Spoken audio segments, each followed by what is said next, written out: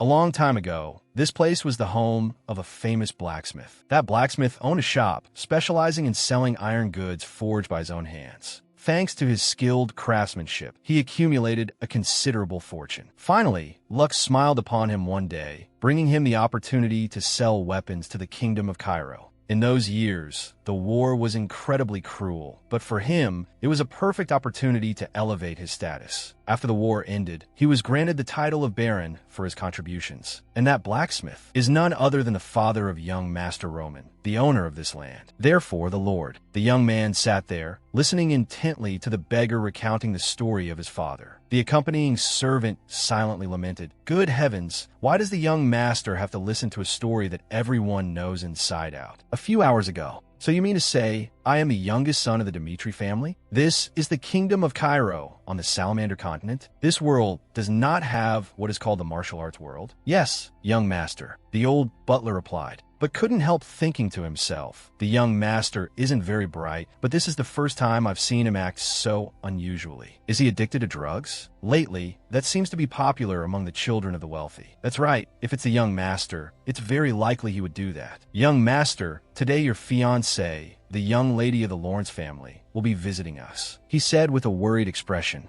But inside, he was still weighing the possibility of his young master being an addict. This is very likely, as young Master Roman has lived a debauched life for the past 25 years, completely different from his younger brothers. He is even famous for the nickname, the Fool of Dmitri. He gently reminded, "Young master, Lady Lawrence values etiquette and demeanor very highly. Therefore, preparing everything in advance is..." Before he could finish his sentence, Roman interrupted, "I have more important matters. Take me to meet the oldest person on this land. To me, that young lady is not as important as learning how to survive in this world." Hearing him say that, the old butler was stunned, thinking to himself, how can someone who has lived here his whole life say such things? But regardless, as a servant, I must fulfill my duty. "Yes, young master." Back to the present. After telling Roman everything he knew, the beggar said, "That is all I know." Roman appeared quite satisfied. "Thank you. You have helped me a lot. I will reward you later." The old man scratched his head shyly, replying, "It was nothing. Being able to talk to you like this is already my honor. Roman Dmitri,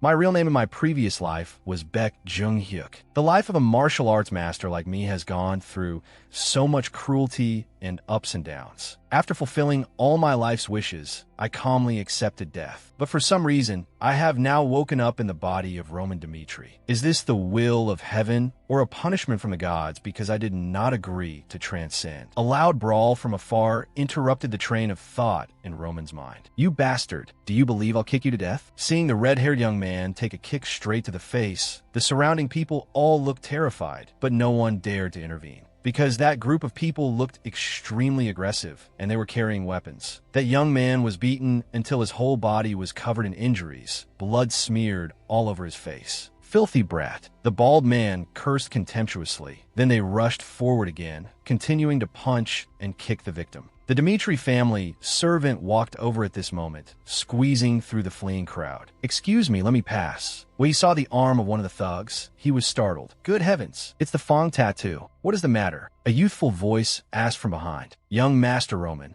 it seems the troublemakers are from the Blood Fong gang." Hearing this, Roman asked curiously, "Blood Fong gang?" He explained that it was a loan shark organization. Their territory was not limited to the Dmitri estate, but also extended to other neighboring territories. It seems that boy owed the Blood Fong gang a large sum of money. Otherwise, they wouldn't make such a big scene. Let's just pretend we didn't see anything and leave quickly. Interfering won't bring any good. Before he could finish his words, he realized Roman was no longer by his side. "Stop." A clear, powerful sentence with just enough volume made the three thugs pay attention to him. Seeing Roman walking towards the group, the servant hurriedly tried to call him back. Young master." They looked him up and down. The bald man narrowed his eyes, looking at Roman Dmitri with contempt. He laughed mockingly without restraint. "Ha ha ha, just because you're a noble, you dare to interfere in our business and even say such fancy words. Lord Dmitri can get lost now. This is our business." The servant behind couldn't help but worry. "Oh God, young Master Roman, we have to go. The Blood Fong gang is a bunch of thugs, so we should just..." "Hands," he spoke up, interrupting. "I still don't quite understand the rules here. Explain to me, who are the lawbreakers here, and how should they be punished?" Hearing this,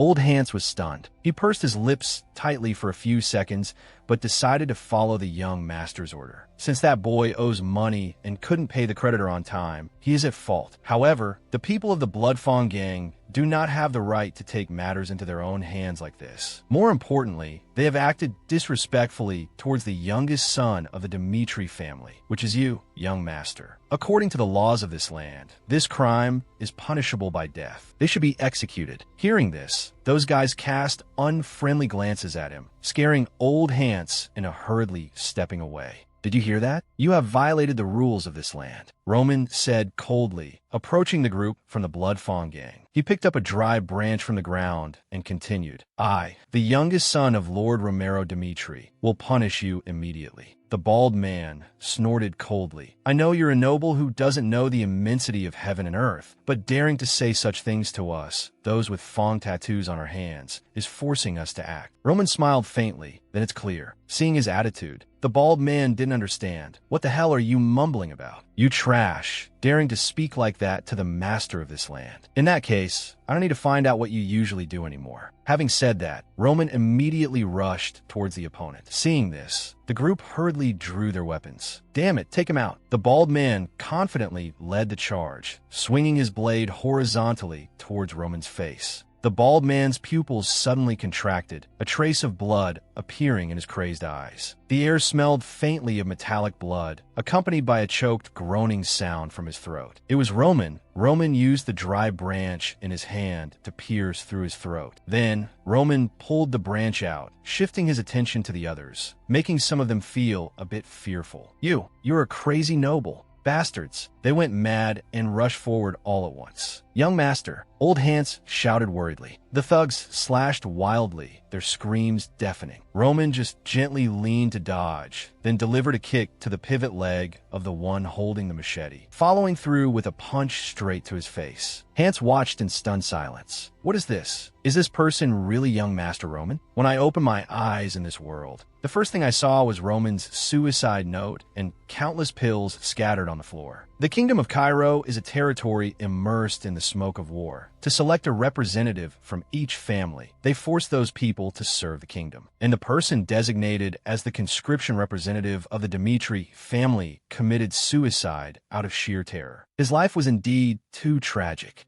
But no matter how he lived, the owner of this body is now the cult leader of the heavenly demon cult, Baek Jung-hyuk. As long as I can control this body, I will live the way Baek Jung-hyuk does. A few dozen more seconds passed, and Roman had finished dealing with the troublemaking members of the Bloodfawn gang. Monster! The voice of a survivor trembled. He screamed in fear, turning to run for his life. Roman immediately grabbed his head and slammed it down. Let me go. The guy struggled frantically. Roman forced him to kneel on the ground. To make an organization follow the rules, one must act according to the law. I won't take your life, but you still have to pay the price for your disrespectful words. Saying that, Roman grabbed the guy's head and pulled it back. The guy trembled, his eyes filled with extreme terror. His mouth kept trying to scream, but the sound that came out was like that of a wild beast. Why? Because his tongue had been cut off by Roman. My name is Roman Dimitri. If any of you are dissatisfied with the punishment I gave them, feel free to come find me anytime. History records. Baek Jung-hyuk used his invincible power to climb to the peak of the martial arts world. Thousands upon thousands of martial artists came to challenge him, only to be slaughtered completely. When their blood flowed like rivers, the whole world knew that the heavenly demon cult dominated this martial arts world. Yet now, I have to run around dealing with a few street thugs. Hans, Roman called out loudly. Yes, young master. Go call the guards immediately, tell them what happened here, and tell them to send someone to handle it. Yes, sir. Old Hans hadn't recovered from the shock yet. He tried to calm himself down and quickly went to find the guard squad as instructed. This body is truly trash. Roman looked at his blood-stained hand, thinking to himself, there was hardly any internal energy left, and the blood circulation was so poor. I must quickly gather information and improve the meridians of this body. Young master, a weak voice rang out. Roman turned around and discovered it was the person who had been beaten. It was a young man from earlier. The young man, face bruised and holding his arm, limped over and said, I am extremely grateful to you for saving my life. Don't misunderstand, I didn't do it to save you. Roman replied coldly, the Bloodfawn gang violated the rules of this land. I was merely punishing them. You are no exception. Tell me your story in detail. Do not lie. if you still want to keep the tongue in your mouth. The young man bowed his head slightly to think for a moment before answering. I understand. My parents borrowed money from the Blood Fawn gang to buy farmland. If we could sell the produce, we could have easily paid off the debt to them. But those people from the Blood Fawn gang. Speaking to this point, the young man began to get agitated. They destroyed all of our crops, so we couldn't pay the debt. Later I found out those bastards did it because they were pursuing my sister. It's so unfair. Although we aren't wealthy, we have never harmed anyone. I beg you, please at least save my poor sister. The red-haired young man sobbed as he spoke. Roman looked thoughtful. Those eyes gave me the feeling of meeting the raging demon again, one of the 4 heavenly kings from back then. The first time I met the raging demon, it seemed to be in a ruined place just like this. What is your name? Roman asked. My name is Kevin. Kevin, is it? I will verify later if what you said is true. What happened today will be handled properly. With that, he turned and left. Thank you so much, my lord, the young man shouted with all his might. Roman thought to himself, although it was just a fleeting feeling, something tells me that I might have a long-lasting connection with that boy. The scene changed. A white carriage was running on the road, making a clattering sound. Lady Flora, we are about to arrive at the Dimitri family's territory. I know, the blonde girl replied, then sighed softly. She thought to herself,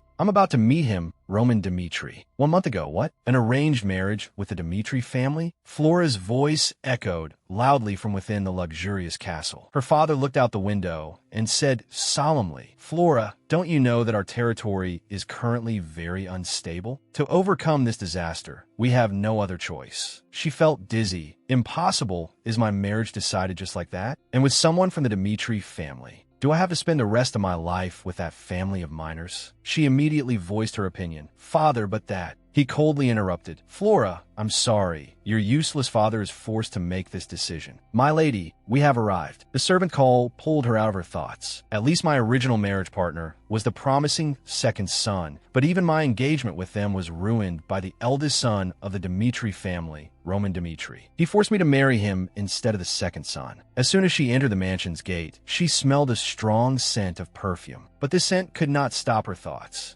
Roman Dimitri, the prodigal son of the minor family, who only knows how to live in luxury and debauchery. Even though I'm not unaware of the current situation of my family's territory, he truly does not deserve me. Therefore, today I must make things clear with him. Lord Dimitri, I hope we can forget about this marriage. Hearing Flora speak bluntly to his face, Roman calmly replied, I think so too. There was even a hint of joy on his face. The answer was so fast and decisive that she couldn't react in time and stood frozen on the spot.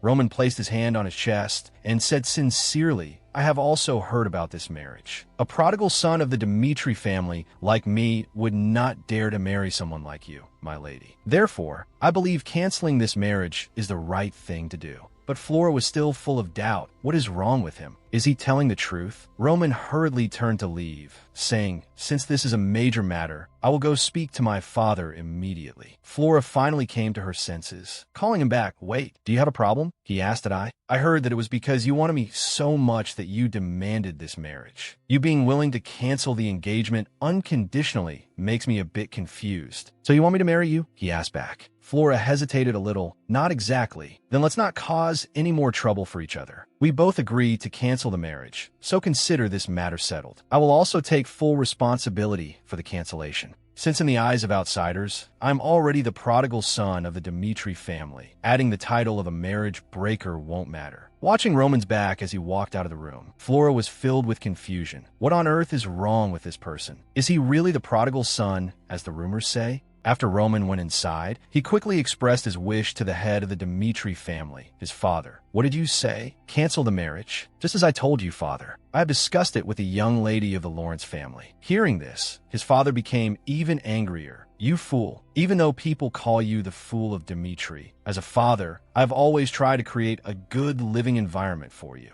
The marriage with the Lawrence family is the best way for our Dimitri family to stand firm in the upper aristocratic circles. You just need to marry the beautiful, noble lady you wanted. Can't you even handle this trivial matter? I apologize, Roman said softly. He couldn't help but grab the cup of water next to him and throw it straight at his stubborn son's head, scolding. Do you think apologizing is enough for this? If this marriage had gone smoothly, I intended to arrange your enlistment. But now, you must go to the battlefield within 6 months. Do you have anything else to say? No, no, sir. Roman maintained his attitude as he answered, ignoring the bleeding wound from being hit, continuing to endure his father's scolding. I also heard you just had a conflict with the Blood Fawn gang. Witnesses at the scene said you punished them, but I don't believe it. Someone must have helped you. The problem is that Blood Fawn gang organization, even I dare not touch them easily. As a son, you can't even fulfill your obligations. So now take responsibility for the trouble you caused. Go solve your own problems. I won't help. He spoke so harshly because he was convinced that this brat would surely kneel down and cry, begging for his forgiveness. But his son's answer exceeded the father's expectations. I understand. I will resolve everything myself. What did you say? He turned and walked towards the door, saying, this is the consequence of my actions, and I think I can handle it completely. Therefore, after I finish dealing with all the problems, I will return. Wait, he wanted to call him back, but Roman had already walked out the door. He calmly and gently pulled a handkerchief from his chest, wiping the blood from his wound. Are you truly crazy? Flora asked softly. Roman didn't answer, but asked back as he passed her. You're still here? They're the Blood Fawn gang. The Blood Fawn gang. They're the ones who dare to threaten even the nobility. Flora emphasized that if they think you are blocking their way, they will surely seek revenge on you frantically. Without the family's help, what do you plan to do? She followed behind, constantly advising him.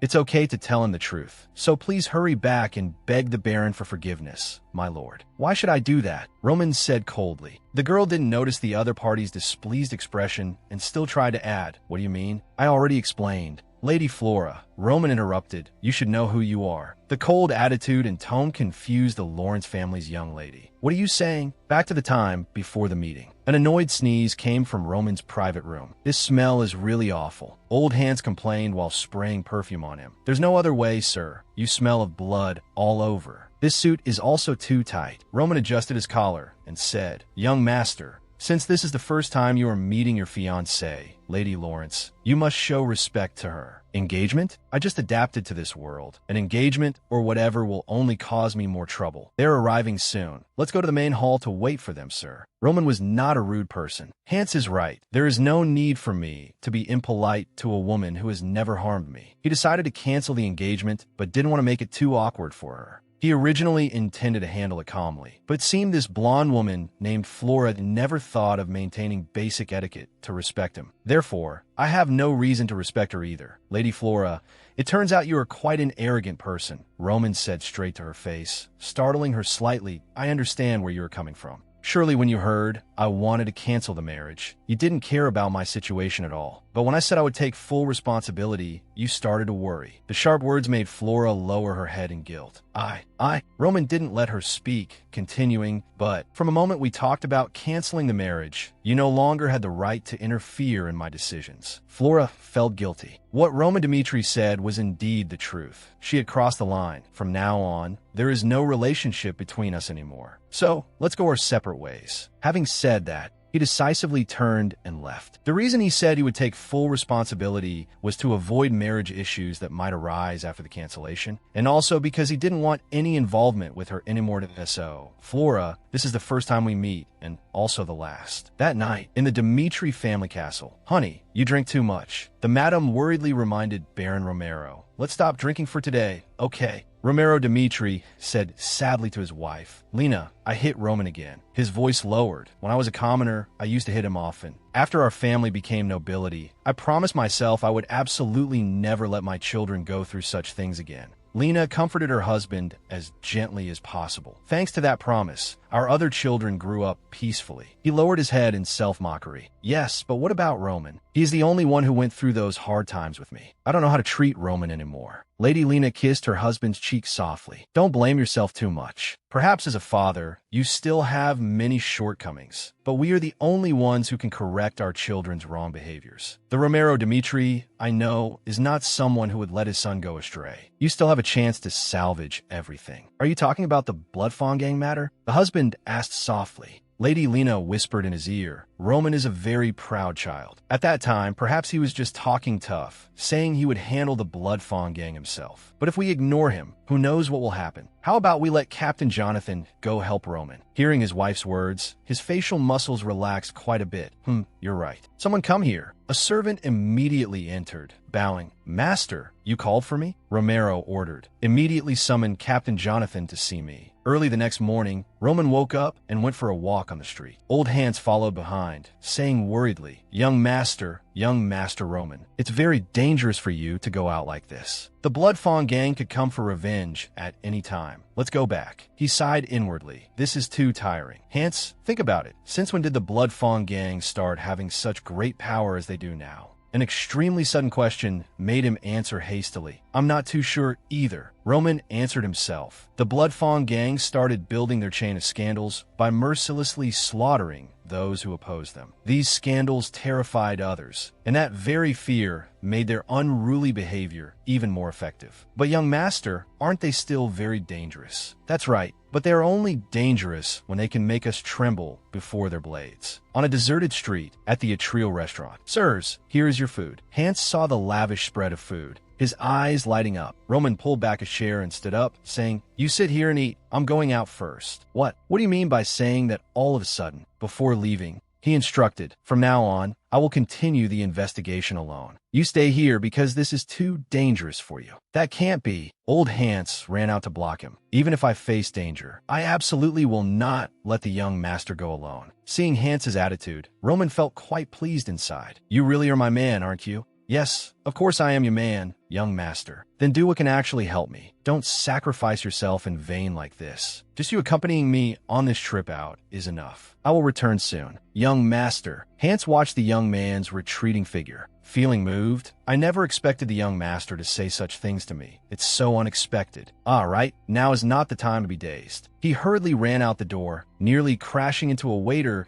I have to report this to them. Roman walked alone on the street, thinking to himself, these past few days, I've learned one thing about the Blood Fawn gang. Their actual strength isn't that terrifying. But because they act as a group, it's very hard to catch the whole nest at once. Right now, they're surely lying low, fearing that if they fail to kill me, they will have to face the consequences. Truly famous in name, but lacking in reality. If I can't find them, then I'll let them come find me. I deliberately walked through a few streets with Hans. They must know where I am by now. Furthermore, today is also the scheduled training day for the Dmitri family guards, so the number of guards on the streets has decreased significantly. In other words, if they plan to take revenge on me, today is the best opportunity. Just as he predicted, when Roman turned into a deserted alley, a group of masked men appeared, holding daggers. Roman Dmitri, the Blood Fawn gang, is here for revenge. The men frantically rushed forward to attack him. At the same time, at the Dmitri mansion, Hans's breathless calls rang out. Captain! A man in armor with orange hair immediately turned around. Captain Jonathan. Seeing his state, the captain walked over to see what was wrong. Old Hans, why have you come here? Old Hans was out of breath, but still tried to speak. The young master. What about the young master? Calm down and tell me slowly. Old Hans struggled to squeeze out a few words. Young master. Captain, you must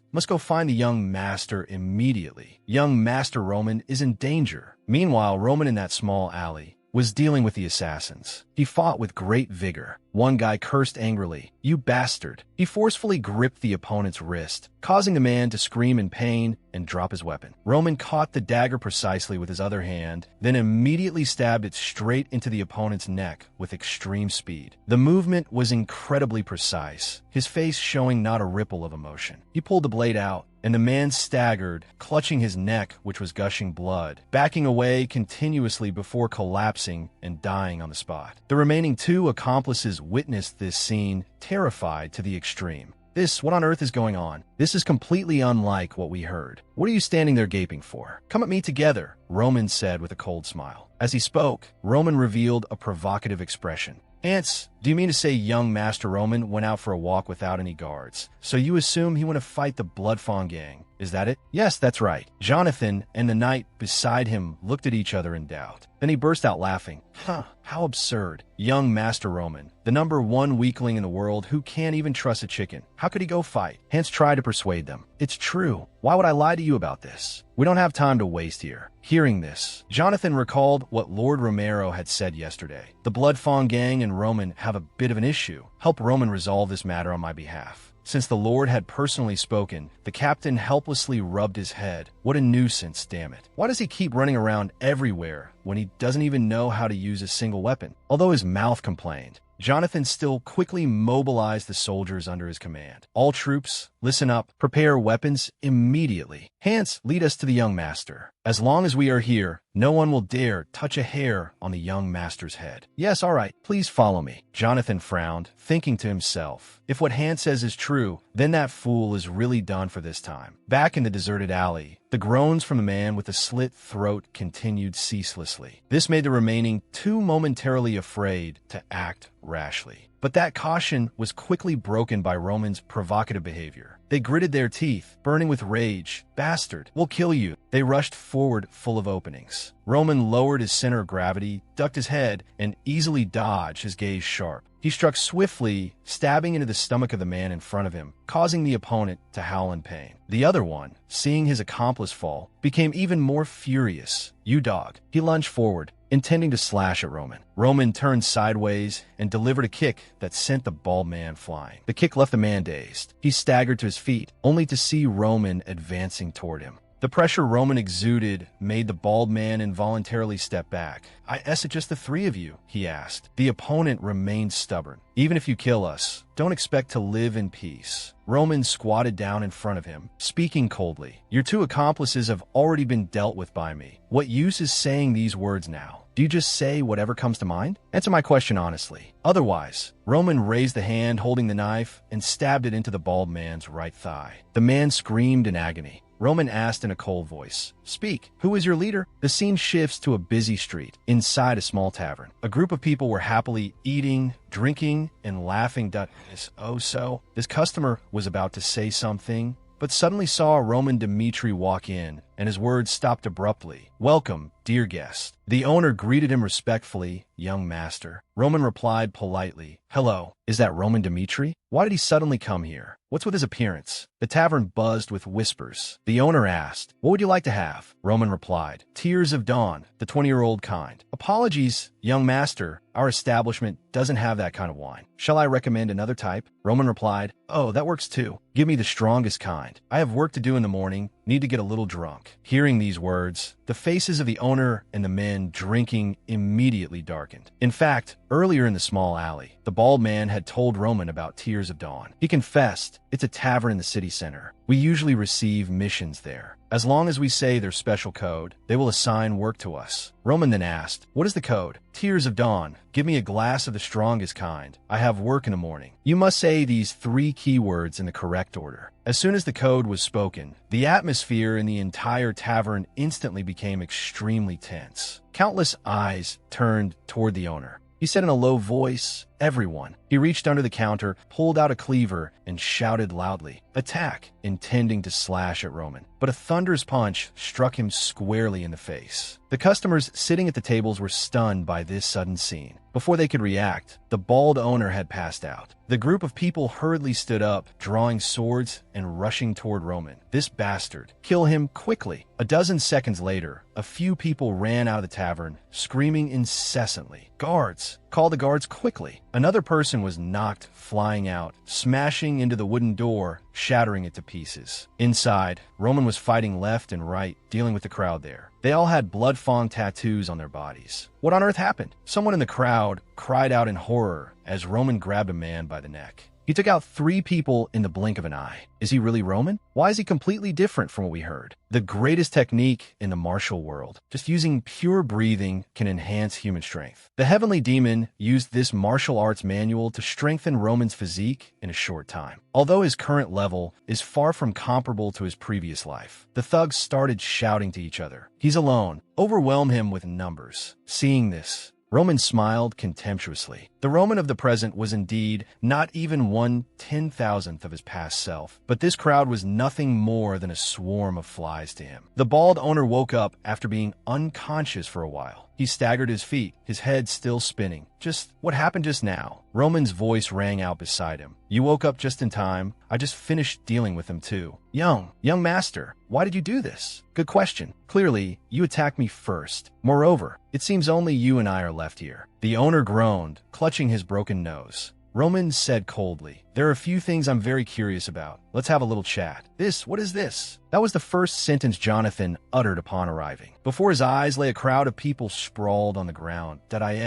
Is this really all the young master's masterpiece? Captain, a soldier sent upstairs to check called out loudly. What is it? He asked back. The soldier reported, there's a guy barely breathing on the second floor who says the young master has gone to Lawrence. What? Why Lawrence? Jonathan frowned in surprise. The soldier continued, it was that guy who said it. He said the Blood Fawn Gang's hideout is in Lawrence. 1 hour ago. Owner, I think it's better if we talk frankly. You've already lost 2 fingers. The bald man was very stubborn, cursing Roman. Get lost. I have nothing to say to you. Kill me. The Blood Fawn Gang will definitely avenge me. That's right, this is the attitude you should have had from the very beginning. I actually quite like your type, refusing to open your mouth no matter how much you're tortured, unafraid of death. Because people like that usually hide the most valuable information. Seeing him smile like that, the bald man wasn't afraid at all, bluntly saying, You're just wasting time, just kill me already. Is that so? Roman asked back. He looked around, searching, then went straight to a photo frame on the table. Okay, let's do a test. See if you can really keep your mouth shut no matter what I do. For example, if I say I will find and kill your son, the boy standing next to you in the photo, how would you feel? Hearing this, the other party immediately reacted strangely, but he quickly adjusted his emotions, turning his head away decisively. I don't know what you're talking about. He's not my son. Stop lying. This kid looks exactly like you.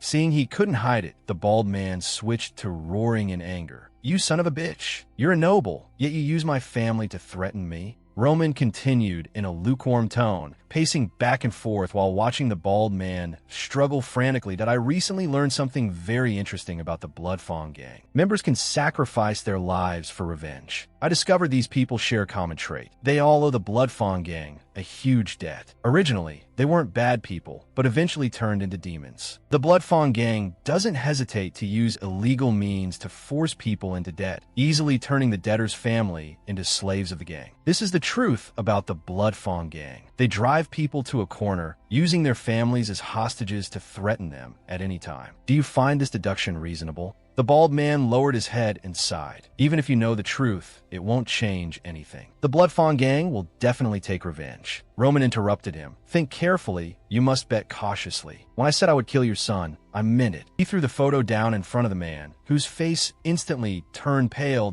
I swear in the name of Roman Dmitri, I will send soldiers to find that brat and kill him. Slowly, painfully, Roman stepped on the photo, continuing to threaten. But before doing all that, I will give you a chance. Do you want to keep your mouth shut for the Blood Fawn Gang and let your son die in agony, or reveal all the information I need so I can deal with the Blood Fawn Gang? It all depends on your choice. The location shifts to the Lawrence territory, in a room on a quiet street corner. A surprise cry rang out. What? Really? Yes, the entire branch was defeated by Roman Dmitri alone. If the Dmitri family's guard squad gets involved, we'll be in big trouble. An old man with white hair and beard gritted his teeth in anger. Damn it, I can't believe it. Roman Dmitri absolutely could not have done this. He was the leader of the Blood Fawn Gang. He couldn't help but wonder. We planned to consolidate the gang's status by eliminating the Dmitri family, but instead, an entire branch was wiped out by a guy who was rejected even by the Royal Swordsmanship Academy. Where is Roman? He asked his subordinate. My lord. He just left the Dmitri territory. I think he likely obtained information from Tears of Dawn. Was he alone? The old man asked again. Yes, the other replied. It seems he underestimates us too much, daring to storm into our lair alone. He loudly ordered, immediately summon all manpower in the gang. Seeing this, the subordinate responded firmly, Yes, my lord. We will kill that Roman before the Dmitri guard knights arrive. We must deal with that arrogant brat immediately. Roman Dmitri, you dare to touch my Blood Fawn Gang? Today I will kill you and hang your corpse in the central square.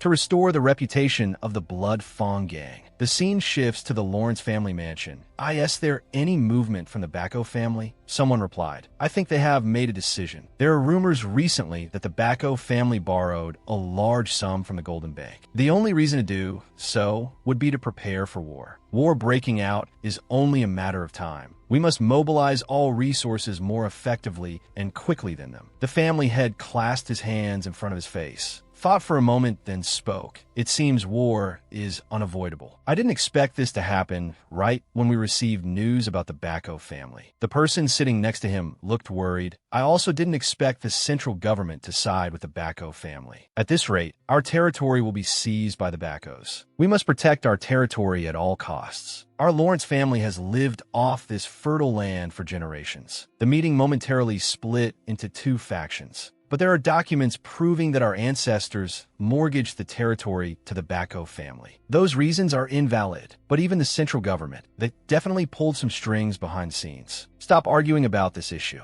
Lord Lawrence spoke up to end the debate. He said, no matter what happens, we cannot hand over our territory to anyone. If we show even a slight weakness, other families will rush in like hungry hyenas. If the Bako family doesn't want to compromise with us, then we will fight them with all our might. Yes, that is precisely why I arranged the marriage with the Dmitri family. Hearing this, the people present felt much relieved. Right? We still have the Dmitri family. Another person said, although they started as minors, aren't they now one of the wealthiest families in the Northeast? No matter how much the Bako family borrows, they can't be richer than the Dmitri family. Lord Lawrence nodded slightly. I hope so. That is why I married my only daughter to the fool of the Dmitri family. It is all for Lawrence. As the Lord, you made an extremely correct choice. So please do not blame yourself too much. Understand, behind a meeting room door, Flora was outside. She was so tense she could barely breathe, her heart pounding. How should I tell them? Oh no, I already broke off the engagement. How can I face father? Why should I worry about something that's already over? No, Flora, this is my own life. I cannot be sold to a person like that. But if I do that, father's plan and the family's future. She paced back and forth anxiously. All right, I must tell father immediately. I cannot marry someone for whom I have no feelings. Just as she made up her mind, a soldier ran over frantically from a distance, reporting to the Lord. Flora turned her head, looking at him with a scrutinizing gaze. Seeing her, he bowed. Lady Flora? She stammered, reporting to the Lord. There's an urgent report. At the same time, at the main gate of the castle, I told you to open the gate. You bastards. Jonathan's voice rang out full of anger. Soldiers on the wall loudly demanded, I told you, put down your weapons and follow the rules. Jonathan was losing patience, roaring, but young Master Roman is in danger. If anything happens to young Master Roman, I will not forgive you. Seeing this attitude, the soldiers inside were very annoyed. This guy is really... At that moment, a blonde soldier ran up to report to him, Captain, bad news. After hearing the soldier's report, the guard captain asked again in disbelief, What? Really? Yes. The square of Lawrence was now in chaos. Jonathan down below also vaguely heard a few things, his face turning pale. Don't force me to break the gate. You bastards, he roared. Inside Lawrence City, the square area. The people here were witnessing a horrifying scene. What is that? Oh my God, what happened? Should we stop that person? The leader of the Blood Fawn gang, beaten black and blue, one eye swollen shut, was being dragged along the ground. He wheezed and begged, Please, sir, please spare my life, please. The story goes back to half an hour ago. When Roman arrived at the door, the leader of the Blood Fawn gang, Ben, was still confident, thinking this matter was extremely simple. The opponent was just a stupid noble, and he was alone. This didn't even count as a fight. His side had many people and elite weapons. Ben smiled smugly. He absolutely could not lose. No, victory was obvious. That was how it was supposed to happen. But what on earth was this? All of his men, in just a few short minutes, were slaughtered by that noble brat who still smelled of milk. I'm going to die. I'll die at this rate. I'm definitely dead. Watching Roman approach step by step, an invisible fear rose in his heart, and oh, no, I don't want to die. I'm about to die. This thought repeated endlessly. Please spare my life. Please, sir. Please at least spare this dog's life of mine. Roman grabbed his clothes, dragging him through the streets in utter humiliation. But at this moment, he had no time to care about dignity. Only groaning, Please, sir, Roman mercilessly threw him aside. The surrounding people began to gather, pointing and whispering. Ben knelt on the ground, bowing his head and trembling. just spare my life. I am willing to do anything. I will be your dog, serving you until death. Please have mercy. Roman smirked to be my dog. You should have said that when your teeth were still intact. Roman stepped on his head, pressing down. Amidst the horrified gazes of the people around, Roman loudly declared, "This person is the leader of the Blood Fawn Gang. You all know what kind of scum he is. His Blood Fawn Gang even reached out to the people in our Dimitri territory. They used despicable methods to deceive you, and even wanted to kill me because I stood in their way. All crimes of the Blood Fawn Gang are clear. Therefore, in front of the elders and villagers, I will uproot the demonic root within them." Having said that, Roman's left leg suddenly exerted force.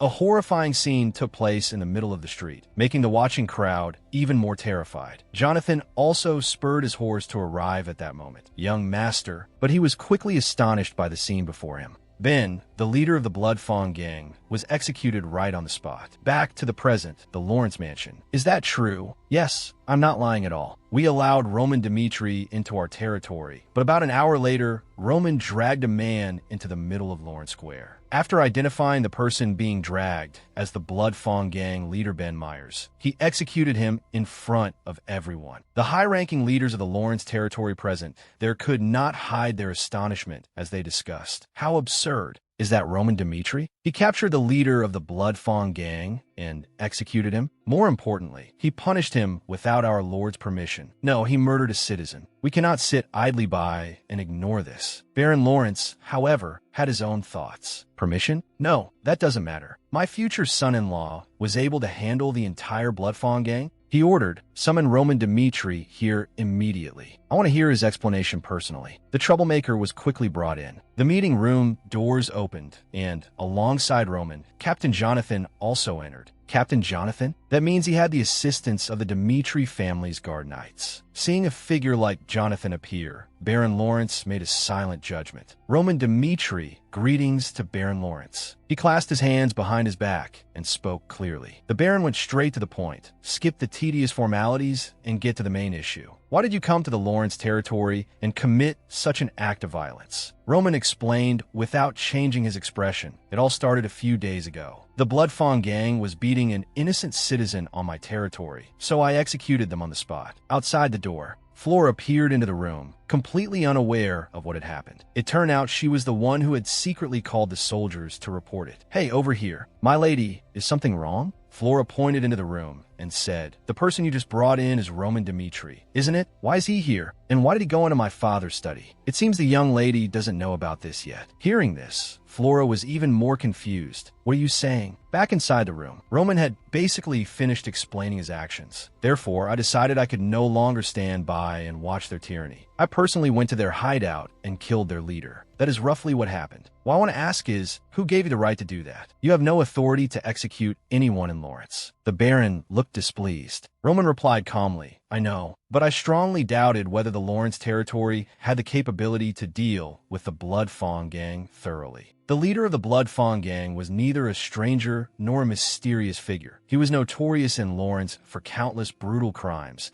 and had been bailed out of prison countless times before. That is why I had to take matters into my own hands this time, because I did not trust the Lawrence family." The person next to the Baron slammed the table in anger. "How dare you?" Even Jonathan was surprised. "Young master, how can you say such a thing?" Roman sighed helplessly. "To be honest, I'm a bit disappointed. I thought I would be praised, not dragged here for questioning, because I was forced to dirty my hands with blood just to solve a problem the Lawrence family has always ignored. I want to ask you one question, Lord Baron. Was I truly wrong?" This question made the Baron's face darken. The Baron asked in a low voice, "Did you know Ben Myers?" The middle-aged man with glasses next to him heard the question and was startled. "He was a criminal, but I truly didn't know he was the leader." I understand. We don't need to discuss this issue anymore. If the Lawrence family had a more reasonable and thorough way of handling things, this would not have happened in the first place. All right, I will reward you later. You may leave now." "Yes, Jonathan and Roman finished speaking, bowed slightly, and left. When only the Baron and his trusted aides remained in the room, the Baron suddenly burst into laughter. Wahaha, Lord Baron? The middle-aged man with glasses didn't understand. He's quite impressive. So that is Roman Dmitri. He asked the man, seeing the Baron's attitude. The other person reminded him, My lord, we cannot just let this slide. He quickly waved his hand. Of course we can let it slide, because he is about to become Flora's husband. Only someone with such guts can achieve great things. I don't want to hear another word about this matter.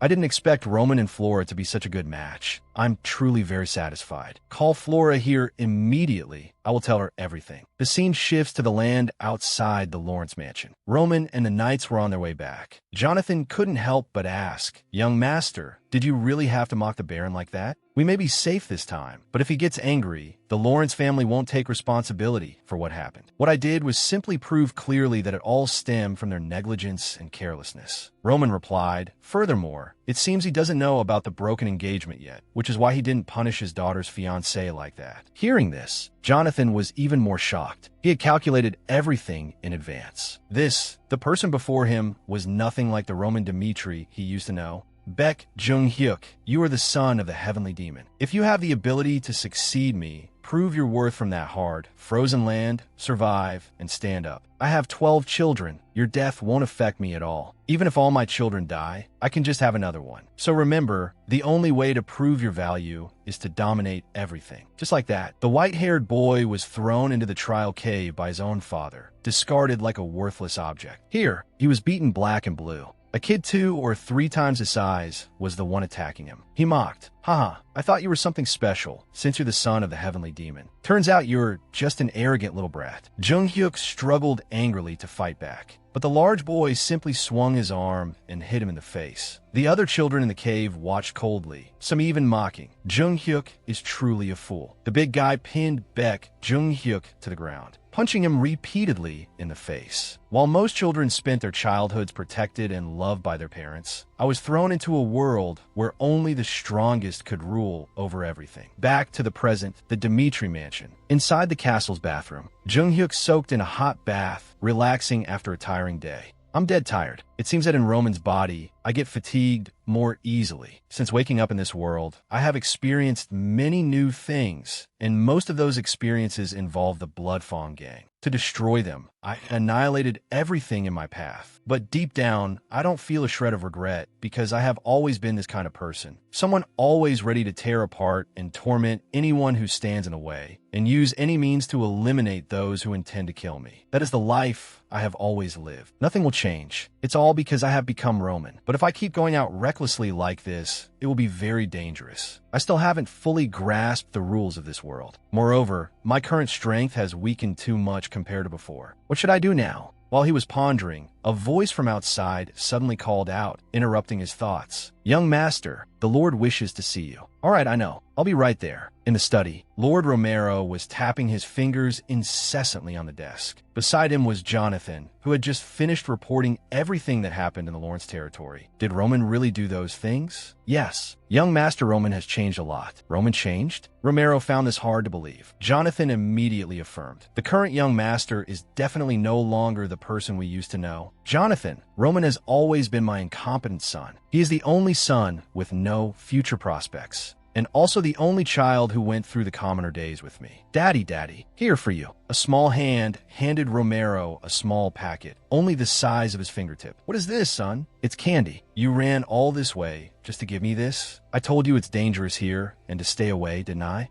Little Roman, with an adorable face, smiled brightly and said to his father, But you work hard all day, Daddy. So I wanted to give you a yummy candy. Eat this candy and finish work quickly so you can come home to me, okay? The emotion of that moment was etched into Romero's mind. Perhaps he would never forget it in his entire life. I once hoped Roman could live a happy life, so I spoiled him so much, giving him plenty of pocket money so he wouldn't be mocked by other children for being poor. But I didn't expect that would lead him astray. Saying this, his hand unconsciously clenched tight. A part of my heart had already given up on Roman. Jonathan listened to his master's confession, his heart heavy as well. Lord Baron, but Romero continued. However, when I heard the news that Roman had destroyed the entire Bloodfawn gang, hope ignited in my heart once again. Just then, Roman's voice came from outside the door. "Father, Roman is here. Come in." Romero thought to himself. I don't care what method Roman used to deal with the Blood Fawn gang. As long as he really did it, I'm willing to do anything for this child to make up for the mistakes this useless father has made. Looking at Roman entering, Romero spoke softly. "Is that you, Roman? I heard you single-handedly dealt with the Blood Fawn gang. Is that true?" Baron Romero. The soul inside Roman's body carefully observed the man in front of him. It was clear he was full of hope for his answer. If I tell the truth, the way he looks at me will change completely. But an achievement exceeding expectations like this will sooner or later backfire. If I hide my strength a little right now, I will have more time to develop. Seeing him not answer, Baron Romero urged again, "Roman, what's wrong?" Baek Jung-hyuk was still lost in his own thoughts. Should I tell him straight, or hide the truth? The latter option sounds more reasonable. However, memories of the past came flooding back. The scene of Baek Jung-hyuk being bullied as a child. "Is that all you've got? Ha ha ha. Try being cocky again, you bastard." The big kid swaggered as he beat him. Baek Jung-hyuk flailed his arms wildly, then grabbed a stone nearby. Without hesitation, he smashed it straight into the opponent's head. The guy immediately started bleeding profusely, unable to see out of his left eye, and screamed in terror. "Damn it, this skinny brat dared to sucker punch me. I'll kill you." Baek Jung-hyuk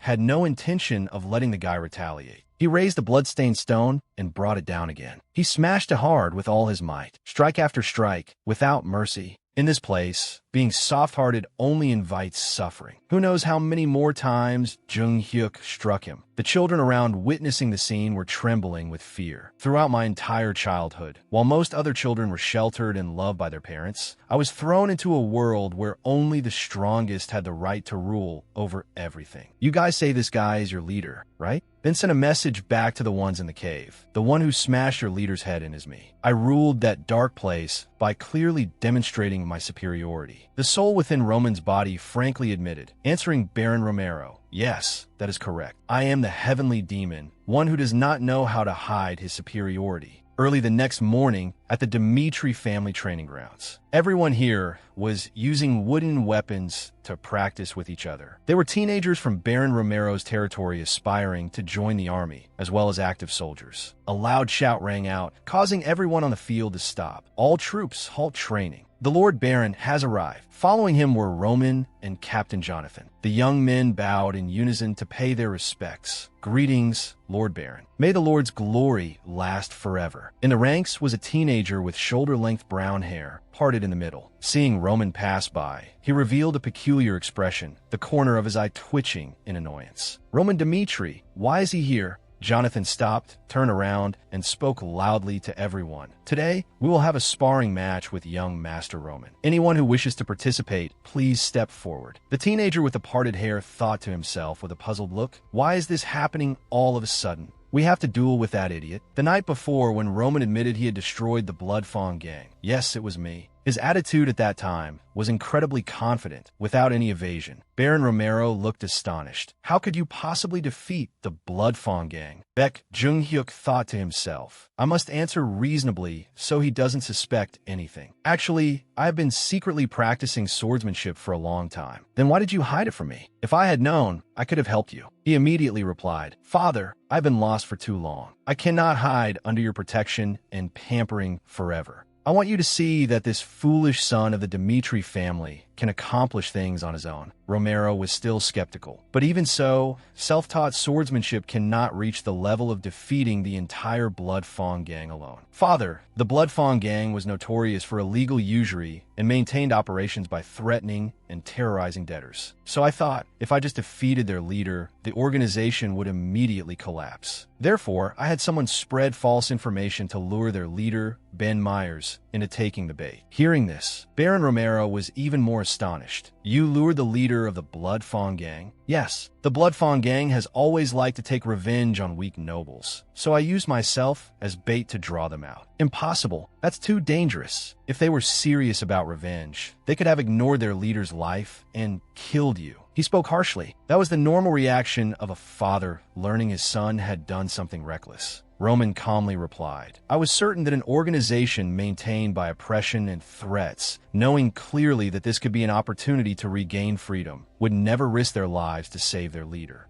So that's how it was. The Baron frowned. He was actually quite pleased with Roman's actions this time. a cautious decision and plan, along with courage and decisiveness in execution. For what this child had achieved, the word impressive was not enough. It was unexpected that Roman could accomplish such an extraordinary feat. After thinking for a moment, he asked his son, "Can I ask you a favor? Please speak, father. I want to see your swordsmanship with my own eyes. I want to see how much my son has changed. I really want to know how much this child has improved." That was the entire sequence of events leading to the small match the next day. But at this moment, it seemed no one was volunteering to step up and spar. "Did I ask there no one?" Jonathan asked loudly. The teenager with the parted hair thought, "Of course not. There's no benefit in winning, and losing might get you kicked out. Who would want to participate in this pointless game?" Jonathan also had his own calculations. There had to be someone exceptionally talented who could completely subdue Roman. This would preserve the prestige of the Knights while affirming the young master's talent. He continued, "If no one volunteers, then I will choose myself." He very much wanted to take the field himself, but as the captain of the Knights, he couldn't draw his sword for such a small matter. Now there was only one suitable person.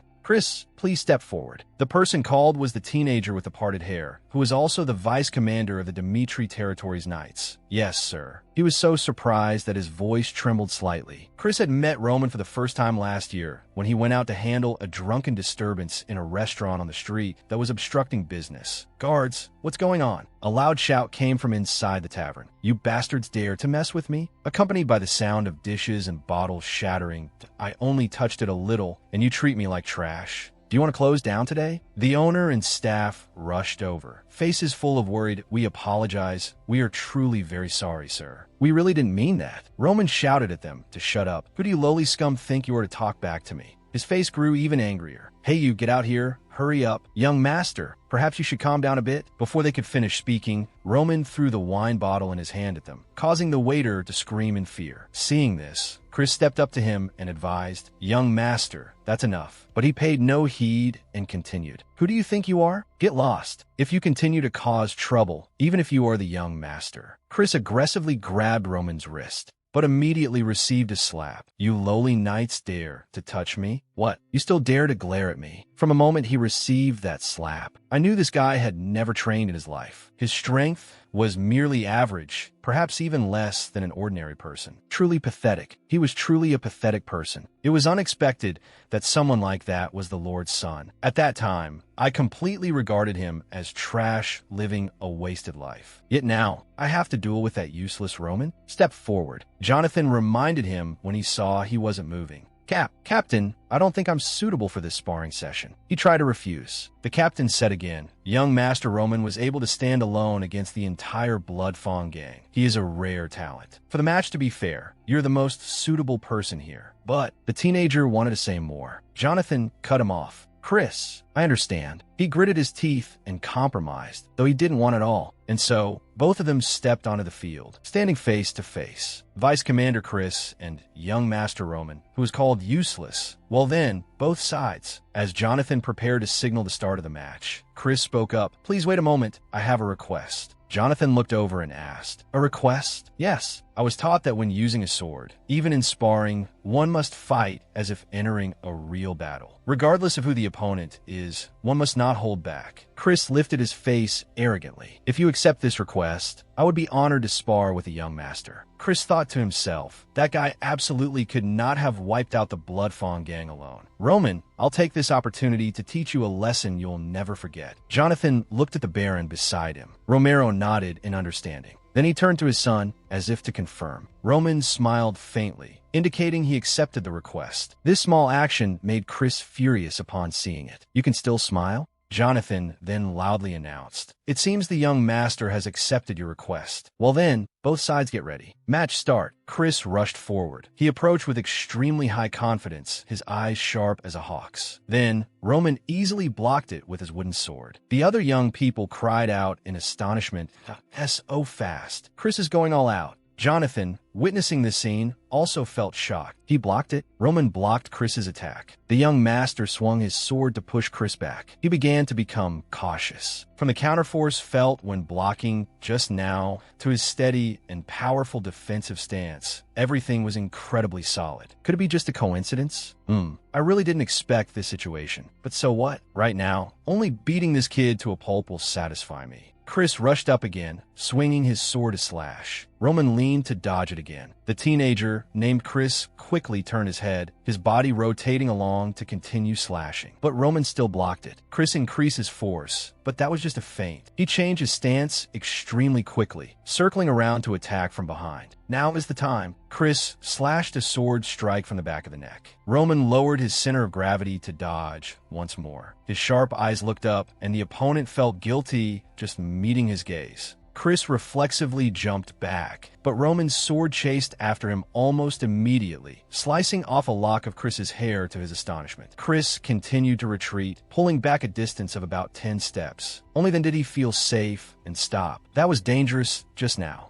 Down below, Romero and Jonathan were both incredibly astonished. The Baron blurted out, "Impossible." The other knights below seemed unable to believe their eyes. Are you kidding? That was almost. As for Chris, he also began to doubt his previous judgment. Is this really Roman's strength? From defense to evasion, he isn't weak at all. Did he really destroy the Blood Fong gang alone? At this rate, I will... Damn it, what am I thinking? My opponent is the idiot of the Dmitri family. I cannot lose to him in front of so many people. Roman spoke in a calm voice. Seems the warm-up is enough. What? Chris was still dazed, not yet having adapted. Roman continued. This time, it's my turn to make the first move. No sooner said than done. Roman's body immediately launched forward. The distance was closed in the blink of an eye, terrifying Chris. He hurriedly raised the wooden sword in his hand to block, and succeeded. But what was this terrifying pressure? Did this useless young master take the wrong medicine? Why was he so terrifyingly fast? Chris wanted to retreat, but Roman had no intention of sparing his opponent. The wooden sword swung consecutively, and in the blink of an eye, the battle became one-sided. That notorious good-for-nothing young master was overwhelming a vice commander of the knights right in front of everyone. That barrage of attacks was truly ferocious. That was the thought of everyone witnessing the scene. The person directly receiving this flurry of blows on the field wasn't having an easy time either. Chris cursed silently. Damn it, just defending against his attacks is already exhausting. If this keeps up, it'll be dangerous. I have to find an opening. Just as the thought of counterattacking flashed through his mind, Roman found a gap. A powerful strike knocked Chris back, causing his supporting left hand to slip from a hilt. Not good. I have to take a step back. But as he prepared to retreat, Chris spotted an opening in his opponent. When Roman overextended his swing to slash at Chris, his chest was wide open, exposing too many vulnerabilities. Chris couldn't help but counterattack. The opportunity was too good. But as he slashed down, he was astonished once again. Roman, almost in sync with his movements, slightly tilted his body and dodged. Seeing Roman's mocking smile, Chris immediately understood. He did that on purpose to lure me into attacking. He dared to trick me. Am I really going to lose to Roman? In that moment, a crazy thought flashed through his mind, and Chris acted on it without thinking much. The wooden sword in his hand lit up, and a distinct blue energy appeared. Jonathan immediately recognized it and shouted loudly, "Chris, stop!" But it was all too late. The competitive young man had swung a slash carrying that energy. One-star aura, a power that shouldn't be used in a match like this. Roman was slightly surprised by what was in front of him. Then a boom rang out, and the arena was obscured by smoke and dust from the explosion of that attack. What just happened? The knights and apprentice knights around them couldn't see anything and discussed loudly. Romero shouted anxiously, "Roman, where's Roman?" At this moment, the young man was still safe and sound. He let out a soft sigh of relief. Then his gaze became sharper. Roman had dodged that burst of aura by squatting down to lower his center of gravity, and Chris was immediately gifted a straight punch by him, collapsing on the spot. Under the witness of everyone, Roman had won. The result was truly unexpected. Who is the new vice commander of the Knights? You don't know? He's the captain's student. What? He looks so young, but he's already a 2-star Aura Knight. Another knight had a look of disbelief, 0.2 stars at that age. That's what they say. Rumor has it he sensed mana after only 2 years of training. Only took 3.5 years to become 1-star. It's unbelievable in such a short time. People also say his swordsmanship is superb. So what's his name? Every time he spars with Jonathan, that newly promoted vice commander never gains any advantage. He gets defeated without a doubt every time. Looks like we're done here for today, Chris. Sir, I'm fine.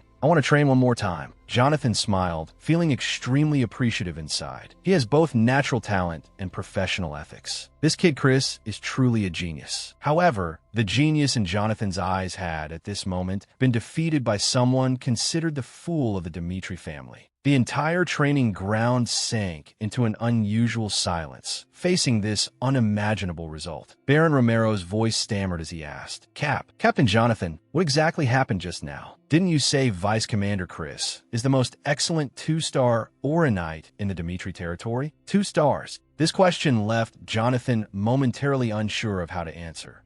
His mind was indeed full of big question marks. How is this possible? Just a month ago, Roman was a troublemaker. Someone who has only trained for a year or two cannot possess such skills. But every move and stance was definitely honed over many years. How could he mature so quickly? Although hesitant, Jonathan finally spoke up. My lord, please do not be too astonished. It seems the young master is a genius in swordsmanship. Roman stood on the field, deep in thought. He looked at Chris unblinkingly, silently evaluating. He knows how to take the initiative and fight back against the enemy aggressively. His focus in combat is also quite sharp. With this level, he could easily handle the entire Blood Fawn gang by himself. No wonder Jonathan is so proud of him. By their standards, he is already quite an excellent warrior. However, by my standards, he is the weakest. Even the minions in the demonic cult are stronger than him. But that final strike just now did surprise me a bit. It was somewhat interesting. While Roman was deep in thought, over on the side, Baron Romero burst into laughter. He laughed louder and louder, so loud that everyone looked at him in surprise. How interesting. My son, I never expected my eldest son to be such a genius in swordsmanship. Our Baron said this with a radiant face. He was overjoyed. Knight Captain Jonathan, are you certain about this? Jonathan immediately nodded that I asked for why the young master could improve so quickly. I cannot explain it. It seems I failed to recognize the true potential of the person before me in the past. Is that so? So that's how it is. As a father, hearing that his son is an outstanding genius, who wouldn't be moved? Romero called out directly to Roman. Son, come here. I have never been as happy as I am today. I want to praise you, for you decided to dedicate yourself to it and achieved such remarkable accomplishments on your own. Indeed, I will give you a worthy reward. Tell me your wish. Roman seemed to be waiting for just these words. He smiled slightly. Didn't you say I have to go to the battlefield in half a year, father? Because our relationship with the Lawrence family is no longer harmonious. Romero replied immediately. You mean you don't want to enlist anymore, right? No, that's not it. I hope you will allow me to choose my own people instead of forced marriage. The Baron looked surprised. He tried to persuade his son. You still have plenty of time, as long as you reconcile with him. Roman interrupted. Father, I will go. He spoke with an extremely firm and decisive expression. Baron Romero, at this moment, truly could not see through his son anymore. He closed his eyes to adjust his emotions, returning to the image of the dignified Baron as usual. I understand. I allow you full authority to manage your own affairs. I have one more favor to ask of you, father. Roman made another request. As long as you continue to show excellence like just now, I have no reason to refuse you. Then, he looked towards Chris, who was unconscious on the field, with a gaze full of hidden meaning. What? You want me to teach aura to young Master Roman? Chris reacted extremely violently as soon as he woke up and heard the news.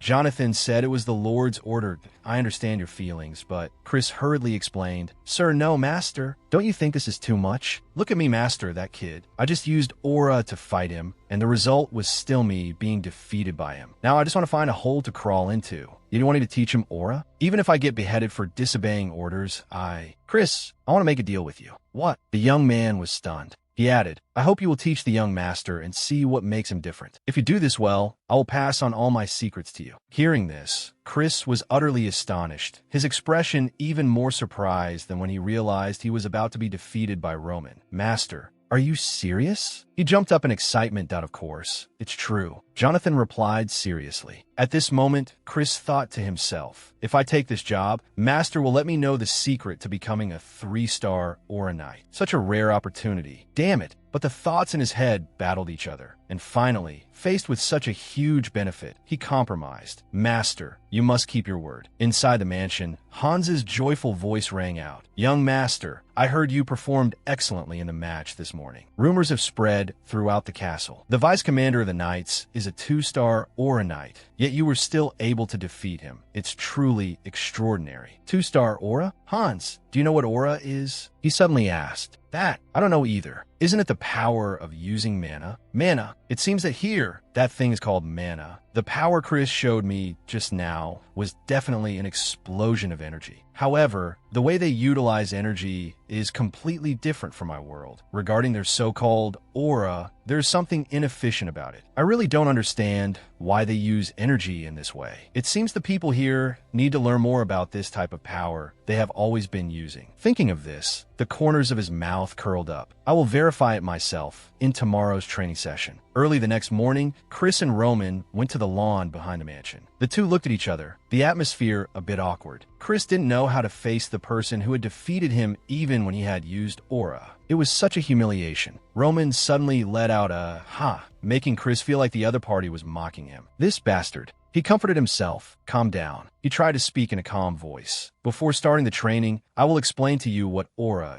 is. Aura is a method of utilizing mana, more specifically, a form of mana usage by knights. Mages use mana by storing it in magic orbs, while knights circulate mana throughout their bodies. The pioneer who enlightened this concept of aura was Emperor Alexandro. Unlike mages who store mana in different objects and forms, he was the first to discover that circulating mana throughout the body could strengthen the physique. Aura is essentially releasing the mana stored in the body outwards. Mana usually flows throughout the body. One can absolutely increase their strength by concentrating and releasing this flow of mana. However, understanding the history of mana isn't too important. Only a select few are chosen to be able to use mana in this way. Out of 1,000 people, only one will choose the path to become an Aura Knight, and out of tens of thousands, only one can step onto the path of a mage. Therefore, confirming whether one has the ability to integrate mana is the most crucial step. The minimum requirement an Aura Knight must meet is the ability to sense mana. Most people fail at this very step. For me, although it took about half a year to sense mana, typically, an ordinary person takes over a year to achieve that. This is what people call talent. Roman listened very intently. He nodded slightly to show he understood and requested, "Let's start trying to sense mana. Can you tell me how you did it?" "Of course," Chris replied, his expression full of hidden meaning. He sneered inwardly. "Roman Dmitri, you won one round against me, so you must be feeling quite smug right now. But unfortunately, this matter isn't as simple as you think, because talent in swordsmanship and talent in mana are two completely different things. Just face reality, and you'll understand soon enough. This training session was flawed from the very beginning, because the soul inside Roman's body already knew how to sense mana. And thanks to the Heavenly Demon's experience, I was already able to accumulate mana, albeit just a little. However, relying solely on what I already know would eventually lead to decline and ruin. Although I can't understand why they follow such a method, I must learn their way first." At this moment, Chris was putting on a serious act, speaking word by word. Focus on your breathing, concentrate your mind. Sensing everything related to your body is essential. Once you get used to using mana, you will be able to activate aura. Try to focus your mind and gather the mana flowing through your body into a single point. That is how you activate aura. And being able to activate aura means you have become a 1-star Aura Knight. There are many ways to utilize this aura. You can infuse it into your blade to increase its power, or apply it to yourself to unleash immense strength for a short period. While Chris was explaining, Roman himself didn't realize it. But right now, Chris saw something called aura appearing on Roman, wrapping around his body, dealing another heavy blow to Chris's heart. And oh, impossible. Roman Dmitri, is he activating aura? The light was clearly visible. This was also expected, so the soul within Roman's body wasn't surprised at all. Just as I thought, this method of utilization is completely ineffective in this world. In Murim, martial artists thoroughly cleanse all impurities from their bodies to achieve the ultimate goal of storing internal energy within a purified vessel. However, this world has a completely different energy system. They gather mana and expect it to naturally flow through their bodies, rather than restricting and controlling it. The chi of Murim is scarce, dry, yet powerful, whereas the mana of this world is abundant and soft, making it escape the body more easily. If one must distinguish, their way of using aura is similar to the cultivation exercises of Murim. There is absolutely no need to waste effort comparing these two methods. Cultivation helps elevate and strengthen the body, but it is only useful at a physical level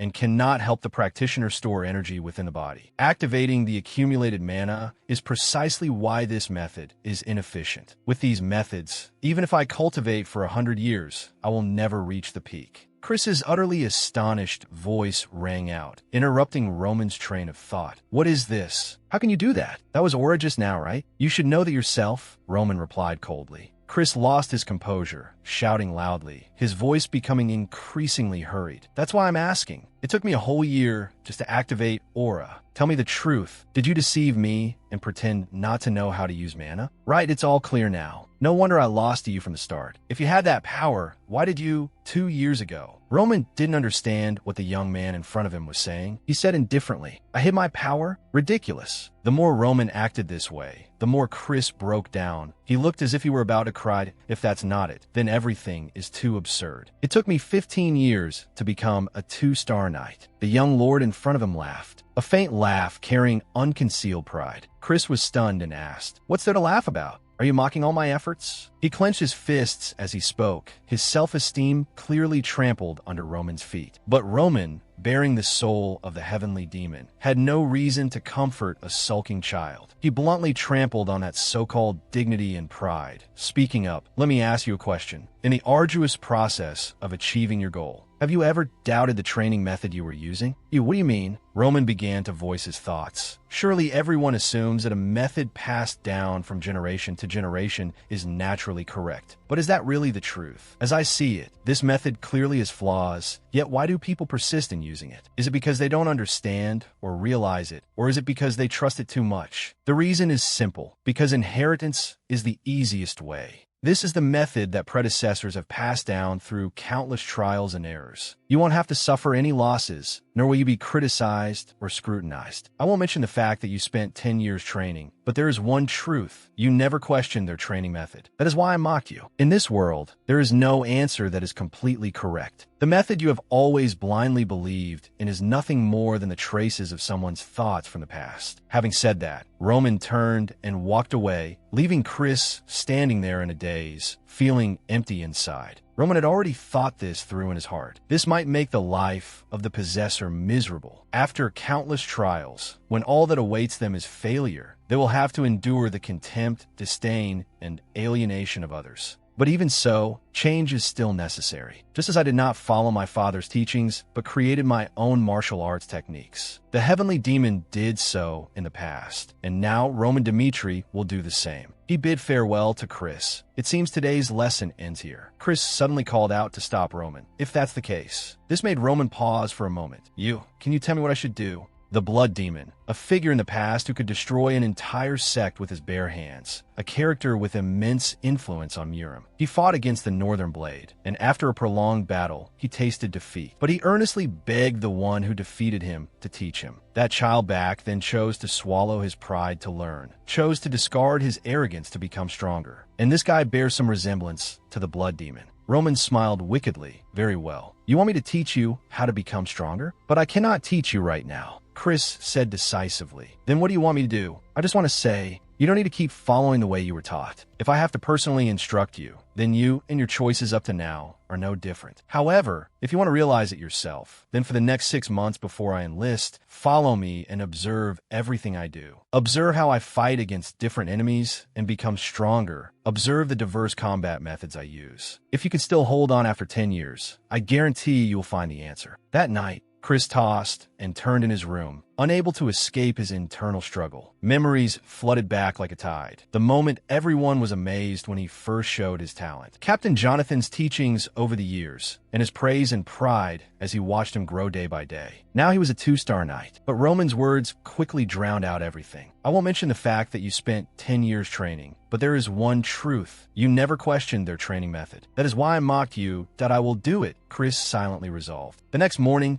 Captain Jonathan's surprised cry rang out his office. What? Chris, what did you say? Sir, I want to go to the battlefield with the young master. He wanted to become stronger. That was the decision Chris had made last night. Jonathan guessed that something must have happened. Yes, the young man replied immediately. The two looked at each other in silence for a few seconds. Jonathan could feel the determined gaze of the young man before him. Finally, Jonathan agreed. He sighed softly. All right, perhaps this is reason enough for you to walk this path on your own. From today, you're no longer a member of the Dmitri Knights. But I hope that when you are out there, you will still pursue the goal of protecting the young master. Thank you, sir, Chris said sincerely. Jonathan was actually very happy in his heart. He smiled and said, It seems you're no longer the boy crying on the battlefield over his mother's death. Not anymore. Jonathan had taken care of Chris since then, more like a father than a master. Thanks to you, I can be sure that if you are ready to follow the young master, I won't have to worry about the young master being called a fool anymore. Jonathan stood up, walked straight to the door, and said, Follow me. I think you'll need some extra equipment. Chris wondered what. Jonathan smiled and said, To survive on the battlefield, you need your own secret weapon, don't you? Hearing this, Chris was visibly delighted. Thank you, sir. In this territory, all strange stories spread very quickly. People on the streets had already started buzzing with gossip. Have you heard? Young Master Roman actually destroyed the Blood Fong gang with his own hands. Do you think that's true? He's just a useless mixed blood of the royal family. From what I heard, it seems to be true. Come on, it can't be true. This must be some play set up by the Dmitri Knights. Kevin overheard these words, and he was utterly astonished. Young Master Roman destroyed the Blood Fong gang with his own hands? He could use a tree branch to wipe out that group of people, so he definitely could handle the Blood Fong gang himself. Did he do that just to keep his promise to me? Kevin was moved to the point of tears, but quickly composed himself. No. How could he do something like this for someone like me? But he really did destroy those thugs. Seeing the red-haired boy standing there in a daze, a co-worker shouted a reminder. Kevin, what are you doing, kid? If you want to go home early, focus on your work. Yes, I know. As the sky gradually darkened, Kevin dragged his feet along the paved stone road, his mind wandering endlessly. I want to become like the young master, someone with enough strength to protect those around me when necessary. There are still many dangerous people out there, like the Blood Fong gang. I must become stronger to protect my family. But how can I get stronger? If only I had the chance to meet the young master again. But how could someone like me be that lucky? Just as he was lost in thought, a familiar voice that he could never forget rang out, calling Kevin's name. The red-haired boy's pupils constricted, and he stammered. Kevin even dropped the crate of potatoes he had just received as payment onto the ground. Young master. Long time no see, Roman said gently. Young Master Roman, why are you here? No, before that, thank you so much. Thanks to you, my family was able to overcome that hardship. Kevin spoke while kneeling on the ground, bowing respectfully. Roman said it was nothing and asked how he had been lately. Kevin immediately looked up, smiling in response. Since the Blood Fong gang was destroyed, my family has had a stable life. I also found a job thanks to Mr. Hans's help. Young master, you don't know how grateful I am to you. To repay me, you can listen to my request, and through that, clarify your future goals, Roman suggested. A request. Kevin was quite surprised. Roman frankly stated the conditions. If you accept, you won't have to worry about your family's circumstances anymore. You'll have a warm house, full meals, and enjoy a luxurious life instead of doing this kind of work. I will give you those conditions. Roman made his offer. So, serve me. If you promise to be loyal to me, I will spare no effort to improve your life. Kevin felt like he was hearing the whisper of an angel. He swallowed hard, and without thinking too much, he immediately bowed his head forcefully. I swear loyalty to the young master. If you want me to die, I will obey you and die. If you send me to destroy someone, no matter who the opponent is, I will do it. As long as you promise to protect my family, my life belongs to you. Roman frowned slightly, looking at the person in front of him and thinking to himself, is he swearing on his blood? This guy reminds me of a madman. With just one command, he would fight against an army of hundreds. He wouldn't collapse until he completed the mission. Truly a madman. This guy will surely be the same. It seems my personal trip here wasn't a waste. All right, from now on, he declared, you are my person, Kevin. Return to the Dmitri mansion. So, Hans, I leave Kevin to you. Please help him adapt to life here. Yes, I understand. Kevin, I'll visit you later. Take care. Yes, young master. Thank you. Kevin replied happily. After giving his instructions, Roman said he wanted to go to the library and that they should find him there, anything came up. The other two said yes, and they went their separate ways. Hans asked Kevin if he wanted a tour, and the boy seemed quite interested but still asked timidly, "Is that really okay?" The scene shifts to the Dmitri family library. Roman arrived and found many books on cultivation in this world. Oronite, the path of the Oronite. To become an Oronite, you must first be able to activate Aura. That is the sign that you have become a 1-star Oronite. To become a 2-star Oronite, you must be able to use Aura to cut through hard steel. The intensity and power of the Aura will determine your rank. Once you become a 3-star Oronite, you will surpass the understanding of ordinary people and receive special treatment within the kingdom. Currently, on the Salamander continent, there's a 6-star Oronite, but so far there are no legends of anyone reaching the 7-star. Even the top knights do not all reach the 6-star. Knights in the 6-star rank. I've confirmed the strength of a 2-star knight with Chris. Even Jonathan, currently a 3-star knight, is only equivalent to a second-rate martial artist. Someone who reaches the 6-star rank would possess abilities far beyond ordinary humans. The flames emitted from their blades can reach a range of 10 meters, and their destructive power is on a completely different level. Currently, it is said that only 12 people have reached the 6-star threshold. Regardless of nationality or race, they are treated like royalty. People call them the 12 swords of the continent. From all the information I've gathered so far, they seem to be very strong people. The fact that they could reach this level without knowing how to utilize it efficiently proves their talent. There are also mages here, like Taoists who use magic. Those who reach the 7th circle are granted titles. They are seen as demigods, able to move between battlefields and disasters, waiting for the opportunity to strike. A single spell of theirs can level the ground and obscure the sky. When operating in groups, they're even more dangerous than 6-star Oronites. Magic is an ability that did not exist in Murim. Now I know what I must do. I have to fight these people to fully understand the situation. However, that old man Dmitri rarely risks doing anything, and coupled with the fact that I can't predict what will happen, the situation becomes even more dangerous. Even so, I absolutely will not stand still like the others. I must accumulate experience to ensure I can live a full life. This is going to be very interesting, he thought excitedly. Now, let's start preparing. The scene shifts again to an abandoned warehouse. Hans pushed the door open from the outside and entered. "It's here, young master." Roman asked him what this place was used for previously. This used to be the workshop of the previous count. He strictly forbade outsiders from entering, to the point that not even air could get in. Roman nodded in satisfaction. This place is very suitable for a training ground. For the next week, I will stay in this workshop. I don't need food or anything else. But you must not let anyone in. He spoke seriously,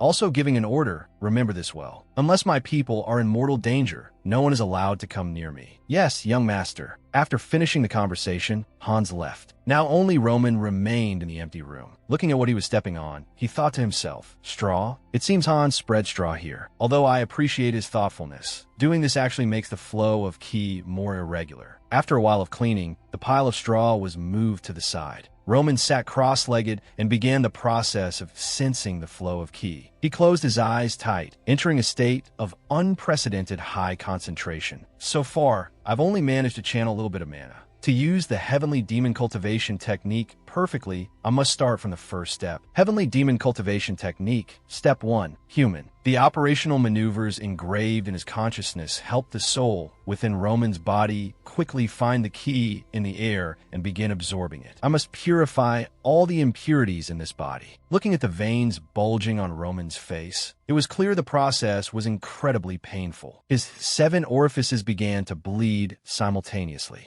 The flow of mana that should have been flowing in Roman's body was now stagnant. The impurities in this body were significantly greater than those in a normal teenager. But since I anticipated this would happen, I gathered as much necessary mana as possible to perform this first step. I must restore my original power. Once I've decided to live my whole life here, I must have the power to protect everything I own. Entering the human stage is just the beginning. 1 week later, at the main hall of the Dmitri house, 2 people arrived. The butler led them into the guest room. "Well then, please wait here for a moment. I will go prepare some tea and cakes immediately." Baron Lawrence and Lady Flora. "Where is Roman?" the Baron asked. "Sir, the young master is currently a bit busy." Looking at the empty room, the Baron sighed softly.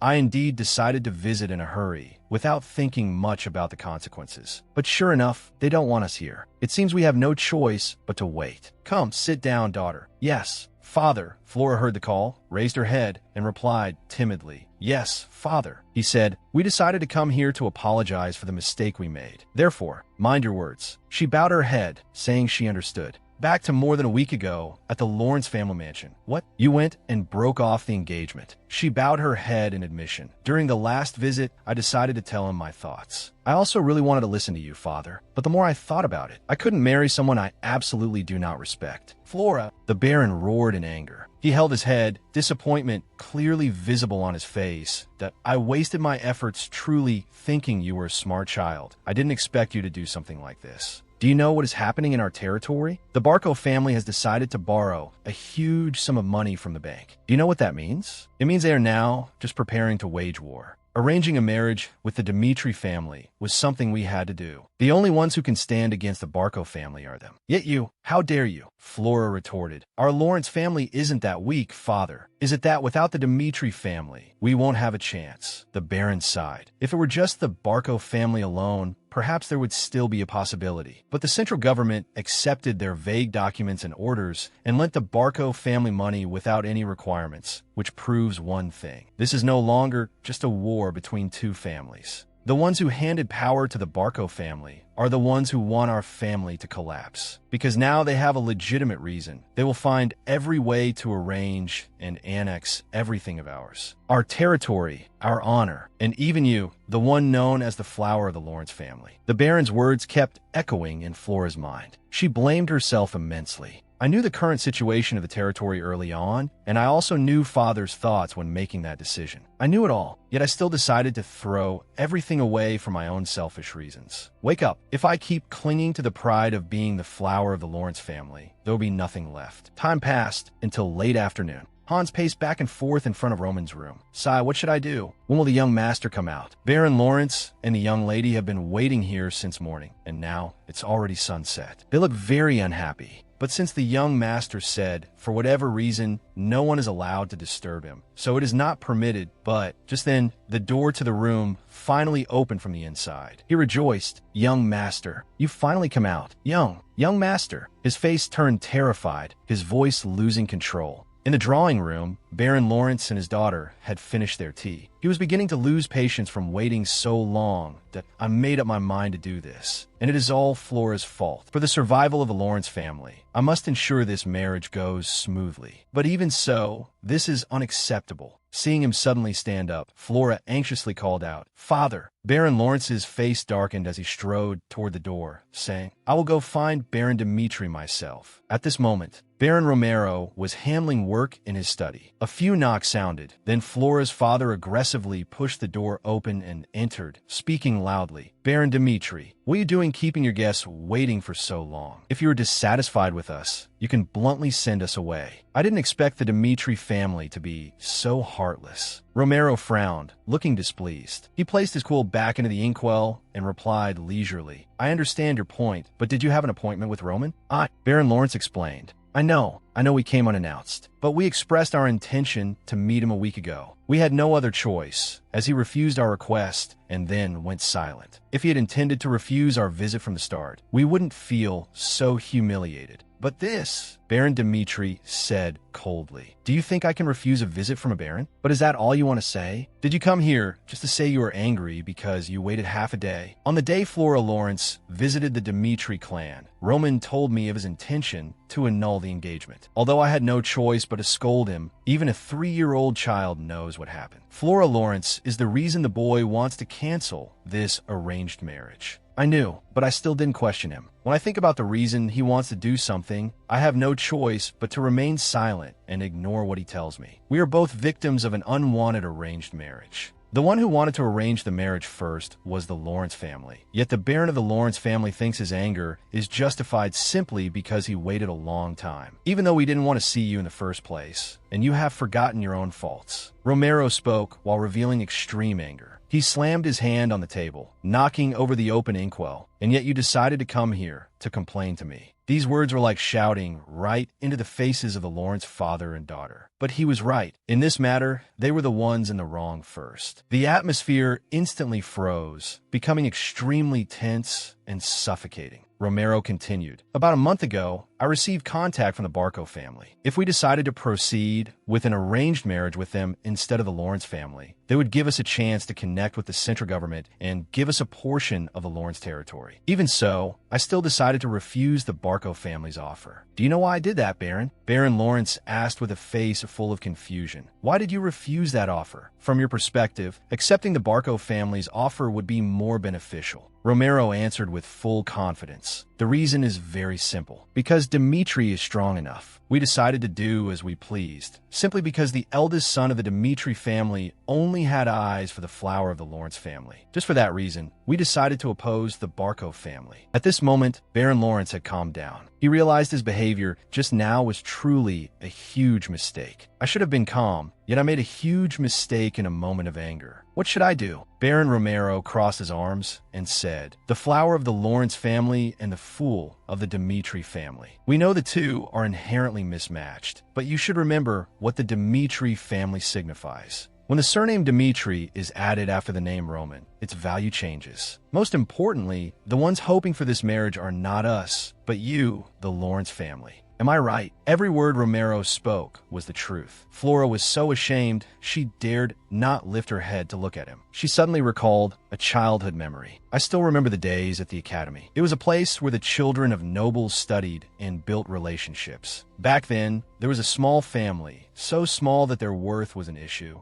A family with only a hollow reputation, the child of the Joel family. In a world where all children considered themselves treasures, Joel was an exception. One day, Joel made a small mistake. When children of prestigious families made mistakes, it didn't matter, but they summoned the entire disciplinary committee for Joel. When I saw the teachers scolding him for that mistake, a man who seemed to be his father appeared and apologized. He threw away all his pride, begging them to forgive his son and promising to discipline him. As for me, standing behind and watching at that time, I felt it was pathetic. Yes, that's what I thought back then. Thinking back now, she felt it was ridiculous. The father beside her was also bowing his head like that. That's the head of the Lawrence family. I have no words left to say. My daughter did not think things through and made a grave mistake. I should have apologized from the very beginning. I hope you can forgive my arrogance and understand my situation. Flora bit her lip tightly. The scene of the Joel family still vivid in her mind. Back then they were weak, but who did I sympathize with? Isn't the Lawrence family just the same now? This is a world where the weak must bow to the strong. She also followed her father, bowing sincerely. Baron Dmitri, I apologize. Suddenly, the loud shout of a guard rang out from outside the door. And why, Lord, young Master Roman has arrived. When the door opened, Flora realized it was too late. The person she had come all the way to his door to annul the engagement with and humiliate at this moment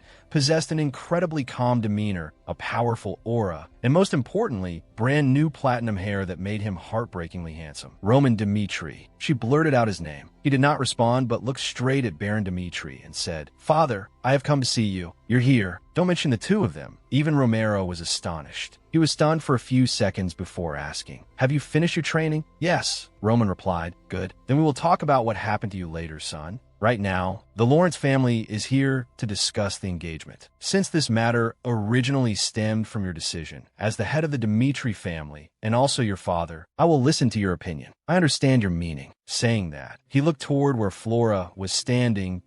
I naturally understand clearly what result a marriage between the two families would bring. Roman spoke while pulling a handkerchief from his chest pocket, wiping the spilled ink on the table. That I end the situation where the Barco family is threatening the Lawrence family. The power of the Dmitri family would be able to guarantee the Lawrence family safety. So, do you still want to continue this marriage? Romero asked. Yes. Back then, I thought such a decision had value. However, on the first day I met her, after she spoke her thoughts about this marriage, my thoughts also changed. They must have heard the rumors about the fool of the Dmitri family. She certainly thought she couldn't marry such a person. Rumors decided the final outcome. Regardless of how others judge Roman Dmitri, I hope to spend my life with someone who judges me only by what they see with their own eyes. Therefore, I do not want to change anything. I want to end this marriage. When his attitude and words were so firm, Baron Lawrence knew that this matter was truly over. This marriage was the last card that could save the Lawrence family. They were already dissatisfied. No other family would accept this marriage now. We must resolve these problems. With the current strength of the Lawrence family, no. If Dmitri and Barco decide to join forces, we won't even have the ability to resist them. If we can at least prevent that from happening. Thinking of this, he immediately bowed 90 degrees and spoke. Everything happening now is the fault of our Lawrence family. We will absolutely not make any demands because of these mistakes. Although this small amount of money is nothing to the owner of an iron mine, I hope it can partly express our apology for the incident between the two families. Baron Romero naturally guessed Baron Lawrence's intention. He said, "There is no need for that. As a member of Dmitri, when discussing issues that may arise in the future, I will not mention your choice. Please announce to the public that Flora Lawrence had to cancel the engagement for personal reasons. That way, Dmitri will have no reason to cooperate with the Barco family." Baron Lawrence breathed a sigh of relief upon hearing this. "I sincerely thank you. Truly thank you immensely." They then left. Staying longer would be useless. Baron Lawrence looked back regretfully at the person who had almost become his son-in-law. Roman Dmitri, if I had known his value sooner, I would have advised Flora not to make such a hasty decision. I also made a huge mistake. What a pity, what a pity. The study door closed. Inside, only the Dmitri father and son remained. "Son," he called. "Yes, father. During the past week, what exactly happened to you?" For a whole week, he had been in the warehouse, training by expelling all impurities from his body to enter the mortal realm. In the mortal realm, one must prepare the body to become a heavenly demon practitioner. Although this is nothing in the Murim world. In this world, the absolute energy existing in nature made the expulsion of impurities in Roman's body extremely important. If they were not removed, even if the foundation for this body was laid, it would greatly affect his speed and achievements later. Roman thought, "The change in my appearance is proof that I am completely different from before, but it is also very difficult to explain." He said, "Father, I gained knowledge during the process of self-cultivation. Although I don't remember the specific details, I believe that energy has begun to flow throughout my body." Romero couldn't help but be startled upon hearing this. "Did you just say energy flow?" Energy flow is a phenomenon that causes natural energy to circulate within the body, thereby enhancing physical abilities. This only happens in a very small number of people. Roman, the fool of the Dmitri family, has accomplished incredible things, including defeating the Blood Fawn gang. He is starting to mature at a speed beyond the understanding of ordinary people. Even so, it cannot change the fact that he is my son. Having thought it through, Romero immediately praised him. "As expected of my son, as your father, I will definitely lend you a hand when you need it. So, never forget, your name is Roman Dmitri, and I, Romero Dmitri, will always be behind you, supporting you." The soul inside the young man's body momentarily recalled the arduous years in the Murim. That period of his youth was truly extremely harsh. At that time, his father, the heavenly demon, always looked down on this son that a stupid brat. That was how he judged Baek Jung-hyuk. That was truly not a happy memory. Now, he is a father who is not cold, not cruel, and always supports his son unconditionally. Baek Jung-hyuk felt an unprecedented sensation. Familial love. Not bad. He smiled and thanked Roman's father, then excused himself. Just stepping out the door, he encountered an acquaintance waiting outside. Flora. She had been standing there for a while. Her head kept lowered. "I'm truly sorry. I was too hasty in judging you, causing much trouble for both families. No need to apologize." He had a cold attitude, turning to leave. Roman did this because he had no intention of continuing this arranged marriage. She still tried to follow him, wanting to say a few more words that "I understand why you are angry. Although this is an arranged marriage that neither of us agreed to, but the fact that I went back on my word is undeniable. However, I still want to take this opportunity to tell you this. Actually, I had a special reason for breaking off the engagement. At a social party hosted by the noble families of the Northeast, something happened. There were rumors that I would be engaged to a member of the Dmitri family. Those rumors started spreading quickly, even worse than usual. There, I heard that Roman Dmitri was actually addicted to opium. Opium corrodes a person's reason and intellect. I thought you should know that. Although I only know now that they were wrong, at that time I couldn't ignore them, so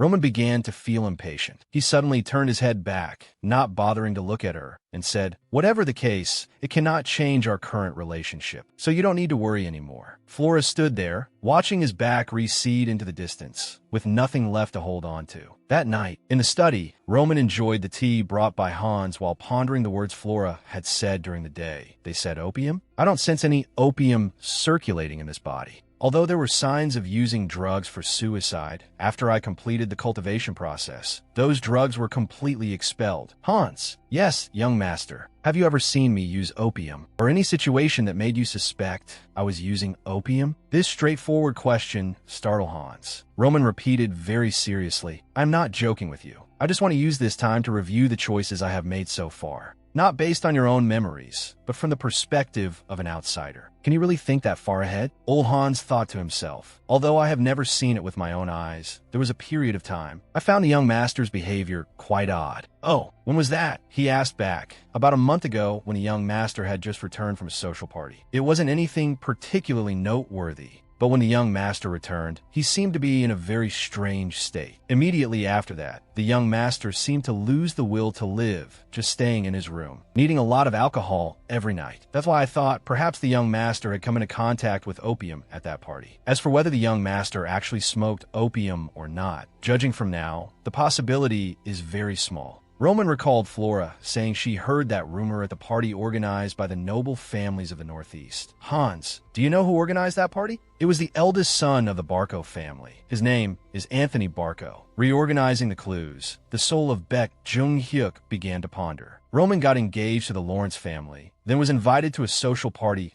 hosted by the Barco family, which suddenly changed his mental state. After returning, he decided to end his life. There's some things about Roman's death that have always bothered me. In the suicide note Roman left behind, the only thing mentioned was that he had to go to the battlefield in place of his two younger brothers, and he was too terrified of what was about to happen. That was it. However, when this happened to Roman, he was already engaged to Flora, and married nobles have plenty of ways to avoid going to the battlefield. Yet he chose suicide just because he feared the war? It seems I missed something. Hans, did Anthony Barco and I seem very close? That young master, no one particularly spent time with you. Ah, but recently, the young master seemed to be having difficulties. The more he thought, the more he saw holes in this story, holes that couldn't be filled by the excuse of fearing conscription in the suicide note. The timing of discussing the marriage with the Lawrence family. The marriage between Dmitri and Lawrence was a major obstacle for the Barco family. What they wanted most was to control the Lawrence family's land, and the simplest way to solve this problem was to stop it before the marriage began. They had to use every means to do something to Roman, and that led to Roman's suicide. That young master. Actually, a few days ago, we received an invitation from the Barco family. The Barco family sent an invitation to me? Yes. Unfortunately, it was right during the time the young master was in seclusion. How should I handle it? Roman smiled diabolically. They are truly shameless. No, not just that, but they know me too well. Whatever the case, it's really annoying. When does the party take place? Exactly 2 weeks from now, young master. Inform the Barco family that I will attend that party. 2 weeks later, at Roman's private residence within the mansion. Hans led Kevin inside. The young master is waiting for you over there. Yes, thank you. He didn't forget to remind him. Also, don't be too surprised by the change in the young master's appearance. Kevin responded with some surprise, but quickly accepted it. Yes, I understand. He pushed the door open and entered. Young master, you called for me? Kevin, yes. Although the young man had been warned, he couldn't help but be startled when he saw Roman's face. So the change he mentioned was that the young master's aura has changed. How have things been lately? Roman asked. Kevin hurriedly replied, yes, young master. I have gotten used to everything, thanks to Mr. Hans's help. But he hesitated. Roman wanted to hear the answer immediately. But what? I've always been thinking what role I actually play here. I'm not sure what I can do for you, young master. I understand you told me to live for you, but I just don't understand what an ordinary person like me can actually do. Roman spoke, stating his role. When the time is right, I will use you as my sword. Your sword? Kevin was bewildered, unable to believe his ears. Roman clarified. However, I am not someone who forces or decides the path of others. Therefore, I give you 3 paths for you to choose yourself. First, give up on becoming a sword. If you are afraid of holding a sword and shedding blood, you do not need to become my sword, but you will become my subordinate. You can learn from Hans, just do as he says. That will become your role. Second, become my sword, protecting me right by my side. But, young master, I have never touched a sword or anything similar before. Kevin said, lacking confidence. Roman calmly replied, that is the situation. That is also the reason why, if you decide to take the second path, I will use a method of torture to test your will. Torture? Kevin was becoming more and more confused. What do you mean? Crushing your limbs. A method that will bring extreme pain. The bones and muscles of the practitioner will all be crushed. This is not just empty talk, but these words will support your desire to prove your own worth. Roman drew the sword from its sheath, threw it down in front of Kevin, and continued, finally, is to pick up this sword and cut off your own hand. In the case of inflicting injury upon yourself, you must endure it to the end. You can become stronger at a speed no one can match. Even a crazy demon wandering the streets could become one of the heavenly kings relying solely on his will. So what about you, Kevin? He asked himself and reassured, whatever your choice is, I can certainly utilize your value. And how I use you is decided by you. Outside Dimitri Castle, in a dilapidated house that could collapse at any moment. I, Kevin, have been out in the world since I was small. I had to work to survive. Thanks to those who always cared and helped me when I needed it, I learned how to do everything. However, my life is still stagnant. No matter how hard I try, there is always someone who steals the fruits of my labor. That is the life of the weak. That is why I dare not let myself forget what I saw. That incredible power. Cut off my own hand. I don't understand how that will help me. But as long as I can become stronger, if I can escape that life at the bottom of society, learn the power that the young master once demonstrated. If I can escape the life that took everything from me, I will do it. I will do it. Kevin said decisively. Roman stood there, watching the other's actions, his eyes without a ripple, terrifyingly deep. Kevin used his right hand to grasp the sword, placed it on his left wrist, gathered all the courage he could muster, and prepared to strike down. His arm trembled incessantly due to the human instinct of fear, but returning to his previous life terrified him even more. Kevin let out a roar. Under Roman's sharp gaze, he swung the sword with all his might, slashing towards his own hand. At the same time, Chris was walking around the mansion, thinking alone, am I serious? In the end, I still decided to leave the night order to follow the young master. Then suddenly he went into seclusion for a week. Sigh. He suddenly saw Hans ahead and called out, Hans, Vice Captain Chris, is something the matter? I heard the young master has finished his seclusion. Where is he? The young master is currently speaking with Kevin. He ordered me not to let anyone in while they are talking. Who is Kevin? Back at the training ground. The blade was now stained with blood. The left arm fell to the ground with a thud. Kevin trembled, his mouth moaning incessantly from the excruciating pain. He collapsed to the ground, face down, unconscious. Roman remained standing there, looking down from above, expressionless. Time flew by until that evening. Wait, young master. Hans noticed the blood stain on the sword and spoke worriedly. When were you injured? There is blood on this blade. That is nothing to worry about. I am fine. Hans was still very worried, but that is not my blood. Roman interrupted. Roman smiled a very strange smile. The moment Kevin was about to cut off his hand, I put him into an illusion. The temptation of the demon shadow. I tested him by placing him in an illusion. The moment Kevin swung his sword at his wrist, even before entering the illusion.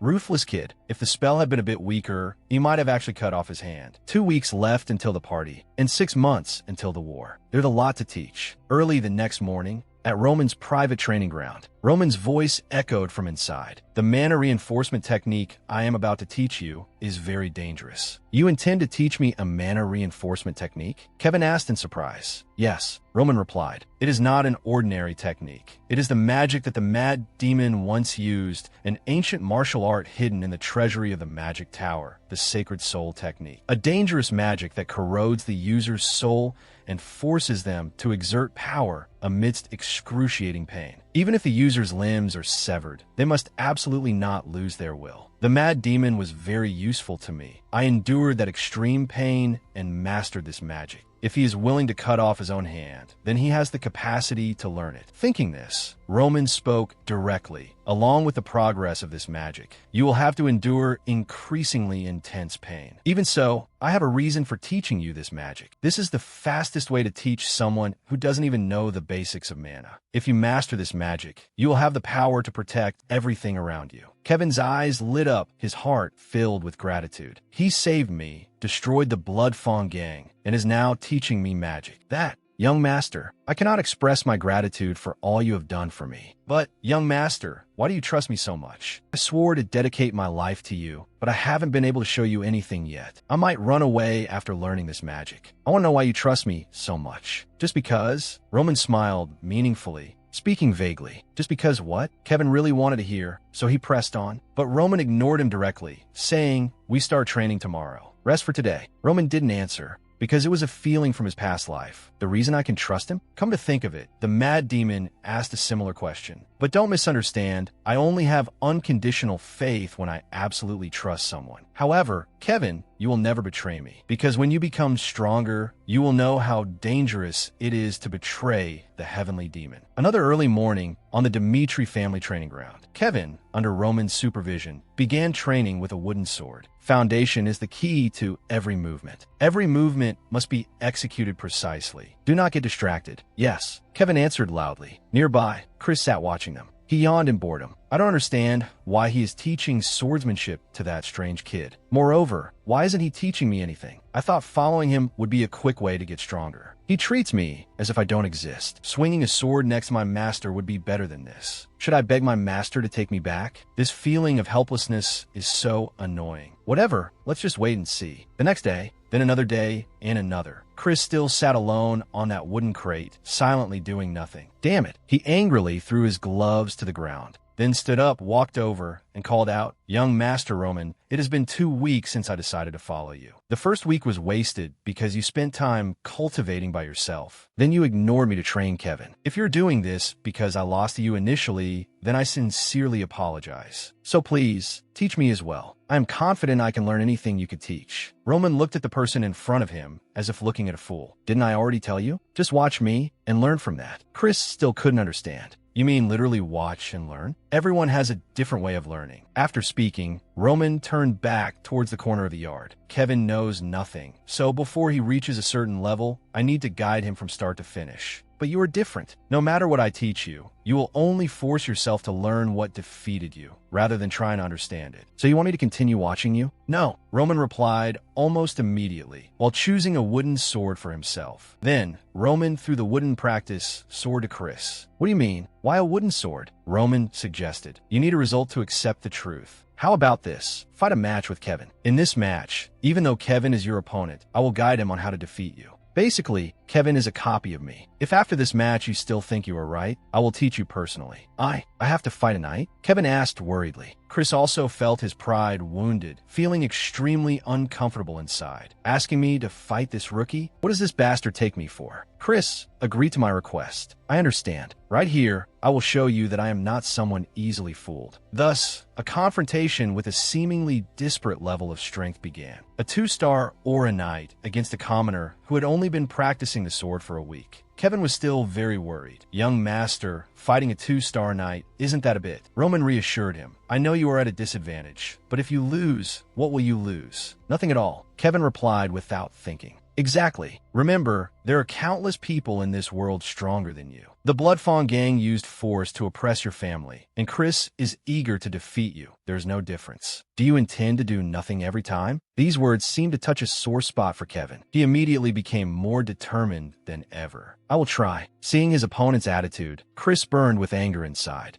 So annoying. I didn't expect to have to fight this rookie. What's with that look in his eyes, as if he has a chance of winning? Does Roman think he can use this match to completely tame me? Whether it's a practice match or whatever, I absolutely cannot lose to someone who has only been training for a week. As soon as Roman signaled the start of the match, Chris accelerated and rushed forward, closing in on his opponent to take the initiative. Kevin struggled to block the blows, but he quickly felt the disparity in strength. The two wooden swords clashed, making a clacking sound. Chris applied more force, knocking Kevin's sword aside, then delivered a vicious kick to Kevin's stomach. Kevin fell backward. His heavy body crashed to the ground. Seeing this, Chris raised an eyebrow, thinking, what a mess, but not surprising for a novice. I thought there would be something different. But Roman just stood aside watching. I don't know what the hell is going on, but crushing him and getting the instruction is enough. A gentle breeze blew, and bright sunlight illuminated the surroundings. Roman still stood there, silently watching Chris beat Kevin to a pulp. He was beaten until he coughed up blood, his whole body aching as he collapsed to the ground. Seeing his opponent's miserable state, Chris felt a bit of pity. I didn't expect you to last this long. For a commoner without aura power to do this is already praiseworthy. But I advise you to give up. Don't get cocky just because you blocked a few hits. That was only because I haven't used my full strength. Although I can easily win, seeing you bring suffering upon yourself like this gives me no pleasure. This is just a practice match. Kevin didn't answer, only silently struggling to stand up. Seeing this, Chris frowned, his expression a bit displeased. I'm warning you for the last time. If we continue fighting, your life might even be in danger. Kevin suddenly burst out laughing, the laughter growing louder. Roman smiled slightly at this, while Chris was surprised, not understanding what was so funny. I will fight to the end, Kevin said. The scene returned to the moment both were preparing to face off. As soon as the signal sounded, use the sword to defend the front. Chris will launch a surprise attack. A mysterious voice resonated in Kevin's head, exactly like the voice from before. As soon as the voice stopped, Chris rushed in. Kevin successfully blocked the first blow, astonishing his opponent. The voice in his head spoke again, stepped sideways one step, then aimed for Chris's chest right when he is about to kick you. Kevin intended to follow it, but because he was flustered, he stepped incorrectly. With Chris's level, he easily seized this opening and attacked. Kevin was hit by a kick, unable to counterattack, just as the mysterious voice had said. That is how you were knocked down. Stand up, Kevin, the voice urged. This voice, is it the young masters? This is sound transmission, a method of transmitting voice using mana. I will use this method to guide you. Sound transmission, can mana be used to do this? A look of astonishment flashed across his face. Dodge to the right, Roman reminded. This time, Kevin reacted in time, dodging Chris's slash. Chris looked astonished. How could he have missed? Turn around, aim for his left chest. Kevin followed, swinging the wooden sword to counterattack, but Chris kicked Kevin in the stomach, sending him flying.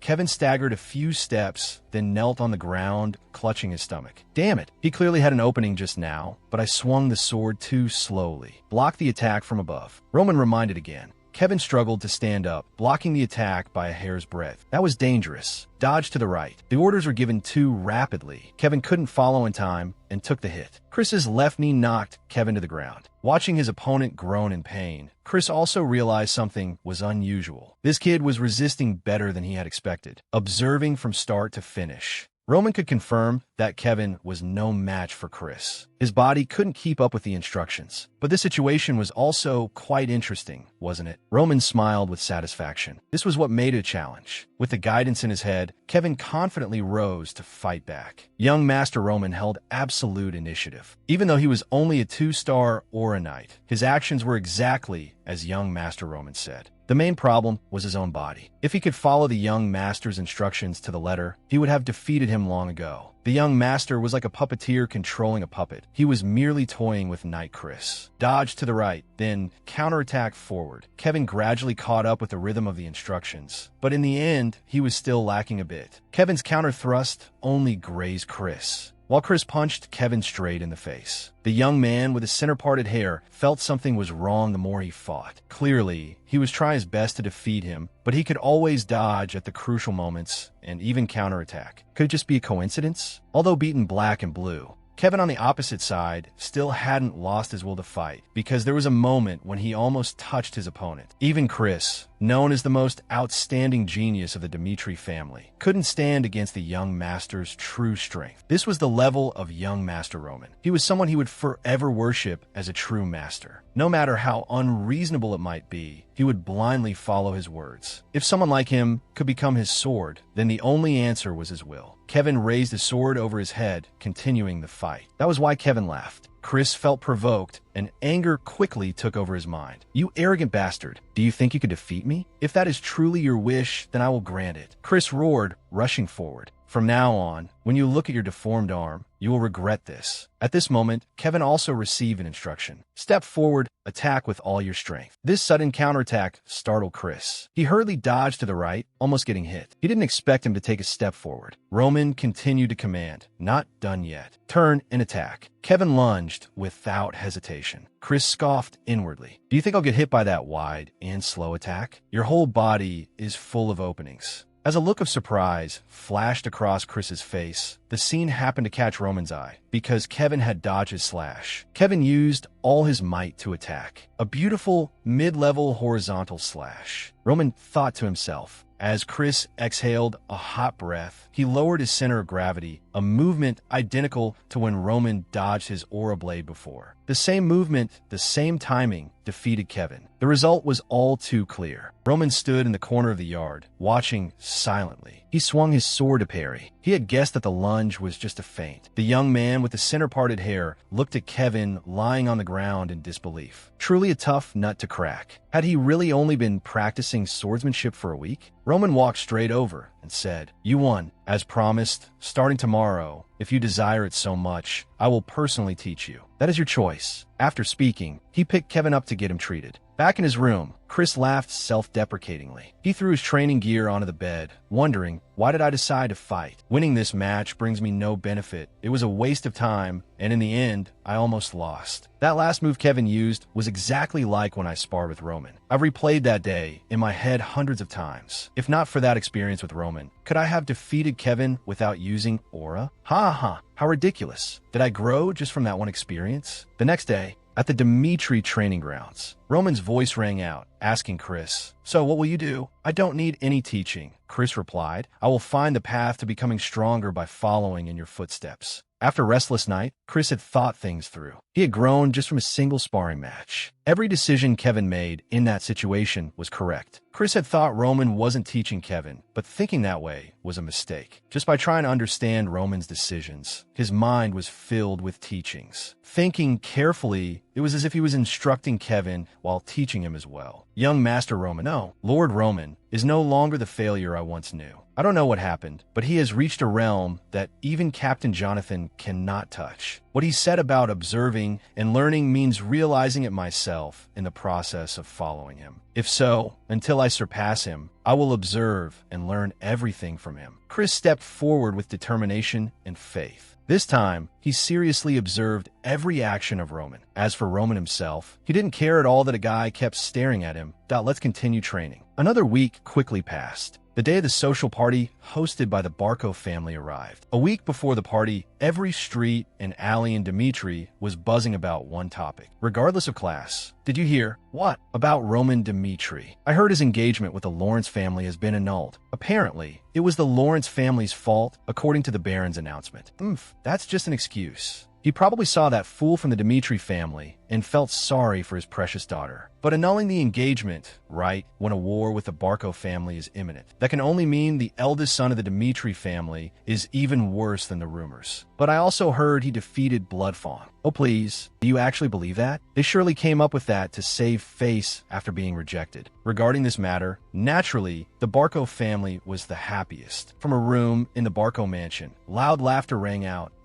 I can't believe Roman actually annulled this engagement. He's so easy to manipulate. Has Roman agreed to attend the upcoming party? The butler bowed and replied, "Yes, we have received the RSVP from the Dimitri family." Good. Everything's going very smoothly. The man named Anthony Barco, the eldest son of Viscount Barco, said that I'm really looking forward to next week. It's been a long time since I've been this excited for a party. Truly something to look forward to. On the day of the party, at the Dimitri mansion, Roman raised an eyebrow, looking thoughtful. "Hans, do I really have to wear this?" What he was referring to was a European noble's formal suit, the collar adorned with tacky, glittering decorations. Hans said, "This is your first official appearance after annulling the engagement. I can't let you dress too casually. Let me tell you, this outfit was made by a famous designer in the capital, using fabric that is la la la la." Hans rambled on about the splendor of the outfit, but Roman seemed uninterested. Seeing this, Han said dejectedly. But I bet you won't wear this masterpiece, right? But I put all my heart into it. Looking at him pitifully, Roman smiled wryly and said, all right, I'll wear it. Haha, I knew you would say that. Outside the door, Chris was fully armed and waiting. He kept tapping his foot, looking very impatient. Why is Kevin so late? At this rate, the young master will arrive before him. I am sorry. Kevin's voice panted from afar. I'm still not used to wearing armor. Looking at the crude equipment on the other person, Chris shook his head in exasperation. Why do you look like that? Because there isn't any armor that fits me. Not even at the smithy. Chris actually felt ashamed inside, recalling the battle a few days ago. Even though that guy was helped by the young master, he couldn't believe he almost lost to someone like that. This helmet is too loose. Kevin fumbled. Doesn't it look annoying? Listen carefully, Chris said seriously. Both of us are the Lord's retainers, and also the face of the Dmitri family. It's no exaggeration to say that his reputation will be decided by our actions. There must be no careless behavior. You must be extremely careful in your words and actions. Kevin also took it in very seriously. Yes, I will remember, Sir Knight. Being called Sir Knight, Chris's face brightened up, becoming unusually amiable.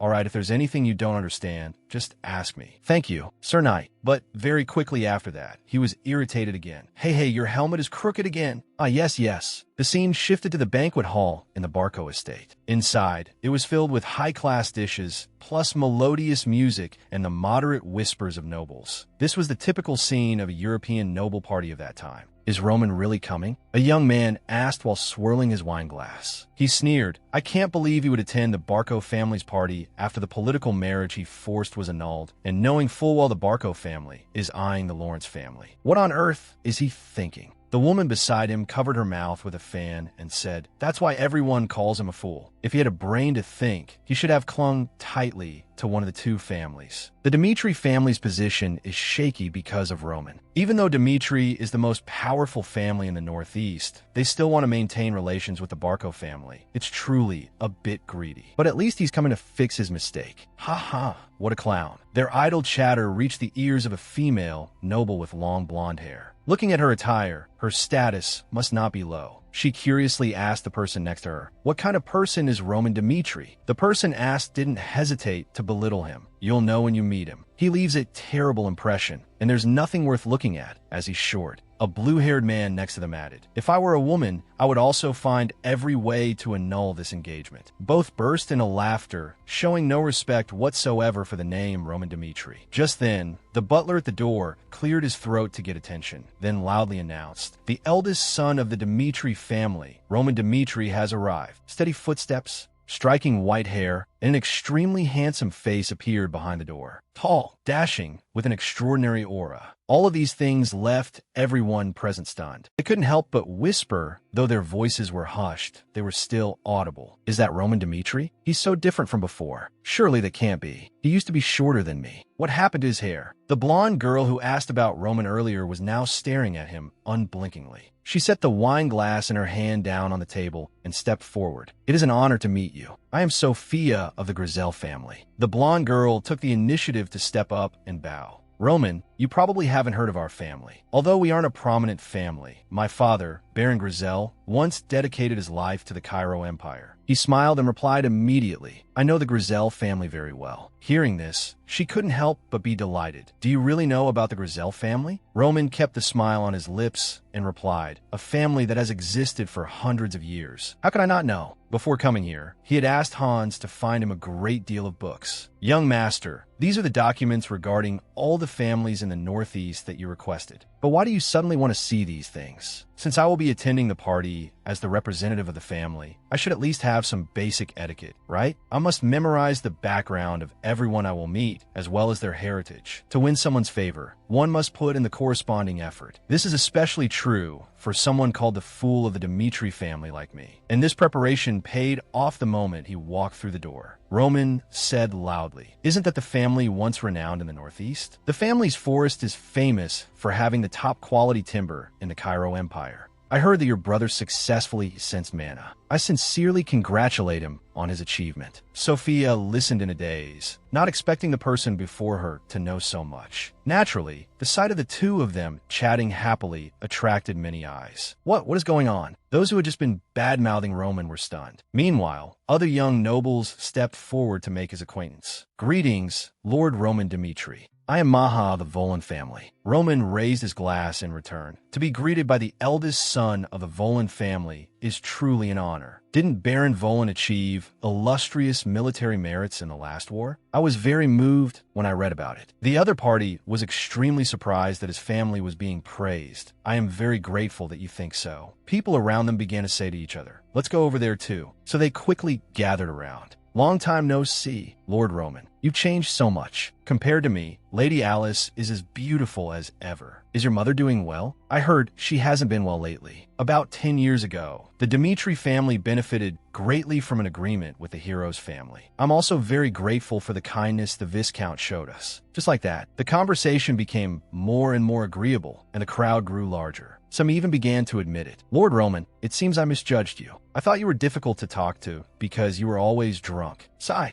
I really want to drink right now, too, but it seems I have to quit. Lord Roman, the Barco family butler approached, whispering mysteriously, the young master invites you to the back room. Finally, the person he wanted to meet had come looking. It seems it's time to find the one plotting against Roman. At this moment, outside in the carriage area, the guards were standing in small groups. Two people were talking. Kevin looked around, asking Chris curiously, the other families have many night escorts, or social party nights. We will never have a chance to go in there, so don't bother with it. Hey, your helmet is crooked again. It's because this helmet is too big. Then take it off. Take it off? But their way of speaking made the knights nearby look at them with disapproval. What's wrong with him? I heard he's Roman Dimitri's escort. Take it off. Chris seriously ordered Kevin. The red-haired young man was about to say something else when he heard a burst of loud laughter. That's hilarious. I heard Roman Dmitri is the abandoned eldest son, but I didn't expect him to bring along a follower who can't even hold a sword steadily. Those guys spoke very loudly, so the two from the Dmitri family naturally heard them. Chris told Kevin to ignore them. What else did you expect? The level of the Dmitri family is just that. Hearing this, Kevin's expression became heavy. When did it all begin? Perhaps it was the moment Roman saw the rose of the Lawrence family, Flora. She is truly beautiful. That nickname is no exaggeration. Was it a feeling of like? Was it admiration? Both were true. Roman fell in love with her at first sight. Someone caught this emotion. He proactively stepped forward, draped his arm around Roman's shoulder, and asked, Roman, who are you looking at so passionately? Anthony, do you know who that blonde lady over there is? What did you say? You don't know her? That is Flora Lawrence. This is a fragment of the memory of Roman Dmitri, the former owner of this body. But now, the one taking over it is the heavenly demon who once dominated the martial world. I'm over here, Roman. A male voice rang out from inside the room. Anthony, he smiled warmly. What have you been doing during the time I wasn't here? So this person is Anthony Barco. He affirmed silently in his heart.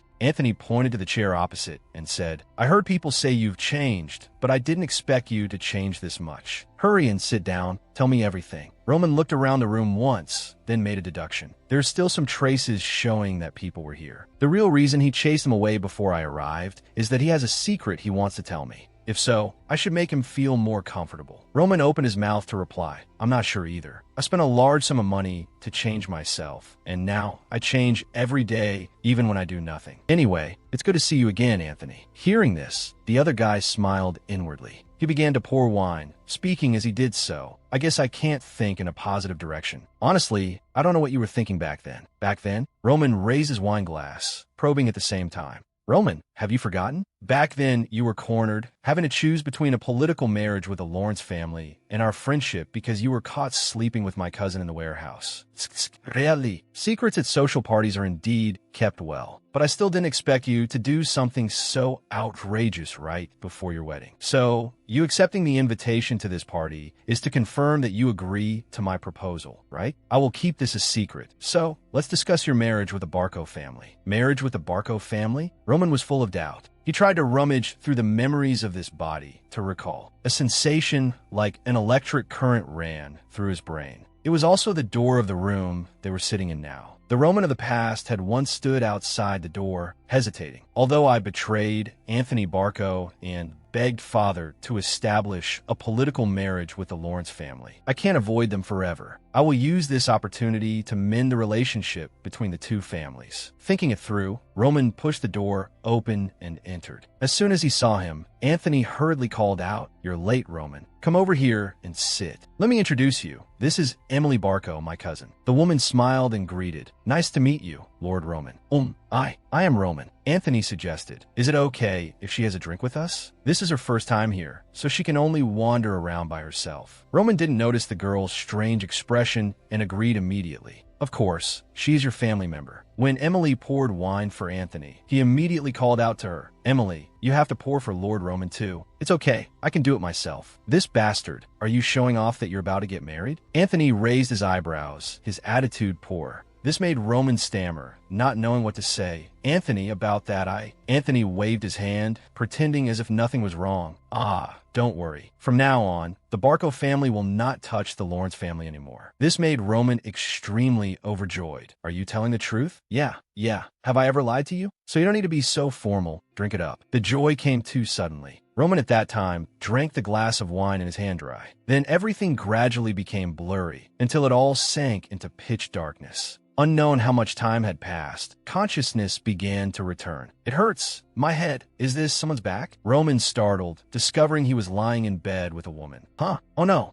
What is this?" Before Roman could analyze the situation, Anthony suddenly appeared, shouting loudly, "Roman, what have you done?" He glared angrily at Roman. Roman stammered, No, I don't remember anything." "Listen carefully, Roman. Who you sleep with has nothing to do with me, but you have touched a lady of the Barco family. I cannot let this pass like this." Roman trembled all over, shrinking back, not daring to lift his head. "I give you a choice. 1, I will expose the whole truth, then you can be released. 2, you must marry a descendant of the Barco family to restore the relationship between us. What you just did makes me very angry, but if you become a member of the Barco family, I will calm down and forgive you. Now, which one do you choose?" So that's it. The current Roman finally understood. So this is everything that happened. All the pieces fell into place. If the engagement was broken because Roman defiled a direct descendant of the Barco family, the honor of the Dmitri family would fall into the abyss. Both of them would be criticized by the public. Roman seemed to not even have enough confidence to face his father's wrath. He also couldn't choose the other option because he truly loved Flora. Roman didn't want to give up the engagement he had forced into existence, nor did he want to defile Flora in this situation. So this was the reason. Roman committed suicide when making the choice. He wanted to use his own death to resolve everything. A weakling who had never accomplished anything by himself in his entire life. That was Roman Dmitri, truly sad and pitiful. Seeing Roman not answer, Anthony urged impatiently, "What are you hesitating for, Roman? The alliance of our two families can shake the entire Northeast. No one will be able to oppose us. You can also utilize the power of the Barco family in the Northeast. There is no reason for you to." Roman interrupted him. "Is that all?" Anthony was stunned by the surprise. This was the first time Roman dared to use this tone to speak to him. Roman gently placed a wine glass on the table and continued, "I have to accept a political marriage just for a reason like that? You." Anthony frowned threateningly. "You seem to have misunderstood. This is not a choice. If you refuse, I will make everything public within the family. Just think about how the Dmitri family's reputation will be affected. Think carefully if you still want to live with your head held high." Roman rested his feet on the table, an attitude of insolence and disdain. "What are you doing?" Anthony didn't understand. Roman said coldly, "How many times do I have to say it for you to understand? The Dmitri family does not need to accept the Barco family's proposal for such a pathetic reason." Outside the banquet, Sophia was chatting with another young lady. She suddenly noticed, "Lord Roman, where are you going?" "I need to attend to a few things. It seems I have to leave early because of this." Hearing this, Sophia was a bit disappointed. "Really? The party has only just begun. If only you could stay a little longer." "I apologize. This is an urgent matter. I am truly sorry. I still have so many things I want to say to you." "Yes, me too. We will talk more when we have the chance later." Bidding farewell to everyone at the party, Roman immediately left. As soon as he approached the carriage, he heard shouting, "Take back what you just said immediately, you bastard. This voice is..." He glanced over and saw a group of guards whispering among themselves. His pupils suddenly contracted. A helmet fell to the ground, making a clanging sound. Kevin was lying on the ground. He was being bullied. It started when those guys made insolent remarks. Hey, what are you expecting? The level of the Dimitri family is only this much anyway. Chris told Kevin to endure it, and Kevin had agreed. But the two guys had no intention of stopping there. They looked at each other and laughed, exchanging a glance, then walked towards Chris and Kevin, deliberately speaking loudly so they could hear. What on earth is he thinking, letting a little brat like this act as his guard? Haha, look at his helmet. It doesn't fit his head at all. Looks like this kid just picked up a random helmet and called himself a guard. How pathetic, you two kids. That guy mocked while contemptuously touching Kevin. Chris questioned coldly, are the Barco family knights trained in using their tongues instead of swordsmanship? The black-haired man immediately retorted, who knows? Anyway, I am very confident. Even without training, my swordsmanship is better than this brat's. He placed his hand on Kevin's head, pushed down, and continued. This is exactly why everyone calls your young master Dimitri a fool. Take those words back right now. Kevin began to feel annoyed with the guy in front of him. Young Master Roman didn't do anything to be called that. The 180-degree change in attitude surprised the other guy a bit. What? Kevin emphasized, swatting his hand away. I said, take back what you just said, you damn bastard. Being insulted right to his face. The Barco family knight turned red with anger and slapped Kevin straight across the face. You dare. That was why Kevin's helmet had fallen off. Chris intended to draw his sword to counterattack, but he hesitated. The opponent was a Barco family knight. The Dimitri family currently had a conflict of interest with the Barco family. If I cause trouble here, I won't just cause trouble for the young master, but also drag the Dimitri family into it. Kevin sat up, his voice trembling but still firm. I am a knight of Lord Roman. I didn't want to fight with thugs pretending to be knights like you. The black-haired soldier of the Barco family sneered. Huh, is that so? He shouted loudly, swinging his arm as he rushed forward. Fine then, let me see how long your arrogance lasts. But before he could do anything, his wrist was grabbed by someone. Everyone present stared in wide-eyed shock, because the person stopping this conflict was none other than the young master of the Dimitri family, Roman. Roman looked at the knight with eyes as cold as ice. Roman Dimitri. The other guy hadn't even finished his sentence when his face took a full slap. Everyone was stunned by this decisive action. What happened? Was I hit? I couldn't even react? The guy roared, you fool. Roman swung his hand and slapped him again, shutting him up. This guy could no longer distinguish the situation. He seemed to have forgotten his own status. The knight struggled, wanting to go berserk. Roman delivered another slap to his face. Just as the guy lifted his head, intending to say something, another slap came, beating him until his head hung low. The guy was beaten until he was dizzy, the world spinning around him. Only then did he realize what he had just done. Roman looked at the opponent with a cold gaze, as if looking at a corpse. Bow your head and shut your mouth. At the same time, in a room behind the Barco family's banquet hall, Anthony was sitting alone, dazed. Damn it, what on earth happened? He recalled the scene when talking to Roman. I am speaking to you about responsibility since you laid a hand on our young lady. Isn't a marriage alliance with the Barco descendants much better than mortgaging assets? This is the final consideration I can offer you. If you do not accept, you will be making an irreversible mistake. Suit yourself. Since I'm already called a fool anyway, adding one or two rumors about me being despicable and hypocritical won't change anything. Roman replied bluntly. Moreover, perhaps you should behave yourself a bit properly. What? Hearing this, Anthony, his expression darkened, asked suspiciously, listen clearly. I chose to break off the engagement because I wanted to, not because of your threats. In any case, since Dimitri broke up with the Lawrence family, you can consider your wish fulfilled. But now you are baring your fangs and brandishing your claws at me. How should I respond to be polite? Should I help the Lawrence family and cause a little trouble for the Barco family to vent my resentment towards you? Roman's words were no different from a direct threat, turning Anthony's face pale. Roman had previously researched the Barco family. Their connection to the central government and the accompanying influence were undeniable. However, their power came solely from that connection. If judging only by assets and authority, the family with true strength in the Northeast was Dimitri, not Barco. Now, what do you intend to do? Anthony was backed into a corner. He didn't dare breathe loudly, his whole body stiff. After a moment of internal struggle, Anthony finally had to compromise. If this matter is resolved, you won't interfere in issues related to the Lawrence family anymore, right? That's right. Then let's stop here, Roman. Roman Dmitri had changed. Not just his face or height, but his gestures, gaze, and tone all made the opponent feel fear. Roman was no longer the fool Anthony once knew.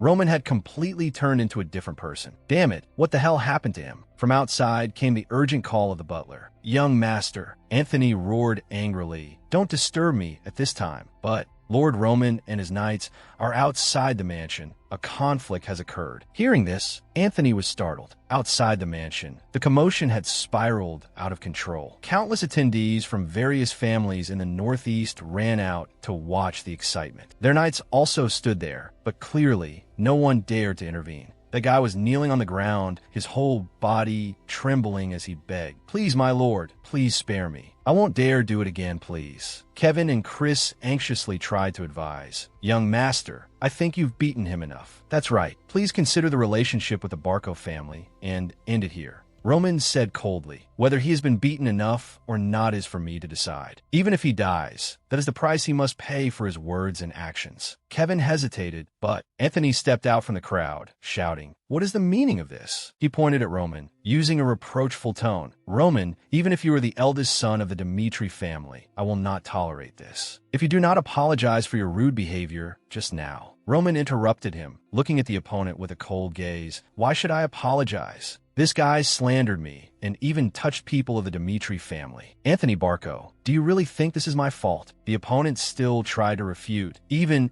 so, you went too far." "Too far?" Roman raised his voice. "Didn't I tell you? My personal grudge could destroy the relationship between both of us and our two families. So from today onwards, you'd better watch your words and actions carefully. I don't have much patience. Now decide for yourself what you should do." Roman leaned in close, glaring threateningly. Anthony recalled the words Roman said not long ago. Should I help the Lawrence family and cause a little trouble for the Barco family? Damn it. He gritted his teeth, forced to bow his head. Anthony thought quietly. Thinking it over carefully, "You are right. I will let him receive the appropriate punishment." Receiving a satisfactory answer, Roman smiled. "We are indeed good friends, aren't we?" Roman turned to the knight kneeling on the ground, his face swollen like a pig's head, and said coldly, "Then now, clench your teeth tight." As soon as he finished speaking, Roman's right hand rose. A crisp slapping sound echoed through the space. The victim was then carried away on a stretcher. Roman was previously a fool unworthy of respect, even if he was a member of the Dmitri family, the most powerful in the Northeast. "Chris, Kevin, let's go home." But from this moment on, the story was different. All those present had no other choice but to accept the truth. The fool they once knew no longer existed. Standing before them now was the eldest son of the Dmitri family, the strongest family in the region, holding power that no single party could oppose alone. Evening, the last rays of sunlight were fading on the horizon. Kevin and Chris sat in the carriage with heavy hearts. Unable to hold back, Kevin took the initiative to bow his head. "I am truly sorry. It is all because of me that you were humiliated by them." But Chris, sitting next to him, also felt guilty. "I'm also at fault. The honor of the Dmitri family was trampled upon, and Kevin was beaten like that, yet I couldn't do anything." Roman looked at the two of them for a while before speaking. "Being able to endure to that extent, you two must have been very uncomfortable. Thank you for enduring until I arrived. Impulsiveness only brings trouble, so your decision helped them avoid the worst situation." Roman suddenly continued, "But that is not the answer I want. Because throughout this northeast region of Cairo, no one has the right to touch the people of the Dmitri family. Even when you have to endure someone, you must etch that guy's face into your memory. You must never forget your anger. I cannot stand the feeling of being trampled on by others. If you want to follow someone who stands above the masses like me, you must adapt to this way of behaving." After that, the carriage sped along the road back to the Dmitri estate. The people inside spoke no further words.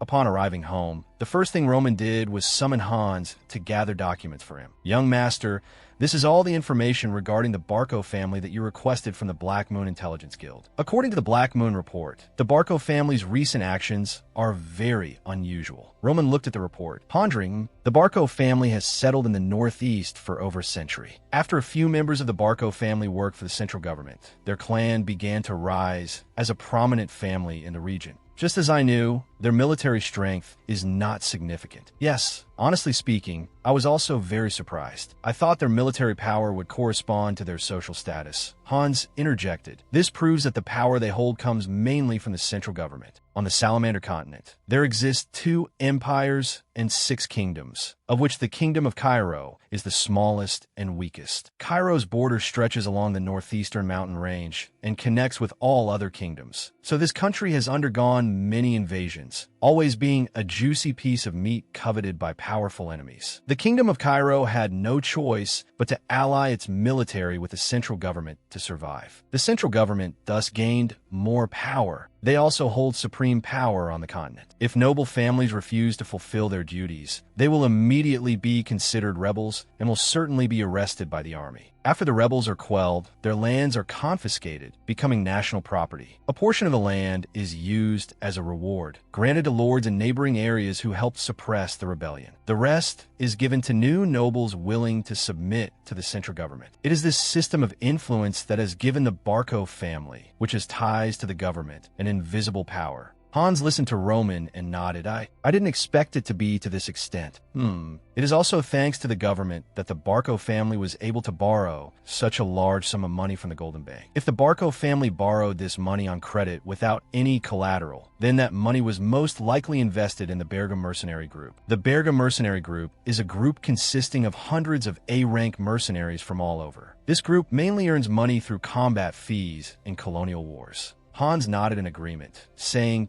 considering the Barco family's recent troop movements, perhaps they intend to attack Lawrence within half a month. Oh, does that mean the Barco family has completed all preparations? Young master, I'm a bit curious. This battle for the Lawrence family, it seems unwinnable, doesn't it? That's right. Even if they defend the stronghold, they can only last for a month at most. Roman thought to himself, I told Anthony Barco that I would no longer interfere in matters related to the Lawrence family. But for Roman Dmitri to continue to exist, I must eliminate the threat to myself, the Barco family. No matter how powerful an army the Barco family possesses, they will never have a chance to defeat Dmitri. If I borrow the power of the Dmitri family, causing the Barco family's decline would be a trivial matter, but doing so would be of no use. Dmitri is indeed one of the earliest great families of Cairo, but in the eyes of other nobles in the northeast, they are not a threat. This is an opportunity to restore the family status. What needs to be done now is, Hans, I need to see father immediately. Roman suddenly stood up and requested. It is time to spend money on the promise from last time. Scene change. On the main street near the market in Dmitri City, all eyes were fixed in one direction. A man in armor was walking quickly down the street. His whole body was covered in blood, his steps heavy. He took a deep breath, taking off his helmet to reveal a handsome face, though there was a distinct scar on his left cheek. His name was Lucas, a B-rank mercenary of Dmitri. IT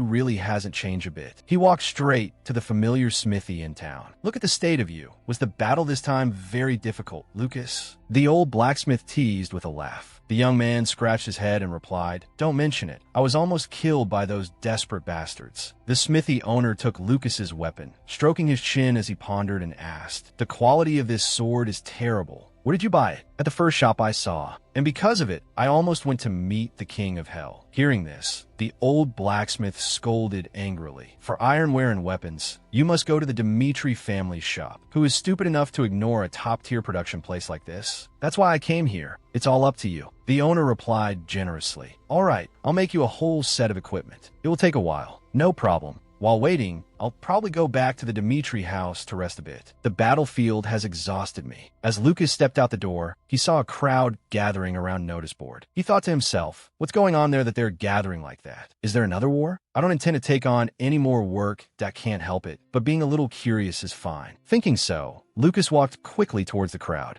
Excuse me, let me through. Recruitment notice? Recruiting soldiers. Prerequisite. Good health. Ambition to become stronger. Number of recruits, 30 people. Salary, 8 silver coins per month. An average family only needs 5 silver coins a month to live, so even taking all risks into account, this job is quite good. However, it would be better if this condition didn't exist. Special condition number 4. You will serve only Roman Dmitri alone, not the Dmitri family. Remember this, and only apply when you are ready to dedicate your life to Roman Dmitri. A middle-aged man nearby sighed and said to Lucas, "Don't think about applying. You can't compete with those hundreds of other people." Lucas smiled confidently and said, "Don't look at me like this. I'm a B-rank mercenary. I need at least 50 silver coins a month to pledge loyalty to a noble." "Wait, you said hundreds of people have already applied." "That's right," the man replied immediately, causing him great astonishment that this job really worth that much? No matter how good the conditions are, it's not serving the Dmitri family, but the fool of the Dmitri family, Roman Dmitri. Who knows what trials one would have to undergo as a soldier under his command. Lucas spoke very loudly, and those around him heard. Everyone looked at him as if looking at a fool. The kind older man explained that you are from elsewhere, so you don't know. Lord Roman is no longer the fool he used to be. He not only destroyed the Blood Fawn gang, but also treats everyone very well. This made Lucas even more astonished. "What did you say?" At first, we didn't believe it either. But after hearing Clark speak, I started to rethink. Lucas asked, "Who is Clark?" "About Clark, he has a son." After the Clark family's son became a subordinate of Lord Roman, their family's impoverished life improved greatly. Let me think. What is his son's name? I think it's Kevin. That same afternoon, when the carriage arrived at the mansion. "What?" Kevin exclaimed in surprise. "You said leave?" Roman nodded. "Yes, starting tomorrow. I'm giving you 3 days off. Resting is also a form of training. You have worked hard. Just rest assured and spend some time with your family." "Yes, young master." Kevin then returned to his room in the mansion. Kevin changed into casual clothes, muttering to himself, "Leave? I'm a bit unaccustomed to it. Before, if I didn't work,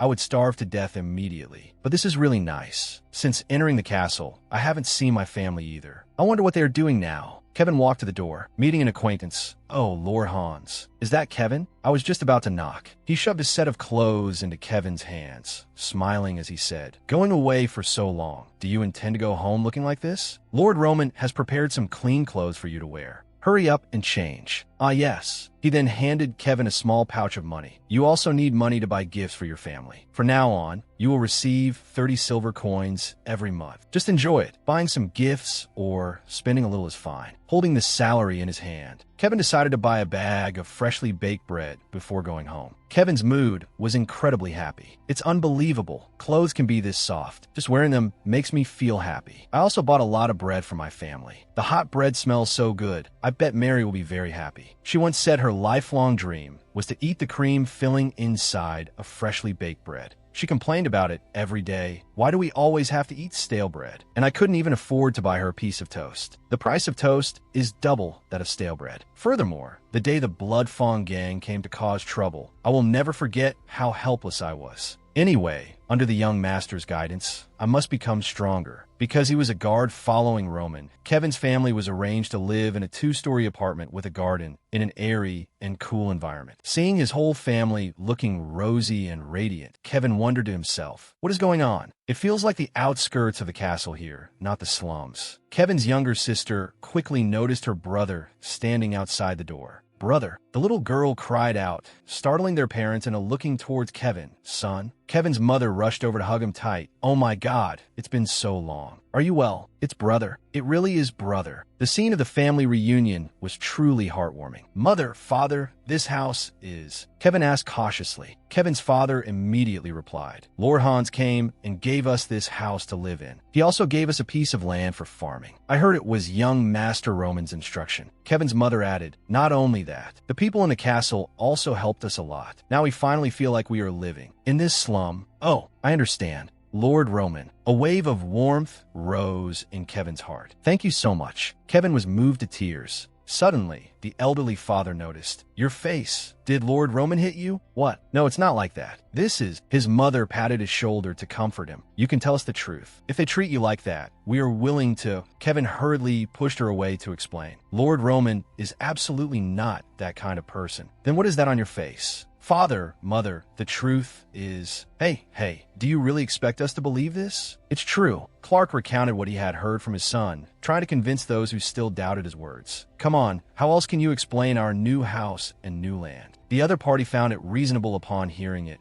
That is true." According to Kevin, he slapped that damn Barco knight just to protect his own knight. What noble protects their subordinate like that? This astonished the listeners even more. Are you serious? Just like that, the story spread from 1 to 10, 10 to 100, traveling at breakneck speed. It's unbelievable. Was that really done by that foolish young master? You've seen the life Clark and his family are living now, haven't you? I heard Lord Roman gave them those things because their son, Kevin, became his subordinate. Good heavens, what could be better than that? I also heard he gave them a house and land. He even slapped a Barco Knight for Kevin's sake. Clark's close friends heard him say it with their own ears. Yesterday, every time I looked at that kid, I actually felt sorry for him. But I once saw him causing trouble at a shop. Are you sure you didn't see it wrong? Even the young people began discussing this topic in their daily conversations. I heard Lord Roman treats his servants very well. I want to become like Kevin, too. I just need to be trusted by Lord Roman like Clark's family, and I can have a prosperous new life. Just like that. The rumors swelled like ocean waves, growing larger and larger until they crashed upon the shore. Roman Dmitri treats his subordinates with great care. If you can gain his trust, you will have a completely different life. That was why so many people applied to be his soldiers. Lucas was truly shocked. His mind was in turmoil. What on earth is going on? Destroying the blood fong and the incident at the social party. Were they all done by Roman?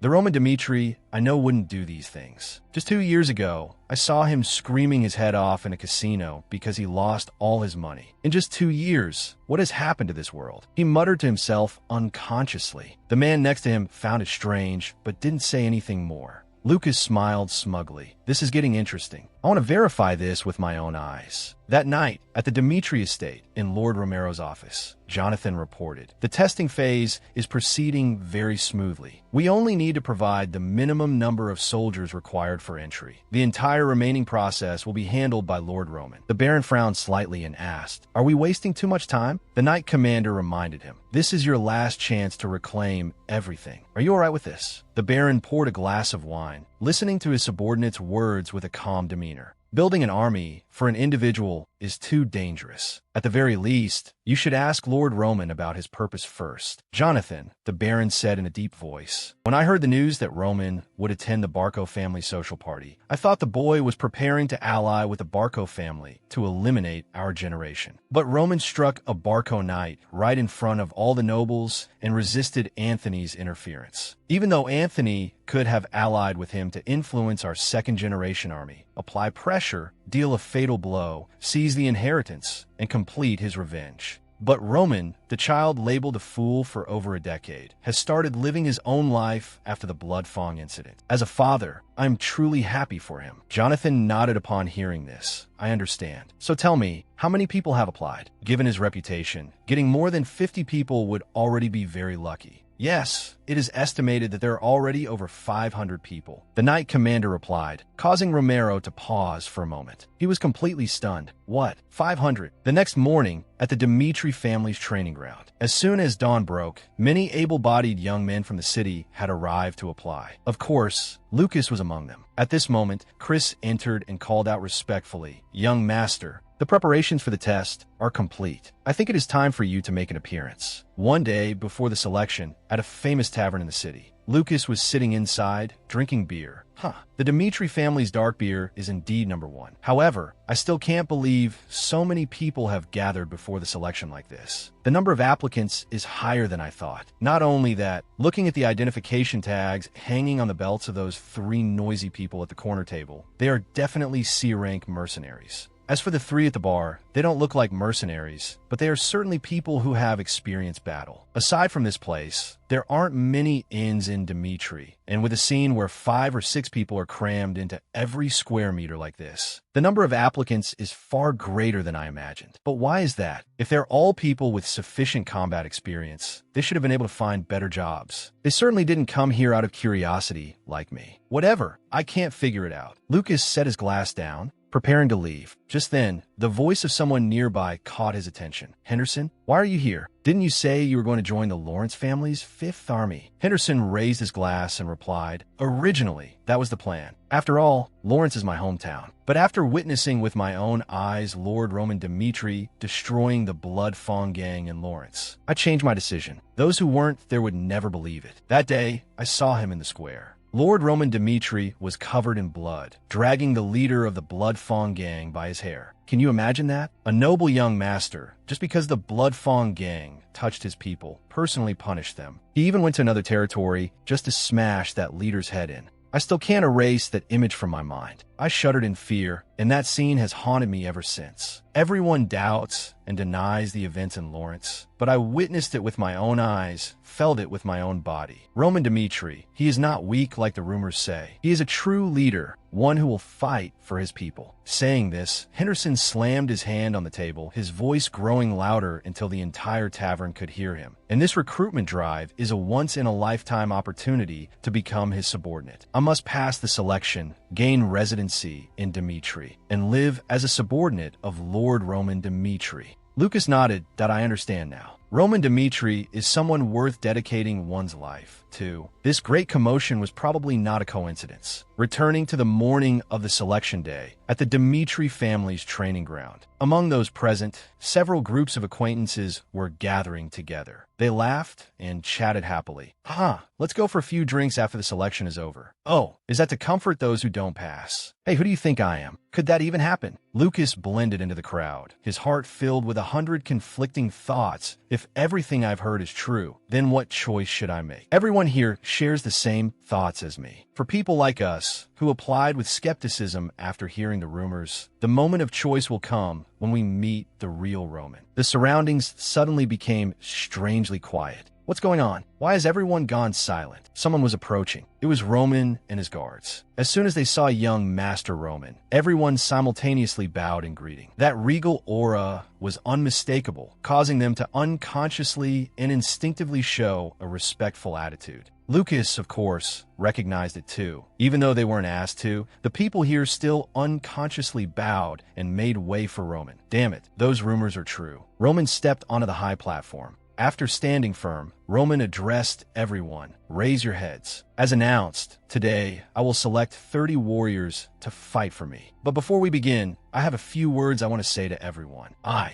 Roman Dmitri, have no intention of hiding myself in this remote territory. I will not stop fighting to achieve a higher status than I have now. In that process, your lives will certainly be threatened. Therefore, those who are not sure if they want to follow me may leave right now. When your heads are severed on the battlefield, the thought in your minds should not be resentment towards the one who brought you there, but rather regret that you cannot stand by his side and witness your leader become the most powerful symbol of authority on the continent. This bold declaration stunned the crowd below into silence. Everyone's eyes went wide and their jaws dropped. Lucas was no exception. He thought to himself, what the hell is he saying? Leaving aside becoming the most powerful symbol of authority on the continent. Isn't his own position within the family currently under threat? Shouldn't he be a bit more humble? But for some reason, it felt like he might actually be able to do it. Afterward, Chris stepped forward to announce the rules for today's test on his behalf. All right, I will now introduce the first selection round. The selection round is very simple. Participants will stand in the designated positions. This archer will shoot 3 arrows at you. The arrows might graze you, or they might embed themselves in the target board behind you, or they might pierce straight through your head, causing an accidental death. Only those who do not flinch at all when the 3 arrows are fired can pass the first selection round. The selection will proceed in the order of the roll call. Dusky, please move to the designated position. Next is Morrison. Stand next to Dusky. The first person stood in position against the target. The archer was also ready. Those waiting for their turn watched this scene, comforting themselves. He just said that clearly, but will they really aim at the person standing there? Logically speaking, who in this world uses death to recruit people for themselves? Besides, this archer surely has superb skills. He absolutely won't miss. The first arrow left the bowstring, hissing through the air. Thud! The arrow embedded itself in the wooden board behind the candidate's head. Seeing this, the waiting candidates breathed a sigh of relief. All right, this is a psychological battle. Just stand still and believe everything will be fine. I bet the arrows will miss. But things did not go as expected. The next thud was the sound of an arrow piercing through the thigh of the first candidate. The entire courtyard was stunned. Many people clearly showed fear on their faces. Even the person who was hit didn't react immediately. Only then did he fall to the ground, clutching his leg and screaming in pain. Seeing this, the soldiers hurriedly ran over. Chris also rushed forward, shouting, "Medical team, hurry up and bring the stretcher to carry him away." "Yes, sir." Just like that, the first candidate was carried away on a stretcher. An atmosphere of fear quickly spread throughout the courtyard. Oh my God. Was he telling the truth about being prepared to be hit by an arrow? Unbelievable. Next person, Morrison. Chris called out as if nothing had happened. Morrison was so scared he was about to cry. The arrow just now went straight through that guy's thigh. If it had hit his head, he would have died right on the spot. Morrison kept muttering, "Damn it, damn it, damn it. This is crazy. I only signed up because I wanted a chance to become a knight." Seeing this, Chris frowned and emphasized, "This is exactly what the young master said. I repeat, for those who choose to give up, listen. If you're afraid of being hit by the archer, then give up immediately. If you can persist to the end, even if hit by an arrow, you will honorably receive the certification of passing the first selection round. Therefore, those cowards still remaining in this training ground, get the hell out now." The night before the test, Roman had summoned a group of new recruits and stated clearly, "I will explain your roles again. In the first selection round tomorrow, you'll be hit by an arrow. The archer is an experienced one in this region. He will only shoot at parts that are not life-threatening." The archer standing next to Roman confidently patted his chest and said, "I won't miss, so please don't worry. This is your remuneration." Chris stepped forward, revealing a chest of gold coins as a reward. Seeing this, the group's faces showed excitement, uttering sounds of wow in amazement. "You won't have to suffer too much pain, as there will be a medical officer standing by. But you'll still be hit by an arrow. Do you still want to do it?" "Yes." Everyone answered in unison.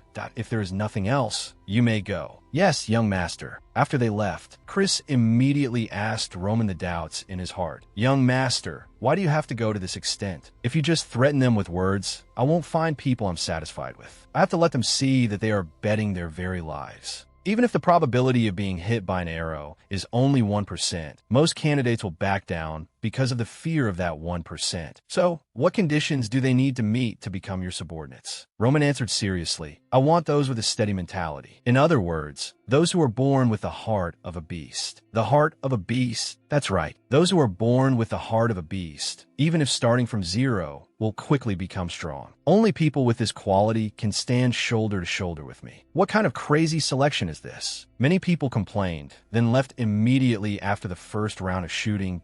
If I die, will he take responsibility? He's not even a noble holding a position in the court. I don't want to risk my life for Roman Dmitri. I quit. Me too. Chris glanced over briefly, estimating that about 100 people had given up. He turned his head to look at the young master. Roman thought to himself, the heart of a beast, that is an innate talent. Like Kevin, he didn't hesitate to cut off his own wrist at my command. Or like you, Chris, who begged the person who humiliated you to teach you how to become stronger. It can be said that such people are those born with the heart of a beast. Those without the heart of a beast, no matter how strong they are, cannot defeat those born different. I must use this selection exam to filter out such people. Roman ordered, continue. The test quickly proceeded according to instructions. The young man standing out as the target this time looked very tense. He couldn't stop panting. Lucas recognized this face in the crowd. It was the guy from the tavern. He didn't give up. It seemed what he said back then was true, even though he was shaking like a leaf now. Henderson gritted his teeth. Although he was scared to the point of tears, he still tried to hold on, telling himself, "This is my chance to swear loyalty to young Master Roman.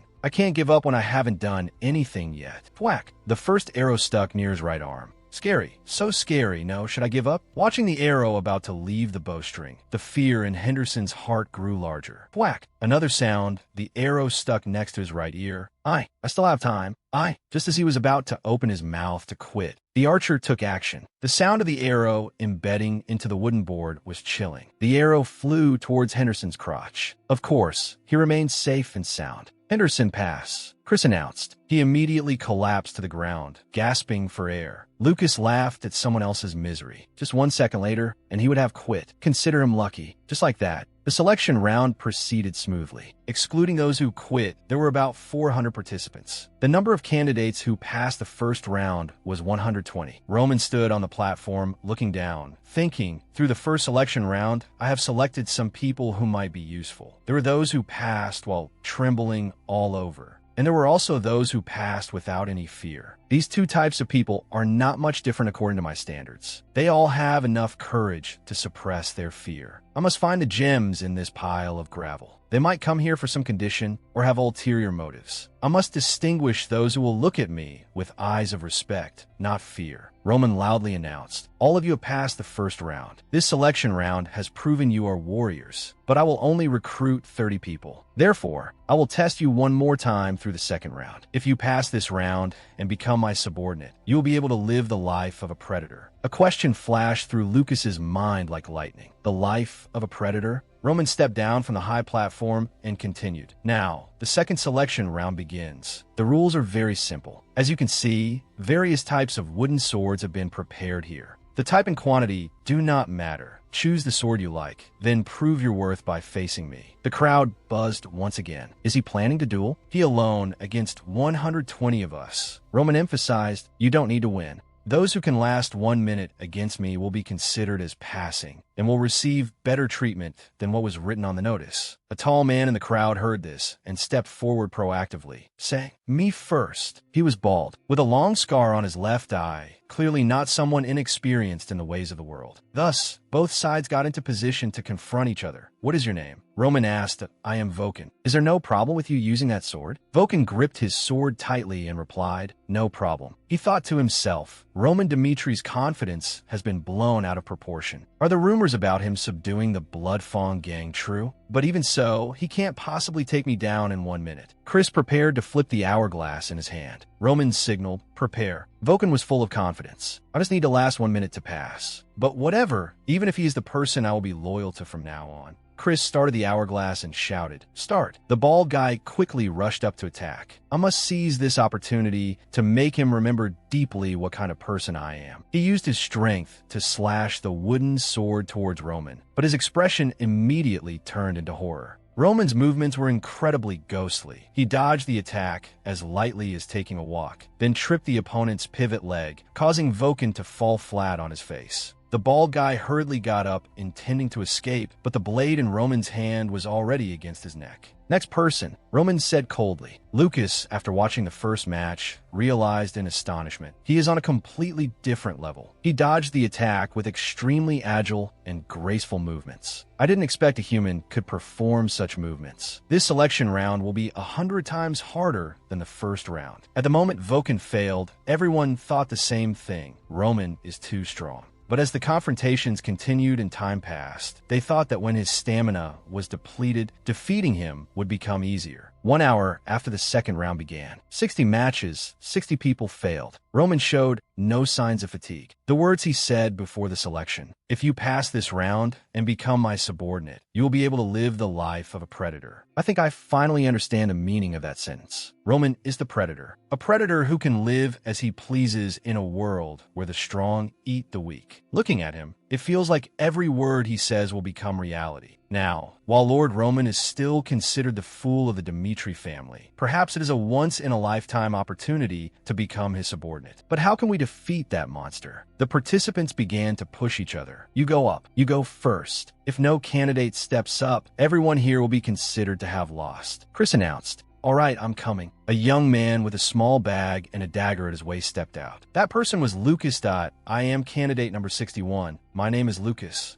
Near noon, the sunlight became increasingly intense. Regarding Roman, Lucas had only 2 comments. He is a monster. Roman Dimitri is a monster. Besides his superb martial arts, thinking about how he can create such an oppressive feeling, Roman Dimitri has completely changed from before. Just as he said, he won't stay in this remote place forever. He will conquer the entire continent. I'm sure of that. I don't care about those 8 silver coins. Within a year, I will know if Roman's words are true or false. Chris flipped the hourglass, signaling, start. Lucas rushed up with determination. To do that, first I must pass this selection exam. Chris observed from the outside, silently evaluating. He rushed up without hesitation. Apart from the first person, no one before him had taken the initiative to attack. Not only that, his attack tactic, swinging the sword at the head while stabbing the dagger at the heart. 2 wooden swords clashed, making a crisp sound. Roman took a step back. Lucas thought. He stepped back to dodge my dagger and block my sword. Then how about this? Lucas threw away the wooden dagger in his hand, then quickly rushed after it, simultaneously launching an attack. Roman used his sword to block the opponent's sword, while using the hilt to knock away the dagger, almost in the same instant, then swung his arm powerfully, pushing Lucas away. This B-rank mercenary actually failed. It seems that wasn't enough. Usually, continuous rapid movement exposes openings, but Roman was like an impregnable fortress. Even so, I can't stop. If I hesitate for even a second, I lose. To last for 1 minute, I have to keep the initiative. After pulling another wooden dagger prepared in advance from his belt, Lucas charged again. Roman smiled with interest. Lucas didn't seem too bad. This wasn't a great method for the battlefield, but it was very suitable for a duel. He knew how to seize the initiative. But my intention isn't simply for you to last a minute. 1 minute is a hurdle. A hurdle for them to understand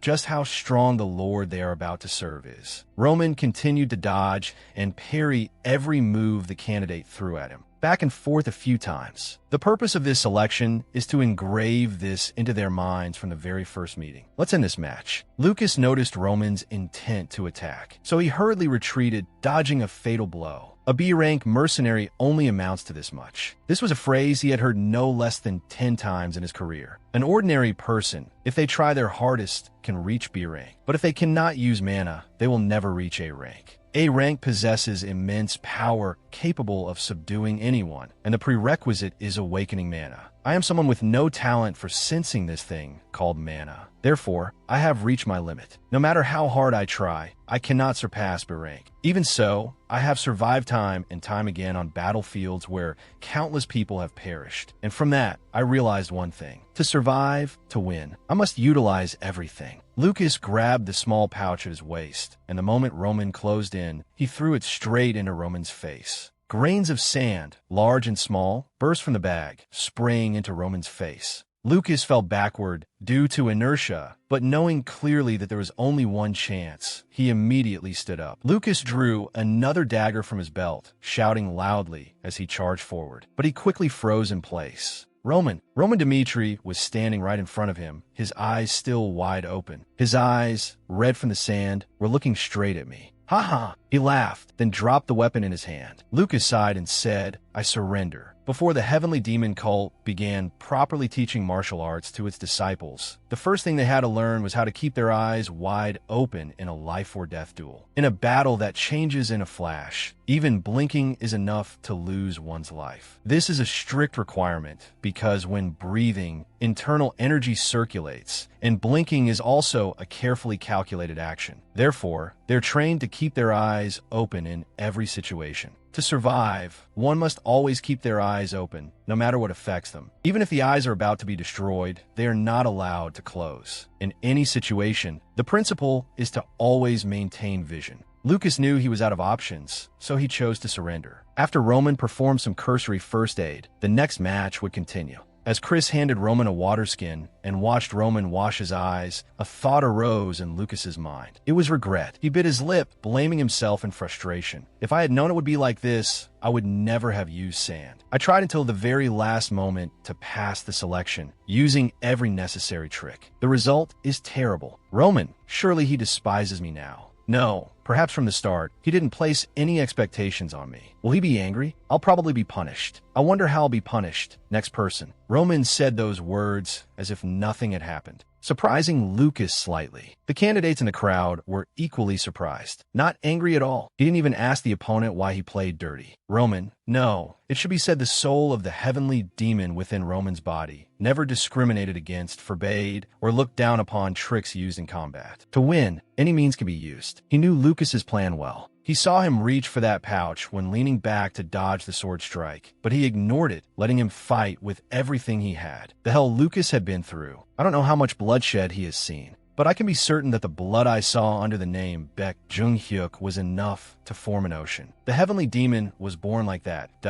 Is no one else coming up? Roman asked coldly. Of course, having come this far, no one wanted to stop without doing anything. The confrontations continued. The process didn't change much. Initially, the candidate would rush up to attack Roman. He easily dodged. But with the lesson from Lucas, they knew they could use small tricks. This candidate had prepared a stone. After missing an attack, he immediately threw it at Roman to buy time. Chris watched quietly, coming to a conclusion. Lucas set a precedent. Now all the participants in the selection are using every trick they have at the last moment. The candidate continuing the match rushed in close. Roman raised his leg and kicked him straight in the face. The painful groan of the one who was kicked made Lucas understand one thing. Playing dirty was not a rule for disqualification. However, the moment they went too far, he was no longer merciful either. Next person. Roman said coldly, if I hadn't surrendered, I surely would have ended up like them. But then again, what is this situation? It's absurd. This is already the 100th match. The selection has been going on for 3 hours. Aside from a few drops of sweat, his breathing remains perfectly steady. To maintain such a state, Roman naturally has his secrets. Mountains of corpses and seas of blood, the brink of death. No enemy will be merciful to you just because you put in effort. Once your breathing becomes unstable, your movements will stagnate, and then you yourself will become part of the mountain of corpses beneath your feet. That is why one has no choice but to become a master of combat. Inhale, exhale. Through this sequence of actions, natural energy can be gathered. It circulates throughout the body to recover the fatigue accumulated within. Combined with the ideal body management and bone strengthening process, my body has reached an optimal state. This level, compared to what I have experienced, is nothing.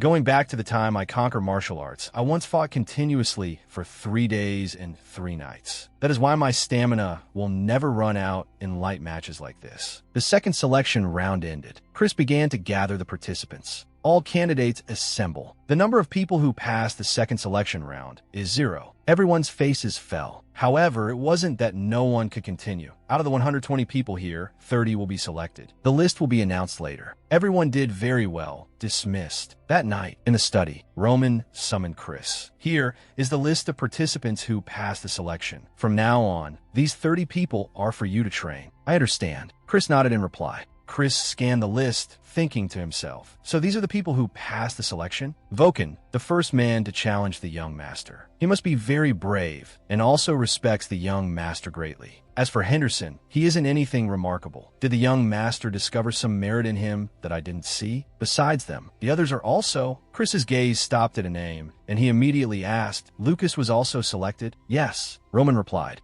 Roman asked him if there was a problem. Chris said, I admit Lucas has more talent than other B-rank mercenaries. But during the selection match, he played dirty, and when he realized he couldn't win, he chose to surrender. He didn't fight to the end. Someone like that on the battlefield will only cause harm to us. He doesn't even care about honor. He's the type of mercenary who could abandon his comrades and stop at nothing to survive. If I am the one in charge of these soldiers, I truly cannot accept this. That is precisely why I chose him. Roman replied with a smile that I don't understand your meaning. Roman explained, just as you said, Lucas might be a coward who doesn't value his honor. But at a time when no one else thought of playing dirty, he had that practical mindset, stepped up to me, and acted on it. This type of person usually shines brightly on the battlefield. They will ceaselessly search for ways to survive, search for a way out at any cost. So let me ask you a question in return. On what basis are you certain that Lucas would abandon his comrades for underhanded tricks? Roman's question made Chris recall the words Captain Jonathan had once said to him. Because, Chris, people on the battlefield are not like knights such as you and me. They do not use aura. So what do they rely on to survive? Only those who can remain calm in every situation and act based on the current circumstances are the ones who survive to the end. Therefore, you must remember, no matter how strong a knight you are, you will never escape the fate of being killed by those hiding in the shadows, waiting for the moment to counterattack. Chris thought to himself, that's right. Lucas's decision was indeed very practical. My vision is still too narrow. Chris spoke up, young master. Please enlighten me. There's still one thing I'm unclear about. You still have 5 months before you must go to the battlefield. And furthermore, nobles are not forced to the front lines by conscription orders. So why did you summon soldiers so early? Roman didn't answer immediately, only saying that he would announce it soon. Official declaration of the Barco family. Our Barco family has always been waiting for the Lawrence family to make a decision regarding the alliance signed in the past. However, they have betrayed the honor of the nobility, as well as betrayed the alliance with us. Therefore, after a long period of patient waiting, we have decided to raise our swords. The crimes of the Lawrence family are as clear as day. They not only failed to repay the debt of their ancestors, but also arrogantly declared that their family would not give up the land used as collateral. Therefore, we hereby issue this notice to the people of the Cairo Empire. If the Lawrence family does not repay the entire debt within 1 week or hand over the land designated as collateral, the Barco family, with the permission of the central government, will initiate a territorial war against the Lawrence family. And Chris immediately understood after receiving and reading this notice. Young master, could it be? Roman smiled and said, that's right. From now on, we will prepare to participate in the war between the Barco and Lawrence families. At the same time, the Lawrence family and the Barco family were also urgently preparing for this war. Deep in Flora's consciousness, chaotic sounds seemed to echo endlessly. Lady Flora, we part ways from here. So, let us each decide our own affairs. The Barco family borrowed a huge sum from the Golden Bank. Do you know what that means? It means war is their only remaining option. The ones plunged into despair by this political marriage are not us, but the entire Lawrence family. Regardless of how society judges Roman Dmitri, I still hope there are people who can trust and follow what they have witnessed with their own eyes and experienced personally. Therefore, I hope to escape this binding marriage without any more variables. It is all your fault. It was you who destroyed this family. Flora startled awake, gasping for breath with difficulty. There was no one in the room. Those sounds were just her imagination. Flora sat up, clutching her head, trying to regulate her emotions. What on earth have I done? The next morning, in the Lawrence mansion, the servants were whispering that I S it because of the broken engagement. The young lady has locked herself in her room ever since returning from the Dmitri family. I heard the engagement falling apart is Lady Flora's fault. Is that true? What exactly did she do to make her fiancé take the initiative to break it off? Also, will we be okay? I heard we are about to go to war with the Barco family. The Lord's mood doesn't seem very good. I wonder if something is wrong. At this moment, Flora was locking herself in her room, blaming herself. I always thought I was a very intelligent person. I successfully completed the advanced course at the academy. Because of the bright smiles father always gave me, I always thought I was a good daughter. But in reality, without my family, I am nothing. No different from a flower in a greenhouse. Even if carefully tended and looking magnificent, that is all there is to it. I have no real use. The marriage with the Dmitri family was the place where this flower could demonstrate its value. But I destroyed it all with my own hands. How ridiculous. I no longer have the confidence to face father. I wonder what that man would do in this situation. Thinking back carefully, Roman and I are complete opposites. No one relies on him, nor does anyone place any expectations on him. He is all alone, using his own strength to conquer Bloodfang, even committing such a terrifying act with his own hands. Could he really do that without any help? No. Since when did he become so strong? How could he do such a thing?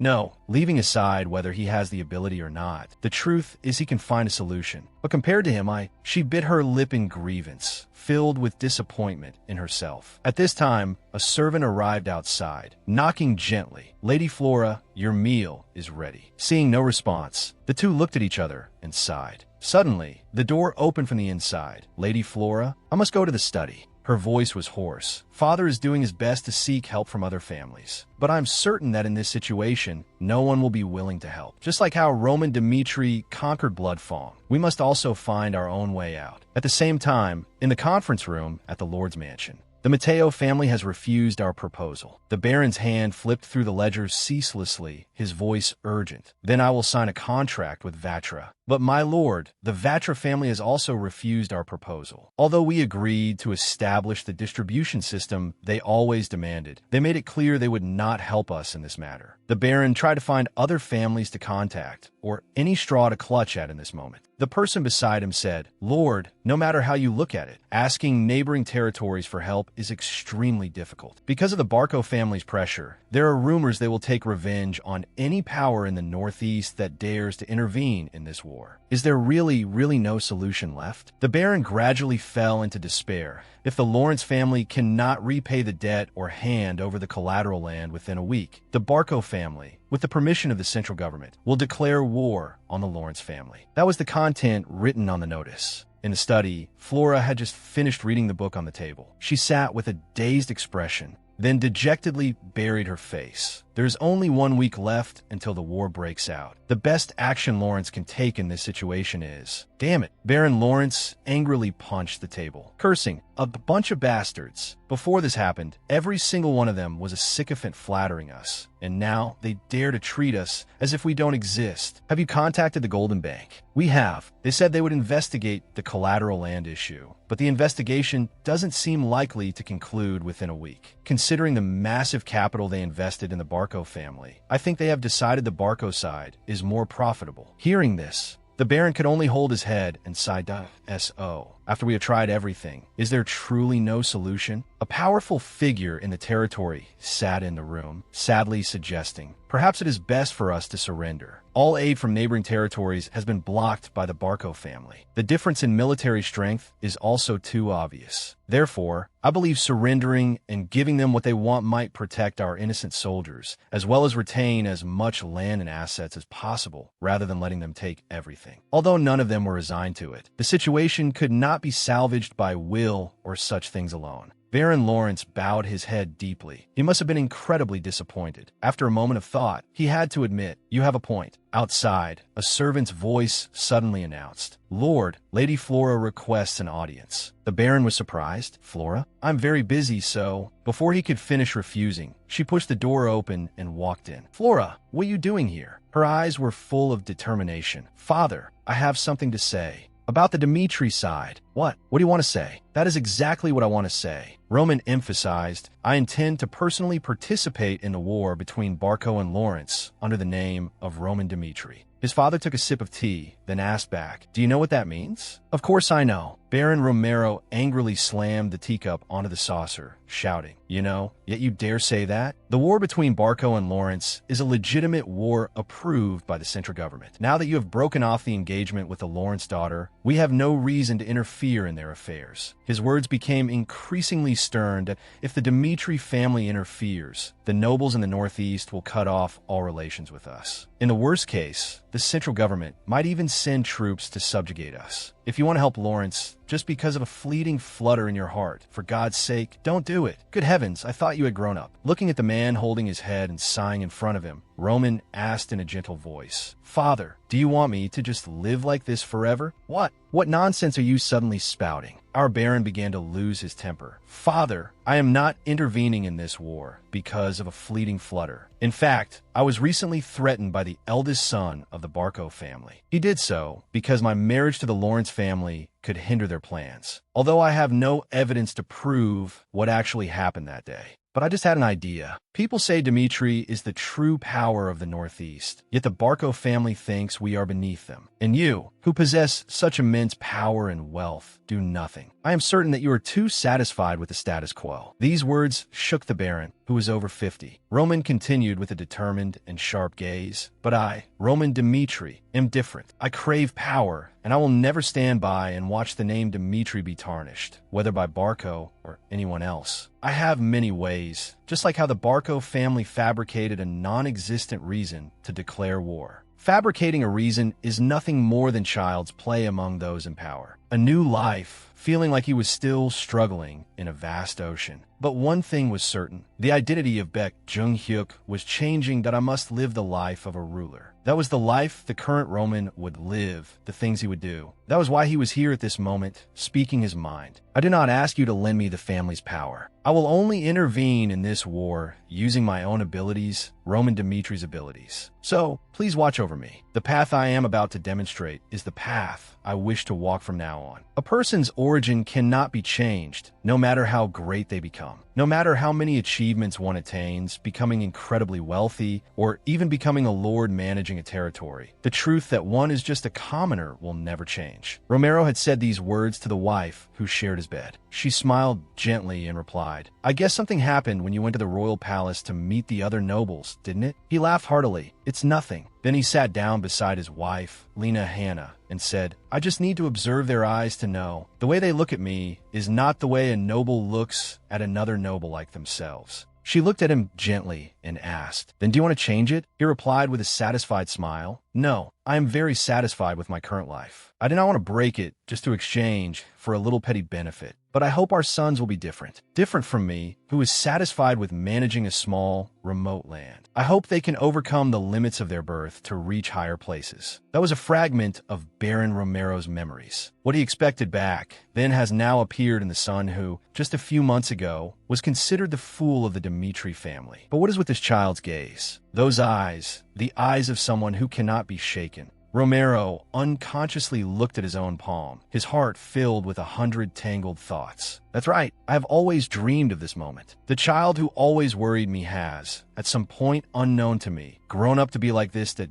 what you want. If you need help, just tell me. You, Roman Dmitri, are my son, and I, Romero Dmitri, am your father. No matter what you cause, you don't need to shoulder the responsibility alone, the Baron declared firmly. Receiving a satisfactory answer, Roman smiled. This father actually isn't too bad. After speaking with his father, Roman went straight to the territory's blacksmithing district. So it is here. It seems the rumor that the Dmitri family's smithy is the largest in the Cairo kingdom was not an exaggeration. The facilities here allow many blacksmiths to work simultaneously. Forges are lined up close together, transmitting the rhythmic sounds of hammering. It appears this blacksmithing district has about 30 such facilities. The secret to the Dmitri family's wealth. One only needs to look at this street to find the answer. The iron mine behind the palace has the largest reserves in the country, and the Dmitri family's blacksmiths have the ability to sell the iron mine here at sky-high prices. Therefore, the nobles in the northeast of Cairo never dare to confront Dmitri. Aside from fearing the Dmitri family's wealth, if they couldn't secure the nationwide supply of weapons from the Dmitri family, it would be a serious problem. So he is here. The person he was thinking of is the man known as the symbol of the Dmitri family, the master blacksmith. Earlier, during the conversation in the Baron's study, Roman had proposed the following: I intend to handle this matter myself, but I truly need your help, father. It is the equipment needed for the army. Armament, is it? The Baron gently set down his teacup and said, Go find Henrik. I used to personally handle everything at the smithy as the owner, but after I was titled, Henrik, who used to work beside me, took over that job. As the family's master, he manages the entire iron equipment production process. If you say I introduced you, he will provide what you need. Roman nodded to show he understood. Thank you, father. The Baron added a reminder. However, when you go there, you must remember one thing. The blacksmiths of a Dmitri house are very proud. They're not the type to show loyalty just because you were born with the name Dmitri. Only those who can distinguish the quality of iron and have the ability to handle it can win the trust of the blacksmiths. That is the reason Roman appeared here at the blacksmithing district. But it seemed most people here looked at Roman with unfriendly eyes. I understand, just as his father said. Considering Roman's past foolish behavior, it wasn't strange for them to treat him this way at all. Look who's here. What business brings you down here? A man with a shaggy beard and a muscular build spoke in a raspy voice. There wasn't a shred of goodwill in his tone. So he is Master Henrik, Roman thought to himself. Roman spoke up. I believe my father has conveyed to you the reason I came here. Oh, right. Armament for 30 men, isn't it? I thought you spent all your allowance and came here to steal something. Look at my memory. That's what happens when you get old. Even knowing the other party was mocking him, Roman did not retort. Henrik pointed to a pile of armor and weapons on the ground not far away and said, In that pile in the corner, take whatever you want. That's enough to equip 30 soldiers. You're telling me to take those things? Roman asked back. That's right. Are these your best works, Master Henrik? Hearing him say that, the man roared in anger. Best my ass. If you're not satisfied, get the hell out of here. Roman casually picked up a sword from the pile, his tone serious. Mr. Henrik, it seems the praises claiming Dmitri's iron equipment is the best in Cairo are all boasting. I didn't expect you to call this equipment for soldiers. Roman emphasized, I ask again, are these truly your best works, Master Henrik? These words made him lose his temper even more. Henrik aggressively asserted, Dmitri's iron equipment proudly claims to be the best in Cairo. But you, someone who has never shed a drop of sweat in front of a forge, dare to judge Dmitri's equipment? If not for Romero's request, I would never have given you anything. While your younger brother, Rose, has been my assistant for several years to inherit the family, you, the eldest son, spend your time on the streets flirting with women. Do you understand what that means? Compared to these things on the ground, you, Roman Dmitri, are non-recyclable trash. He loudly and bluntly criticized. You are just an eldest son who knows how to do nothing. No, you are trash who can't do anything. Here, is this scene again. Roman knew what kind of person this body used to be treated like this. However, this matter still made him very unpleasant. I am not without understanding of your anger. However, during the forging of this sword, the hammer force was uneven, so much so that it would change color under sunlight. This must be the product of an inexperienced blacksmith who has not yet mastered the use of the hammer. Therefore, This thing is not worthy of being called Dimitri's equipment. And because you, Master Henrik, cannot deny this truth, you have truly looked down on me instead of calling it scrap. Huh? What are you talking about? The old blacksmith, seeing Roman acting completely different from usual, asked back. Master Henrik, Roman emphasized every word. Just now a soldier of mine died because he could not cut his opponent with his trash sword. The blade was so blunt it couldn't cut cleanly through flesh. And that soldier, unable to pull out the sword stuck in his opponent's muscle, was beheaded with a bewildered look on his face. How do you feel about this injustice? He tried his best to survive, but had no choice but death, because his trash master equipped him with trash items. You are spouting nonsense. The old man was about to roar something, but Roman interrupted him again. He picked up a chainmail armor from the ground while continuing to ask and answer himself. Mr. Henrik, why do you think soldiers wear armor? If it can protect the body from an opponent's attack, even just once, then the weight of the armor is worth bearing. But another soldier, wearing the armor I gave him, was betrayed by the very thing he trusted and lost his life. He believed that those tightly woven pieces of iron would protect him, but a defective fragment from a nameless blacksmith failed to stop the enemy's attack. It punched a hole in the armor, and his internal organs spilled out from amidst the plating. Henrik roared again. What the hell are you babbling about? Roman said coldly. Do you still not understand what I am saying? Roman could understand his anger when the eldest son of the Dimitri family, who had no interest in forging, only came when he needed items and started critiquing the iron equipment. That I know your thoughts and feelings well. But you have gone too far. Roman raised his voice. If I hadn't realized that these things thrown carelessly on the ground were scrap, then the soldiers under my command would have unknowingly trusted and entrusted their lives to this pile of trash. This issue is not simply you taking revenge on me for personal feelings. It involves 30 human lives. And knowing that well, you, Master Henrik, still ignored the truth. Can you really carry that mindset and call yourself a proud artisan representing the Dimitri family? Because of the scrap you intended to give me out of personal feelings, people who did nothing wrong would have faced death. I didn't mean that. Henrik had lost his ground. Facing Roman's accusation, he appeared flustered, unable to refute. Your intention does not matter. Roman continued. The purpose of weapons and armor is very clear, and I specifically requested you in the name of my father, Baron Romero. But you responded to me with this pile of trash. This action of yours, Mr. Henrik, can I consider it disrespect towards my father? I know you didn't intend to disobey my father's order. You just didn't want to give me anything. However, this action looks like resistance. This is not just my personal request. This is the order of the Lord to craft exquisite weapons and armor for me. Class status. The moment the line between master and servant becomes blurred, the class system will collapse immediately. Loyal slaves, and even slaves you thought were friends, the moment they cross the line of a slave, they must receive appropriate punishment. Now I ask you one more time. Is your action towards me an act of resistance against my father? Resistance? Absolutely not. The old man tried to justify himself. If not, then explain, why did you give me this trash? The situation became more tense, and the people working in the smithy had gathered.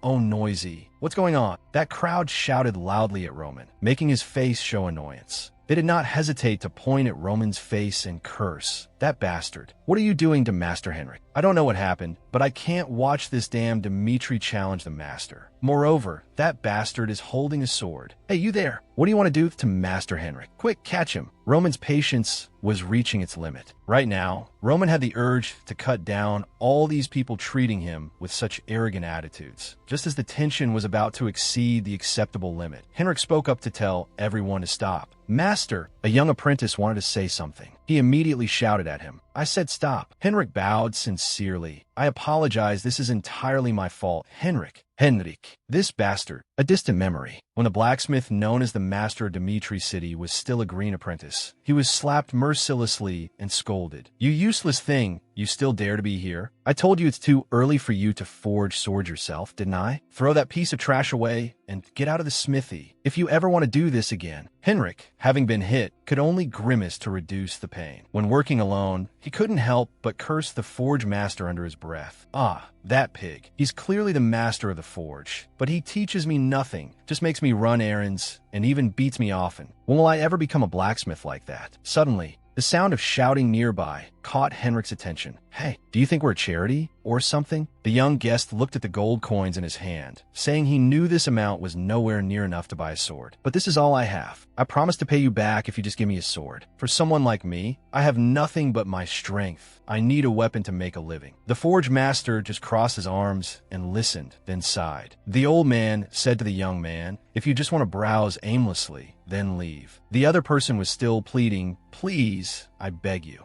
I still have a family to feed. I said, get out, the forge master shouted. With no other choice, the guest hung his head dejectedly and left empty-handed. Henrik grabbed his sword, sneakily followed him, and called him back. Hey, is something wrong? When the young man received the sword from Henrik's hand, he looked incredibly happy.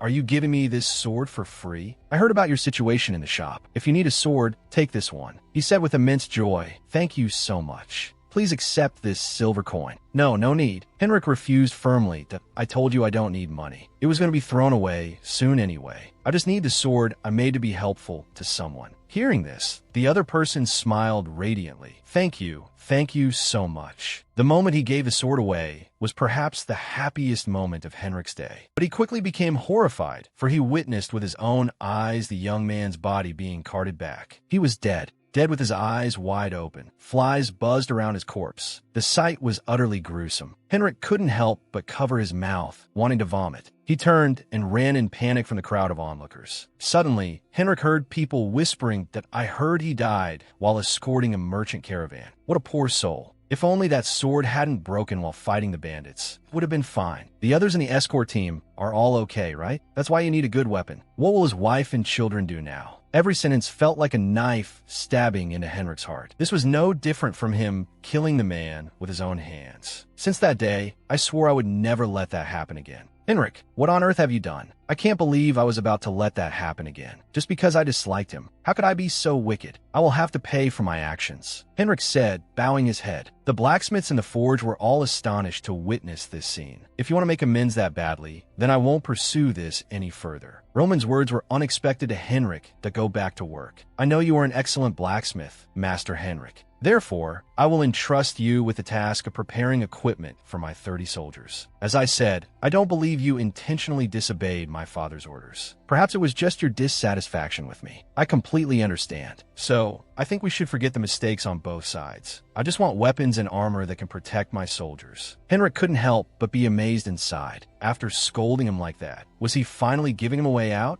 I've heard the rumors, but can a person really change this much? I understand. He is no longer the Roman of the past. Henrik stood up straight, looked at Roman, and declared loudly, I repeat, I am truly sorry. I swear this will never happen again. To make up for it, the armor and weapons for your soldiers will be crafted with the highest quality. Roman nodded in satisfaction. Henrik shouted, everyone back to your positions. We start immediately. Everyone responded in unison. Yes, master. The fires in the forge were rekindled. Each person returned to their station, displaying their talents. They coordinated perfectly with one another. Henrik was wholeheartedly dedicated to crafting this batch of weapons and armor. I stole Master Henrik's sword? Roman asked in surprise. The blacksmith sharpening his sword replied, You don't remember? Well, you were dead drunk at the time. Can you explain more clearly? Roman pressed. It happened about 3 years ago. Because the Lord stopped providing for you. You needed money urgently. So you snuck into the forge, stole Master Henrik's sword, and sold it cheaply to a merchant. The sword you stole back, then, was Master Henrik's masterpiece. It was a work that he spent 6 months designing, and then another 3 months without sleep to complete. For something like that to be sold for a pittance, young master will never understand. The feeling of a masterpiece made by your own hands being sold off and never recovered. Hearing these words, Roman also felt a pang of guilt. The one who had crossed the line was the Roman of the past. After getting what he wanted, he left the place, Roman Dmitri. A hoarse, aged voice called him from behind. Roman turned around and saw it was Henrik. He said, About that matter, I still haven't fully forgiven you. I accepted your request because this time I was in the wrong. But I still cannot accept that the eldest son of the Dmitri family completely ignored the affairs of the forge. Please remember, the foundation of the Dmitri family is this forge. If one day you can forge even a single scrap sword with your own hands, perhaps I will look at you with different eyes. Roman smiled and replied, It won't be long. I'm leaving now. I'll be back when I'm done. Roman went straight to the warehouse, the place he used to use for training. looking at the forging tools inside. Roman mocked himself. It's been a long time, hasn't it? A place where I can train by myself, arranged as I wish. All the tools are here. Well then, let's begin.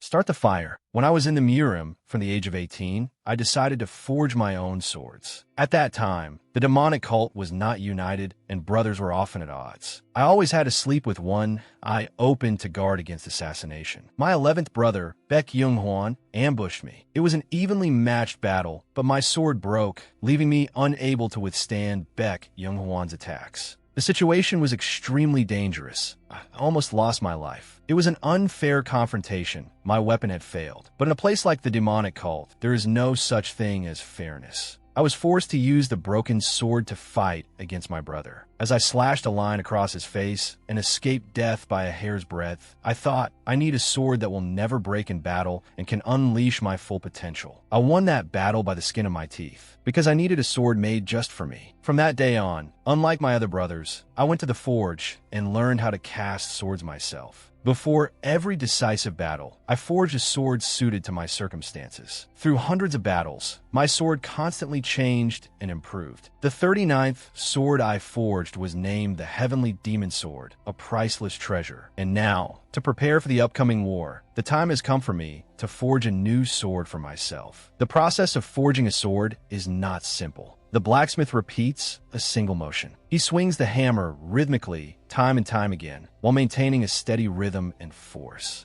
When a person is completely absorbed in an objective object, they enter a state of highly focused trance. What do I live for? I must survive in a world where only the strong can exist. Because my father was the heavenly demon, I eventually became the one considered the strongest. After enduring countless hardships crashing down on my head, I never felt it was a bad thing. Even now, I am just living in my reality. However, my current state is not enough to deal with every change. Therefore, I must train myself and become stronger. Roman's world and the powerful forces within it, I still do not clearly perceive them. Failures do not deserve forgiveness. I once lived the life of a hunter, and I still do now. Roman opened his mouth and swallowed the flames into his belly. His whole body was like a burning pillar of fire, the divine art of blazing fire, a martial art created by the one once known as the Flame Demon. This martial art utilizes the power of fire to rapidly accumulate mana. For me right now, a useless person, this is the most optimal ability. If I use this technique too frequently, my lungs and other internal organs will be damaged. But right now, I crave the power to deal with any eventuality. The scene shifts to the Lawrence family mansion. We have no way out now. Flora stood before the family members, speaking loudly. Those around us have all refused to help, and the disparity in military strength is too obvious. Some have discussed whether we should surrender to preserve even a small part of the family's territory. But I believe that, no matter the cost, we must fight. The Baron slammed the table in anger, frowning as he said, "Instead of sacrificing the lives of innocent soldiers for a war we are certain to lose, surrender is the best option for everyone." Barco used his connections with the cabinet to secure a loan from the treasury. If that's true, that loan can be considered an unsecured loan. Those present also began to murmur at Flora's words. How could they get an unsecured loan?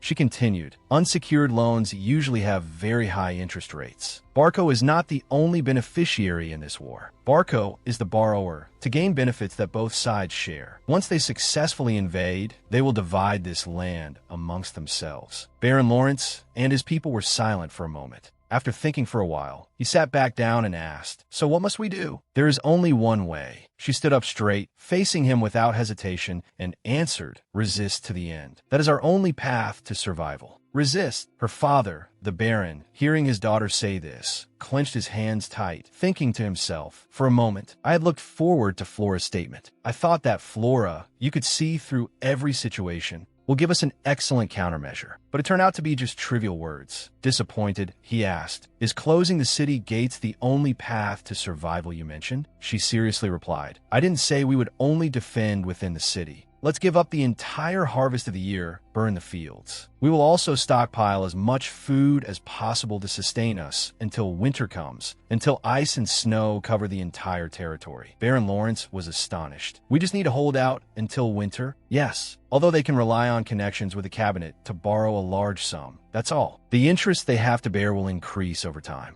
The power holding immense strength, influencing the whole empire, is the central bank. If the war drags on instead of ending quickly, they will use interest rates to pressure the Bako family. The central bank is not a force that can be easily threatened just by connections with the cabinet. Speaking of this, some in the meeting room understood and nodded in agreement. She continued explaining, traveling merchants need money, and those funds all originate from the central bank. When winter comes, the siege strategy loses its advantage. They won't be able to avoid walking into a trap. Baron heard Flora's plan, and it was like a current ran through his head. This plan is very feasible. The members of the administration under him also realized the same. Hard to believe there is this way. Very reasonable. She's right. This is a war of time that I think so too. Facing more and more praise for his daughter. In Baron's heart, there was a significant change. Because of the Dmitri family matter, I thought I hadn't raised my daughter to be mature enough. But perhaps I was wrong. When did my daughter become like this? He stood up decisively, speaking loudly. Flora is right. From this moment, we will prepare to defend. We will be patient. Protect the lifeline of the Lawrence family. Even if the walls collapse and we are all destroyed, we must also endure humiliation and fight until the last moment. Just like that, the nobles of Lawrence found the path to take in the coming war. As for Roman, he was still hard at work in his forge. Roman had forged no less than 4 or 5 sword blanks, finally getting what he wanted. After sharpening and polishing the blade, he took the finished product out of the smithy. Whatever it is, a person's first time is always special. My first sword, this sword, for the current me, is extremely perfect. Your name will be Fire Dragon. Back to Lawrence territory. Bako's messenger was sent to this land. He went straight to the city gate. Soldiers on the wall were so tense, they didn't dare breathe loudly. The messenger felt it, smirking smugly. Then he took out a scroll, speaking loudly. By order of Baron Bako, I give you 3 choices. First, step out of the city, surrender unconditionally. Surrender is the only way to save all your lives.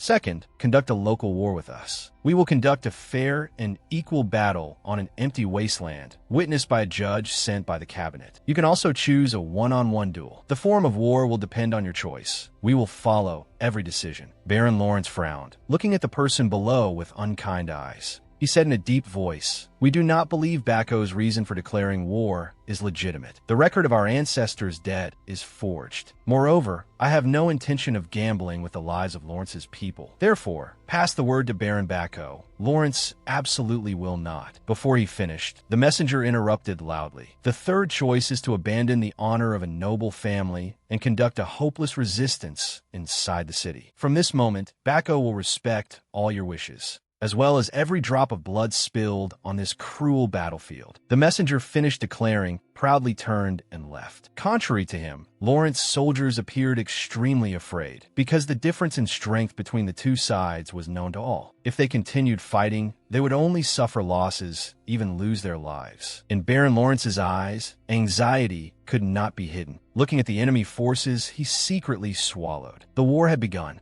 On command, the Lawrence Archer Squad fired simultaneously. Bako's soldiers, led by the Heavy Shield Squad, were ordered to advance, not to retreat. Infantry behind shields rushed up, erecting siege ladders. The battle officially exploded. Damn it! Baron Bako angrily threw his helmet on the ground, roaring, "Arrogant bastards!" Looking at the Baron, trembling in rage, the Bako Knight captain secretly sighed. Bako had gathered forces 3 times that of Lawrence. However, I thought the war would end within an hour, but the situation went against predictions. It seems Lawrence prepared very well for this war. My lord, they dug a trench to prevent soldiers from approaching the wall, and from the start didn't hesitate to fire a large number of arrows. Perhaps they mobilized a significant war aid fund. What exactly happened during that week? Baron Bako wondered. I can't believe Lawrence chose to defend. According to our calculations, Lawrence would surrender to keep as much territory as possible, no matter how little. But in reality, they recklessly risk being wiped out, closing the city gates tight. Where did the situation go wrong? What should we do, my lord? The knight beside him asked for instructions. What else can be done? Use that thing. Baron Bako frowned and ordered. The knight showed a look of horror, but still obeyed.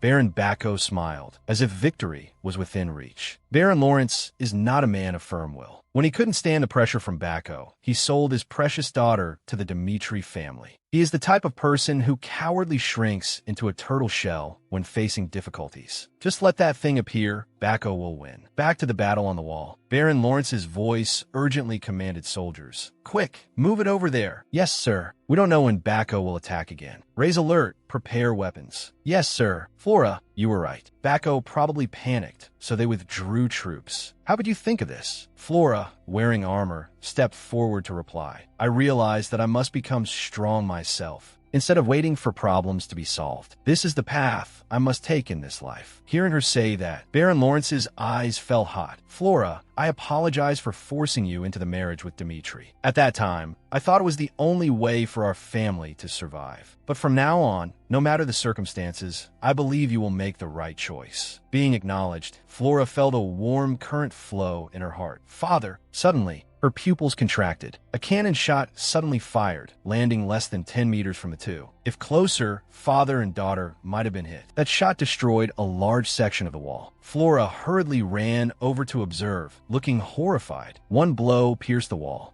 Could it be? A giant machine, 3 or 4 times the height of an adult, towered on the enemy line. Fire cannon, a type of magic weapon. Many Lawrence soldiers also recognized it. Crazy. Bako prepared a fire cannon. What? Impossible. Fire cannon, a giant magic launcher, spewing explosive shells towards the wall. A type of magic weapon. Despair quickly rose in Flora's eyes. Each shot costs a huge sum, and since it's a strategic weapon, without cabinet permission, no matter how rich the owner, it cannot be used. Ignoring the money they borrowed, it's unbelievable Bako has enough connections and assets to borrow a fire cannon. There are only 2 ways to stop that thing. Use a magic weapon of the same level to counterattack, or go out of the city to destroy it. Both options are impossible. We cannot give up. But her maid appeared at the front line with a panicked look, reporting, Miss, we just received a magic message. Magic message? Flora was stunned. Roman Dmitri told me to pass a word to you. I have a way to help. Please accept it. What? Hearing this name, she couldn't believe it even more. Roman Dmitri. After listening to Roman speak for a while, she looked incredulous. How exactly does he intend to save Lawrence from this danger? Roman didn't beat around the bush, went straight to the point. Excuse me for being blunt, I have a personal grudge against the Bako family to settle. I've decided on this. Revenge is just a matter of time. If the Lawrence family follows my plan, I will speed up the progress, dealing with the Bako family for you. Flora was suspicious. So what role do we play in this plan? Roman replied, very simple. If the Lawrence family agrees to set the stage for me first, sacrificing yourselves as bait, I will use all my strength to help you. I swear in the name of Roman Dmitri. Sacrifice. These 2 words were so heavy, but from Roman's mouth, they were as light as a feather. He definitely knows our situation, so he made such a request. We have no other choice, even if he shamelessly asks us to be bait. She decisively agreed. I promise you, as long as I can protect my family. Tell me to do anything. One more thing. Roman emphasized, give me an excuse to intervene in this war. Since our engagement was annulled, I need another excuse. Flora asked directly, what kind of excuse? Just say Anthony Bako harassed you. The words spoken were so cold, they could make the rose of Lawrence shiver. You just need to say, although nothing happened between the 2 of you, but because of such harassment, you had no choice but to break the engagement with Dmitri. Your value in the nobility will return to 0. Your reputation as the flower of Lawrence will also shatter. However, if you give up everything you have as a chaste and noble daughter, you will gain a crucial excuse indispensable for solving the Lawrence family's crisis. That is the excuse I need to intervene in this war. Flora's whole body trembled. Her inner self must be torn violently. Roman continued coldly. If the time you were harassed was before you broke off the engagement, then at that time, you were still my person. I absolutely will not forgive anyone who touches what is mine. The 3 words, my person, like a red-hot brand, seared deep into Flora's mind. She pressed her lips together tightly, enduring silently. But outside, Lawrence's soldiers were struggling against a magical weapon they had no hope of matching. They were being burned alive. The acrid smell of charred corpses spread across the battlefield. The wall has collapsed. Prepare the barricades. The entire castle shook with every cannon blast. But Flora could hesitate no longer. She agreed. I will meet every condition you put forth. So, please kill all those Bako bastards. In the chaos of the defense, no one noticed an iron hook that had been latched onto the city wall. The enemy is coming up. Don't let them get near the wall. Baron Lawrence tried to rally his soldiers. We must hold the wall. Keep holding on. An assassin from Bacco quietly aimed at his prey. He seized the moment, lunging straight toward the Baron. If he fell, the battle would be over. Just as the blade was about to slice across his neck, an arrow tore through the wind, striking the assassin precisely in the head and saving the Baron's life. And the one who fired that arrow was Flora. Flora, father, they called out to each other. She told him, we must open the city gates and confront the Bacco forces head-on. The Baron heard this and couldn't help but be astonished. What are you saying? Open the gates. Yes, father. Roman Dmitri has agreed to help us. If we open the gates to draw their attention, Roman Dmitri can mobilize his troops to destroy the Bacco family's cannon. Baron Lawrence looked at her in surprise. Roman Dmitri? But why? She immediately told him, I don't have time to explain, but I am certain that Roman Dmitri is a man who keeps his promises. Not far from the battlefield, the magical communication device had just been turned off, marking the moment Roman and Flora concluded their agreement. His eyes remained as cold as ice, without a single ripple. Chris, standing behind him, asked, shall we attack them right now? No, Roman replied. Seeing this, Chris said worriedly, if we hesitate any longer, the Lawrence family will lose. Chris explained, the cannon is a very powerful siege weapon. If you truly intend to stop the Bacco forces' plan by helping the Lawrence family, we must attack their camp immediately. Roman asked back as if it were obvious, why should I do that?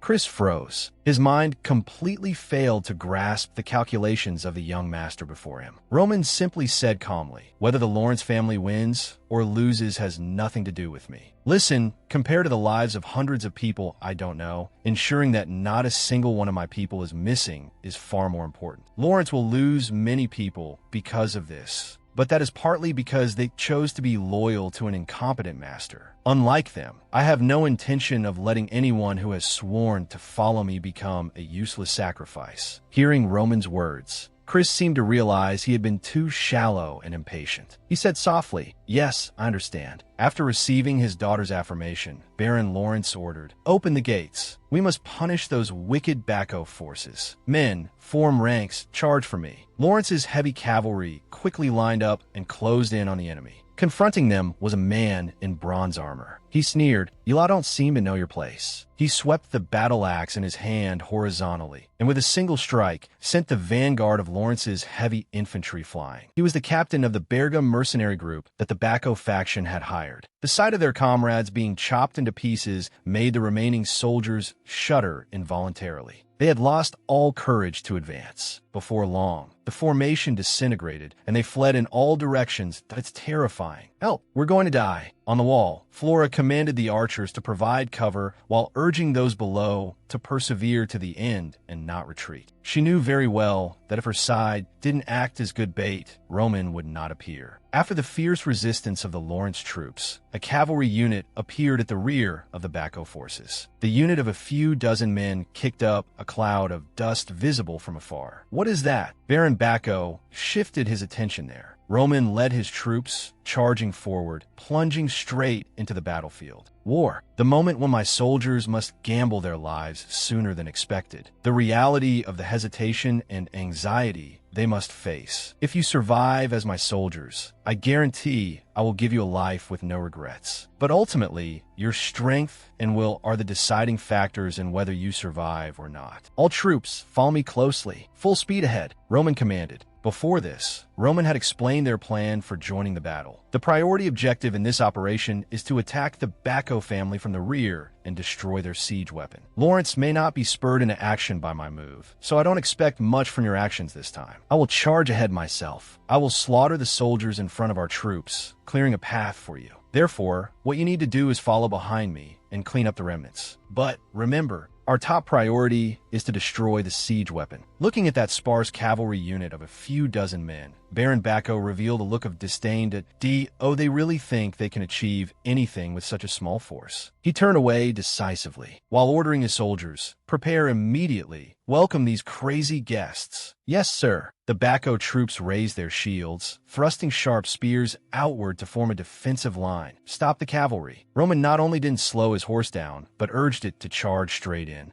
The The warhorse let out a long neigh, rearing its front legs high. Man and horse, like an unstoppable spear, tore through the enemy formation. Wherever he passed, enemies were cut down to the ground, falling in disarray. The black horse was wounded, stabbed heavily by the enemy, and let out a piercing neigh. Roman leaped from the saddle, flying forward, and began his slaughter mode. People in the orthodox martial arts world once said a phrase: "The heavenly demon is forever the vanguard of the demonic cult." The heavenly demon is invincible. Facing him alone is no different from suicide. People used to wonder why, having become the heavenly demon, he still had to personally take on the most dangerous role. And now, there was only one reason: because the strongest must charge at the front to thoroughly destroy the enemy's morale. Seeing the Bako soldiers trembling and daring not to advance, Roman said coldly, "If you won't come forward, then it's my turn." Watching his master charge into the battle alone, Kevin ground his teeth in frustration at his own slowness. He shouted, "Attack! Follow the young master closely." This shout startled Chris beside him. The others in the squad felt the same. They realized they were useless, having done nothing yet. Thus, the entire troop spurred their horses into a gallop, beginning to frantically slaughter the remnants Roman left behind. A spear from a Bako soldier pierced Kevin's horse. He glared with bloodshot eyes, looking utterly terrifying. Without hesitation, he drove the sword in his hand through the enemy's skull, then jumped off the horse, slashing a long gash across another enemy's body.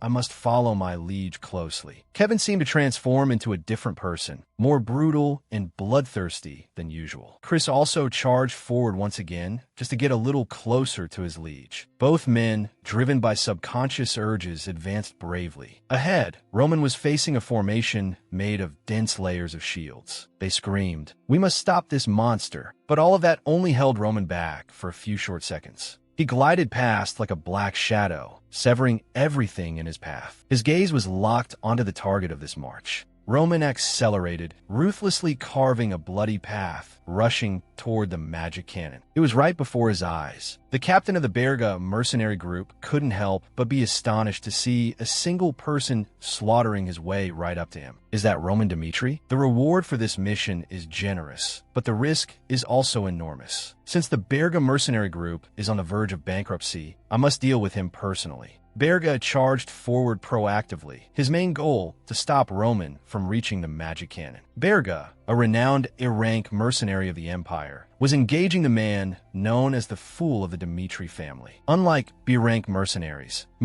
who reach A-rank know how to use aura. Berga was a 2-star aura knight, yet Roman showed no sign of weakness, which terrified Berga internally. He blocked one of my strikes without being pushed back. The longer the clash of swords lasted, the more Berga was gradually overwhelmed. Roman used force from both arms, knocking his opponent backward. "Impossible, he's too strong." Berga gritted his teeth, tried to hold on. But the platinum-haired young man facing him continued to advance relentlessly, no matter how hard Berga tried to resist. After 5 short seconds of combat, his head was severed. That was the amount of time an A-rank mercenary could last against Roman. The mercenaries all revealed looks of horror, seeing their captain beheaded in just a few seconds. Meanwhile, the soldiers under Roman couldn't hide the smiles on their lips. Baron Bako roared in fury, "Kill him! Kill that bastard for me immediately." The guard squad hurriedly stopped him, pulling him back. "My lord, that is too dangerous. We must escort you to safety." Roman paid no attention to the Baron. His target was only one thing: the magic cannon. A product of magic, something that did not exist in the world of martial arts. Roman shifted slightly, stepping forward, black energy surging around his body. Heavenly demon swordsmanship, first form, first slash. The black slash split the magic cannon in two with a single strike. Under the horrified gaze of Baron Bako and his soldiers, the siege weapon they had spent countless funds and connections to acquire vanished in a thin air before nobody. Roman shouted loudly, "People of Lawrence, listen! I, Roman Dmitri, have destroyed Bako's siege weapon." The defending troops erupted in thunderous cheers. They had finally waited until this moment. Flora was moved to tears. She covered her mouth with her hand, trying to suppress her emotions. He had actually done it. The magic cannon was destroyed. Bako lost their key weapon and had no choice but to retreat. "Just you wait." Those were the words they left behind as they fled. In this battle, Chris had used a different type of aura than before. He had done just as Roman had done, trying his best to condense his aura to the limit. As a result, even after a fierce battle, his mana consumption was not significant. When he first followed Roman, he was mocked by those around him, but Chris was getting stronger by the day. Chris laughed out loud. I have no choice but to admit it. The method my lord uses is indeed correct. Suddenly, Chris noticed something. The others were gasping for air. Some had collapsed on the ground, breathless. I understand now. All of them, in order not to be left behind, had unconsciously chased after that lord. They were clearly exhausted.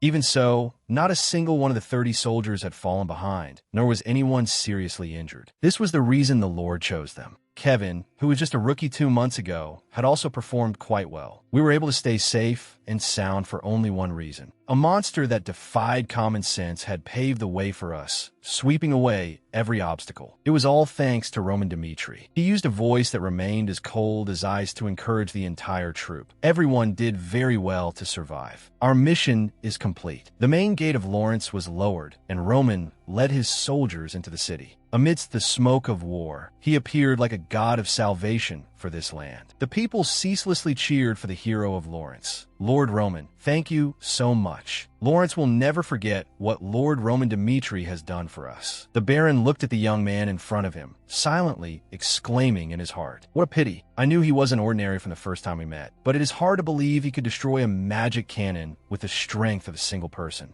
Truly a genius beyond imagination. The Dmitri family has given birth to a fierce tiger. If nothing had gone wrong, this tiger should have been my son-in-law. It is unfortunate, but it is all in the past. He suppressed the emotions in his heart, pretending to welcome Roman happily. Oh, the hero from the Dmitri family. It is very good to see you again, he said with a smile, extending his hand. Roman understood the gesture and reached out to shake it. Under the witness of the people of Lawrence, the two shook hands. They went straight to the mansion. Before Roman entered the meeting room, Flora took the initiative to find him. She hesitated a little, but finally spoke. Thank you. I did not perform the task of being bait well, but you still did not abandon us and helped Lawrence to the end. Therefore, I want to sincerely thank you. I only fulfilled my promise, he replied coldly. Lawrence did to the extent that I expected. I understand. But regardless, I want to repay your kindness. Perhaps you do not need any words of thanks, but as the representative of Lawrence, no matter what, if you want anything, please propose it during the meeting. Whatever the request is, I guarantee you will get it. Roman nodded slightly, smiling. If you are that insistent, I will not refuse anymore. He pushed open the door to the meeting room. Inside, the leaders of the Lawrence family were fully present. They began to discuss the next countermeasures. This is our chance. If we suggest ending this, they should accept it. Agreed? Since Bacco still has many soldiers, instead of continuing to fall into danger and trouble, we should let go of the past and seek peace. Roman was unhappy in his heart, thinking silently. Lawrence really is a bunch of herbivores. The Baron nodded in agreement. I agree with everyone's opinion. Although we blocked their attack thanks to reinforcements, with only Lawrence's strength, the time we can resist Bacco is limited. Therefore, let us immediately send someone to deliver the message. May I interject for a moment? Roman said coldly. The entire meeting room seemed frozen by the tone of his voice. It wasn't until the Baron spoke up to allow Roman to continue that the atmosphere softened. Thank you. Roman stood up from his chair, walked around the table, and presented his thoughts. Bacco is currently facing enormous economic pressure. To pay off that huge debt, they have no choice but to invade Lawrence. This point will not change even if the magic cannon is destroyed. I predict that the answer we receive will be the messenger's head. The cowards who had just proposed peace coughed awkwardly to cover it up. As for those with clear heads, they completely agreed with Roman's point of view. Roman continued. Soldiers are still outside, dragging away corpses. Seeing that scene, do you not feel empty? Bacco cannot be forgiven. We must show the world how we take revenge on the beasts that dare to touch Lawrence. The Baron lowered his voice. It is not that we do not know, but what can be done with this meager strength? There is only one way, Roman replied calmly. He lowered his gaze, like a tiger locking onto its prey. The Baron was frightened into immobility by those eyes. Herbivores, aside from becoming prey for beasts, have no other choice. The scene shifted to Bacco's camp. Their lord was flying into a rage, venting his anger on the map and furniture, roaring, Roman Dmitri, why on earth did he have to interfere in this? He tried to suppress his anger, thinking about the next countermeasure to turn around this disadvantageous situation. Apart from a duel, there is no other way. This was also the request Roman had made to Baron Lawrence in the meeting room. You must organize a duel. A duel is a battle to decide victory and defeat between representatives of two families, with a maximum of 3 swordsmen participating. This is a sacred ritual blessed by Valhalla, and both participating families must abide by the final result. The rights of the organizer are important, and the central government will send a referee. Once both sides agree, the battle will take place at the referee's command. Baron Lawrence was astonished. But the duel had long ago degenerated, becoming a contest of connections and financial resources. The opponent was Bacco. He had relations with the central government and had borrowed a large sum from the Golden Bank, who knew what kind of experts he would invite. Roman noticed Baron Lawrence's anxiety and said, "How about this? From now on, we will give you a guarantee." The Baron was stunned upon hearing this. Guarantee? What do you mean by that? Roman replied confidently, "As long as we can ensure our victory, there is no better method than a duel." First, Bacco is a 3-star swordsman. This is likely his first time participating in a battle like this.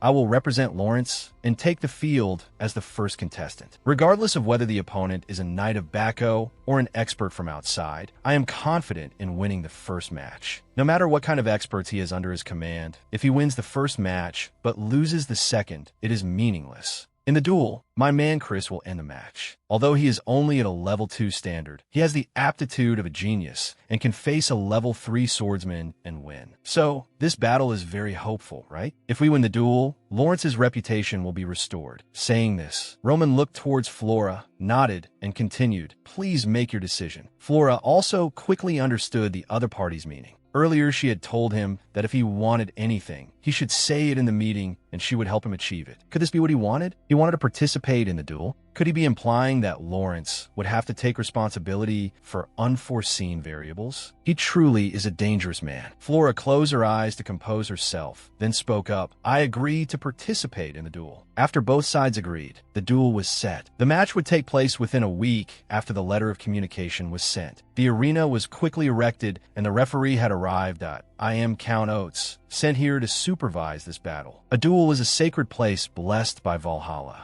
Regardless of the result, both families must acknowledge it. If either side violates this, the Cairo Kingdom will use its entire honor to pass judgment. Now, please let the two families designate 3 swordsmen and submit the roster for battle. The Bacco side had used the wealth in their hands to offer Count Oates high-quality wine. Seeing them chatting happily right in front of him, Roman frowned slightly. He said to Baron Lawrence, "We may have to change the order of appearance." "What do you mean by that? Didn't we decide a week ago?" He asked back. The problem lies in this 1 week. The longer the time drags on, the greater the interest pressure Bacco has to bear. It seems the Bacco family has deliberately delayed the time. Now, they don't look like they are in a hurry at all. The Baron understood upon hearing this. "You mean, during that time, they found a very strong external aid? Not far away." A man pulled out a chair and sat down. This person seemed indifferent, seemingly even dozing off on the spot. But Roman could sense the potential power within him. The Baron, who was not the dominant one, quickly followed Roman's advice, asking, "Then how should we change it?" Roman said, "Originally, I would take the field first to ensure victory in the first match. Second would be a Knight of Lawrence. Finally, Chris would take the field to end everything. But Chris will take the field first." Both father and daughter of the Lawrence family were surprised by this decision. Roman paid them no mind, continuing to assign tasks. "I will take the field second to deal with the trump card Bacco has prepared." The plan was changed at the last minute, but this did not affect the time of the duel. Spectators from both territories flocked in, swarming like ants. Everything proceeded according to Roman's arrangement.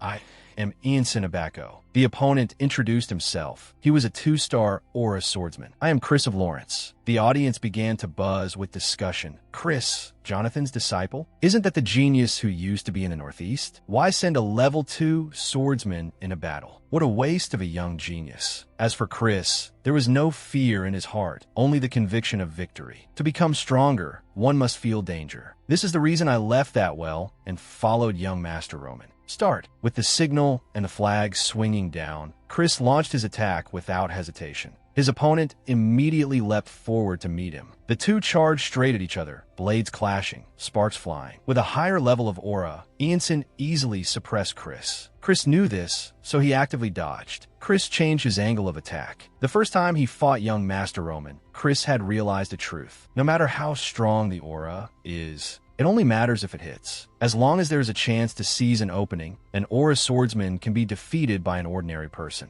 Seeing that Chris could dodge and parry all his attacks, the opponent grew angry, his offensive becoming even more ferocious. "You cowardly little rat. How long do you plan to run? Die for me." Ianson erupted with red aura, instantly closing the distance. The young man stood under the terrifying pressure, as if nailed to the spot. That wide-range aura? I can't dodge this. What should I do? Suddenly, Chris recalled what Roman had said. "Chris, throw away the common sense you know. A new path is not for conservatives." A glint of determination flashed in Chris's eyes. That's right, releasing mana indiscriminately cannot bring out the maximum power of aura. Just like the young master, who can display power using only a small amount of mana. From this side to that side, from this straight line to that point. Focus the power of the aura onto a single point, condense it into one strike. The two rushed past each other. Chris remained standing firm, while his opponent's head had been severed by Chris, fresh blood staining the arena red. The crowd instantly erupted, screaming frantically, "Crazy! Chris! Chris! Chris!" Even a person who had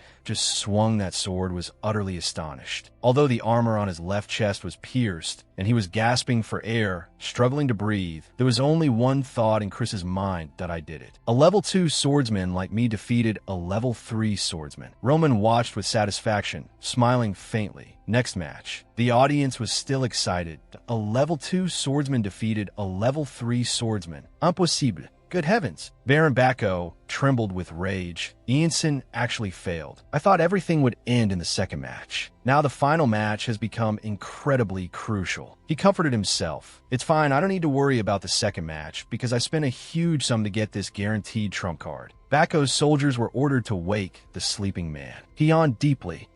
It's my turn already? So fast. He stepped onto the stage, not forgetting to open his mouth for another yawn, then scratched his head and introduced himself. "I am Homerus of Bacco, a 4-star aura swordsman." Homerus. The appearance of this name made the Lawrence faction pale with fright. The audience boiled over again. That wandering swordsman? Why is he here? To see a swordsman of this rank with my own eyes in this lifetime. On the stage, Homerus sighed softly, thinking to himself, if the guild master hadn't asked me, I wouldn't have come to participate in this boring family war. He was a swordsman ranked 49th. The swordsman rankings originated from the Valhalla Empire. That was a holy land, a place where swordsmen fought for honor and died for honor. They staked their lives to go to Valhalla, wanting to prove their strength. The results of victories would be recorded, and the names of the strong would be written into history books. This was the origin of the swordsman ranking system. The rankings were once the culture of Valhalla, but after the Valhalla Empire expanded its power, it spread across the continent. The selection of the top 100 was conducted by Valhalla. The terror in Baron Lawrence's heart was evident on his face that I didn't expect Bacco to invite a top-tier swordsman of this rank. In Cairo, no one was unaware of this man's reputation. He traveled throughout the kingdom, enjoying the thrill of dueling the strong. So people called him the Wandering Swordsman. The people of the Lawrence faction were extremely worried. I heard he once fought a bandit leader ranked 30th, a 4-star swordsman. He only recently reached 4 stars. I'm afraid we have to give up this time. It was so hard to win one match, what a pity. As for Roman, who had to face Homerus, he was not worried at all. On the contrary, he smiled excitedly, a 4-star swordsman. Through the guild's intelligence, I investigated Bacco's movements, but what I gathered was just unimportant information. Is this trump card the information Bacco was hiding? Truly something to look forward to. Just as the opponent hid their strength, they also couldn't guess what kind of person I am. This is an opportunity for them to witness with their own eyes a battle of powerhouses found only in books. Seeing Roman step forward, Flora hurriedly stopped him. Are you crazy? Give up. The opponent is Homerus, ranked 49th. He is evaluated as someone who could climb to rank 30 in the future, a figure destined to become a legend. Do you think you can really win against a swordsman of that rank? Give up. Save your life. Pray that our team can win the next match. Roman completely ignored what she said, raising his eyes to look straight at the stage towards the enemy. Homerus immediately noticed, frowning as he thought. That guy's eyes are full of unwavering belief in himself. I don't like this. Flora still tried to persuade him. Facing such a huge variable, we can only give up. Forfeit this match. In a battle with no chance of winning, you have no reason to gamble your life. Roman brushed her hand away, saying loudly, I don't like explaining myself to anyone. Stop blocking the way. Roman waved his sleeve. walking straight onto the stage. I am Roman Dmitri. He drew his sword, entering a defensive stance. The opponent did the same. Roman silently assessed his opponent. If it were the Roman of the past, he would be insignificant. But now it's different. A 4-star swordsman is considered an expert on the entire continent. Let's see what his strength is like. But Homerus felt quite the opposite. He was rather annoyed. I should be fighting Fernando, ranked 30th, yet I have to participate in this utterly unappealing match. Let's end this quickly. Homerus launched an attack, rushing in like a storm. Chris, down below the stage, was stunned in his silence. That speed. If I were to face it, I'm afraid I'll be taken down in one move. When their blades clashed, Homerus was forced to change his mind. Roman had used his technique to gently parry the sword carrying his 4-star aura. Homerus immediately circled behind Roman, continuing the attack. It seems this kid is quite interesting. Roman didn't let him have his way. With similar speed, he spun 180 degrees, meeting that slash of sword energy. His blade erupted with purple energy. Homerus grew even more excited, asking, "What method did you use to block my strike?" Seeing this, Roman was displeased. I expected a proper duel, but he's looking down on me, not fighting with his full strength at all. Homerus initiated the third form, Extreme Sword. The aura around his body radiated wildly. Haha, interesting. I'll fight you seriously this time. The terrifying power caused the entire arena to shake violently, wind pressure spreading in all directions, the air crackling with sparks of electricity. Just watching, the audience had to close their eyes and try to hold on to things nearby. Such terrifying power. Hold on tight. Roman, who was directly facing that surge of power, showed disdain. This kind of goods can be ranked 49th. Ridiculous. There is no reason to prolong the match. Roman strode forward, shouting at his opponent, "Try blocking this move of mine. Heavenly Demon Sword Art. Shadowless and traceless." Time seemed to freeze. Homerus seemed to feel a massive pressure crashing down like a tsunami. Homerus blurted out, "What sword path is this? Can he execute such swordsmanship? Truly a merciless move." The moment Homerus was swallowed by that wave was also the moment Roman's blade cut through his body. A nameless sword move, named only by its sequence. Heavenly Demon Sword Art, third form. Homerus, I know you are looking forward to the confrontation with Fernando, but this time please consider our position. This is a duel between border families. Just consider it a break. Listening to the guild master's nagging, Homerus thought to himself, actually, after receiving the A-rank mercenary certificate, I refused all missions. I traveled around the kingdom, busy fighting the strong. This time I really had no excuse to refuse. But this seemingly boring battle produced a result Homerus never expected. Flora's eyes widened in utter shock. Everyone present was dumbfounded. What is happening? He is a powerhouse who climbed the rankings before becoming a 4-star, firmly holding the 49th position. Yet he was taken down by a young man who just came of age with a single strike. This is unbelievable. Roman looked coldly at the corpse cut in two lying on the ground. Someone who cannot climb to the peak, yet is quite arrogant, truly deserves to die. By Roman standards, this was not a world of life and death competition. His previous life was fighting with the elite masters of the martial world. That was a world full of danger where one could lose their life at any moment. But this place was no different from a garbage dump. Roman spoke with disappointment. Lord Referee announced the result. Only when Roman reminded him did the old referee snap out of his panic. He stammered, "Win. The winner is the winner of the second match, Roman Dmitri." The soldiers on both sides present wore the same expression. What is going on? Homerus is dead? Am I dreaming? Chris involuntarily clenched his fists, even more horrified inside. This is true strength? When I fought the young master, had his strength already reached this level? If not, then after fighting me, did he improve so rapidly?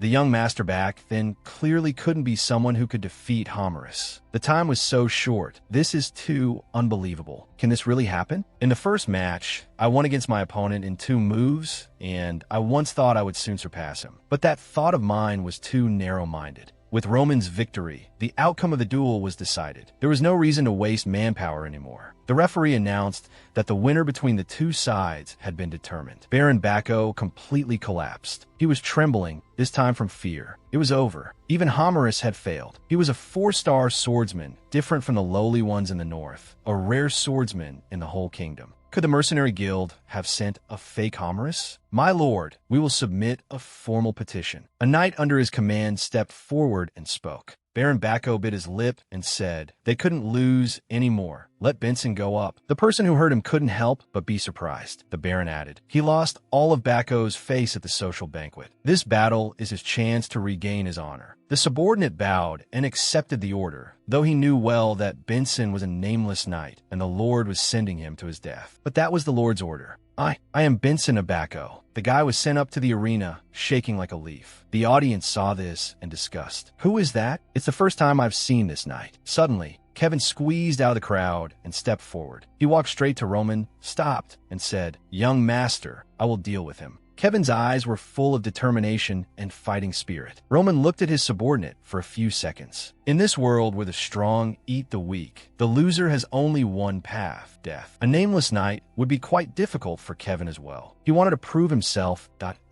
Roman smiled and agreed, "Be careful." Kevin immediately turned around, walked straight onto the arena, and replied, "Yes, I will not fail your expectations." At this moment, Benson was trembling ceaselessly. He could barely hold his sword. Why was he being punished in this situation? Relying on his father, a one-star or a knight, he thought he would be very safe. Even if he was a useless knight of Bacco, he would do his best for Bacco. But was the price of this loyalty to go die in a duel? Damn it! Suddenly, he saw a familiar face on the opposite side. That person was walking onto the stage. It was the guy he had humiliated not long ago, Kevin. Could he be my opponent? Benson unwittingly smirked in a grotesque way. "Oh gods, thank you." The two approached each other, waiting for the signal. Benson raised his hand to cover his grin that stretched to his ears. "Hey kid, want revenge? Whether you volunteered or were forced, we've both been discarded by our lords, haven't we? But for me, this is a stroke of luck." Kevin coldly replied, "I am a sharp sword protecting my lord." Hearing this, Benson flew into a rage. He roared and rushed forward. "Arrogant bastard, die!" The sword in his hand swung horizontally. Kevin leaned to dodge the blow, then pointed the tip of his sword straight at the opponent's neck. The tip was right there, looking like it was about to take a life, but Benson, falling to the ground, used his leg to kick Kevin down, neutralizing the danger. "Bastard, you think you can beat me?" Kevin rolled a few times on the ground, fresh blood trickling from the corner of his mouth. Kevin immediately struggled to stand up, his bloodshot eyes staring at his opponent. Chris stood below watching, filled with worry. The difference in strength was too great. What was the young master thinking letting Kevin fight? The battle on the field was completely one-sided. Kevin was covered in injuries. Fortunately, with armor protection, Kevin could barely stand firm. Damn it, Kevin cursed his opponent, which only made Benson's attacks more frenzied. At this moment, a voice in Kevin's head seemed to urge him constantly. Kill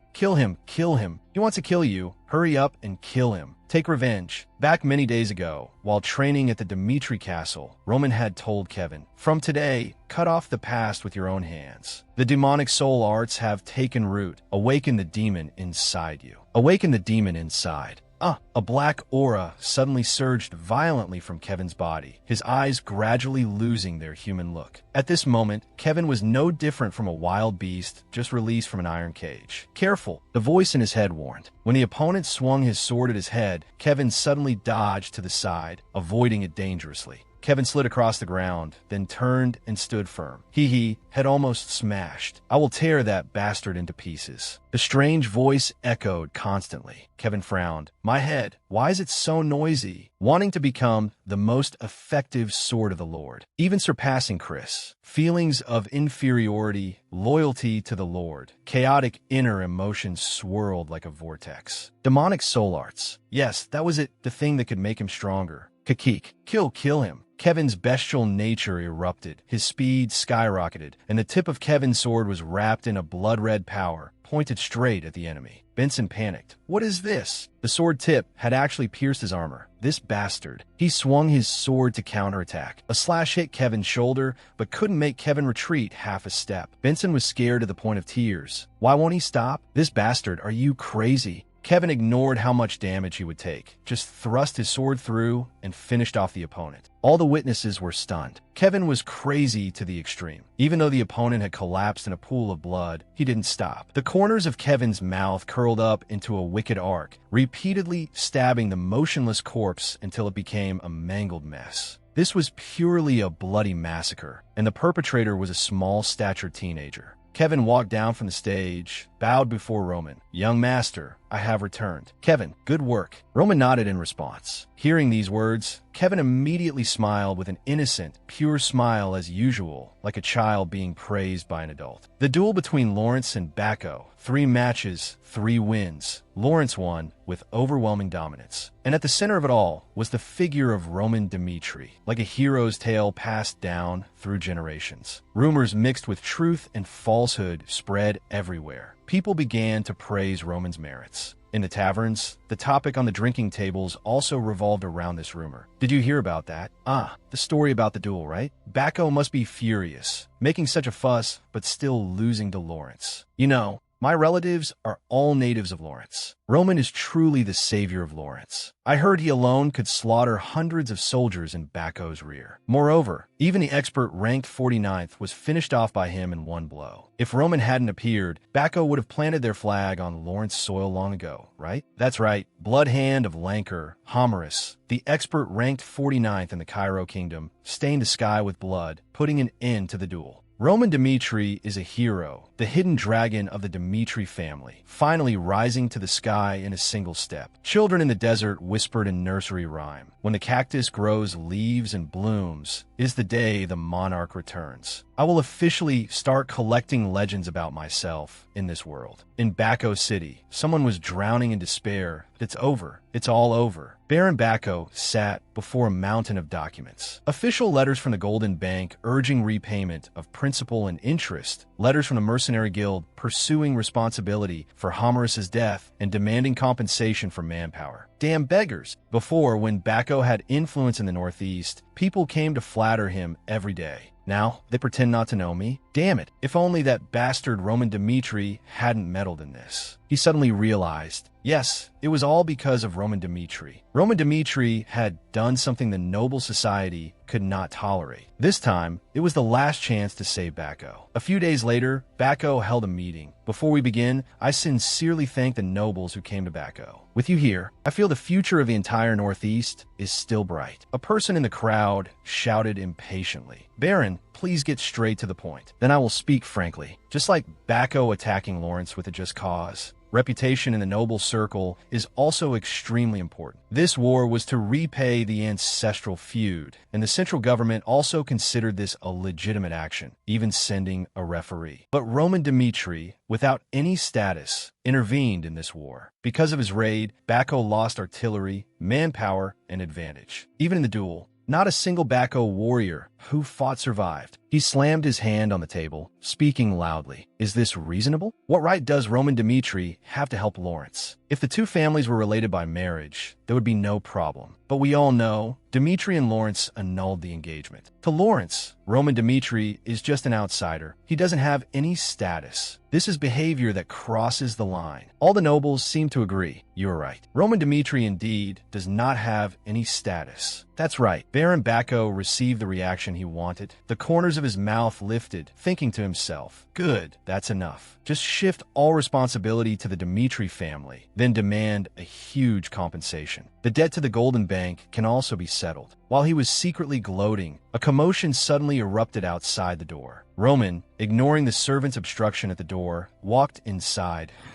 Oh, everyone is here. I heard you were very dissatisfied with me. Baron Bacco couldn't understand at all. What was this brat Roman thinking, daring to run here? Let me say it myself. Roman's tone was full of reproach. Not long ago, when hearing Roman say he would go to Bacco, Chris was extremely shocked. Do you really intend to go there? Isn't that suicide? Baron Bacco will absolutely not spare my lord. Roman interrupted him, reassuring, do you think about what the relationship between me and Bacco will be like in the future? In Bacco's eyes, my lord is their sworn enemy. If possible, I think it's best for both sides to avoid each other. Roman said calmly, no, if it hasn't started, fine, but once it has started, there must be an end. It is an obvious fact that Bacco holds hostility towards me. Roman turned and mounted his horse, saying amidst Chris's astonished gaze, this is the perfect opportunity for revenge. We go alone. Back in the present, Roman stood before all the nobles of Bacco to question them that I am curious. Under what authority did Baron Bacco summon you all here? Baron Bacco gritted his teeth in fury, anger blazing within him. Just a baron's brat, who hasn't even inherited his title yet, dares to look down on my rank. He raised his voice in rebuttal. So you've arrived. Perhaps due to your lowly birth, you don't understand the laws of nobility. Then let me tell you, without any proper standing, daring to interfere in a war is an act strictly forbidden in the Cairo kingdom. We rely on noble law to obtain standing, and only with the central government's approval do we declare territorial war. Do you think nobles are fools for establishing these procedures? This is to maintain each other's honor. Speaking to this point,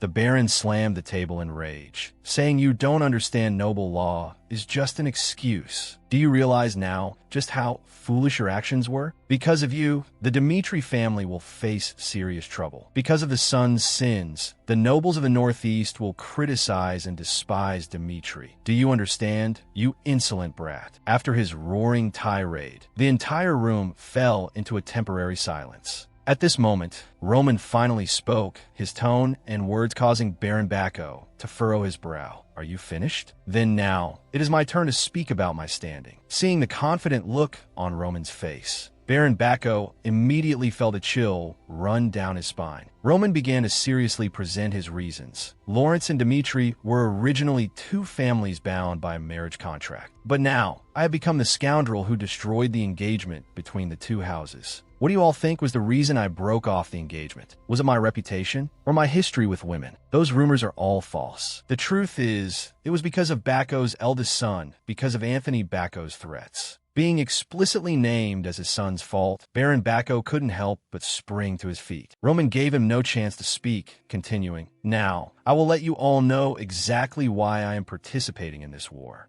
I used to have a close relationship with Anthony Bacco. I even joined his faction before I was engaged to Lawrence. But when the engagement was announced, I was set up by him, falling into a trap. When I woke up, I found myself in the same room as Emily Bacco. Anthony used this to threaten me, demanding I break off the engagement with Lawrence. This was a perfect trap aimed at eliminating both Lawrence and Dmitri. The people present began to murmur. Threats? In other words, the Bacco family's argument was wrong from the start. Roman was brimming with confidence. The moment I actively expose a weakness, it ceases to be a weakness. Baron Bacco retorted sharply. Do you think I will listen to this nonsense of yours? We all know you've lived a trashy life to cover up the truth. What disgusting lies wouldn't you say? Roman was waiting for this very sentence. He sneered, I knew you would say that. Then, I will state one more reason for my intervention in the war between Bacco and Lawrence. Another reason? Hearing this, the Baron grew even more uneasy. Anthony Bacco crossed the line. Flora Lawrence, who was engaged to me, was harassed by him. Because of the impact of this incident, Flora decided to cancel the engagement. Whether this is true or false, you can go ask Flora Lawrence. Roman thought to himself, Anthony's lies led me into a trap, so I will give him a taste of his own medicine. Roman began to feign distress. That is why I intervened in this war, using only my own strength, without implicating the entire family. This is the only revenge I can take for her. I want to ask Baron Bacco, and all of you sitting here, do I truly have no standing to intervene in this war? Roman thus overturned Bacco's argument, securing official standing for his actions. Baron Bacco was completely speechless, calculating inwardly. There is no other way. Arguing about the truth or falsehood of his standing is meaningless now. I must stall for time. First escape this situation, then find a solution later. He sat down, sighing, I do not believe what you say is true, but I will verify it. You may leave for today. Baron Bacco, Roman said coldly, please make your choice now. Do you choose to let Anthony pay the price for the personal issue between him and me to end this, or cause trouble for the entire family because of this matter? Roman threatened bluntly, without any politeness.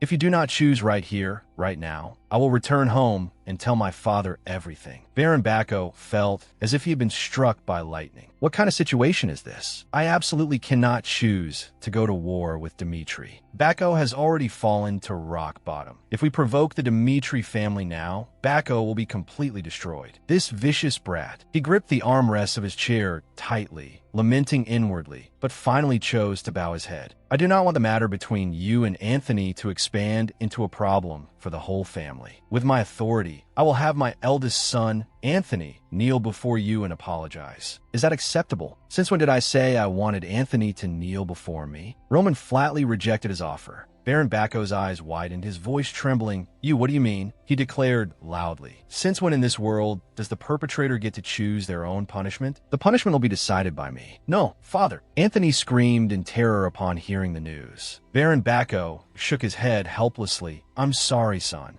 Anthony knelt on the ground, crying and begging.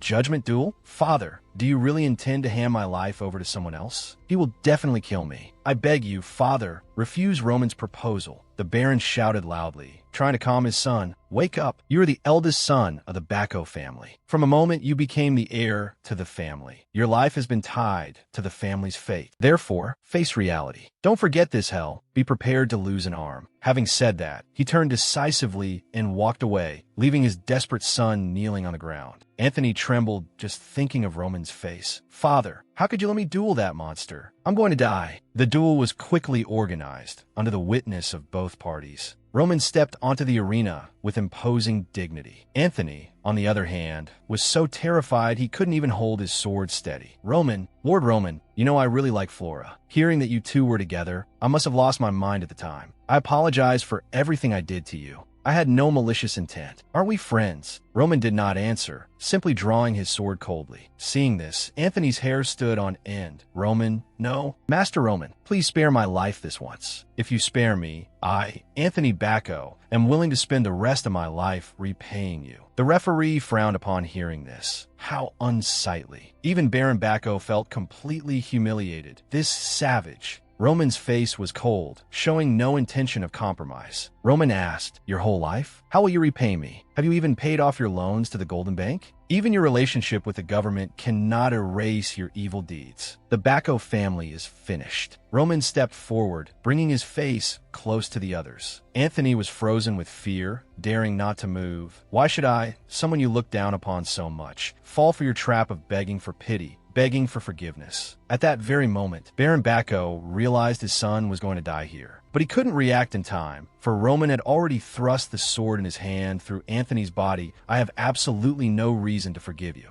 Therefore, use your death to atone for your sins." Baek Jung-hyuk had experienced life and death battles with his brothers, every night having to be wary of assassinations from his own kin, until one day he personally drove his sword into their hearts, ending their lives, down to the very last one.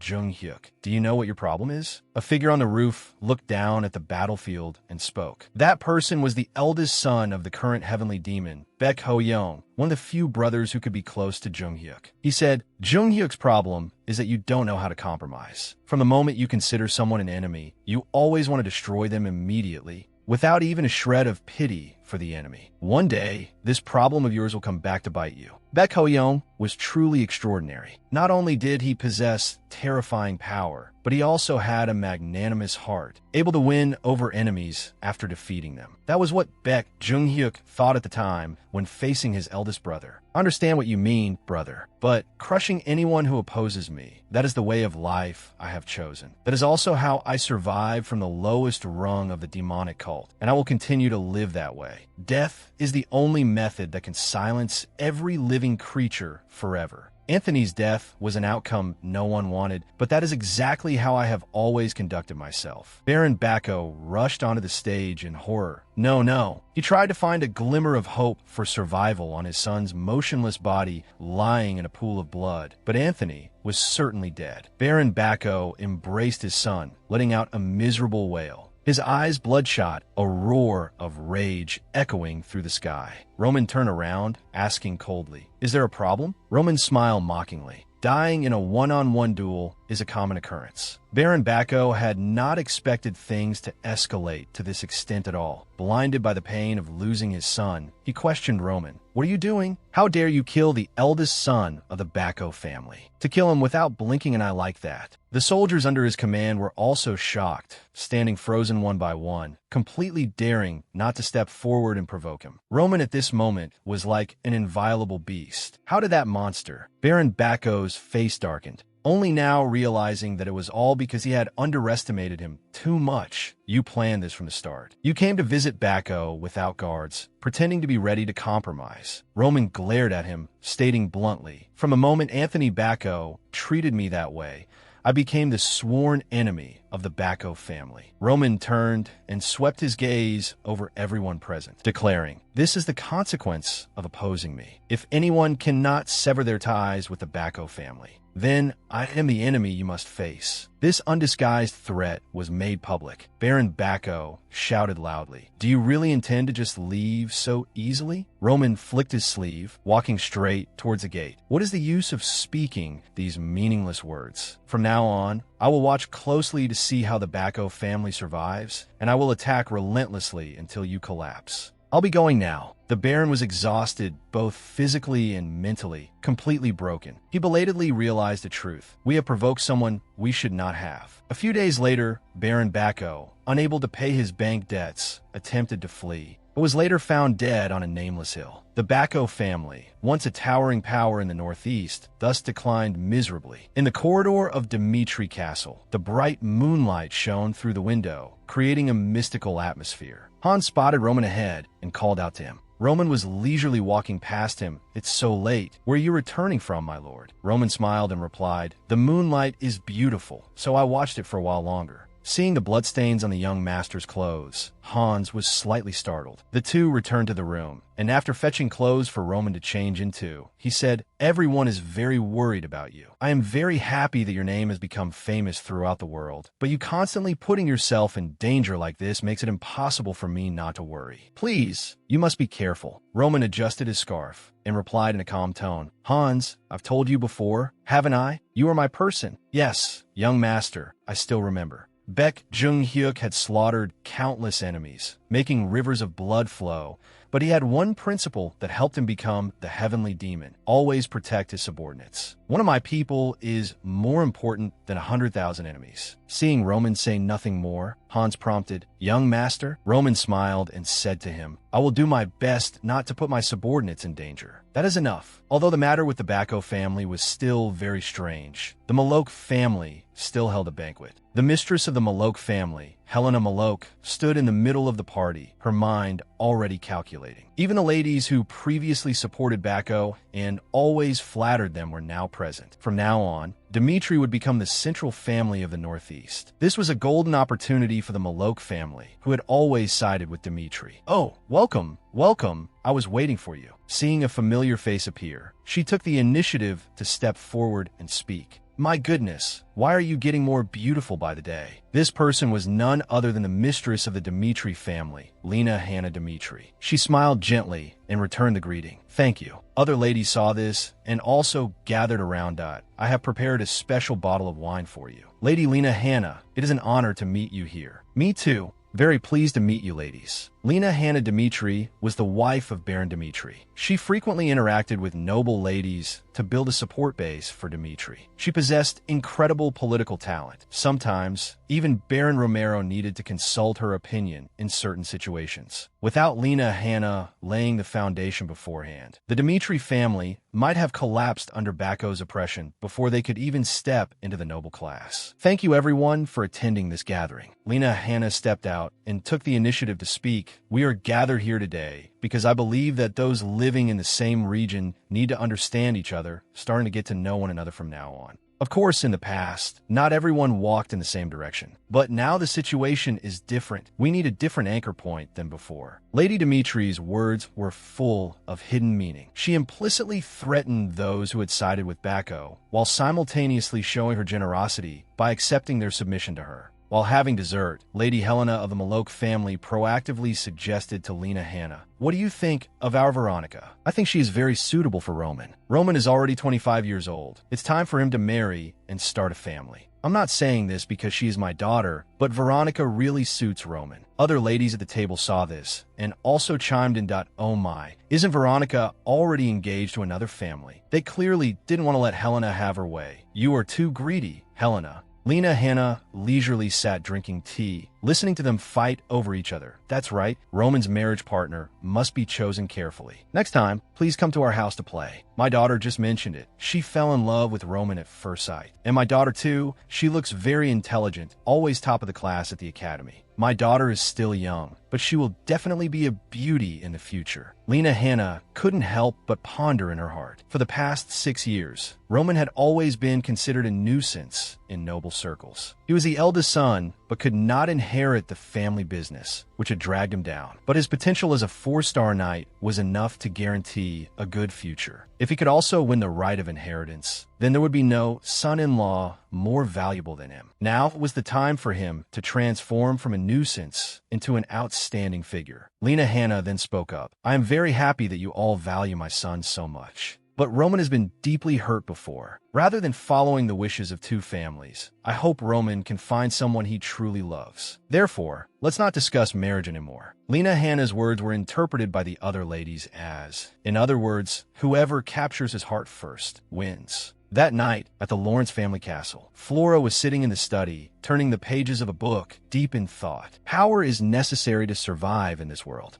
In reality, Lawrence had lost the war against Bacco. I thought that as long as we held out until winter, there would be a chance. But reality hit like a flash flood. There were too many variables. But Roman anticipated all those variables, bravely dealt with them, and saved Lawrence. How can I become someone like Roman? Thinking of this, she couldn't help but blush. It felt strange. Her heart beat faster. Her ears burned. No, I hate that Roman of the Dmitri family. Why am I blushing? He is an arrogant, selfish person who only cares about his own interests. How can he be so strong? What kind of person is he, really? With her mind in turmoil, Flora decided to close the book. I just want to know a little bit what kind of person he really is. She walked out to the corridor outside for a stroll. I need to go out and get some fresh air. That's right, even if I am curious, there is no relationship between him and me anymore. The engagement has been broken. I have no other choice, because I will definitely never see Roman again. While she was lost in thought, a gentle female voice called out to her, "Sister Flora." Flora was startled. She looked blankly at the other person's radiant smile. Our blonde lady felt a bit unnatural, thinking to herself, what is she doing here? That was Sylvia, from a branch family of Lawrence, Sylvia Lawrence. After chatting for a while, Flora ran straight to the Baron, asking loudly, "Father, is Lawrence going to the banquet held at the Dmitri house? Why didn't you tell me?" The Baron heard his daughter speak and turned around, explaining gently, "Through this incident, I've gained a lot. You show me your ability to judge right from wrong. While I was helpless, it was also thanks to you that Roman Dmitri joined the battlefield, helping us win this war. I will not undervalue you anymore. I will support all your wishes, and I will not force you to do anything for the family anymore. Therefore, it is fine if you do not attend the banquet this time. Flora, go live for your dreams." Hearing these words, Flora was deeply moved. Father's words are truly touching, but I want to attend the banquet. Flora screamed internally, then asked, "Why did you invite Sylvia to the party? She came all the way from the distant capital. Surely you must have some other purpose, right? It is just for my personal greed." Her father did not answer directly, making Flora even more confused. Greed? Could it be you intend to use Sylvia to form a marriage alliance with the Dmitri family again? Thinking of this, she spoke up. "If that's the case, I understand. Since we must repay Roman, I will go with Sylvia and guide her." The Baron looked at his daughter with a skeptical expression. "You don't need to do that. I will ensure you and Roman have nothing to do with each other anymore." Flora interrupted him, her face full of determination, emphasizing every word. "I said, I will guide her. Location, Cairo capital, Valhalla Temple branch in Cairo. Is this true?" A priest looked at the report and asked. The son of a noble family in a remote region, only 25 years old, killed a 4-star knight with a single strike? Is this really possible? But if this isn't a tall tale, then it means a terrifying genius has been born. I must go confirm it personally. This cleric evaluates Valhalla rankings. Scene shifts to Dmitri City. The banquet was scheduled for the evening. The young ladies from noble families had arrived at the Dmitri estate earlier for a tour. Everyone was dressed gorgeously, wearing all the jewelry they could, and their makeup was heavy. Sylvia whispered, "Is this Dmitri?" Indeed, the atmosphere is as gloomy as the rumors say. She spoke while putting on an innocent and lovely expression. A group of young ladies follow behind her, walking on a street full of smithies. Look quickly, how shocking. It's all smithies and ore. After all, this is just minor territory. I really don't understand why anyone would live in a place like this. In the capital, even commoners pay attention to basic etiquette. The ladies criticized the place without any restraint. Sylvia covered her nose with a handkerchief and chimed in. I understand. Dimitri and Art are two things far apart from each other. Flora just quietly followed behind, thinking to herself, Sylvia's father is the younger brother of Count Lawrence. He settled in the capital as a merchant. Compared to the capital, both Lawrence and Dimitri can only be considered countryside. She could understand why they reacted like that. Suddenly, Sylvia saw a group of people ahead and exclaimed in surprise, "Oh my, are those people miners?" A group of men speaking crudely and carrying equipment walked past them, talking and laughing. These ladies in gorgeous dresses attracted the unblinking gazes of the miners. The two sides were like two completely opposite worlds. Quite a few noble ladies began to complain, "Oh, my beautiful dress is covered in dust. A miner strutting down the street like that? This is exactly why Dimitri has issues." People made no effort to hide their mockery. Flora walked silently at the back of the group. As she passed a young miner, she suddenly felt a sense of familiarity. Flora hurriedly turned her head to look back. That person seemed to be Roman Dimitri. In the distance, another figure appeared, running very hurriedly. It was Hans. He called out with a face full of worry. "Young master, I couldn't stop you from going down into the mines, but can't you take care of yourself while working?" He spoke while frantically wiping the dirt off Roman. "Look, I just wiped once, and the handkerchief is already this dirty." Roman, his face being distorted by the wiping, shouted, "All right already." Hans kept his head down, still wiping. "You get covered in soot and dust every day. My heart is about to break." The young ladies heard the conversation and immediately turned their heads. "Is that person Roman Dimitri?" Sylvia saw Roman and smiled, thinking to herself, "He's even more handsome than I imagined. Oh, his physique is amazing." There were rumors that the second son of Dimitri might lose his inheritance rights. But what noble family would let their son work like a miner? Roman is definitely the heir. Recent movements suggest Roman's status has skyrocketed. Sylvia suggested the other ladies join her in approaching Roman Dimitri. "Let's go." Saying hello before the banquet doesn't seem like a bad idea.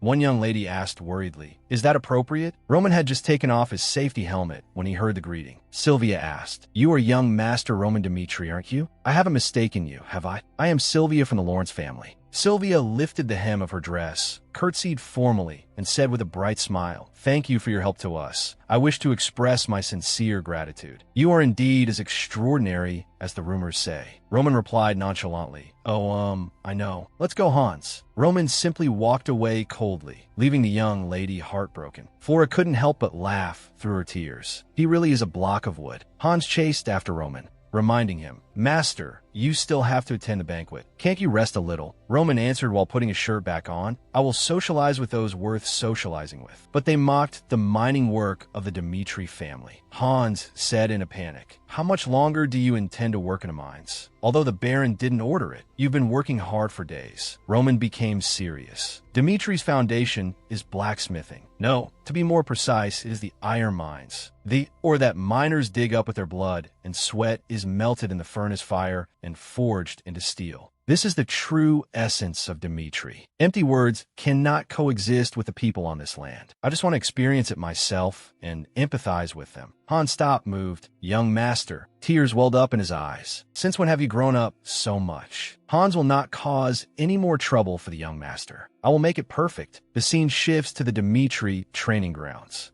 Shouts of 1, 2 echoed. The soldiers recruited by Roman were diligently practicing swordsmanship. Again, 1, 2. Under Chris's supervision, they practiced very seriously and in an orderly manner. Roman observed the group from a distance, 100 thoughts in his mind. The prestige I built during the battle with the families last time has aroused the soldiers' loyalty and also boosted their morale. The soldiers who followed me into the last battle learn a lot. Based on the training methods I accumulated previously, combined with the sword techniques I've mastered and the ability to forge unique blades, I can awaken the soldiers' potential, helping them become elites on the battlefield. This knowledge is as precious as treasure. Just like that, I have obtained my own army, but still not enough. These soldiers only have a little combat experience. I need an elite army of my own. The problem is, establishing an elite army requires financial and human resources, which I currently cannot afford. Roman called out, Chris. The man immediately ran over. Did you call for me, young master? How is the training progressing? Roman asked. Chris immediately replied. They are all very enthusiastic and learn very quickly. I think we can expect them to make progress soon. Very good.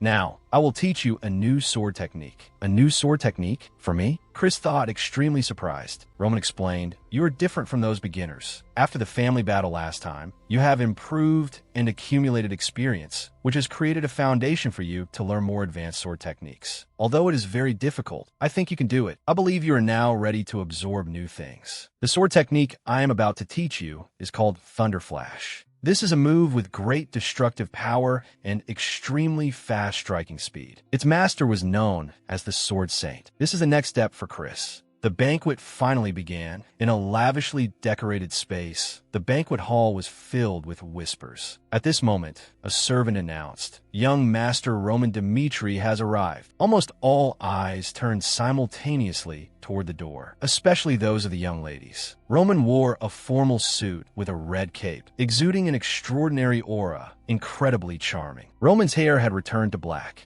The young ladies could not suppress the excitement in their hearts, their cheeks flushing pink with admiration. They quickly gathered around, chirping questions at Roman. Why did you leave so early this morning, young Master Dmitri? We wanted to chat with you for a bit before the banquet. Roman smiled gently and replied, I had just finished work at that time, so I hope you understand. I also wanted to dress up a bit properly. Oh, we understand. You could certainly do that. Lady Sylvia also stepped forward, interjecting with praise. You are indeed as excellent as the rumors say. A girl with light blue hair, styled in twin buns, smiled radiantly and continued. It's unbelievable that the heir of a noble family would work alongside minors. If I could marry someone like you, I wonder if I would become a better person. Roman gave a faint smile, bowing slightly in return. You flatter me. Afterward, Roman chatted with the guests in the hall one by one, making small talk, exchanging polite compliments, and raising a toast together. After completing these formalities, Roman went out to the balcony alone to get some air. It seemed the atmosphere inside didn't suit Roman at all. It felt more tiring than having just fought a long battle. You really are a good actor, aren't you? A female voice suddenly rang out from behind. Roman turned his head and discovered it was Flora. Just doing what needs to be done, Roman replied. How unexpected, Flora continued, taking the initiative to approach Roman. Standing beside him, tucking her hair back with a smile. I thought you didn't care about these social relationships. Usually I don't, Roman replied absently. But for this banquet, my parents and their guests were invited. This is quite different from ordinary banquets. I see they're very happy. Besides, our first meeting was like this too, so it's not strange. Flora was stunned for a few seconds, then smiled again, thinking Roman was right. Actually, I was the one being rude. Looking at Roman, Flora couldn't help but think to herself, he is always so steadfast. This is exactly why I'm becoming more and more curious. What kind of life has he lived to be able to stick to his principles like this? Feeling she had misspoken, she immediately changed the subject. But why did you go mining? Aside from forging, an heir has no reason to do that kind of work. Roman asked seriously in return, how do you think the Lawrence family achieved the position it has today? Flora was bewildered again. Roman didn't wait for her to question him and answered himself. People assume Lawrence has today's success thanks to fertile land and abundant goods. But the Lawrence family succeeded thanks to trade. They sold or exchanged their goods to reach their current position. This is also why Baron Lawrence's younger brother became a merchant in the capital. Flora became more astonished as she listened, feeling a sense of being surpassed. It's amazing. He knows things I only recently learned like the back of his hand, and without a single error. Oh, what does this have to do with mining? She asked curiously. The root of the Dmitri family lies in the iron mines. Without the miners digging up or buried underground day after day, Dmitri would not have today. I firmly believe that spending time working in the mines helps to understand and empathize with them better. And I believe this is the duty of someone bearing the name Dmitri. Every word Roman spoke etched itself into her heart, touching every chord within, seemingly bringing Flora quite a bit of enlightenment. Roman spoke up to excuse himself. I've been standing here for quite a while. I'll be going now. Oh, all right, she replied. Afterward, Flora stood alone on the balcony, gazing thoughtfully at the night sky. Suddenly, she smiled. I've decided. The heart that couldn't find peace after that battle had finally found order and clarity again. I knew it. Coming to see him was the right decision. A few days later, Flores set off for the capital. That was the moment the flower in the gilded cage of the Lawrence house left the family to explore the world. Back in Dimitri, the iron mine foreman, Jacob, took a sip of spicy liquor and shouted refreshingly, "That hit the spot." Henrik, drinking with him, asked, "How was it today?" Jacob replied happily, "Same as always. No matter how much we dig,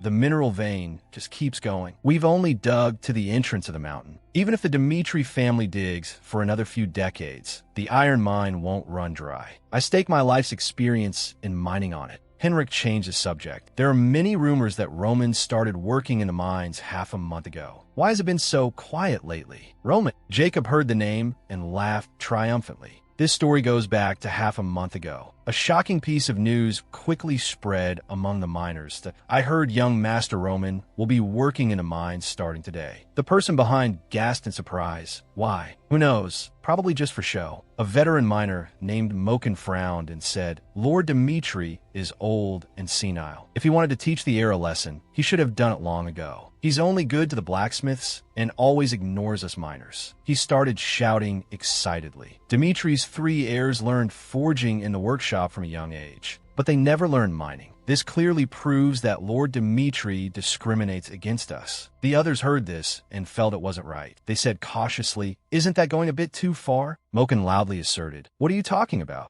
Dimitri's foundation is the iron mine, but the blacksmiths get all the glory. I bet Roman was forced here, but I won't bow down to him. Let him see what mining is like." Everyone raised their hands in agreement, and for a moment, the place erupted with thunderous cheers. What comes must come. That morning, Jacob led Roman to meet everyone. "From today, young Master Roman will work with us." No one cared. They didn't even bother to glance at Roman. A few people in the team glanced at each other, smiling meaningfully. Roman saw it all, but he didn't plan to bicker. Jacob instructed, "Everyone remember, in the mine, priority number 1 is safety, number 2 is safety, and number 3 is still safety." Everyone shouted in unison. "Clear. Okay, get to work." The miners quickly distributed tools and necessary items. Everyone burying their heads in work, absolutely no one paying attention to the newly arrived young master. Roman frowned slightly. They completely ignored him. I won't mind their attitude. This mining city of Dimitri, these people of Dimitri, how great is their strength? What can I do for this place for my future plans? Roman walked towards the towering Rosefo mountain, determined. I must understand all of Dimitri's problems. Roman's day of work in the mine officially began. The workers were digging hard. The foreman kept shouting, urging them, "Come on, hurry up. We are far from meeting today's quota." Roman stood aside working, loading bags of ore onto the cart. The discipline here is very strict. This was Roman's observation. They distributed work evenly, and the safety aspects were done quite well. During the work, Roman asked a veteran miner a question, who replied, "Dimitri's ironware is famous not just for the blacksmith's exquisite skills, but because the ore itself is of the highest quality, hence its high value.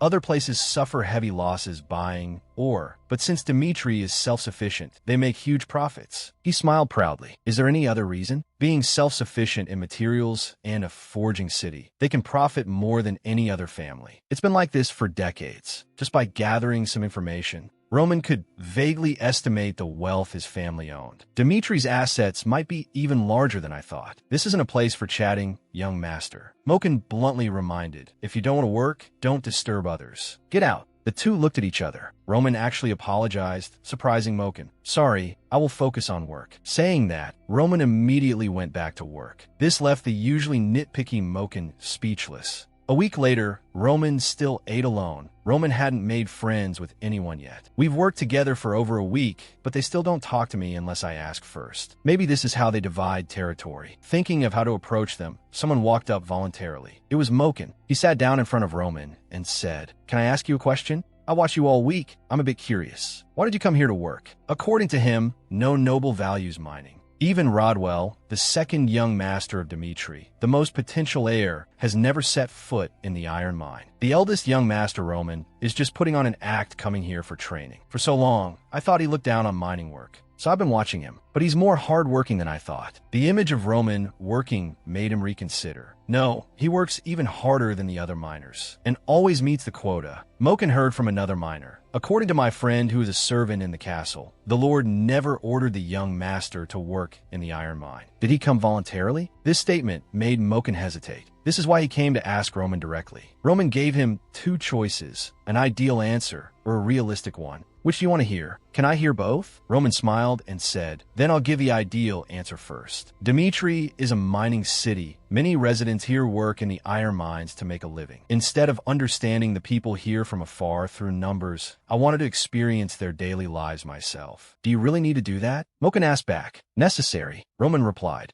As long as my surname is Dmitri, I need to do so. The result was an ideal answer. Moken thought, these are words people want to hear from a ruler. Also the image of a noble everyone respects. Roman continued with his answer. As for the realistic reason, I am not the head of Dmitri. Although Dmitri owns huge wealth, it belongs to my father. This is why I came to the iron mine, looking for what I can contribute to Dmitri and finding a legitimate reason to claim my share. Hearing this, Moken couldn't help laughing out loud. So it's a demand a share of your father's inheritance? Ha ha ha, I didn't expect that. I thought you came here just to fight for succession rights. Moken looks rough on the outside, but is actually a smart person. He knew one thing. Young Master Roman building his foundation in the mine, not the forge, means he knows the importance of mining. Moken clenched his fist in excitement, extremely thrilled. Then, I will answer all your questions. Moken honestly answered a long series of questions from Roman. Afterwards, Roman received some unexpected information from him. The scale of Dmitri's iron mine is the largest in the kingdom. Saying it's the largest on the continent wouldn't be an exaggeration. Especially the nameless land at the edge of the kingdom, next to Dmitri, it is called the Infinite Land. If we combine the things there, wealth will grow infinitely. Despite such an advantage, Moken also listed some limitations. Actually, compared to Dmitri's assets, the output isn't that good. Due to dangerous working conditions, mining speed is slowed down, and slow speed means reduced output. Of course, the Lord has provided a lot of safety support, but even so, mining is still extremely dangerous.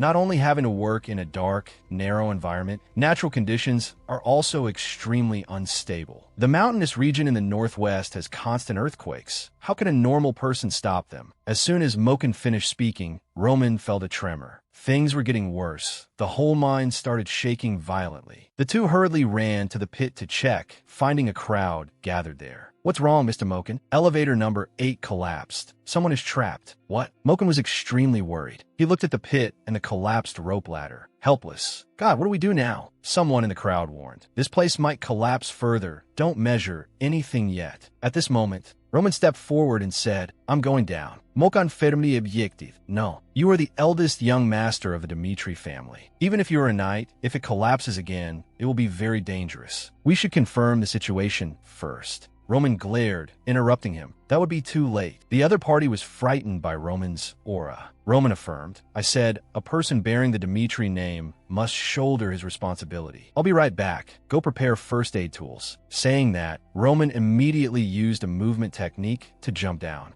Roman utilized the rugged terrain of the pit, without hesitation, without fear, going straight down. This is his way of behaving. About 10 minutes later, a hand reached out from the pit. Those waiting above were stunned. When they saw Roman climbing up carrying the victim, they cheered wildly. Young Master Dmitri saved him. Roman told them, hurry, get the splint. The broken bone was quickly splinted. Moken saw this scene, amazed in his heart. First aid isn't easy, yet he is so knowledgeable. After handling it properly, Roman turned to those around and shouted, I've finished first aid, hurry and take him to the doctor. If medicine is needed, I'll pay all costs. Yes, everyone responded in unison. The injured man was quickly carried away. Roman said in a low voice, listen everyone, you must accept that today's accident is the fate of a miner. The miners heard this. Expressions complicated, but no one interrupted Roman, just focused on listening. Roman said, no matter how well we prepare, we cannot fight against sudden disasters. But, however difficult, there's always a way. As a person bearing the Dmitri name, I will spare no cost to solve everyone's difficulties. It won't take much time. Back at the Baron's mansion, Romero immediately called his eldest son. He asked first, are you hurt? Hearing Roman say he was fine,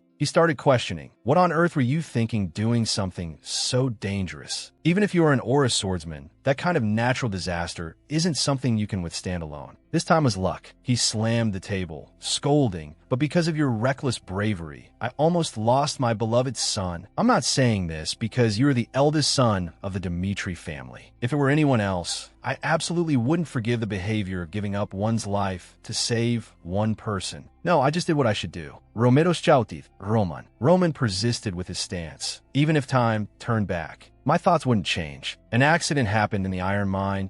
As a member of the Dmitri family, I believe I made the right decision. The Baron knew he couldn't reason with his son, so he suggested, don't work in the iron mine anymore. I never asked you to work there. I don't understand why you made that choice. If you said you worked in the forge, I wouldn't stop you. Father, Roman explained seriously, I believe I need to work in the iron mine to understand the Dmitri family deeper. Although Dmitri is famous for metallurgy and forging techniques, most people in this region work in the iron mines to make a living. Therefore, naturally, I should work in the iron mine, not the forge. Roman spoke completely correctly. As a leader of this land, Romero was somewhat astonished that his son could speak such profound words. He finally compromised. All right, so what did you learn there? Tell me. Father, I saw the hardships that everyone has to go through. The Baron was quite surprised. Hardships? What are they? Have I ever mistreated the miners? Roman said, I know, you care deeply about the workers' safety. Even the workers in the iron mine respect you greatly. Romero still didn't want to let Roman go there. But regardless, mining is dangerous. I don't know when an earthquake might occur. What if the mine collapses? If you've forgotten, I'll remind you. That is a place very prone to landslides like yesterday. I haven't forgotten about this. As you said, such disasters are unavoidable, even if we are prepared. Roman interrupted him, but there is still a way, Father. That is to use magical artifacts. Magical artifacts? Romero wasn't unaware of their existence. Using them to ensure the safety of the iron mine wouldn't be bad. But do you know how much those artifacts are worth? Using artifact to protect the entrance of the iron mine would be incredibly expensive. Yes,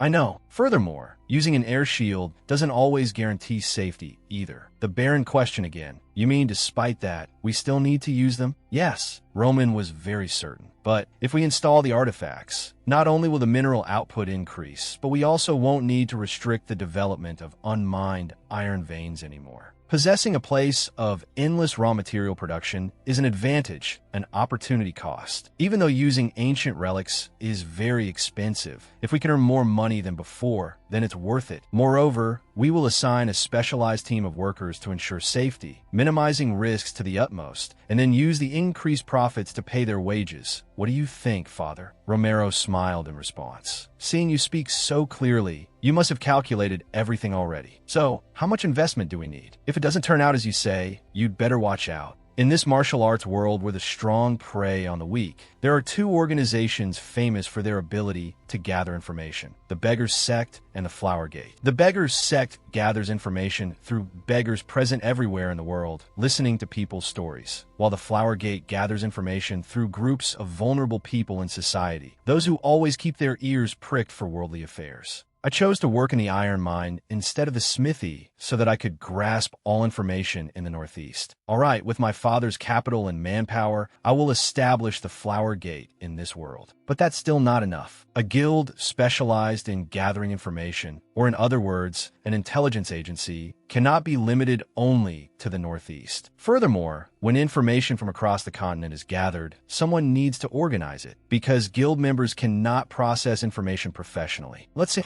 someone who can organize information and belongs to the upper class of Dmitri. There's only one suitable person. After the war with the Barco family, the soldiers under Roman heard some incredibly shocking news. Chris, who was in charge of training them, announced, "From today, I will teach you how to use mana combined with swordsmanship. This is a gift from the master, so you must devote yourselves wholeheartedly to training." As someone who had reached the rank of a B-class mercenary but stagnated because he couldn't sense mana, Lucas felt that Chris's words were truly absurd. What is a mana cultivation technique anyway? It is a secret manual that systematically organizes unique methods of utilizing mana. If this isn't some trashy counterfeit flooding the market, then it is certainly a priceless treasure. Even a father wouldn't easily teach his son how to use mana. That guy is definitely just toying with us. No matter how loyal we are to Lord Roman, it is absolutely not enough for him to trust us to the point of bestowing such a treasure upon us. Chris stood on the podium, beginning to introduce this technique. The name of this technique is light energy. It also means Azura, the name of a war demon on a battlefield in a distant land. After trying to cultivate it, Lucas's attitude changed 180 degrees. He became extremely astonished. This is crazy. I can sense mana. It's only been a few days, but I already feel my body's senses becoming incredibly sharp. I can even feel the gentle breeze passing by. This is the light swordsmanship, a synthesis of 108 methods of fighting enemies, moves that perfectly utilize the power of the cultivation technique. What kind of person is Roman Dmitri? Really? One must know that light aura and light swordsmanship are dominating this world. If I possessed such a set of skills, I would keep it absolutely secret, even from my relatives, let alone soldiers. Others go bankrupt and suffer anxiety day and night just to learn how to use mana. Yet he does this. Could it be just to make someone like me happy? But after that training session, Lucas was called out privately. Roman said he wanted him to go establish an information gathering guild, which made Lucas hastily refuse. I am very sorry, but I want to fight by the master's side. Hearing this, Roman calculated in his heart, I cannot let him refuse. An experienced former mercenary with a wide network of relationships, good adaptability, and who has been through all the ups and downs of life. Finally, Roman determined that Lucas was an extremely suitable choice. As for Lucas, he still had a troubled look on his face. If I have to manage the intelligence guild, then I can no longer be by the master's side. Lucas found every excuse, pleading to stay. When fighting the Barco family, I bet my life for the master. Please do not send me away. Great acting. Roman chuckled softly. He said, let me ask you something. Why do you think I only taught you light energy and light swordsmanship? Lucas stammered. I don't know. Roman said, Lucas, what kind of person do you think I am? Do you think Roman would use any means necessary to exchange for the loyalty of soldiers? So you mean? Lucas asked back suspiciously. Roman then said, I don't expect you to be absolutely loyal to me. This is just a worthy price for you following me to the battlefield, risking your life for me. So, what do you think I would bestow upon someone who is more than just an ordinary soldier to me? Roman began to throw out more benefits to entice him. Lucas was astonished in his heart, thinking frantically, is there something even more precious than light aura? Thinking of this, Lucas could not help but accept the order.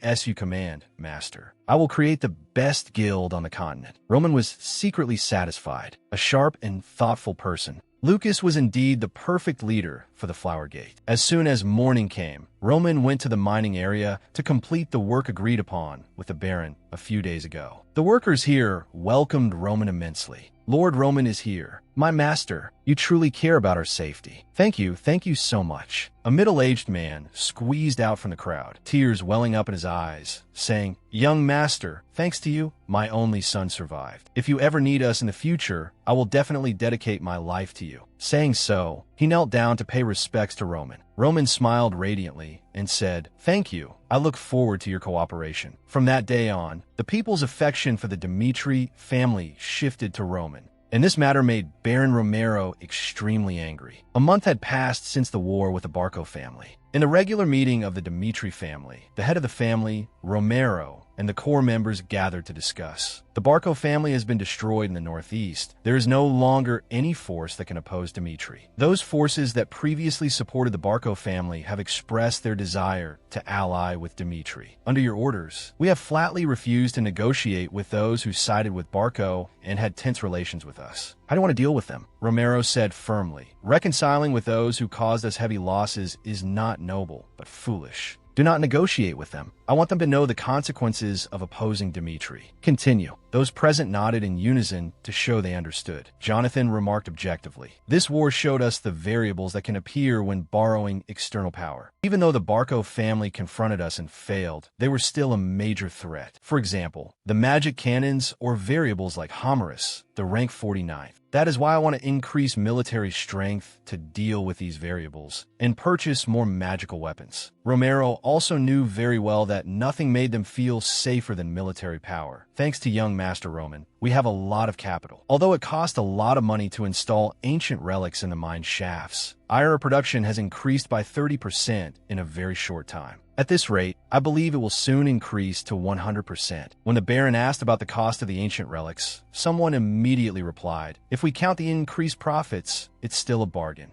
Roman was right. By personally working in the iron mine, he discovered the problem and came up with the most effective solution. Everyone's assessment of Roman, which was originally wavering, had finally completely shifted to support him after this incident. Jonathan realized this. He asked his lord, "What are you thinking? Is it about the inheritance?" Romero froneth, thinking to himself, "It's starting." Jonathan shared frankly, 3 years ago, you chose young Master Rose as the new lord, because at that time, young Master Roman's behavior and the second young master's personality were not suitable for this important position. But now the situation has changed. With the war against the Barco family, the safety issue at the iron mine, and his swordsmanship talent, young Master Roman's behavior now demonstrates the demeanor of a ruler. Others also expressed their agreement one after another. "That's right, we think so too." Since it hasn't been officially announced yet, I think fair competition is obvious. The struggle for inheritance rights between Roman and Rose had stirred a ripple in the peaceful Dmitri family. This made Romero extremely troubled, as both were his sons. Roman had proven himself in a short time, but Rose had shouldered the responsibility of the heir since childhood. After such a long time, to let them compete with each other, was it the right decision? After thinking for a while, he still decided to continue observing the situation. Returning to his study, the Baron could only sigh alone. The matter of succession required the consent of several key figures: the vassals, the iron mine supervisor, and finally, the forge master, Henrik. He had stipulated that only with the approval of all three parties could one participate in the competition for succession, no matter how chaotic that competition might be. Afterward, he summoned Hans. After hearing the full story, Hans asked in confusion, "I do not understand your meaning, my lord." Romero repeated, "I am asking you, is Roman suitable to inherit the Dmitri family? If you had asked me this 3 months ago, I would have said no. But young Master Roman is very different now. From what I have seen while by his side, he has become someone suitable for that position." "Explain," the Baron demanded of Hans. "First, young Master Roman told me that he went to work in the mines to understand the people of Dmitri. He humbled himself to experience their emotions, directly interacted with them, and faced the reality of Dmitri." Hans placed his hand over his heart, firmly asserting, "The young Master Roman of today is someone who cares about the responsibilities of a member of the Dmitri family." Romero said he understood and dismissed Hans. He immediately summoned the iron mine supervisor. "I want to ask him about the mine collapse." When the man arrived, Romero was slightly surprised to see someone else behind the iron mine supervisor, Jacob. Jacob spoke without hesitation. "I heard you wanted to hear about what happened back then, so I brought someone who was present at the scene." He waved his hand, signaling the man. Matson started, hurriedly stammering an introduction.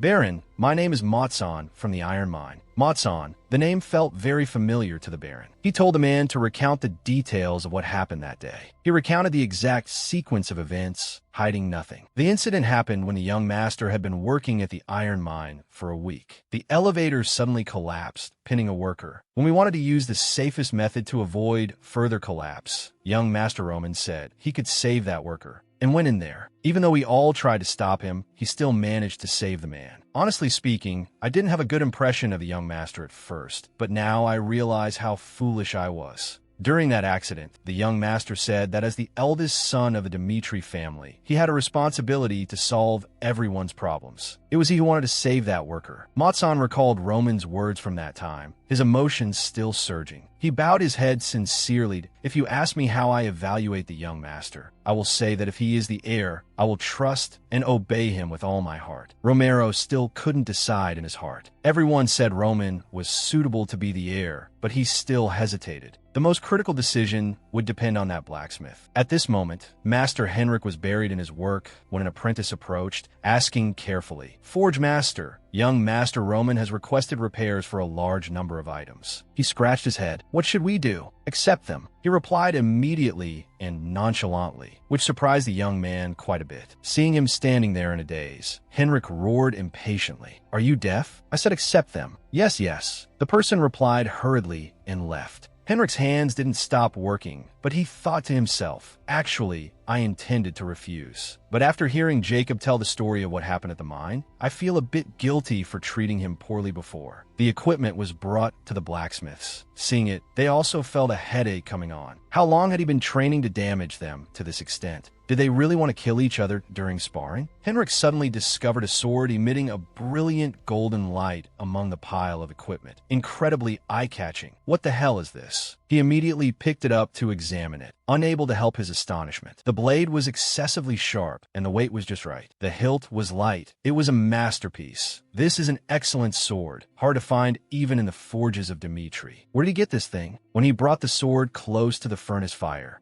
the flames inside immediately flared up violently, which astonished Henrik even more. Its mana conductivity is incredibly excellent. It's like this before even channeling mana into it. Or a swordsman would go crazy for this thing. I consider myself the strongest on the continent in terms of blacksmithing, but enhancing mana conductivity is a different matter entirely. I must go ask him personally. As soon as the equipment repairs were finished, they were immediately delivered to Roman. Chris was extremely surprised. Fixed so quickly? I thought it would take at least 2 weeks. The blacksmith delivering the goods smiled bitterly, looking like he had been worked to the bone. Haha, I thought so too. Usually, it takes about 2 weeks, but Mr. Henrik went crazy over something and forced all the blacksmiths to focus on this task. Chris looked to the side, startled. Henrik, with dark circles under his eyes and a look of sleep deprivation, seemed unable to stop himself from coming here. Roman, where did this sword of yours come from? Who made it? Tell me everything you know. Everything was going according to plan. Roman smiled slightly and said, I didn't get it from anywhere. Henrik was stunned. What? What do you mean? That sword was made by my own hands, Roman stated firmly, his face full of confidence. Henrik's face darkened as he roared. Do you think I will believe that, Lord Roman?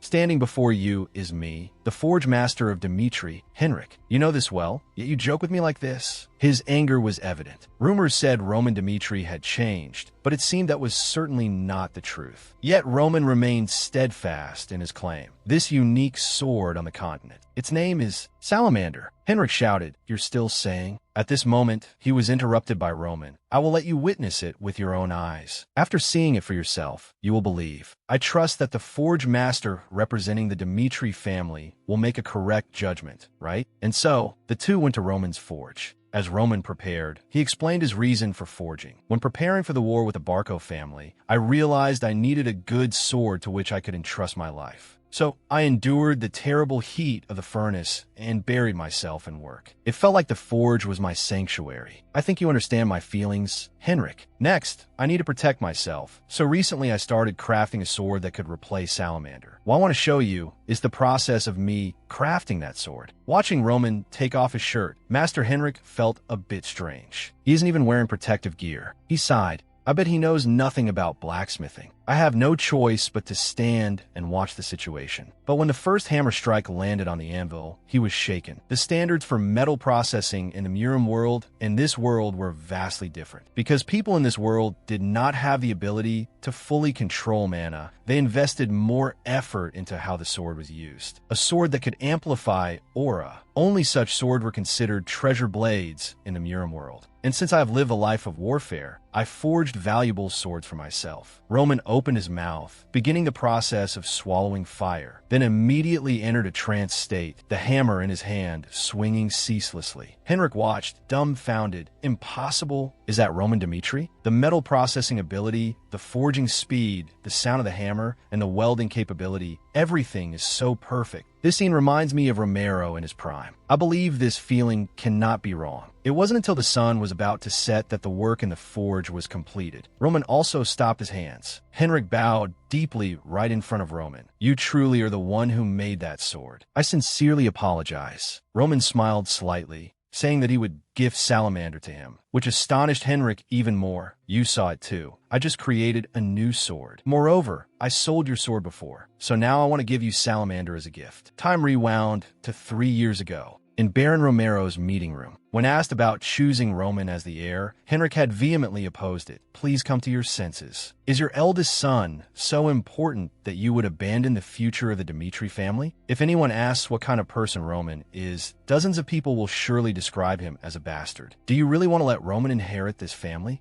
It's not like there isn't a replacement. Romero fell silent, deep in thought. This made Henrik even more agitated.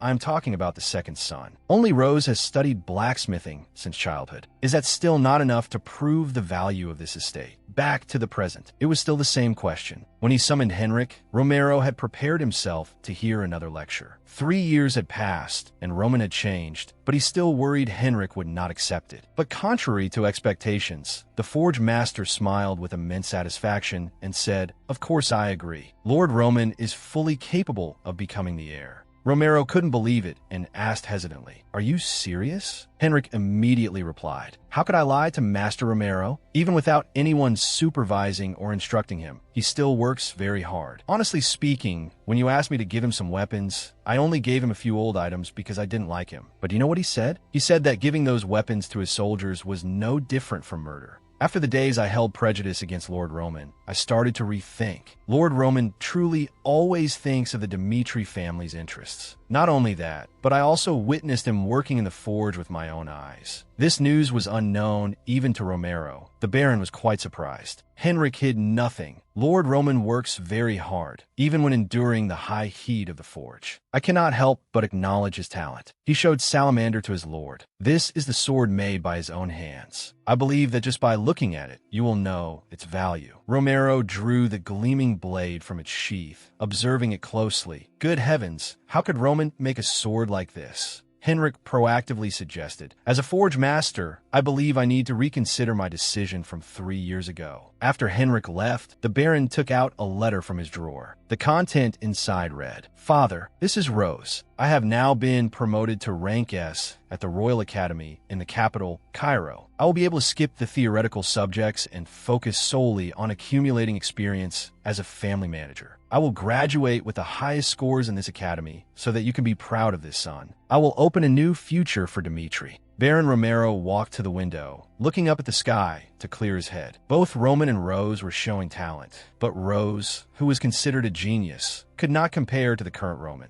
Roman's talent was famous not only in the Cairo kingdom, but even across the entire continent. Once Rose graduated, Roman would take on the duty of managing the defense forces. At that time, I would declare the start of the succession battle. A few days later, the Dmitri city gates welcomed 2 strangers from afar. The Baron personally went out to welcome them. "I am Romero Dmitri. May I ask if you are from the Valhalla Temple?" The cloaked figure also introduced himself. "I am Jobless, a priest of the Valhalla Temple in the Cairo region. I heard that Roman Dmitri defeated Homerus. I came here personally to confirm if the ranking reflects the truth, and it was on my way." Saying this, he took off his hood, revealing an extremely elegant face. This was Jobless, a priest of Valhalla. In Cairo, there was a custom regarding rankings. Even if a person was of low rank, it was essential for the family to review and recognize the rank. Romero gave a friendly smile. "Unfortunately, Roman currently needs to work at the forge for a few days. So I hope you will rest today and meet Roman tomorrow. Why don't you spend some time touring Dmitri?" Jobless happily agreed immediately. "Very well. Then I will send someone to guide you."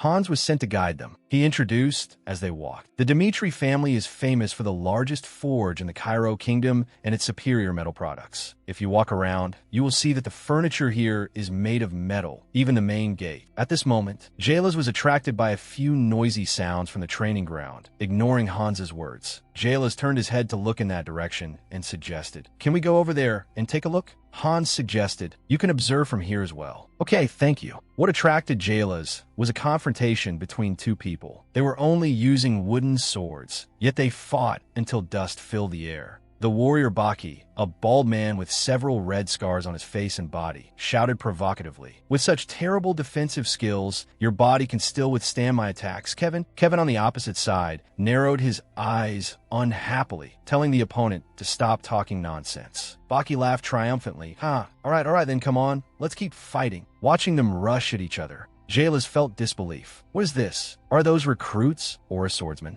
Among the 30 people chosen as Roman's warriors, not a single one was an Aura swordsman. One fine day, Roman suddenly said a sentence. "It seems you have a natural martial body." At that time, no one understood Roman's words. But one day, not even a month later, Baki was able to activate Aura.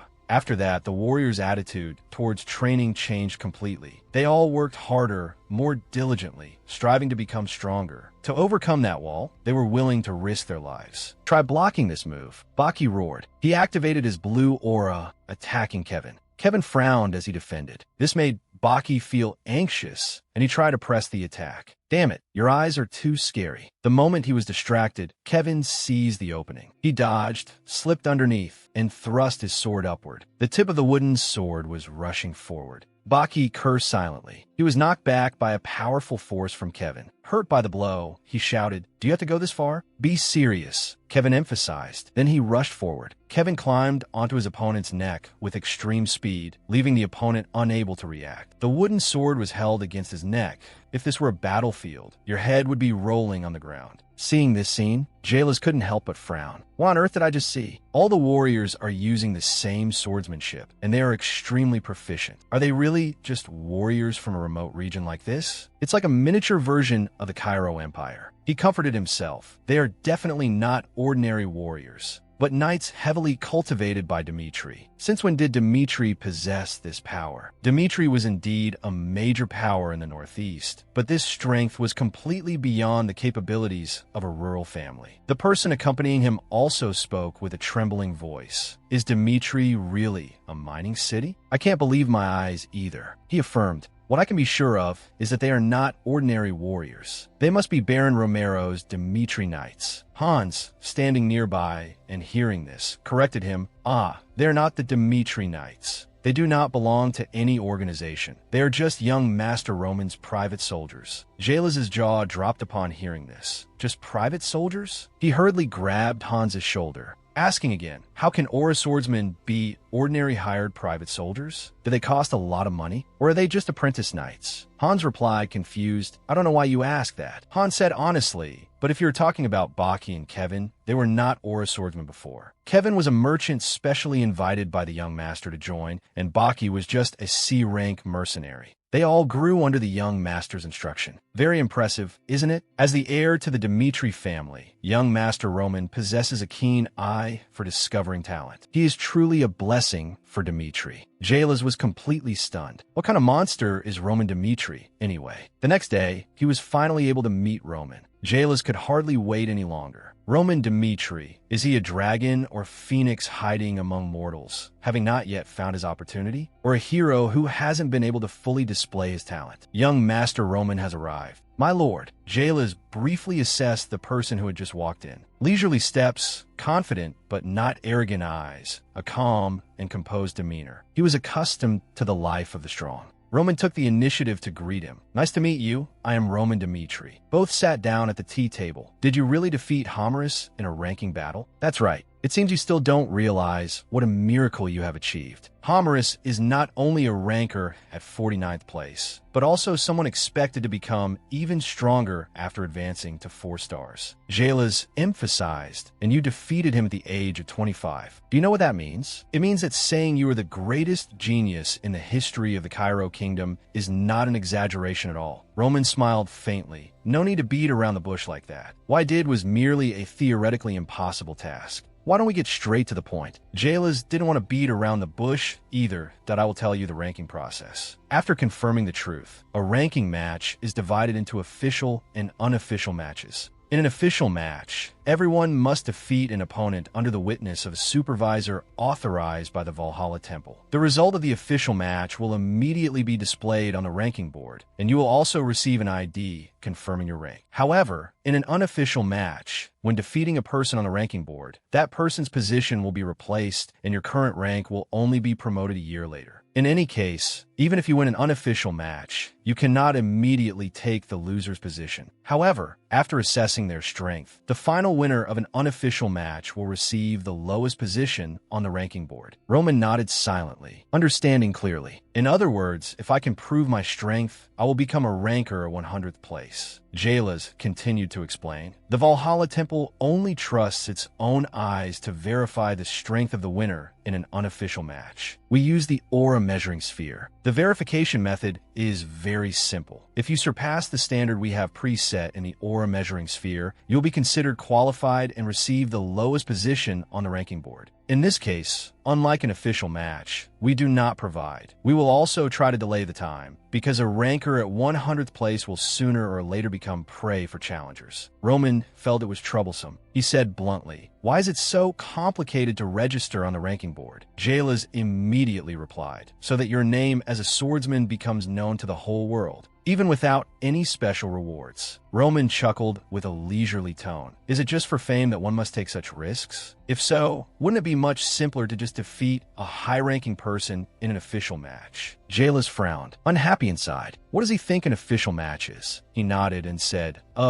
Of course, participating in an official match is the simplest way to prove one's strength. But starting an official match is not that simple. An official ranking match requires a lot of preparation procedures. Moreover, the Northeast region has never had anyone enter the rankings, so arranging a match is inherently impossible. I know this is shameful. Roman shrugged. Haha, then let's start the test. It's simple anyway. The color of the aura measuring sphere will change depending on the amount of mana you infuse. Red is 1 star, orange is 2 stars, yellow is 3 stars. 4 stars and above will be green. You defeated a 4-star aura swordsman, so your strength must at least reach yellow, which is 3 stars. Understood. Roman responded and placed his hand on the testing sphere. Roman thought to himself, unlike the Murim, this world develops mainly based on mana. A tool that can appraise the skills of martial artists and mages. What exactly is it? Are they like warlocks in the Murim, or extraordinary people who have attained divine power? I cannot underestimate the power of magic. Please begin, Jobless requested. Based on what was known, the logic of the two worlds was completely different. If I use this world's method to infuse mana, what will happen? Roman smirked. If I want to know, I just have to try. Thus, Roman infused his internal energy into the sphere. A stream of purple power immediately spread out. This power manifested so clearly that even the naked eye could see streams of purple light surging. The vibration of that energy source caused Jobless, the noble priest of the Valhalla temple, to turn pale, cold sweat pouring out, his mouth gaping in horror, thinking, what the hell is this? The more internal energy Roman infused, the greater the change in the sphere. First it turned red, then orange, and now yellow. Even for a 4-star aura swordsman, this speed of color change was too fast. Jobless was truly shocked. At this moment, a very interesting thought occurred to Roman. I guess the method of this world can only help me reach this level. Then, I should try the method of the martial arts world. So he began to infuse more internal energy. The sphere also quickly changed color. Dark green and extremely dense green. Accompanied by a cracking sound, the testing sphere cracked, then went pitch black, losing its light. Jobless was dumbfounded. Today was truly an eye-opener. Impossible. Did the aura measuring sphere break? What is the aura measuring sphere? It is the pinnacle creation of the greatest minds on the continent. It is a perfect product created by infusing the mana of a 6-star swordsman, possessing extremely high durability. The highest color it can display is green. Even if the energy infused exceeds the threshold, the aura measuring sphere should function normally without issues. Roman asked, "Is it broken?" Jobless blurted out, "Impossible. This has never happened, so I cannot give you a clear answer." But Jobless suddenly remembered, before shattering, the aura measuring sphere had indeed emitted a green light.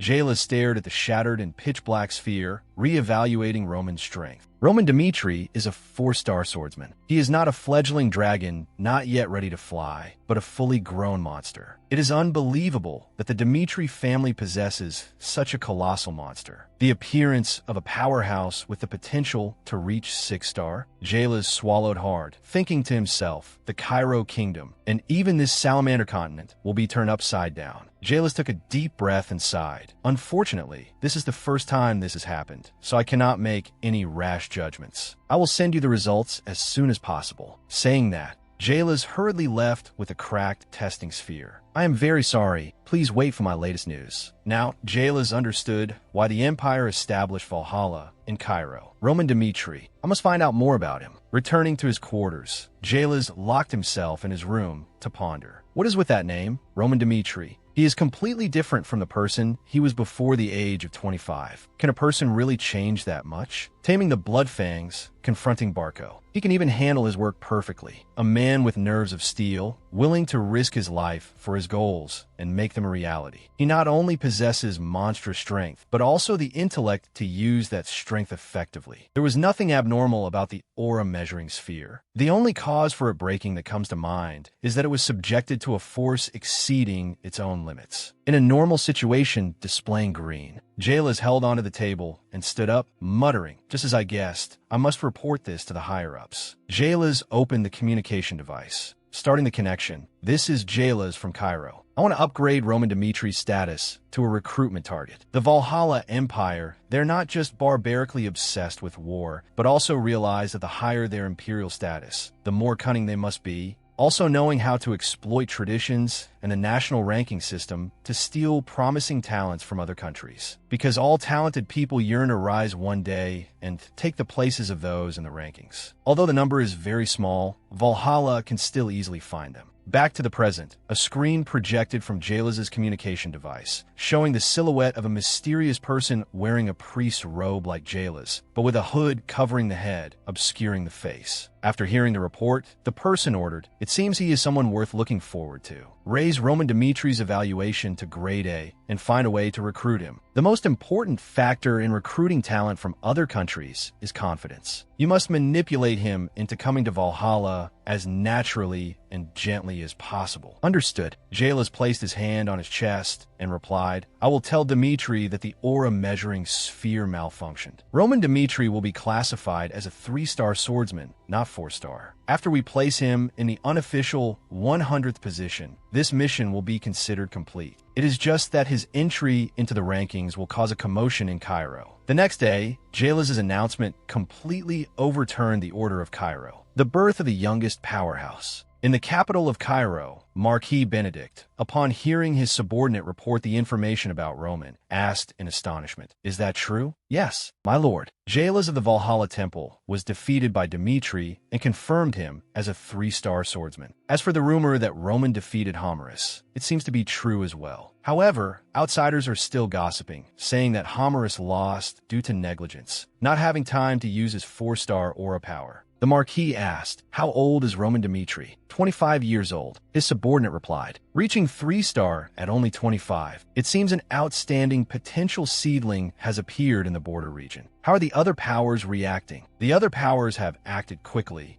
especially those 2 empires, my lord. The Marquis roared in anger. "Those damned imperial bastards. The place he appeared is Cairo, not anywhere else. How dare they contact him before us?" Currently, Cairo is divided into 4 factions. The royalist faction supporting the majestic king, the noble faction centered around Marquis Benedict, the pro-Kronos faction, and the pro-Valhalla faction influenced from the outside. This is the current status of the Cairo kingdom. Marquis Benedict thought for a moment and then ordered, "Send someone immediately before the other factions make their move. We must pull Roman Dimitri to our side." He emphasized, especially the royalist faction, "We must find every way. We cannot let him fall into their hands." The location shifts to the western front of the Cairo kingdom. Western Cairo borders the Kronos Empire, and the south borders the Hector Kingdom. The Kronos Empire is one of the 2 great powers of the continent, the birthplace of Emperor Alexandro. They have always demanded that Cairo be annexed, becoming their vassal state, and have launched attacks in the border region for many years. Cairo's soldiers fall on the front lines every day. Those Cairo residents who have submitted to the nation's enemy and followed Kronos also apply pressure from within, forcing them to surrender. Looking at the pile of corpses, an angry curse rang out. "Damned royal parasites." 2 young men in red military uniforms, one holding a burning torch, the other speaking incessantly. "It's unbelievable. We aren't even allowed to hold funerals for those who sacrificed themselves for this country." "Are you okay, Rose?" Hearing the other person call him, Rose replied, "I'm used to it now. It's not like the first time anymore." He is the 2nd son of the Dimitri family. Dimitri Rose, The comrade behind him spoke again. I never thought the front line would be this disgusting. Every day, I think about throwing away my academy diploma to go back home. Rose threw the torch in his hand into the pile of corpses, and the fire quickly flared up, swallowing everything. Dust returns to dust. Rose silently watched the fire consume those who had once stood shoulder to shoulder with him. This is the reality of a small and weak country like ours. The Western Front does not have a single peaceful day, because those from the outside are always eyeing Cairo. At this moment, the comrade seemed to remember something and asked again, "Have you heard the new news? Your brother, the one named Roman, has become a powerhouse." Rose frowned. That name Roman, has he really reached 3-star?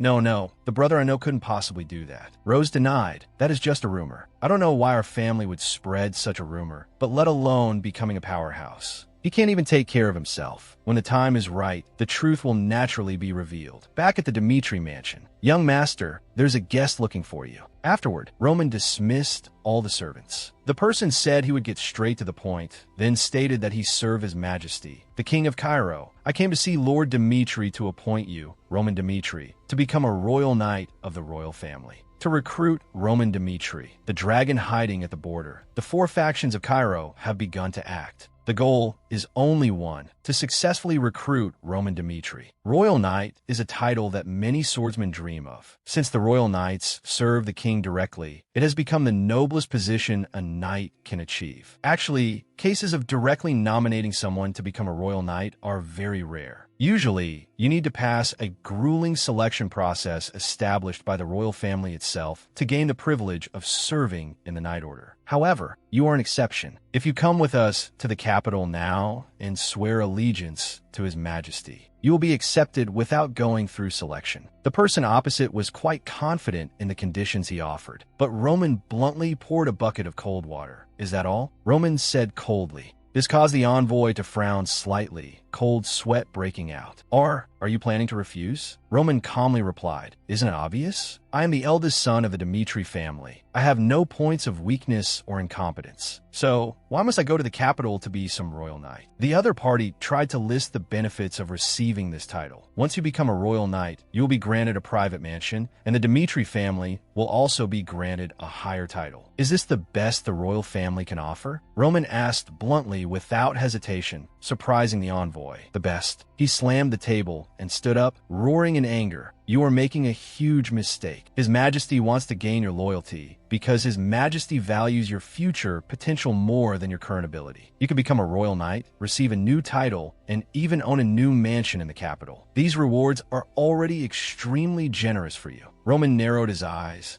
glaring at the other party with eyes cold as ice. "The one who is truly delusional is you, not me." "What do you mean by that?" The guy couldn't understand. Roman said plainly, 5 days ago, someone from Count Gregory's family came to see me. In exchange for my promise of loyalty to their family, they offered to gift me a mansion in the capital thousands of square meters wide along with gold, silver, and jewels. Furthermore, they wanted me to join their family through a political marriage. Upon hearing this, the royal envoy slumped to the ground, speechless. He cursed inwardly. Those bastards from the Kronos territory made their move first. Roman's explanation continued. 3 days ago, people from the Denver family arrived. They wanted to become my sponsors. Last night, I met someone from the Benedict family, and they offered an even stranger condition. Their offer was 3 times that of the other families. Furthermore, next month, I will personally manage the Dmitri family. The royal representative knew his side's conditions were completely uncompetitive. He sighed softly. "It's over, we arrived too late." He clenched his fists. Then, as if anger turned into shame, he shouted, "Even so, you have no reason not to choose our side. As you said, they are traitors plotting to swallow the whole kingdom. The situation has only been maintained until now thanks to the commander of the Royal Knights, the strongest swordsman in Cairo. He stopped the rebellion and completely controlled them. However, governing the country is difficult for the royal family because their eyes and ears are restricted." Speaking to this point, his voice grew quieter and his eyes lowered involuntarily.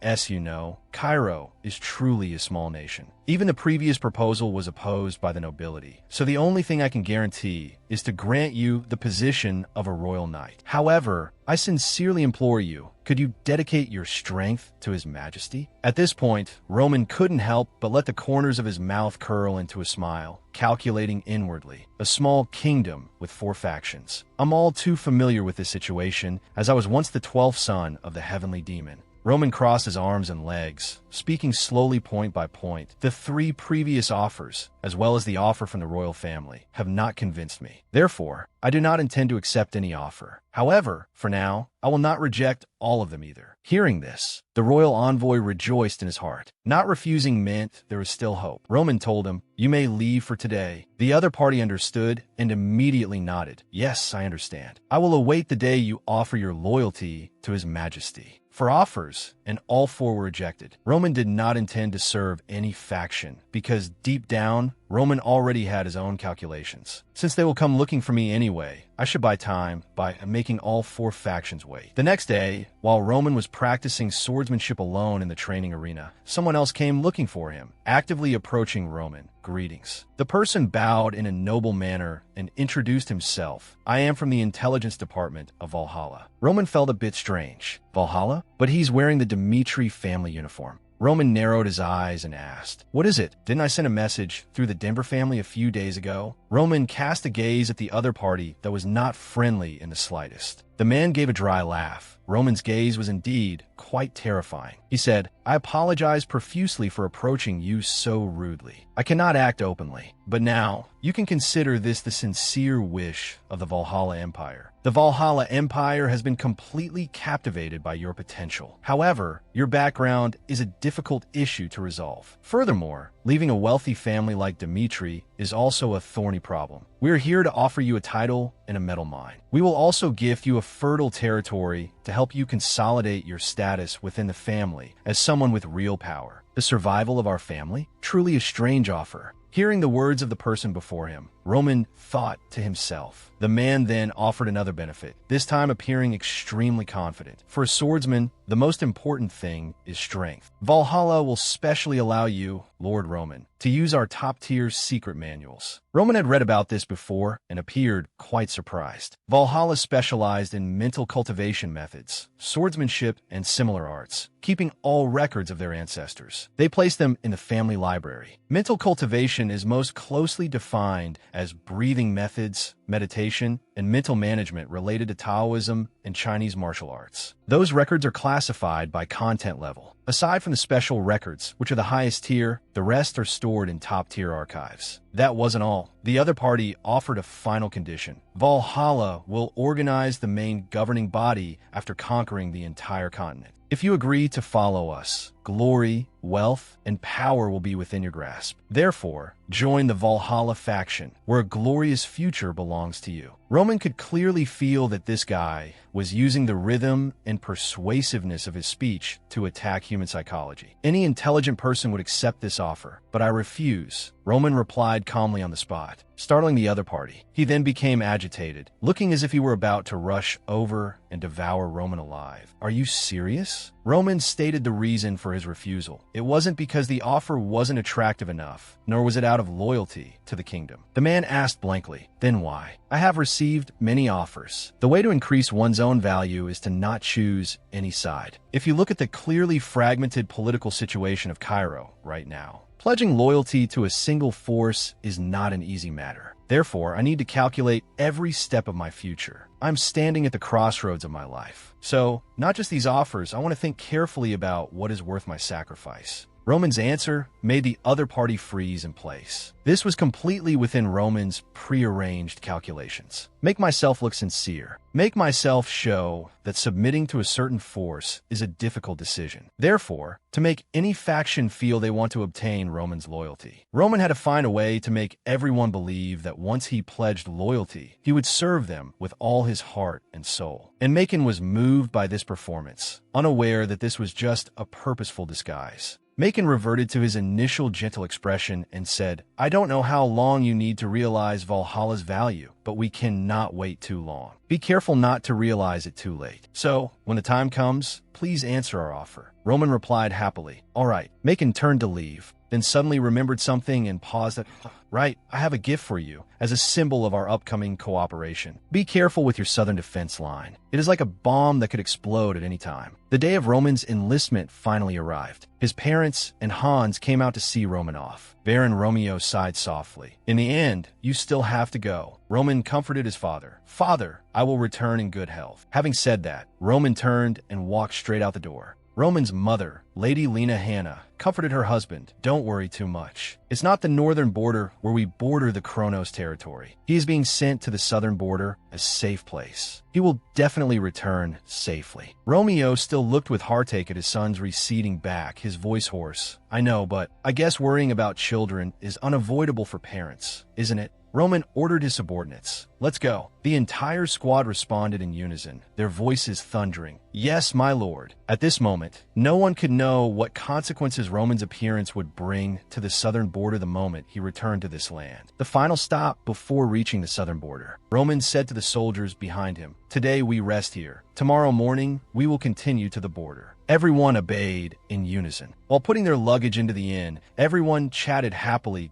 He rented an inn for us, as expected of our lord. I heard other nobles make their soldiers camp outside. In a private room, Roman was handling official business when he heard a commotion downstairs. He went down to check and saw Chris and Kevin being scolded by someone. "Who are you bastards? Do you know who I am? I am the eldest son of the Albeck family, Henry Albeck." A fat man with pink hair wearing full body armor pointed confidently at himself, shouting arrogantly. Earlier, Roman was reading a letter that Marquis Benedict had secretly sent him. The letter read, "I heard you are performing the duty of protecting the country. I understand your dedication to this kingdom, but I cannot let someone who could become one of us be harmed physically or mentally by staying in a barren environment. I intervene to have you transferred to the southern front. Remember this, the Benedict family is always waiting for you." Roman fell into deep thought. Roman couldn't help but think, he is always showing his goodwill. The Marquis has always been the leader of the noble faction. He must be very reluctant to lose me. Aside from me, there is no one better suited to oppose the royal knights. Will the southern front be peaceful? Roman asked himself. Contrary to the Marquis's belief that the place was safe, the envoy from Valhalla had said that it was a time bomb waiting to explode. Sigh, I guess I'll know when I get there. Back in the present, the fat man was swaggering. I am the only son of the Albeck family, Henry Albeck, a descendant of one of the holy families of Cairo, and I want to use this inn. How dare a lowly person like you talk back to me? Chris sighed helplessly, just as he saw Roman coming down. What is going on? Roman asked. Chris was a bit surprised. "My lord, did we disturb you?" Chris hesitated a moment before speaking out. "He ordered us to leave here because he wants to use this inn. I told him that we had booked the whole place, but he is still very stubborn." Roman frowned slightly, thinking to himself, the Albeck family. They are wallowing in the aura of the past, while now they aren't even a holy family anymore. However, that doesn't matter. Roman walked straight forward and asked coldly, "Why must we leave?" Henry arrogantly pointed at Roman, using the tone of a superior. "Are you their master?" Roman replied expressionlessly, "Yes." This made the fat man scream in anger. "Then learn your place." He put his hands on his hips, raising his voice. "I don't care where you come from, but you must understand, provoking me will not end well for you.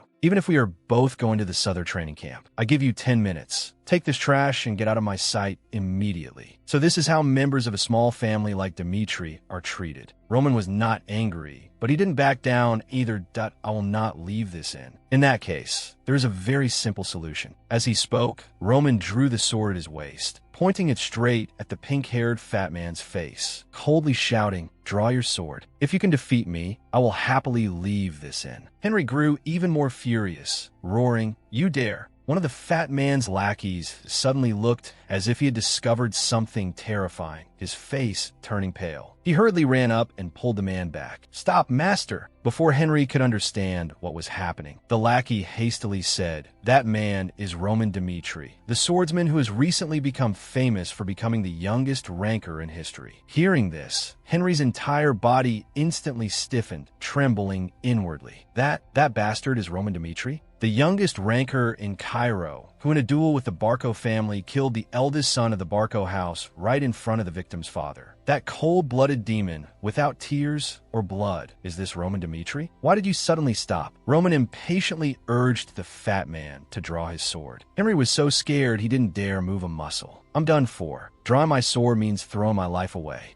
Henry hurriedly found an excuse to leave. Apologies, I forgot I have an appointment. Let's end this here. Consider it my fault. And let's just say everything is resolved. You had best be grateful. Even at this point, the fat man still wanted to save face, loudly acting high and mighty. I originally intended to punish you for disrespecting the Albeck family. But Roman didn't say a word, walking straight up to him, startling the fat man. Henry turned and fled in terror, screaming frantically as he rushed out the door. His henchmen hurriedly chased after their master. That day, 3 similar incidents occurred, and all 3 individuals fled in panic after hearing the name Roman. When he went down to the inn's bar for some barley beer, the landlady wasn't surprised to hear about it. Around here, things like that were all too common. Compared to the Western Front, the Southern Front basically has no real danger, because our relationship with the Hector Kingdom is quite amicable. The landlady worked deftly with her hands, her mouth never stopping its chatter. That's why those spoiled children of rich families who can't escape their family obligations try their best to get sent to the Southern Front. This place is also known as a resort. Training is lax, and there's nothing here that requires anyone to risk their life. According to her, this was the perfect place for nobles to fulfill their duty of protecting the country. Returning to his room, Roman immediately opened a map of the area to examine it. Just 48 days ago, a scout team from the Hector Kingdom had crossed the border. Although they only confirmed the movements on the Southern Front and immediately returned, they subsequently conducted reconnaissance on the Southern Front 3 more times. While it wasn't certain if they were preparing for war, these fragmented pieces of information suggested that the Southern Front was currently not a sanctuary. Thinking of the word war, Roman smiled faintly. I smell the familiar scent of blood wafting in the air. The next morning, when Roman and his soldiers arrived at the Southern Front, a tall man with a stern face stood straight and introduced himself. I am Baron Belfrank, the commander of the Southern Training Camp. This place provides basic training for soldiers assigned to the Southern Front. After 3 weeks of training, you will be assigned to the Reserve Corps and will spend the remainder of your service there. But the crowd of rich kids didn't care at all. Some yawned, others even dozed off. Frank continued, regardless of what your title was before enlisting, forget it all. Here, you're just soldiers fulfilling your military duty. If any of you violate the regulations, you will be punished by being transferred to the Western Front. Hearing this, Roman laughed self-deprecatingly in his heart. The punishment is just being sent to the Western Front? Who would be afraid of that? When he saw the people around him become incredibly serious, he was stunned. Is this punishment really that terrifying? This evening, you will receive a notification about the training schedule. Go to your assigned areas to arrange your luggage. As he was preparing to return to his quarters, a soldier approached Roman. The commander wants to speak with you privately. As soon as he arrived, the man put on an incredibly enthusiastic face to welcome him. Welcome. Was your journey to the south pleasant? Of course, there were no problems, Roman replied coldly. Frank laughed it off and invited Roman to sit. He pushed a cup of tea in front of Roman, inviting him a drink, and continued. Do you know how excited I was when I heard you would be transferred here? Roman Dmitri, the youngest ranker in Cairo. Just the news of the Dmitri family's hidden dragon emerging was enough to excite me. Honestly speaking, I called you here to confirm something. At this point, Baron Belfrank's expression became very serious. Did Marquis Benedict really intervene to have you transferred to the Southern Front? Roman was neither worried nor secretive. He simply picked up the teacup, took a sip, and frankly admitted, yes. I didn't ask him to do so, but I heard he used his influence to push for it. Is that so? Frank heard the answer and smiled slyly. In his heart, he could be certain that Marquis Benedict was investing heavily in Roman. If he built a good relationship with Roman first, perhaps there would be an opportunity to advance into the central government. This made him even more enthusiastic. Then let me be straight with you. I want to leave a good impression on the Marquis. The Southern Training Camp isn't bad, but it can't compare to the luxurious life of the central government members. Therefore, I will do my best to support you during your time here. In return, later when you meet Marquis Benedict, just tell him that Baron Belfrank made my life at the Southern Training Camp easier. That is all I ask. He really speaks frankly. Roman smiled inwardly. There was no reason to refuse something offered on a silver platter. Ending the conversation, Roman had just stepped out the door to return when he heard a rather familiar voice. Found you, you bastard. It was Henry, the pink-haired fat man he met at the inn earlier. He seemed to have just run over, panting heavily. You mess with the wrong person. Do you hear me? Do you know who my mother's family is? It's the Frank family. Baron Belfrank of the Southern Training Camp is my uncle. Do you realize your mistake now? He spoke while pointing and threatening. Roman asked back expressionlessly, "So what? What do you want me to do with this information?" Henry was furious upon hearing this. "Do you really not understand how screwed you are?" He turned to enter the room, not forgetting to turn back and utter vicious words. "Damn it, just you wait. Let's see if you can keep that arrogant face once I call my uncle out." "Uncle!" Henry shouted loudly. Baron Bell spoke to his nephew in a doting voice. "Good heavens, why so hot-tempered, my dear nephew?" "Uncle, if your nephew was threatened with death by some guy from a lowly baron family, what would you do?" Roman, standing outside, could clearly hear his angry tone. "Which bastard dares to threaten you? How dare they touch my nephew? I'll stomp them flat, even if it kills me." The old man stormed out in a rage, and the fat Henry gleefully led the way. "All right, he's right behind that door." As soon as he saw Roman's face, Baron Bell Frank froze like a stone statue. Realizing the situation, he slapped his nephew hard across the face. Amidst his nephew's astonishment, "Uncle!" An old memory suddenly flooded back. The chubby, innocent, and adorable little boy Henry running up and calling Uncle Bell. "My nephew. I've been very close to Uncle Bell since childhood. He always indulged me. Sometimes I liked him even more than my parents. But what is this now? The uncle I always respected, the uncle who always pampered me, is hitting me." Henry looked on in disbelief, tears welling up in his eyes. "Uncle, uncle!" Baron Bell Frank didn't even dare to breathe loudly. The person opposite him was Roman Dmitri, someone backed by Marquis Benedict, with a limitless future. He forced a smile, turning to humble himself an apology. "Oh my, please forgive my nephew. I should have taught him better. I apologize to you on his behalf." Roman didn't intend to fuss over these matters, not out of fear, but because he was too lazy to deal with such trivialities. "Then, out of respect for you, I won't pursue this further. I'll take my leave." Roman excused himself and left. The Baron immediately laughed heartily. "Thank you, sir." Waiting until Roman was far away, Bell turned his head to scold his nephew. "You idiot. Roman is someone Marquis Benedict values highly. What were you thinking going against him?" Henry was still resentful. He clutched his swollen red cheek and complained. "Even so, why did you hit me, uncle?" Baron Bell was helpless and could only offer some comfort. Sigh. "Henry, when will you grow up? If you keep acting like you do at home, even I can't protect you." Suddenly, he thought of an idea he considered brilliant. Bell smiled and said, "Roman probably has a bit of a bad impression of me now. So from now on, I'll have you stick with him all the time." Hearing his next words, Henry revealed a look of utter confusion. "And no matter what, you must build a relationship with Roman. Remember that. If you don't listen, I'll transfer you to the Western Front. Understand?"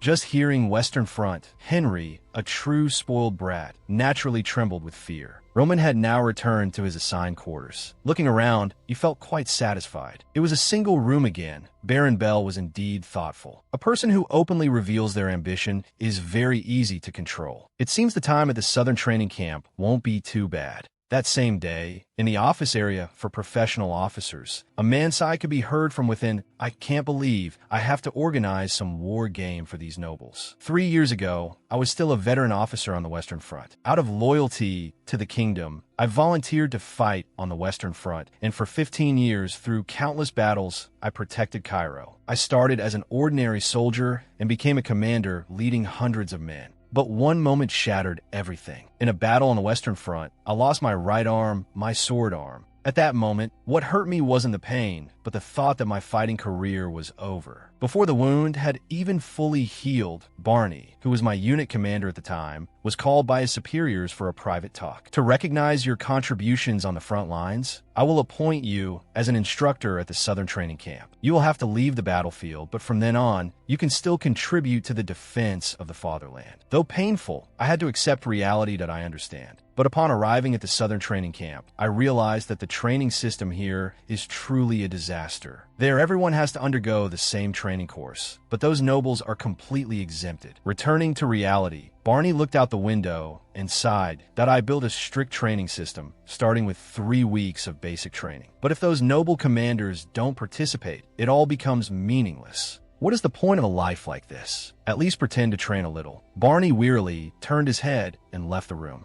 Outside, a group of privileged sons were lying under the shade of trees, chatting. "Really? Next time you come to my place, I'll show you what real pleasure is. I guarantee you're always welcome." Barney walked past them, too lazy to even glance at them. He shook his head, sighing softly that it's unbelievable they can be this relaxed. "I really can't stand this place anymore." Suddenly, he stopped, his brow furrowing involuntarily. He was astonished to discover a neat, disciplined army formation in front of him. This was a sight he hadn't seen in a long time. The southern camp has a disciplined formation. And even a commander? Do they know nothing about this place? Barney walked up to the leader of the unit and spoke. Lord Roman, the southern camp does not require nobles to participate in training. He smiled forcefully, thought if you wish to rest, you can go over there and sit like them to watch others train. Roman glanced at the group of people nearby them. Barney also looked in that direction, continuing to smile in response. Yes. Roman spoke very seriously. The enemy will not distinguish between classes when attacking, and not all battles take place on plains. Mountains, rivers, lakes. A commander must be able to complete the mission in any terrain, so they must have good stamina to keep up with their soldiers. Therefore, commanders must also participate in training. And I understand that the Southern Training Camp is both a way to test the soldier's strength and a path to pass on experience. Hearing these words, Barney couldn't help but feel shaken. His palms clenched involuntarily, and his whole body trembled. He actually understands the meaning of training so well. Roman affirmed, "You don't need to fake a smile in front of me like that. I am ready to accept any form of training." This was the first time Barney had heard a noble say such words. He had heard that people might risk their lives for someone who acknowledges them. Perhaps this was truly true.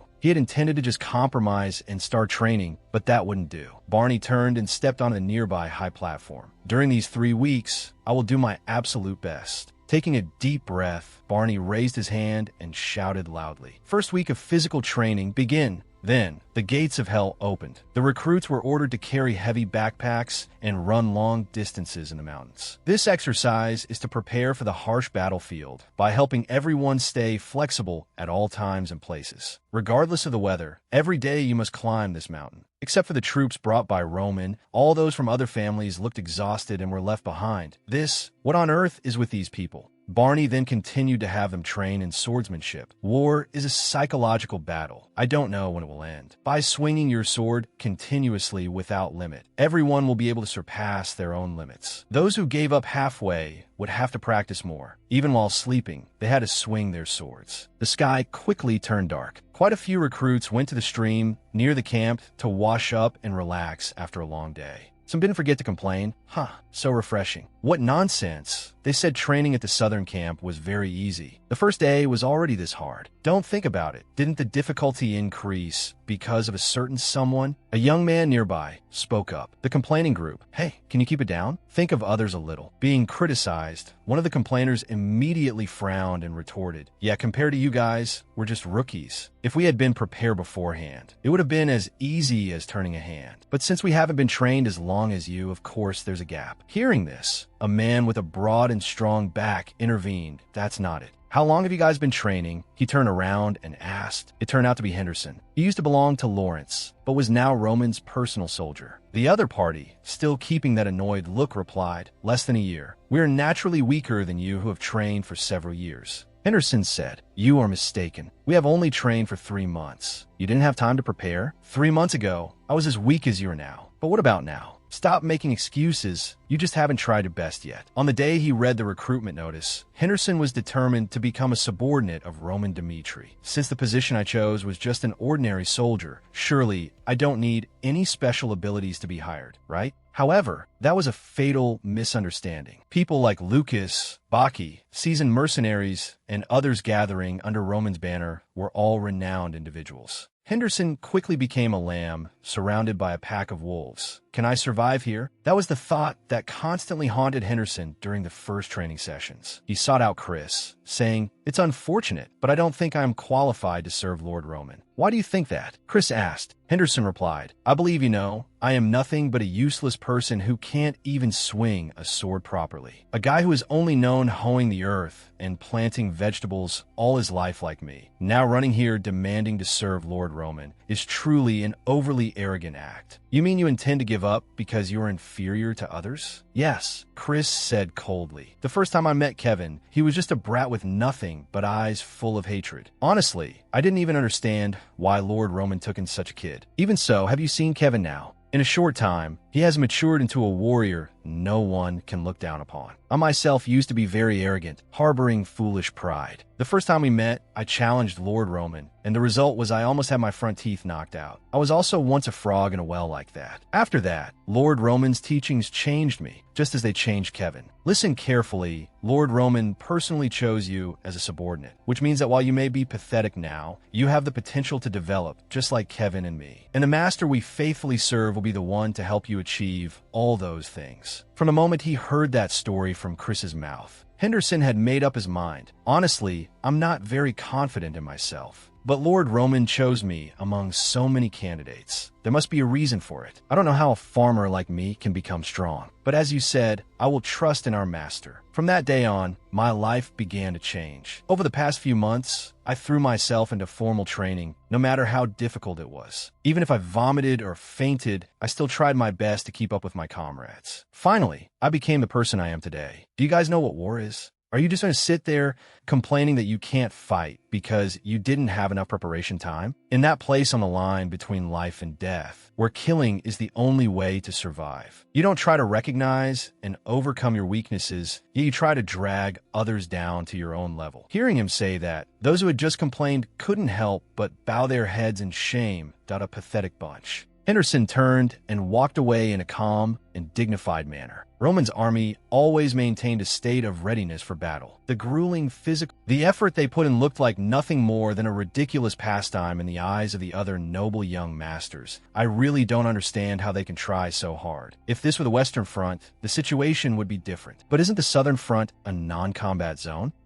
Those born incompetent, they're just wasting their effort. Aside from burying their heads in work, do the Dmitri people have any other way to get attention? They mocked each other for a while and giggled. Henry sat nearby, without joining in with a single word, because he was thinking of a way to get close to Roman. How should I approach someone like him? Does he not understand that talking and building relationships, whatever, will cry? Last year, the Royal Guard infiltrated and investigated Cairo's 5 defensive lines on the Southern Front a total of 48 times. After preliminary investigation, we determined that their defensive capabilities clearly lean towards the Western Front due to the war with the Kronos Empire, leading to lax defenses on the Southern Front bordering us. Therefore, conquering the Southern Front will no longer be a major issue. The Hector Kingdom was once a great power rivaling the Kronos Empire, a kingdom that developed rapidly thanks to military might, but suffered a crushing defeat in the war with Valhalla and gradually declined. Hector's current strength is only on par with Cairo. It is now just a kingdom not much different from the other 5 kingdoms on the continent. Therefore, peaceful coexistence is the only option. Father, may I say a word? A red-haired young man, who is also a prince of the Hector kingdom, intervened. The king immediately agreed. Speak, I permit it. Edwin Hector began to present his opinion. Father, our Hector kingdom has suffered too much since the most severe crop failure in over 5 years. The money we borrowed from the Golden Bank to solve this problem has left a huge amount of interest, which is strangling us every day. Our kingdom truly has no ability to develop further. At this rate, Hector will have nothing left to be called a kingdom. The king held his head, sighing wearily that it is not that I do not know these things. This is the consequence of the war left by our ancestors. Edwin tried to convince the king. Our kingdom suffered heavy losses in the war, so we also tried to isolate ourselves from the fighting, from that painful past, and tried our best not to repeat the mistakes of old. However, everything has an end. We have been preparing ceaselessly over the past years for the suffering people, and also for this kingdom. Father must make a decision immediately. The king nodded, looking at his son before him with a gloomy expression, silently marveling in his heart. War, a word I haven't dared to speak for a long time. My son, it seems, is not as weak as his father. Do you have enough confidence? He asked again. Edwin replied without hesitation. If I didn't have enough confidence, I absolutely wouldn't have brought this up. Very well then. From this moment on,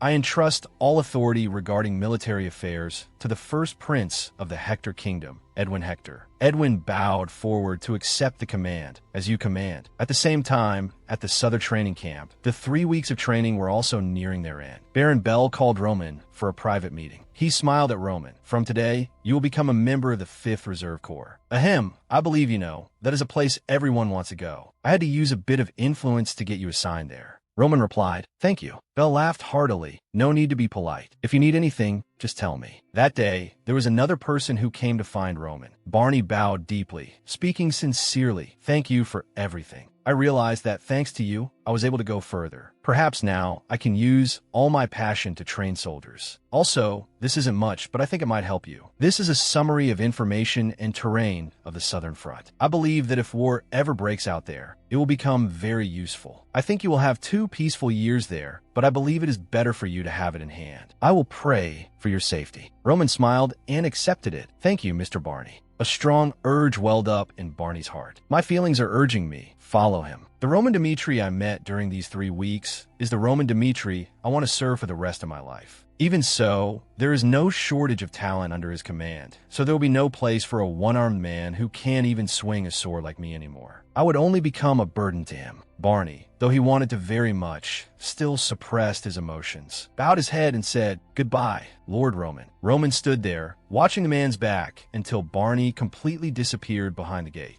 Afterward, Roman opened that map, placing it next to an identical map in his hand. This one was drawn beforehand by scouts Roman had sent out. I heard Lucas spent a lot of effort making this. His kindness is truly worth cherishing. The location he was deployed to was the first defense line of the Southern Front. A sentry on the city wall suddenly discovered something. Enemy attack. He saw a group of men and horses, kicking up dust behind them that obscured the sky, rushing towards them at breakneck speed, and screamed in panic. "Henry, I have specially arranged for you to join the 5th Defense Line Reserve Corps, where Roman is. Swear to me, during these 2 years of military service, you must gain Roman's favor at all costs." Henry's uncle had instructed him repeatedly, and now they were following closely right behind Roman's unit. The unit receiving them was the reserve force of the military district, the 5th Defense Line. Henry felt aggrieved inside. Why did he have to go and cozy up to that bastard? But at least he was assigned to the 5th Defense Line. But something unexpected happened. Henry heard the sound of war horns echoing throughout the camp, followed by the commotion of all the soldiers. "Emergency here! Emergency! The Hector Kingdom has declared war. All troops prepare for battle." Henry was bewildered. War? Battle? What on earth is going on? By the time he came to his senses, the troops ahead had disappeared without a trace. Where did Roman go? The 1st Defense Line would be the first combat unit after the Hector Kingdom declared war. But the 5th Defense Line was the area facing the risk of collapse immediately after. They've breached the city gate. Quickly stop them. The 2 armies fought fiercely, but when the city gate was breached, it was also when the Hector army flooded in like a tide. The situation on the city wall was not much better. The Hector army was fully prepared and quickly climbed up. Screams rang out everywhere. "Stop them! Stop them!" The commander of the 5th Defense Line, Baron Bruce, was so scared his limbs went weak. This place, the 5th Defense Line, was once considered the paradise of the Southern Front. However, it had long lost the essence of a battle line. The middle-ranking nobles serving their military duty did not live the life of a soldier, but rather days of luxury. It all stemmed from a man who accepted bribes to fill his greedy belly. That person was the overseer here, the corrupt Baron Bruce. At this moment, the old man knew exactly how much he was worth. Defending the 5th Defense Line now was no different from suicide. He hurriedly ran outside and shouted, ordering the soldiers under his command to hold their positions. "If you let them pass, the lives of innocent citizens will be threatened. No matter what, do not retreat." Was this a morale-boosting speech? No. This fat man had eaten until he was obese and greasy, his neck sunken into his shoulders. After speaking, he turned to leave the front line. A soldier saw this and asked, "Commander, where are you going?" The Baron turned back, telling his men to buy time for him, while he himself would directly contact the royal family. At the same time, Roman was leading the way, ordering his troops. "All troops listen up. We are heading to the 5th Defense Line immediately." "Yes, sir." Everyone responded in unison. Then they followed close on his heels, rushing along the forest trail. The defensive capability of the Southern Front was extremely poor, with only makeshift equipment, rotten will, and incompetent commanders, leaving the military strength utterly weakened. They deployed the Emergency Reserve Force at a location 2 hours away from the front line. "We must get there within at least an hour." Suddenly, Roman saw someone waving and running towards them from ahead, calling out loudly, "Oh, you must be the reserve force." Old Baron Bruce put his hands on his hips, panting as he shouted towards Roman, "Let me tell you the details." Then he asked, "Are you the commander of these soldiers?" Next, he put his hands on his hips and said, "First, escort me to the rear." Compared to reinforcing the troops for the 5th Defense Line, the safety of the commander must be prioritized. I must immediately report this critical situation to the royal family. Roman recognized this guy as the commander of the 5th Defense Line, Baron Bruce. Roman asked suspiciously, "Why are you here without any soldiers following you?" The other party heard this and flew into a rage, pointing at Roman's face and scolding, "You insolent brat, just a member of the reserve force, yet you dare speak like that." "I said that's enough," Roman said coldly. Roman suddenly grabbed the other's neck, squeezing tight. "You being here means you admit to being a commander who abandoned his soldiers to flee alone. Do you understand what kind of act this is under military law? Desertion, under any circumstances, can be punished by execution on the spot." This made the old man's face turn pale, saying, "You wouldn't? Naturally, I will behead you." Roman's shadow flashed, and before Baron Bruce could even react, his head was chopped off. Roman said, "If you had retreated with your soldiers, at least you wouldn't have died by my hand." As Baron Bruce's head rolled down, Roman also ordered his subordinates to continue advancing. At the 5th Defense Line, the garrison troops here had suffered heavy losses. Damn it, damn it, damn it. I knew this day would come eventually. A surviving soldier was still resisting. He slashed left and hacked right, killing quite a few enemies, while thinking about the bastard commander who had abandoned his soldiers. But 2 hands are no match for 4. Facing too many enemy troops, the soldier's stomach was pierced by a spear. He coughed up blood, his mind dizzy, unable to hold on any longer, and collapsed on the spot. Sensing the enemy approaching with intense killing intent, he gave up. It's over. But Variable appeared. 2 Hector soldiers were dismembered by someone in the blink of an eye. They didn't even have time to react. "You haven't closed your eyes yet. You're Stephen, right?" Roman's voice rang out. Roman said to him, "Baron Bruce is dead. From now on, you will be in charge of this place." Stephen, he was one of the people on the list Lucas gave Roman. The only useful person at the 5th Defense Line was Stephen. This had been verified and was extremely certain. Roman requested, "Since you have defended the 5th Defense Line for many years, I will trust your judgment. Tell me, how should we defend this place? If you say this place is hopeless, then I, Roman Dmitri, will order the entire reserve force to retreat." Stephen looked somewhat dazed at the person in front of him. So this is Roman Dmitri. But he quickly regained his composure and gave the most general assessment of the situation. "Honestly, the current battle situation is extremely tense. Retreating would be a correct decision. But what then? The enemy will seize a vantage point. If Hector captures one of the 5 defense lines, they will have a route to receive reinforcements. In that case, the war will drag on endlessly." Roman also realized there was currently only one method left, and what Stephen said perfectly matched Roman's thoughts. "We must use barricades to block the enemy, forcing them to go through the main gate." Roman immediately nodded in agreement. "I will buy time to set up the barricades. You mobilize the troops to prepare." This truly shocked Stephen. He accepted such a dangerous plan. He hesitated and said, "But this plan is too dangerous. The enemy is growing in number now. If you are isolated out there, you will die. I know what you are worried about." Roman replied extremely seriously. Suddenly, a black shadow rushed towards Roman from behind. Stephen sensed the danger, but his heavily injured body couldn't act. But there was no danger. Roman simply tilted his body slightly to dodge the attack, while continuing to speak. "I am not a fool who would risk my life for a plan I deem unfeasible." Having said that, Roman swung his sword, slicing the sneak attacker in 2 before Stephen's astonished eyes. He could dodge an attack without even looking. At this moment,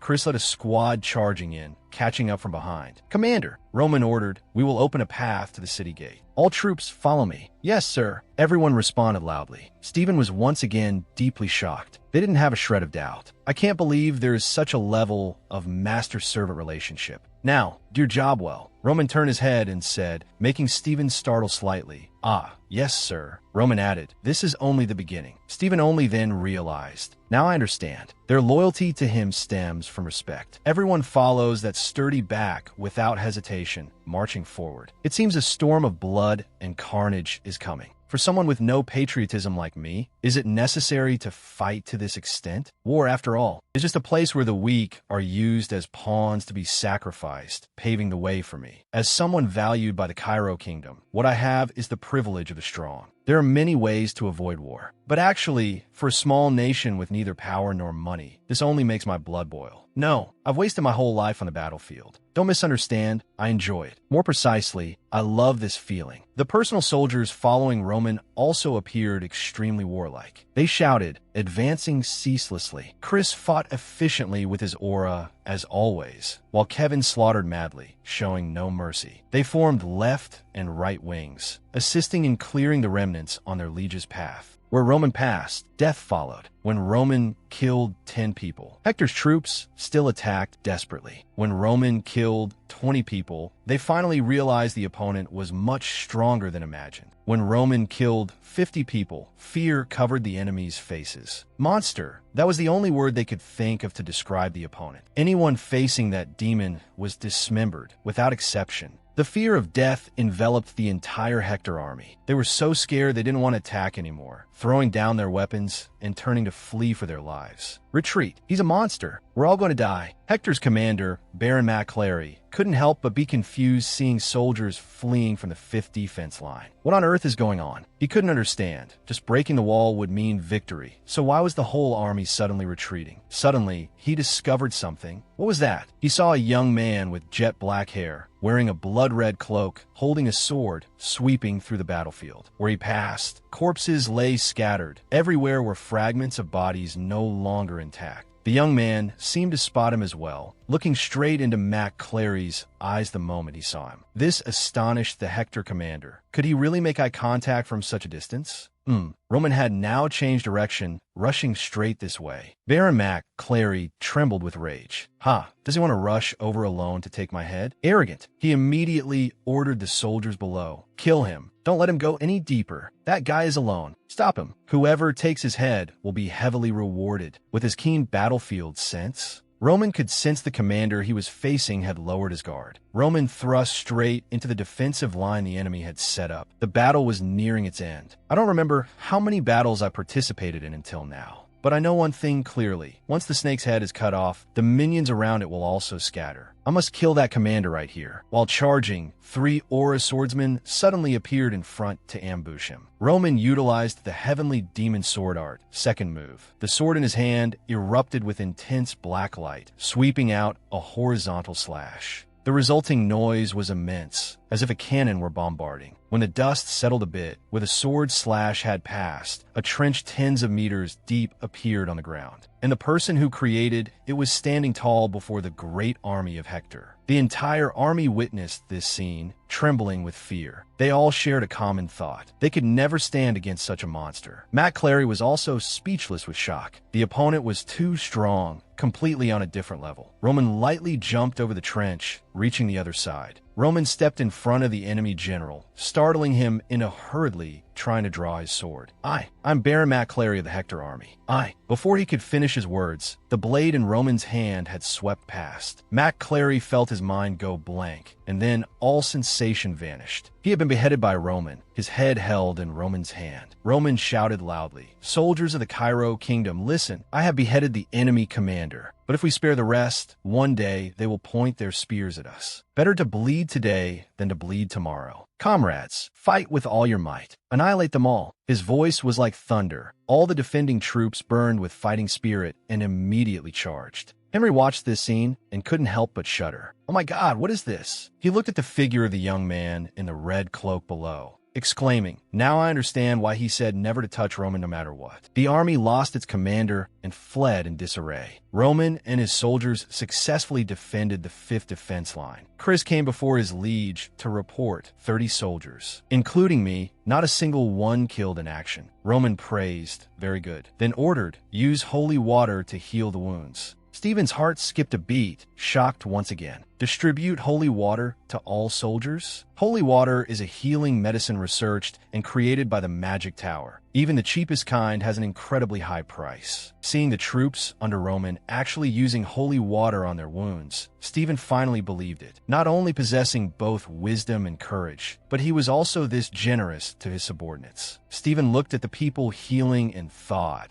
that is why even if they have to climb a mountain of blades or descend into a sea of fire, his soldiers will always be ready. Seeing him distracted, Roman called out, "Stephen, you stay here to oversee the battlefield and prepare for the next attack." Then he added, also I need someone familiar with the southern terrain." Stephen immediately asked, "Do you intend to go there directly?" "That's right. The war isn't over yet. This person is very familiar with this area. He can certainly help you." The person Stephen found for Roman performed a solemn military salute and introduced himself. "My name is Kobe." Roman spread out a map and asked, "This is the terrain map of the southern region. Which is the fastest route to approach the enemy's rear?" Kobe thought for a moment, then answered, "How about this path?" Roman said, "This path takes 2.5 hours. I need a shortcut that can get there within 2 hours." Kobe fell in a deep thought. If so then, he pondered. Suddenly startled. Wait, how does he know taking the mountain path takes 2.5 hours? Kobe couldn't help but be astonished. Travel time isn't that easy to estimate. Clearly, he already had some understanding of the southern terrain. He blurted out, "I didn't expect you to be so familiar with the terrain here." Kobe thought to himself, "Then what does he need me for?" Roman spoke up, "When Stephen found you, you probably thought I was completely unfamiliar with the terrain here." Hearing this, Kobe knew his thoughts had been guessed by this person and hurriedly explained, "It's not like that." Roman directly ignored the issue,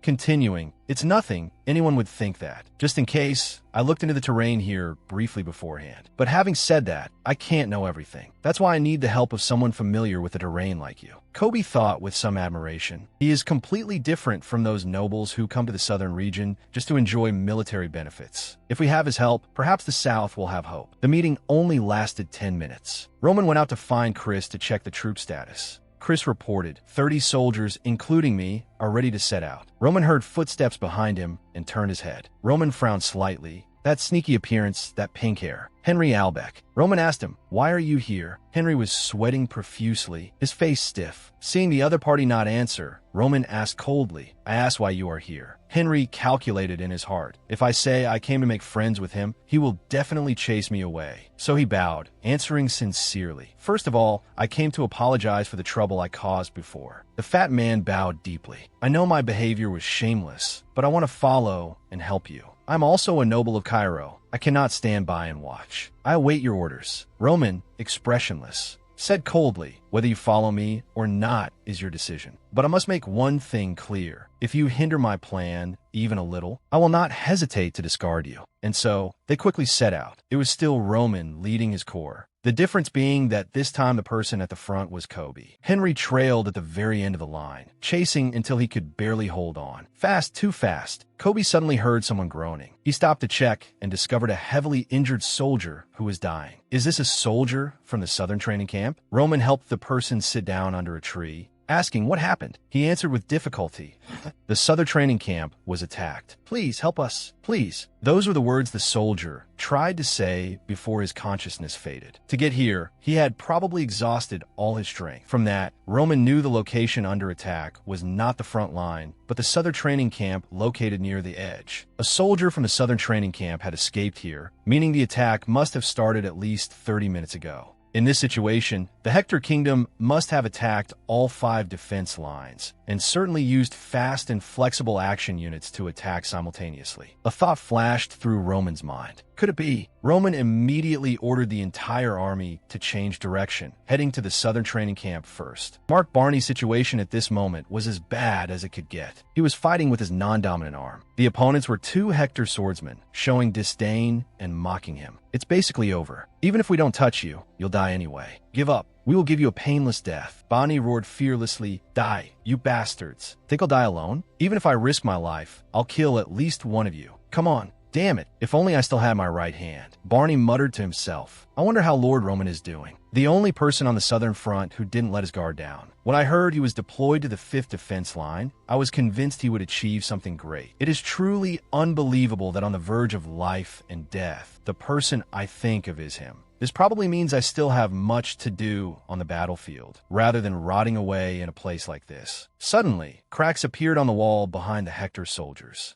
With a loud boom, a large hole was smashed through the wall. Only then did they notice, turning around in panic and asking each other, "What is that? Did Cairo send reinforcements?" A figure stepped in over the crumbled concrete fragments. The Hector soldiers immediately surrounded him cautiously. "What kind of monster are you? Reinforcements? How did you know to come here?" Barney recognized the man. "Lord Roman, it really is you." Roman also recognized a familiar face in the crowd and was quite surprised. "Mark Barney, is he still alive?" Chris and the personal guards followed closely behind, beginning the slaughter. Roman shouted orders to his men: quickly destroy the enemy and rescue the survivors. The entire squad received the order and executed it immediately. They rushed into battle against the Hector troops, showing no mercy. Roman was targeted by 2 swordsmen. His figure flashed and vanished. Then he used 2 fingers like a sword to strike the opponent's next. I want to capture these 2 alive. It was the martial arts technique of acupoint striking. Having their acupoint struck, they were temporarily unable to move. The remaining soldier, seeing his comrades easily subdued, immediately turned to flee. "Damn it, I need to report this to my superiors as soon as possible." But he was quickly grabbed by the collar by a firm hand. "Didn't I tell you? I would kill at least one of you."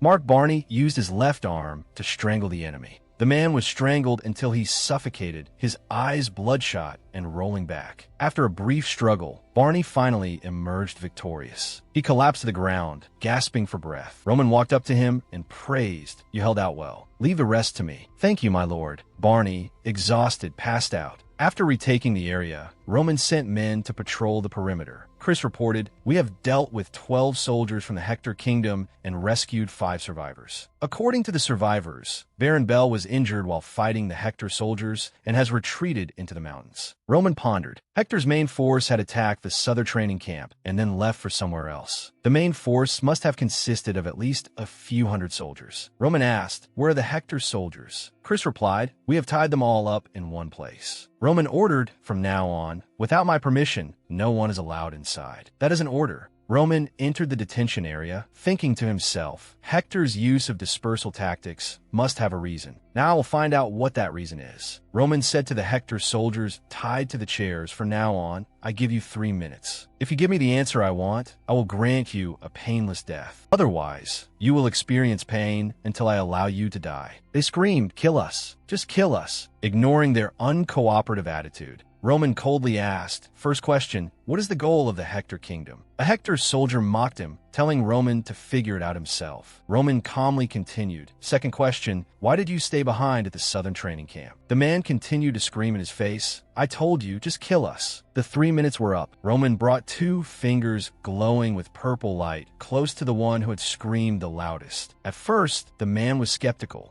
But when Roman channeled energy into his body, a pain as if his entire body was being torn into countless pieces immediately spread, causing him to vomit blood and scream in agony that I call it body shattering. You are experiencing the pain of your muscles and bones being twisted. You will die a slow, lingering death. I am sure you have been trained to withstand torture, but this is unlike anything you have ever experienced. The comrade beside him turned pale with fear. He opened his mouth to curse Roman. "You bastard. Do you think this will change anything? Even if I tell you Hector's strategy, you won't be able to stop us in time." Roman's terrifying, demon-like face leaned in close to the man and said, "I was waiting for that answer." The opponent was so frightened his voice trembled.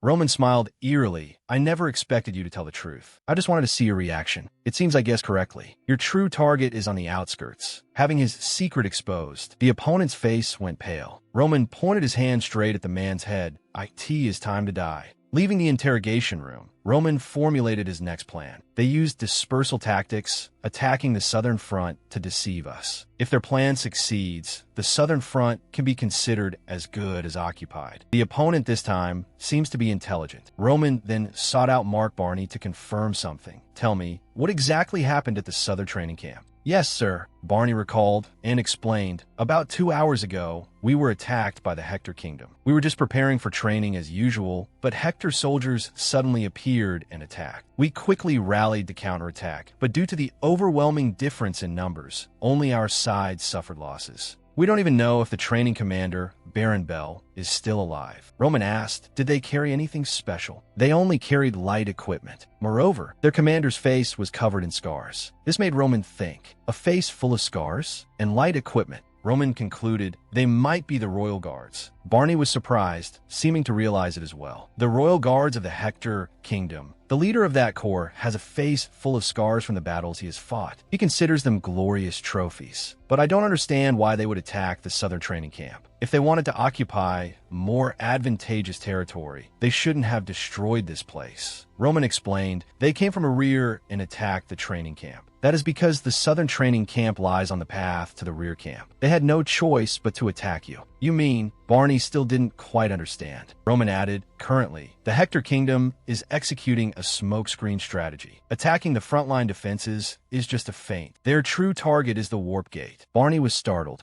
The warp gate. It was the highest level of magic capable of manipulating space. Because it allowed for instant teleportation, the struggle for it had become a fierce war. It could not only prevent enemy reinforcements, but connecting multiple gates could also move armies for coordinated attacks. Therefore, warp gates were designed to self-destruct to prevent enemies from using them against their owners. The Hector kingdom was very determined in this war. If their plan succeeded, they would surely win. It seemed that their plan was to seize the warp gate inside the rear camp. Hearing Roman say this, Barney hurriedly stood up, burning with anxiety. Then shouldn't we quickly go to reinforce them? No. Roman interrupted Mark Barney and asked, have you received a request for reinforcement from the rear camp? Not yet. Mark Barney understood clearly what this meant. He helplessly gripped the blanket in his hand. Roman continued, Hector's royal guards left the southern training camp an hour and a half ago. They have probably already captured the warp gate by now.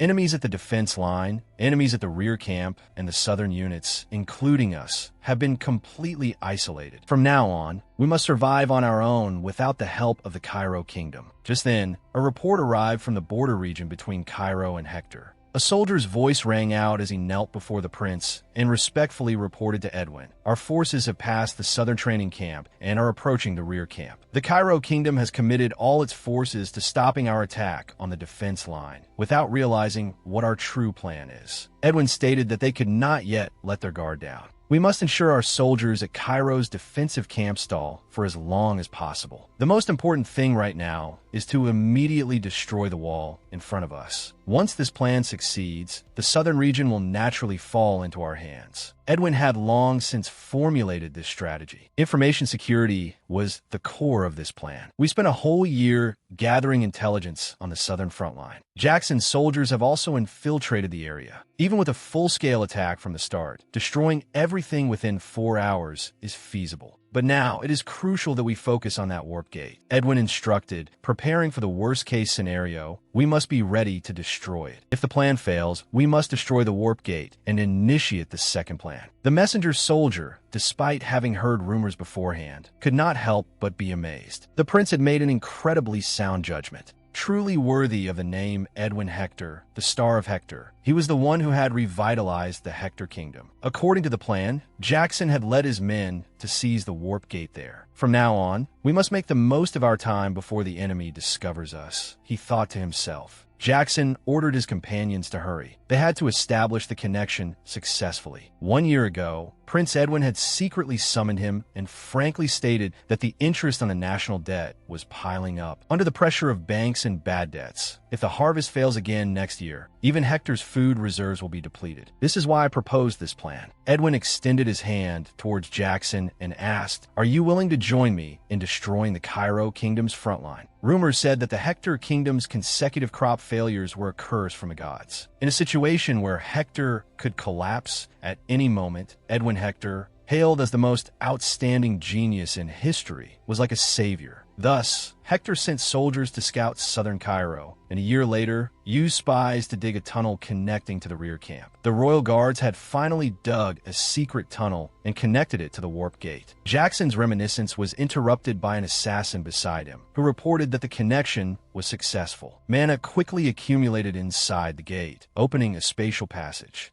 Edwin stepped out amidst the welcoming cheers of everyone present. Greetings, Prince Edwin. As soon as he arrived, Edwin immediately called out Kellen. "Yes, Your Highness," Kellen responded. Edwin commanded, "You will take charge of the first unit. You must eliminate all remaining soldiers. Furthermore, establish a solid defensive line to deal with the enemy forces." "Yes, I understand." Next, the Prince of Hector turned to Jackson. Jackson stepped forward before the prince, kneeling on one knee in salute. "I await your command." Edwin asked, "We have lost contact with the Baron in charge of the 5th defense line. Do you know anything?" "We are still investigating, but I don't think we need to worry too much," Jackson reassured him. "The 5th defense line is notorious for being troublemakers. Even with half our forces, we could defeat Cairo's defenders." Edwin questioned, "But didn't I tell you not to invest too much manpower? Wasn't that the case?" "Yes, Your Highness. As soon as this is over, I will certainly punish Baron Mac Clary, regardless of the outcome." Edwin's plan could be called perfect, but he did not know that 2 unexpected events had occurred. At the 1st defense line, the commander there, Count Donald, had ordered his soldiers to reinforce the walls before the enemy attacked again. Suddenly, someone ran up from a distance in a panic to report urgently. "Report, Commander. We have received communication from the southern camp." Count Donald raised an eyebrow in surprise. "You say the southern camp?" He walked over to the communication crystal and saw Roman. The person on the other end introduced himself. "Count Donald, I am Roman Dmitri of the 5th Reserve Defense Unit." The Count asked in confusion, "Why are you contacting me in this situation?" "I'll be direct. I have reason to believe that the Hector faction is creating a smokescreen and has already captured the warp gate at the rear camp. Before we are isolated by Hector's army, we must abandon the fortress and retreat into the mountains, then gather the remaining forces south of the mountain range." Donald scoffed, thinking to himself, "The southern mountains are very dangerous. Is this his proposal? To prepare for a surprise raid?" Roman wanted to say something more, but Count Donald waved his hand to interrupt. "We will make our own decisions. I'm cutting the connection." He unilaterally cut off the communication. Watching the projection on the crystal disappear, Roman could only resign himself to the situation. Roman decisively swished his cloak and turned to leave, his mind already made up. Since things had come to this, the only option was to abandon the remaining defensive units. Roman ordered his personal troops, "Pack your gear. Today we begin moving up the mountain." As for Count Donald, he sent people to contact the other camps, but without success that we cannot reach the outer camps. Only then did he feel restless and uneasy. Damn it, could Roman be right? Even if the southern front and neighboring areas sent reinforcements, it would take half a month for them to arrive. Is there really no other way to resolve this? No. If we can hold the fortress until reinforcements arrive, there is still a very high chance of victory. Thinking this, he ordered the army to defend the fortress. Just 4 hours later, both the front and rear of the fortress were besieged. How did this happen? We are completely isolated. He looked down from above, unable to hold back a curse. Damn it, they really captured the warp gate and even brought in more troops. Our front line and flanks have all been blocked by Hector's forces. No, I need to stay calm. Our side can still repair the walls perfectly, and we have prepared all our weapons. Therefore, we will not repeat the failure of the first battle. We can hold the fortress. Having made his decision, Donald ordered the entire army to prepare for battle. He instructed, "First Defense Unit, listen up. Hector has captured the warp gate, so we are now completely isolated. Do not expect reinforcements from the kingdom anymore. But just like the first battle, trust in me, Count Donald. We will hold out until reinforcements arrive." Suddenly, the entire army heard a strange sound. Everyone looked around in confusion. "What is that noise?" Donald turned to the captain beside him and asked, "What on earth is happening?" The man stammered, trembling as he spoke. That is the magic cannons, firing." The magic circles on the cannons had been quickly activated by Hector's army, and the strategic siege weapons had opened fire. Fireballs screamed through the air, and a massive explosion directly destroyed a large section of the Cairo sides wall. Soldiers in that section of the defense line were instantly incinerated, letting out agonizing screams. Donald slumped to the ground, watching in horror as his soldiers were burned alive. At this moment, he recalled what someone had told him. Before the front line and flanks are completely isolated by Hector's army, we must abandon the fortress, hide in the mountains, and gather the remaining forces in the southern mountain area. Roman, you were right. But regret came too late. A sword flash gleamed, and a Hector assassin raised Donald's severed head high, shouting loudly, "Your general is dead. Surrender immediately." Afterward, Jackson reported to Prince Edwin. "Thanks to using fire magic circles to gain the upper hand right from the start, we were able to capture the fortress without heavy losses. At this rate, I think we can perfectly occupy the entire southern front." He was quite satisfied. Time is on our side. Confine all surrendered soldiers in one place so that no one can escape while we aren't looking. To gain an advantage in negotiations with Cairo, we need as many bargaining chips as possible. Depending on the situation, we might even need to use hostages to reach an agreement. Jackson loudly responded yes, indicating he understood. Edwin felt an indescribable sensation. The plan is so perfect, yet why do I feel uneasy? Did I miss something? Just then, a soldier rushed in to report. Something big has happened, Your Highness. Report. Baron Mac Clary has fallen in battle, so the communication gate has been cut off. Edwin's face darkened, and he quickly turned to ask, "Who is the messenger? Bring him to me immediately." The prince went directly to meet a man with a gaunt face. From a terrified look on his face, it was clear he had experienced something incredibly frightening. Still shaken, he began to recount. At first, the 5th defense line appeared very weak against our fierce attack. About 10 minutes after launching the assault, we had entered the fortress. Baron Mac Clary ordered us to destroy the fortress immediately. But right at that moment, that monster appeared. Speaking of this, the soldier became extremely fearful. Seeing his expression, Edwin frowned deeply. "Monster?" The soldier continued. "He was so strong that even though I saw it with my own eyes, I couldn't believe it. That monster single-handedly slaughtered countless allied soldiers. Dozens of troops vanished in the blink of an eye. Even Hector's strongest knights couldn't withstand a single move from that monster.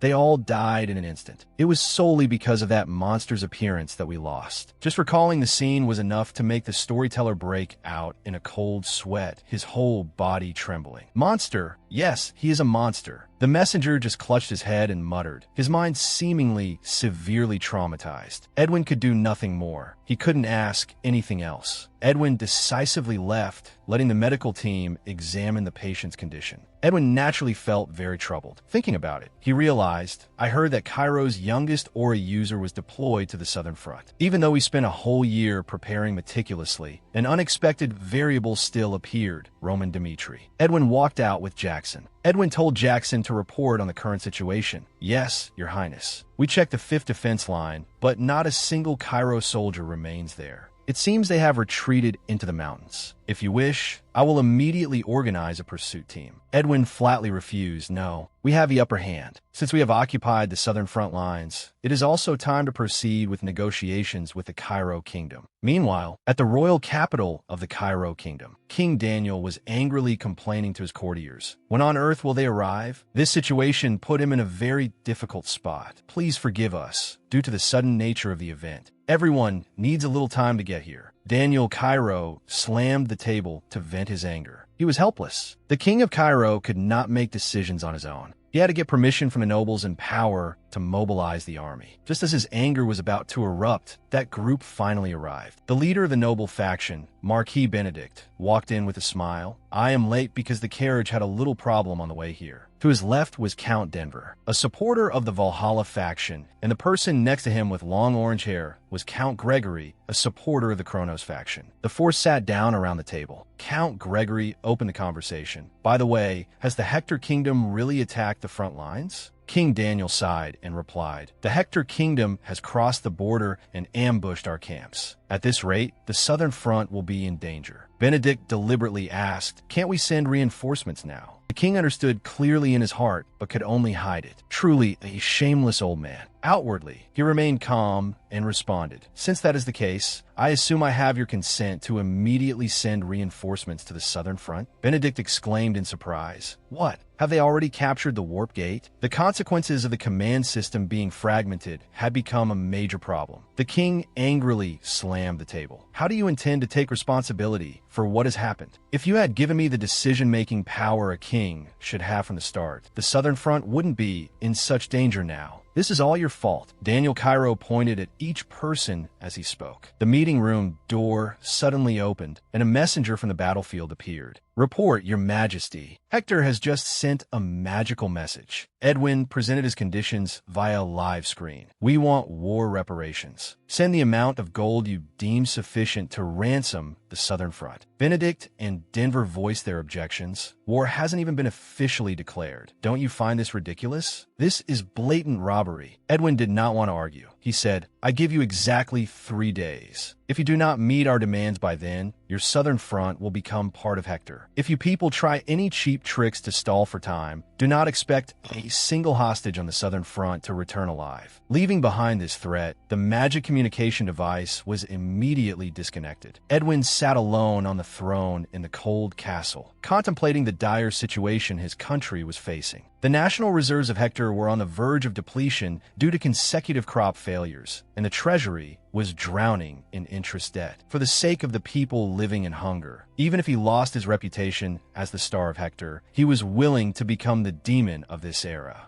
If necessary, he would do anything to save his people. Back in the capital of Cairo, King Daniel sighed softly, accepting the reality. Now that the enemy is at our doorstep, we have no other choice. Paying reparations as demanded by the Kingdom of Hector is the only way for us to minimize the damage. Benedict immediately voiced his opinion. But if we give them an inch, they will take a mile. They will never stop making demands. Daniel shouted angrily, "Do we have any other choice? If you have a better plan, speak up right now." Gregory shut his eyes tight, bowing his head in silence. No one answered him. Regardless of the faction, no one had a countermeasure at this moment. The king gritted his teeth, wishing in his heart he could execute everyone before him. It was ridiculous. They always fought so pitifully for power in this tiny nation. Yet now that a crisis had struck, they appeared so helpless. A few seconds later, Daniel Cairo, the nominal monarch of the nation, regained his composure and proposed, "If there is no plan, then we will proceed with Hector's demands." "I object." Denver, who had been silent until now, spoke up. As soon as these words were uttered, the other three looked equally surprised. Count Denver continued, "Roman Dmitri is at the southern front. According to the reports I received, Roman Dmitri successfully defended the 5th defense line. If he can turn the tide and use it to our advantage, we will have a chance to win this war." Hearing this, King Cairo's attitude softened slightly, but his opinion remained unchanged. "I agree he is an excellent swordsman. Being a 3-star knight in his early 20s is a great blessing for the Cairo kingdom. However, he cannot have any influence on this war." Benedict also agreed. "That is correct. Roman Dmitri is the future of the Cairo kingdom. We cannot lose such a talent over a gamble. We should prioritize a strategy of minimizing losses." It was then that Denver realized these people did not know Roman's full potential. "After all, I only have this information because I am a high-ranking member of the Valhalla faction. Roman Dmitri is actually a 4-star talent, or perhaps even higher. A mysterious factor that could change the outcome of this war. But there's no need to reveal this to these people." Denver forced a smile and carefully said, "If everyone thinks so, then I won't say much more. But just 3 days. If there are no changes on the southern front within 3 days, then accept Hector's demands. Is that acceptable?" King Daniel could not decide this alone either, so he acquiesced. "All right, for the time being, the Cairo kingdom will prepare to negotiate with the Kingdom of Hector regarding war options." The scene shifts to the front lines. Henry's face was filled with shock and fear. Oh my God. When he saw the desolate, burnt ruins of the 1st defense line, he blurted out that it's all over. Cairo has lost. He turned to the soldiers and said, "We must retreat into the mountains." Henry had no will to fight left in his heart, or rather, he never had any from the start. Become a war hero? I don't need that kind of thing. He shouted at his subordinates to move quickly. The soldiers responded in unison. "Yes, Commander." The fat man used all his strength to lead his subordinates to find a way out of this blood-soaked land. "Screw the nation, I have to survive first." Suddenly, from the bushes by the roadside, a figure dashed out with extreme speed. In the blink of an eye, the figure blocked Henry's path. A sharp blade was pressed against his fat neck. He dared not move, dared not even breathe loudly. The person signaled for Henry to keep quiet. He also recognized this person, Chris, a captain under Roman's command. Henry and his group were then led by Chris deep into the forest. On the way, the fat man couldn't help but wonder, what are Roman's knights doing here? Shouldn't they have returned to the rear unit? What could possibly be in these mountains? But when he passed through a thicket, Henry was astonished by the sight before him. What is this? He saw a military camp hidden within the mountains. When did they build this secret base? Chris said his commander had anticipated the rear camp would fall, and this was the base he prepared for such a situation. Henry turned around and questioned loudly. "If the rear camp fell, you should have fled. Why build a new camp here?" The war is not over yet. Chris's eyes burned with fighting spirit as he repeated Roman's words. We stayed, hiding in the mountains to await an opportunity to attack, to protect allies like you. If you had surrendered to Hector, you would have died just now. The pressure radiating from him sent a chill down Henry's spine. One word came to mind: monster. How could the Dmitri family possess such a monster? The fat man asked with a trembling voice. Roman, where is Lord Roman now? Why don't I see him? He is currently out alone, eliminating all the enemies, Chris replied calmly. Hearing this, Henry suddenly understood something. If Roman Dmitri could lead people like this, then he was the real monster. Meanwhile, the remnants of the first defense line were being fiercely pursued by the Hector army. They fought while retreating, but the situation did not look optimistic. The vice commander of the first defense line, Brent, while resisting the enemy, couldn't help but curse inwardly in anger. We have to get the remaining warriors back. It's all because of that bastard Donald. Just because of his stupid arrogance, the soldiers here are being slaughtered. The disparity in military strength and inferior physical stamina caused him to be quickly knocked back. His body, clad in heavy armor, crashed hard onto the ground. The Hector side immediately closed in, raising their swords to finish him off. Is this the end? In that critical moment, a streak of light flashed across the neck of that Hector soldier. Roman appeared, directly beheading the enemy. Seeing this, the others hurriedly shouted, "Enemy, kill him!" They surrounded Roman from all four sides. Only a violet light was seen sweeping through the bodies of the unfortunate soldiers. They could only scream in pain as they were dismembered in an instant. Roman easily dispatched them all with his own hands. Looking at the scene of blood raining from the sky, Brent suspected he might be in hell. What is he doing? Who is he? Roman turned his head to look at the other man and introduced himself. 5th Defense Line, Reserve Unit, Roman Dmitri. Brent couldn't help but be astonished. He is the Roman Dmitri who suggested we retreat. He didn't run away, but instead came to save us. Remembering the important matter, Brent hurriedly said to Roman, "The front line has completely fallen. The Hector army is preparing for the next attack on the 2nd defense line, and the 2nd line won't be able to hold out much longer either. Are you suggesting we should surrender?" Roman asked back. This made Brent freeze for a few seconds. Then he tried to persuade him. "I admit you are a very strong swordsman, but this is a war between kingdoms. You cannot rely on the strength of one person to fight against the legions of the Hector kingdom." Roman was very clear about the current situation. Famine, disease, war. This was not an action suitable for Hector's current condition. If that's the case, then Hector's intention is... Roman turned around, speaking to the vice commander of the first defense line as he walked. The reason the kingdom of Hector rushed to attack the south is that they cannot launch a prolonged war. Brent asked in confusion, "What are you saying?" Their intention is to use this war to stabilize Hector's internal crisis, to negotiate favorably with the Cairo royal family. They must capture the southern front. If this is truly the opponent's premise, then I understand the kingdom of Hector's actions. Hector is using the fate of their own kingdom to make a gamble. Southern border, 2nd defense line. Jackson commanded the Hector army, using magic cannons to attack fiercely. Against this type of strategic weapon, the city walls were like tofu. Every time a shell hit, large chunks would peel off, and gunpowder smoke would obscure everything. The soldiers defending the city dared not stay long. Edwin observed everything from above, thinking to himself, "According to my plan, Baron MacClary is still alive,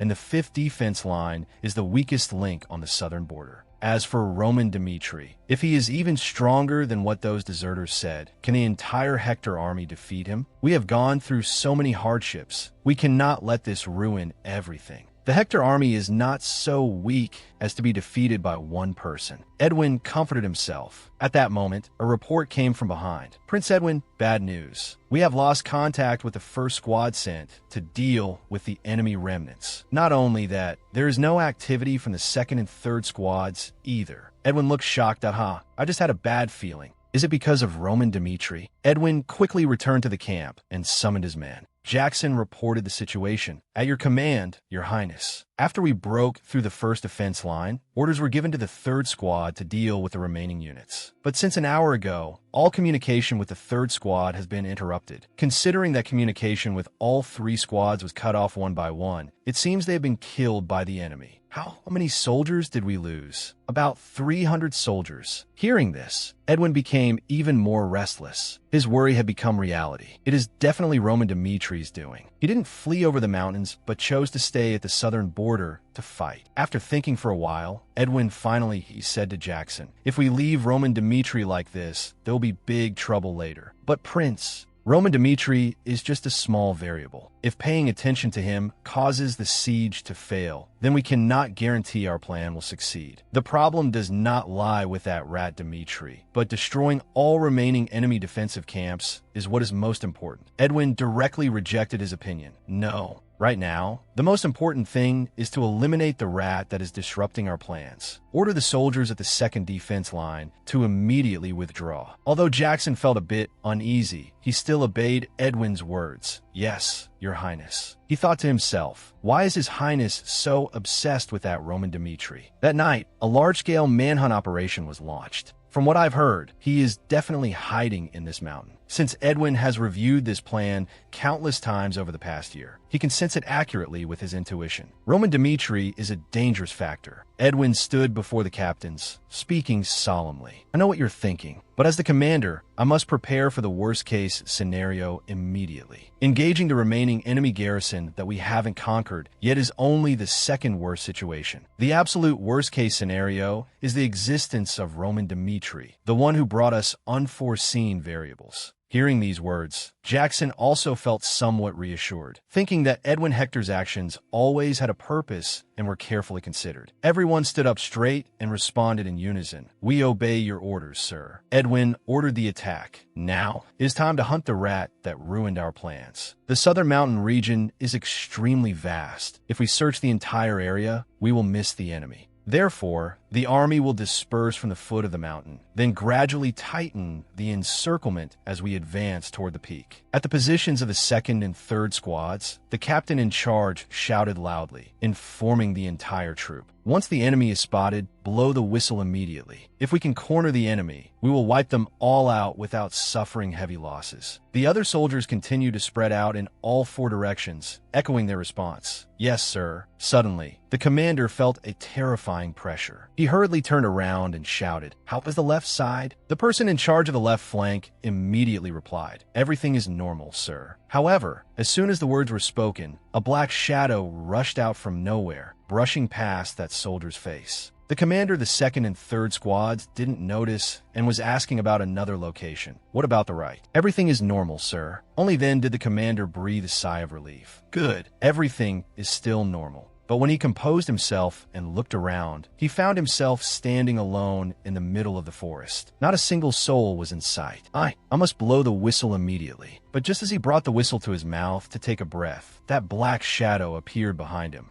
The commander's head was twisted by an extreme force. He fell instantly, dying on the spot. Roman, having dealt with the soldiers here, calmly analyzed the situation. They made a bold decision faster than usual. "I originally intended to reap as much as possible when attacking the defensive camp, but he halted the attack on the second defense line to stop me. Their commander is certainly an excellent person." Afterward, Roman moved to another location. The pursuit continued. Noises echoed throughout the mountainous region. The enemy had appeared. Roman's ghost flickered in and out among Hector's army, silently slaughtering them one by one. Noticing the commotion, the survivors began to shout, "Check if your comrades are still beside you. We need to cut off their retreat and corner them." As soon as the words ended, Roman swept past, casually taking the man's head. Roman laughed maniacally, immersed in pure ecstasy. It had been a long time since he felt this way. The 12 children of the heavenly demon lived in the harshest and most dangerous environment, constantly tested on their survival skills. Because they were the children of the heavenly demon. Now, Baek Jung-hyuk, from now on you will live with the identity of the dark ghost. His first mission was to hunt down a low-level follower who had caused trouble within the cult and fled. He successfully killed that follower within 3 days. However, his missions became increasingly difficult, and eventually, he had to face an unbeatable enemy. The missions grew more arduous, forcing him to devise various methods to cope. Fortunately, he found the martial arts manual of the Dark Ghost King in the cult's secret chamber. The Dark Ghost King was once a notorious thief, proficient in operating in the dark. He had committed countless thefts and destroyed many rival gangs. From then on, his reputation resounded throughout the Jianghu.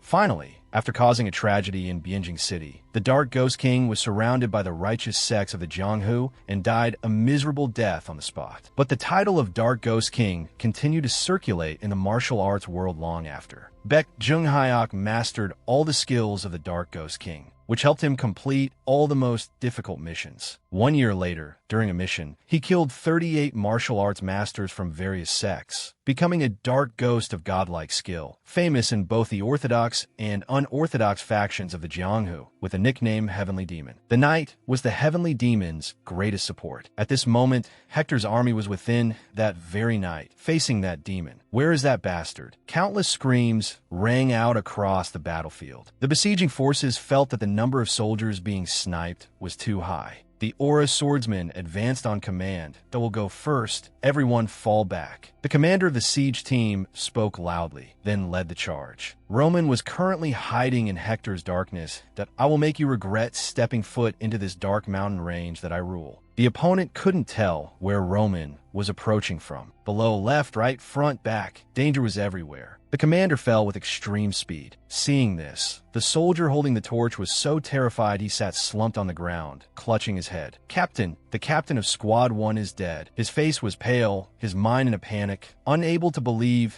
such an absurd thing had happened. "That I must report immediately." The soldier shouted into the communication badge. "Commander, a ghost has appeared. At this rate, we'll all die. Please send reinforcements." He wept as he spoke, the fear of death flooding his mind. But the Reaper was already behind him. Unknown to him, Roman had silently ambushed him from the tree canopy, watching his prey struggle with eyes as cold as ice. Next was a bloody slaughter. On the other end of the line, Edwin only heard the miserable screams of the soldiers and couldn't help but worry. Edwin tried to reassure Thompson. "Calm down, the enemy is just using the darkness." Responded to Edwin with sheer panic that we can't see them. Soldiers are dying one by one, but we don't know where the enemy is attacking from or how. "Commander, we can't fight these invisible ghosts." Edwin grew even more anxious upon hearing this. Thompson was an excellent aura swordsman. It was hard to believe someone with senses sharper than an ordinary person couldn't locate the enemy. Impossible. Did they use magic? No magic can make a body transparent or invisible continuously, as magic requires recovery time after use. Don't let the darkness distract you. We need reinforcements immediately. Thompson gritted his teeth, tried to lift his spirits, telling himself inwardly, "That's right. What is there to be afraid of? Allies have surrounded the camp. I just need to hold on a little longer to capture this place. Just wait until His Highness arrives." He shouted loudly, "First Corps, listen up. The enemy wants my life. Get into defensive formation. Counter their attacks." Thompson stuffed the communication device back into his chest, then calmed his mind and channeled his aura.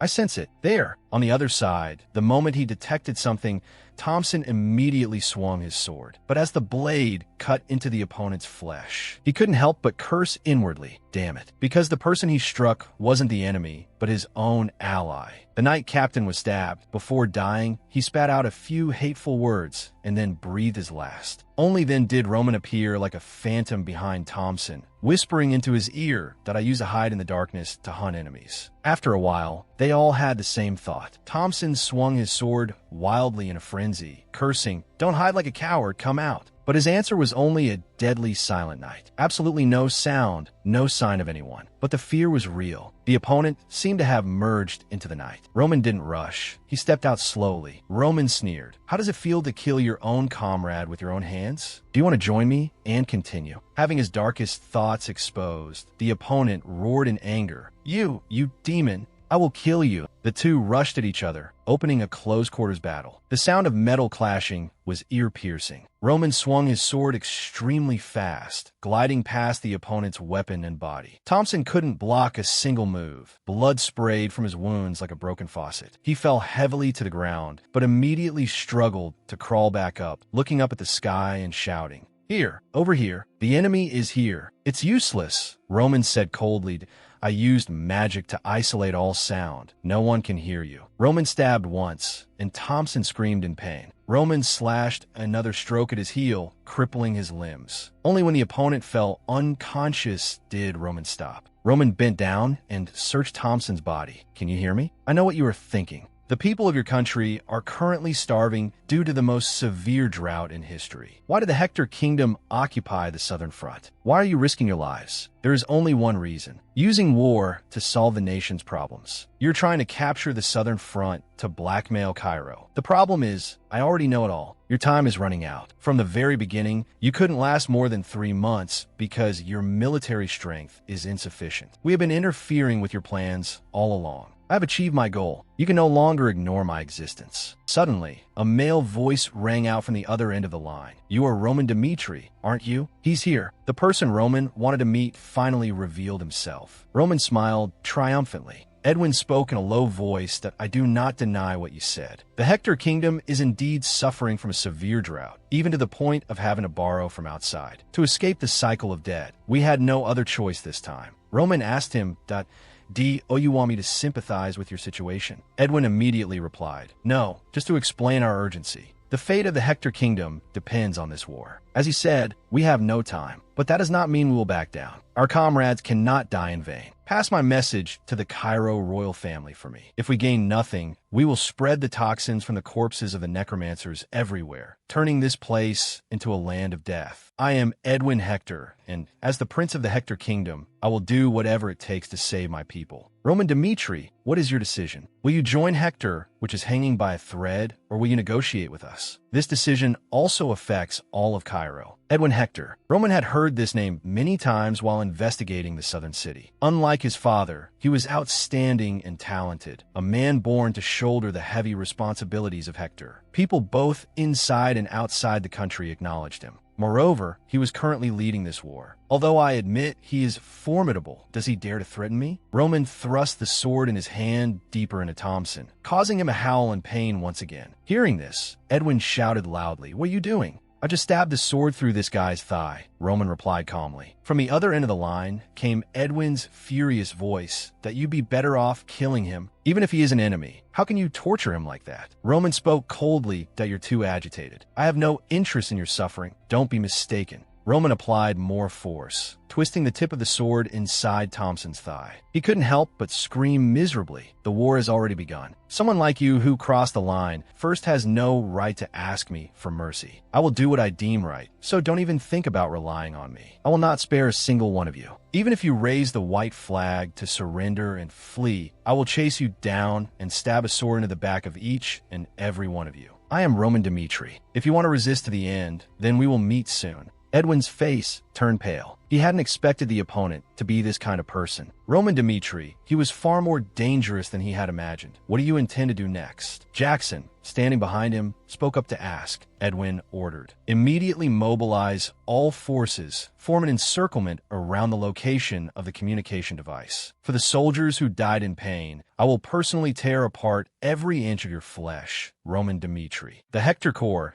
then mobilized a large amount of manpower. All soldiers continue climbing the mountain. Even if comrades fall, we must cut off the enemy's retreat. Roman had previously taught his personal soldiers his stealth technique. Right now, you cannot see it, because for humans, this is a very weak type of mana. But every stone and branch naturally carries mana. Roman spoke while using mana to lift a stone, that if you can control this mana, you could distort space. After Roman cast the spell, he seemed to automatically vanish in front of the dozens of people present. Chris and the others couldn't help but be astonished. All 5 of their senses were deceived. A minute ago, the liege was right before their eyes, but now he had disappeared into the void like a trick of the gods. This is called a visual trap. And now, Roman soldiers were all like looming ghosts, while Hector's soldiers were shouting slogans to fight to the death to destroy the enemy. Chris had ambushed them nearby. He suddenly rushed out, swinging a sharp streak of sword light. In the blink of an eye, that Hector soldier's head was severed from his neck. Success. This made Chris extremely excited. Just as the commander said, Hector's soldiers cannot detect us. So this is a visual trap. Effectiveness verified. Chris immediately signaled loudly for the others to rush up and attack together. Hector's enemies had fallen into an ambush without knowing when. They panicked. Where did these people come from? Quickly gather and counterattack. Counterattack. After just one battle, Chris had transformed, becoming a completely different person. He had practiced incredibly hard just to become stronger, because with just a moment of negligence, he would not be able to fully absorb all of Roman's teachings. Even when on the verge of collapsing, he persisted unceasingly. As a result, Chris was able to proficiently utilize the swordsmanship of one of the 10 masters of the martial world, Thunderbolt, coordinating it perfectly. With superior technique, the squad led by Chris routed Hector's soldiers in just a short time. We have followed the commander's orders and wiped out all enemies. Before Hector's reinforcements arrive, retreat. Retreat immediately. Retreat immediately. He did not hesitate to order the whole team that we need to move to the next location. At the same time, another battle was taking place in a different area. A loud scream rang out deep in the forest. Enemy here. Stop him. This area was under Kevin's charge. Kevin's friend said that he was a monster who grew in an extraordinary and rapid manner. At this moment, Kevin was facing a crowd of enemies alone, using his own aura to suppress the opponents. That I observe how Lord Roman dealt with enemies alone. I will do what he did, because his path is absolutely correct. Kevin smiled a crazy smile. Just this appearance alone scared some enemies out of their wits. Meanwhile, on 2 other battlefields, Baki and Matsan had also completed their missions. They split into 4 groups, conducting raids and attacks simultaneously. This plan was successful. The Hector soldiers who escaped the slaughter, their hearts still filled with fear, were convinced that the Cairo side definitely had mages. Even in places with light, Cairo's soldiers still appeared and disappeared to attack our soldiers. The vice commander of the Hector Corps said that it seems we have fallen into the enemy's trap. Edwin frowned slightly. Jackson, I am certain there is no magic that can teleport so many people. If they use magic scrolls, it might be possible, but high-level magic scrolls are strictly controlled by the magic tower. The Southern Front cannot have such things. If so, the only possibility is that they have a mage. But a high-level mage is not on the Western Front, but on the Southern Front. Edwin absolutely could not deduce it. Too many variables. It's ridiculous. Yes, too absurd.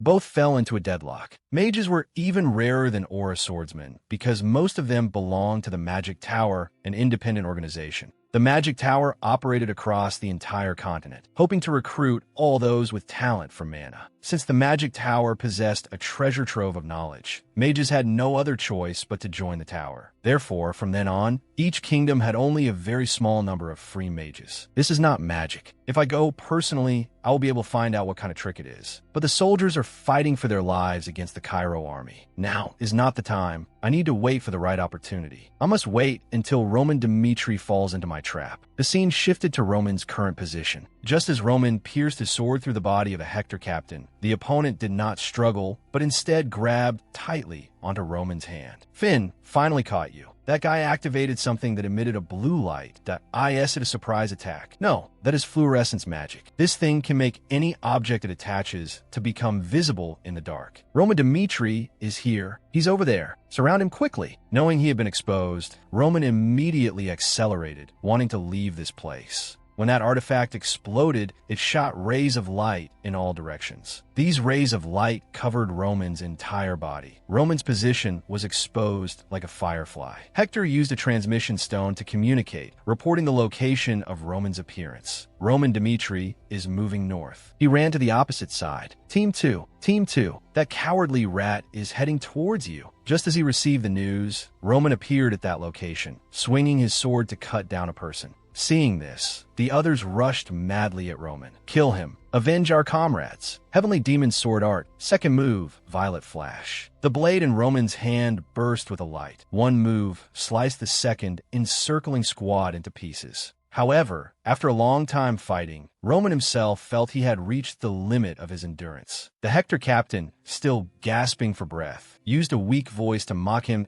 "Do you think you can leave here alive? Thousands of soldiers are surrounding this place. No matter how strong you are, you must die at our hands. Do you think I don't know this is a trap?" Roman smiled slyly. The opponent was provoked by Roman's attitude and spat out a mouthful of blood. "What?" Roman spoke with a confident and amused voice. "Countless soldiers are in chaos, just to chase after me. Everyone is risking their lives, rushing towards me, hoping to stop me, even for just a minute. No, 30 seconds. Don't you find it interesting? You are becoming more negligent than ever. As long as you want to play, I can take you on any time. After all, it will be a long time before dawn." Right at that moment, a figure approached Roman. He took the initiative to speak. "That it's over." Roman observed cautiously the aura around the opponent's body and the scarred face. He was definitely the captain of the guards. This energy must be 4-star. It seems Hector hid his information. The two of them didn't say much and rushed directly at each other to decide the winner. Two opposing streams of energy rubbed against each other, making a sizzling sound. Jackson roared, "Finally caught you, Roman Dmitri." Jackson was just a 4-star swordsman, not even ranked among the elite of the Hector Empire. People only knew him as the commander of the Guard Corps, but precisely because of his unremarkable reputation, no one knew how terrifying his true strength was. And now, the hidden figure of the Hector kingdom was confronting the awakened potential dragon of the Dmitri family. After exchanging blows, Jackson couldn't help but be astonished he took this move of mine without being pushed back. We underestimated Roman Dmitri too much. The information saying he was just a 3-star swordsman was false. Sending them to destroy a 4-star swordsman is a walking disaster. Now I understand why the soldiers became so useless. The reason was very simple, because he was too strong. Roman used both hands to swing his sword, attacking Jackson. Jackson seemed to be at a disadvantage. He realized he was being pushed back. "All right, I admit you are very strong, but no matter how strong you are, you cannot escape." He dodged the attack, jumped backward to widen the distance, and then immediately took out the whistle prepared in his chest. Blew sharply. The sound of the whistle echoed throughout the forest. Hector's soldiers rushed in from all directions, both fast and numerous. "Over here, surround Roman Dmitri. Support Commander Jackson." In the blink of an eye, Roman had fallen into a pincer attack from 4 sides. "Surrender, Roman Dmitri." "Surrender? Haha, how interesting. It seems you still haven't realized your situation. You have misunderstood a few things. First, how could mere scraps like these possibly withstand my will?" As soon as the words were spoken, the glowing substances clinging to Roman's body were blasted away by his aura. Jackson was startled, sensing an indescribable danger. They had set a trap to deal with Roman. But judging by the situation, it seemed the opponent had walked in willingly. There was definitely something shady going on. Roman continued to declare loudly, "Second, I am completely confident that I can escape from any encirclement. Even if you block me from all directions, this number of people is still not enough to defeat me." Before Jackson could react, Roman's voice came from behind him. Roman did not attack him directly, but spoke coldly. "However, Jackson, for someone like you, the captain of the Guard Corps, one of the strongest in the Hector kingdom, to have to come here personally, doesn't that prove that right now there is no one protecting Edwin Hector?" The opponent understood the implication in Roman's words. When he turned his head, Roman had already vanished into the misty night. "Damn it! Chase him quickly! Prince Edwin is in danger!"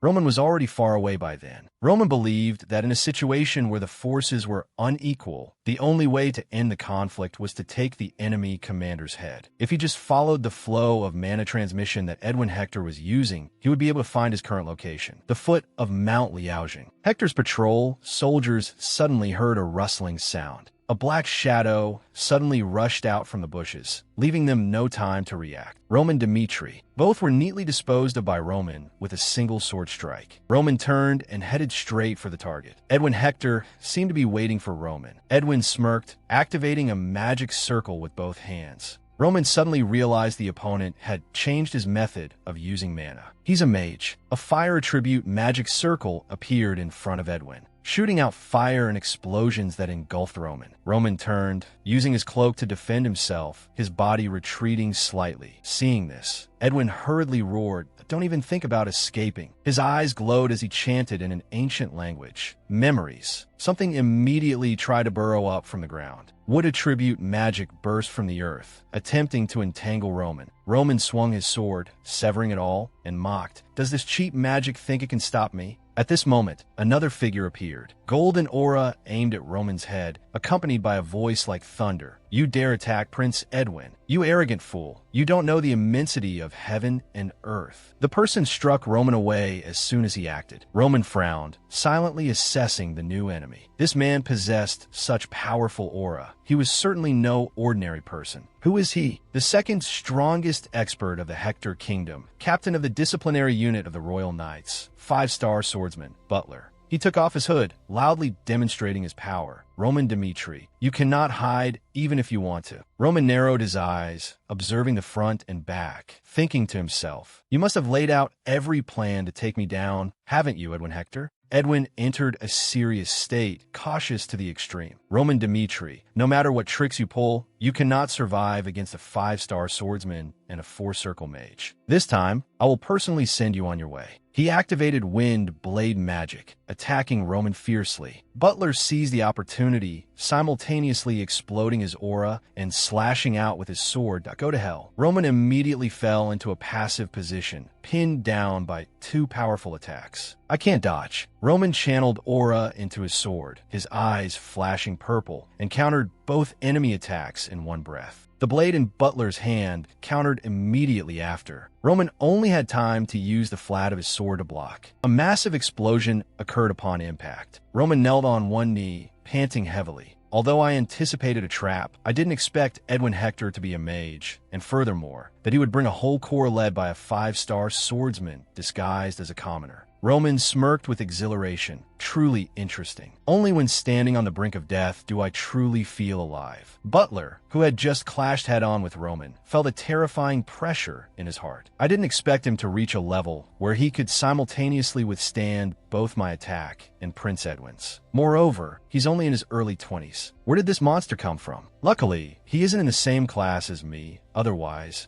seeing the battle atmosphere settle, Edwin hurriedly shouted, "Butler, what are you doing?" He's exhausted. Attack now. Just a few seconds of distraction were enough for Roman to seize the opportunity. Roman appeared before Edwin like a ghost. Heavenly Demon Sword Art, 3rd move. Butler sensed the extreme, killing intent radiating from the opponent and rushed to protect the prince. Don't. Before Roman could execute the move, he managed to block in front of Edwin in time. The sword move caused the surrounding space to brighten to the extreme. When vision returned, the terrain in front of the sword strike had been leveled. Only the spot where Butler stood remained intact. He hurriedly turned back to check. "Your Highness, are you all right?"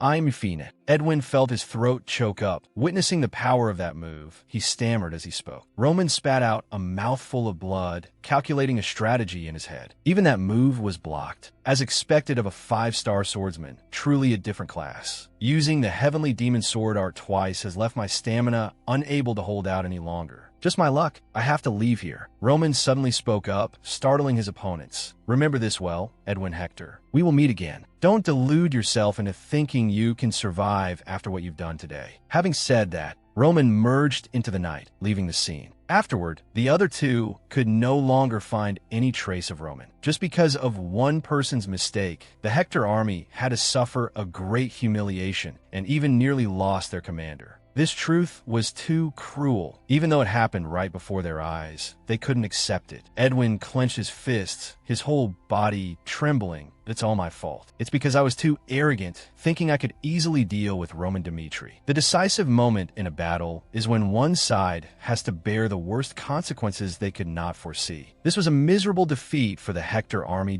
No, it is a miserable defeat for me personally. Edwin ceased not to blame himself. As soon as dawn broke, the Hector Corps received an order. "Let us bury our warriors together. May their souls rest in eternal peace." They gathered the bodies and lit the cremation fires. This was a common method of burial in wartime. Edwin bowed his head. I apologize. It is all because of my hasty decision. The survivors unanimously protested. How can you say that, Your Highness? How could this be your fault? Jackson also agreed. He's right. We do not consider this the prince's fault. It is simply that our enemy was too strong. These words only made Edwin's heart heavier. Please raise your head, Prince, because we still believe in you. Edwin was deeply moved. Edwin looked at the survivors following him. Their expressions were resolute. There was not a hint of disappointment or blame in their eyes. The heavy feeling in his heart instantly dissipated, and oh, that's right. Jackson is absolutely right. All right, but from now on, if anyone feels my decision will bring defeat to the entire army, you must stop me immediately. No need for formalities, understood? Yes, sir. The entire army responded in unison. Morale was instantly restored. Edwin once again stepped up to command. From now on, before the Cairo army arrives here, we must quickly stabilize the camps on the front line. There are 10 days left. After making proper arrangements, we will station ourselves in the outer perimeter and prepare to defend to the death. Butler, standing beside him, couldn't help but ask, Prince, how do you intend to deal with Roman Dmitri? Edwin replied with immense determination. He is indeed a strong enemy. But if we fight in the mountains, where we have a much greater terrain advantage than on the plains, the situation will be completely different. I will utilize this advantage. I may lose, but the Hector army will not. Jackson continued to ask, if we strengthen our defenses, can we confront Cairo? We not only have to reclaim everything lost to the Cairo army, but also demand it back from the Kronos Empire. The talented and strategic Edwin had revived his spirit after the defeat. The scene shifts to the Cairo royal palace. Count Azel, who was in charge of the national treasury, firmly opposed the amount of gold they had to pay to Hector. Previously, due to Kronos' provocations, we invested heavily in the eastern border. But with the current budget situation, we cannot meet all the conditions the Hector army has put forward. If we meet all their demands, our remaining budget will be depleted. King Daniel suggested. Then what about raising taxes? Your Majesty, we just raised taxes half a year ago. If we raise taxes again now, the people will revolt. The king frowned. The financial resources in his hands were indeed insufficient to solve this matter on his own. Now the only way is to use the money of the Cairo nobility. But doing so gives them a chance to look down on the royal authority. But I have no other choice. Daniel sighed helplessly. Quickly, notify the nobles in the court. I want to convene a meeting to... Before he could finish his sentence, a messenger soldier burst in from outside. Your Majesty, there is news from the southern border. We have repelled the enemy. What? Daniel couldn't believe his ears and asked again. When the four-party meeting was convened, the information just transmitted astonished everyone. Gregory exclaimed in amazement. Is that true? Hector has 10,000 troops. How could such a small force repel Hector's army? Denver, although he had anticipated it, outwardly chimed in with a few sentences. If this news is true, then a burden has been lifted from us. In his heart, he thought, I still underestimated Roman. Did he really achieve victory against such a major obstacle? I will contact the South immediately. A chubby face with pink hair quickly appeared. The king asked directly, Who are you? Which unit are you from? I am a second son of the Albeck family. My full name is Henry Albeck. People whispered, Which family is Albeck? Marquis Benedict suddenly remembered. The Albeck family. They once produced many outstanding figures and were formerly a major family in the court. Henry hurriedly continued, Yes. That's right. The Marquis frowned and asked, Even so, why are you answering on Roman's behalf? Henry quickly explained, I have joined Lord Roman's unit. Lord Roman should have been the one to answer, but he said he wanted some peace and quiet. I am the only noble here, so I took the liberty of speaking for him. I was personally trained by Lord Roman and assigned the task of deploying defenses at the 5th defense line. I went there and he rambled on, boasting incessantly. Marquis Benedict impatiently interrupted. Hold on. Are you planning to tell us the story from beginning to end? Get straight to the point. Understood? Henry replied awkwardly. I understand. He knew in his heart that he had bet his entire faith on Roman. I am certain that once Roman Dmitri brings victory to the Cairo kingdom, his name will resound across the continent. I must seize the opportunity to get close to him before others realize his true value. Henry reported seriously. This victory is entirely due to the merits of Lord Roman. He predicted that the Hector army would attack the southern camp, and that their true target was the Warp Gate. Therefore, he immediately went up the mountain and built a secret camp. If the southern commander had listened to Lord Roman from the beginning, the border would not have fallen so quickly. Just like that, Henry Albeck pushed those fools down to the bottom while lifting Roman up to the high heavens. Henry was sure that Roman subordinates nearby could hear him. To be even safer, he shouted loudly, as if afraid the people around him were deaf. We stood shoulder to shoulder, and Lord Roman led us to the light of glory. When the army had only a mere 200 men left, far fewer than the enemy forces, he stood at the forefront and achieved a glorious victory. Therefore, I and the warriors here are currently still ready to face the Hector kingdom. After hearing the whole story, King Daniel and the other three all shared a common thought. We are too weak. Even in such a disadvantageous situation, Roman Dmitri still defended resiliently.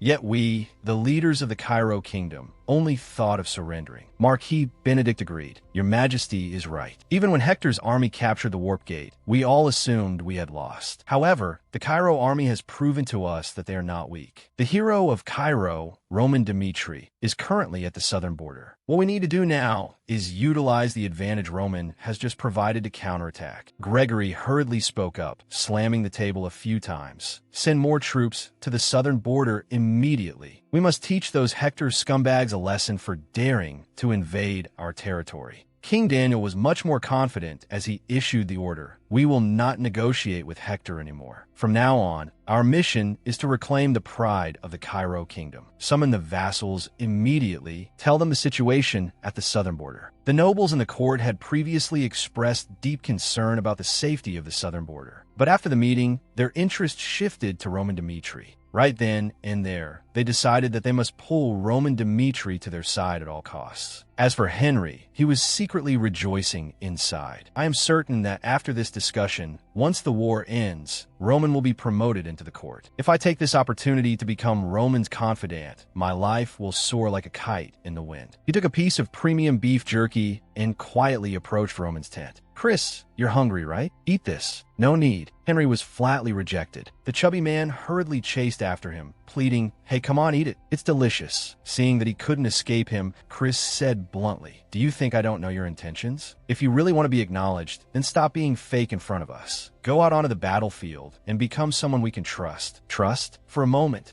Henry's large eyes flashed with a glimmer of longing. But immediately after seeing Kevin, he switched targets. He pulled Kevin over to eat the beef jerky. It's delicious. The royal army was dispatched to the southern defense line, receiving orders to support Roman in buying time until Cairo's main force arrived. On the wall of the third defense line, the commander of this place, Baron Vasily, asked his subordinate, tell me, to be able to defeat Hector's army using only 200 men, is it because they are too weak? The subordinate thought so too. I also heard rumors that Hector is facing a severe famine. It seems their army is nothing to be afraid of either. Vasily heard the answer he wanted and thought to himself, I've been guarding this godforsaken place for 3 years. This is a God-given opportunity for me. Help Roman by time? If that guy can do it, I can do it too. In what way am I inferior to him? Thus, after a bout of self-aggrandizement, he ordered, all troops assemble. I will conduct guerrilla warfare and teach the Hector kingdom a lesson they will never forget. Hector had dispersed its forces, launching individual attacks to quickly regain control of Cairo's defense lines. Among these defense lines, the army attacking the third line had about 3,000 soldiers. Driven by Baron Vasily's frantic ambition for merit, his soldiers deployed guerrilla warfare, intending to attack Hector's army. But he was stopped because Hector's army was not as weak as he imagined. Damn it, Vasily cursed the situation he was facing. After a period of passivity, Hector's army had recovered and taken control of the situation. Meanwhile, Baron Vasily's army, which had only been holed up in the fortress living a comfortable life, could not resist Hector's army. The Cairo army realized that Hector was fully capable of winning this war. They were only at a disadvantage when Roman Dmitri was present. Damn it, but that is the truth. Those were Vasily's last words. Hector's army executed him on the spot. News of the defeat quickly traveled back to the capital of Cairo. Your Majesty, Baron Vasily, the commander of the 3rd Defense Line, has fallen in battle against the enemy. Another messenger ran in, panicked. The 3rd and 4th Defense Lines are both under attack by the enemy. The 2nd Defense Line is in critical condition. A report is needed. The communication device lit up, and a soldier covered in blood appeared with a look of terror on his face. He begged, "The situation is very dangerous. Under these circumstances, the 2nd Defense Line cannot hold out for 10 days. I implore your majesty to send reinforcements." Daniel immediately asked anxiously, "Are you saying that all our defense lines could be breached in the next few days?" Only then did the king wake up to reality. It wasn't because the Cairo side was strong, nor because the Hector side was weak. The overwhelming victory before was due to the existence of Roman Dmitri. Our army has underestimated the enemy too much. "Roman Dmitri, where are you?" At this moment, Roman was hiding and cultivating in a nameless stone cave. On this continent, there's still many things I do not know. Magic. In Murim, people absorb the energy of nature. Just like trees use roots to suck up nutrients to grow, thereby strengthening their own internal power. But in this world, there is a difference, which is magic. If Edwin Hector had been a mage with stronger magic at that time, I'm afraid it would have been difficult for me to escape. My current power is far inferior to when I was the heavenly demon. If I make hasty decisions, I could immediately fall into a miserable situation. Edwin Hector, he predicted that I would want to assassinate him and set a trap full of schemes to lure me in. This matter is harder to resolve than I thought. I need to think of a countermeasure for the future. In that engagement, I had absolutely no chance to touch Edwin. Every time, I felt he was right in front of my eyes. Just a little bit more, and Edwin would fall under my sword. But I was mistaken. Butler, he was able to block the heavenly demon sword art. I still cannot defeat the combination of a mage and a 5-star swordsman. However, I've always looked forward to a battle where I must use my full strength, placing myself in danger to achieve the most breathtaking victory. This is a completely new challenge, facing the toughest opponent. That is exactly how it is, because I am someone who cannot live a comfortable life, satisfied with the present, even if it costs me my head. And as long as I have not fallen, I will not stop moving forward, overcoming everything. As long as I have not fallen under the enemy's blade, I will always do so.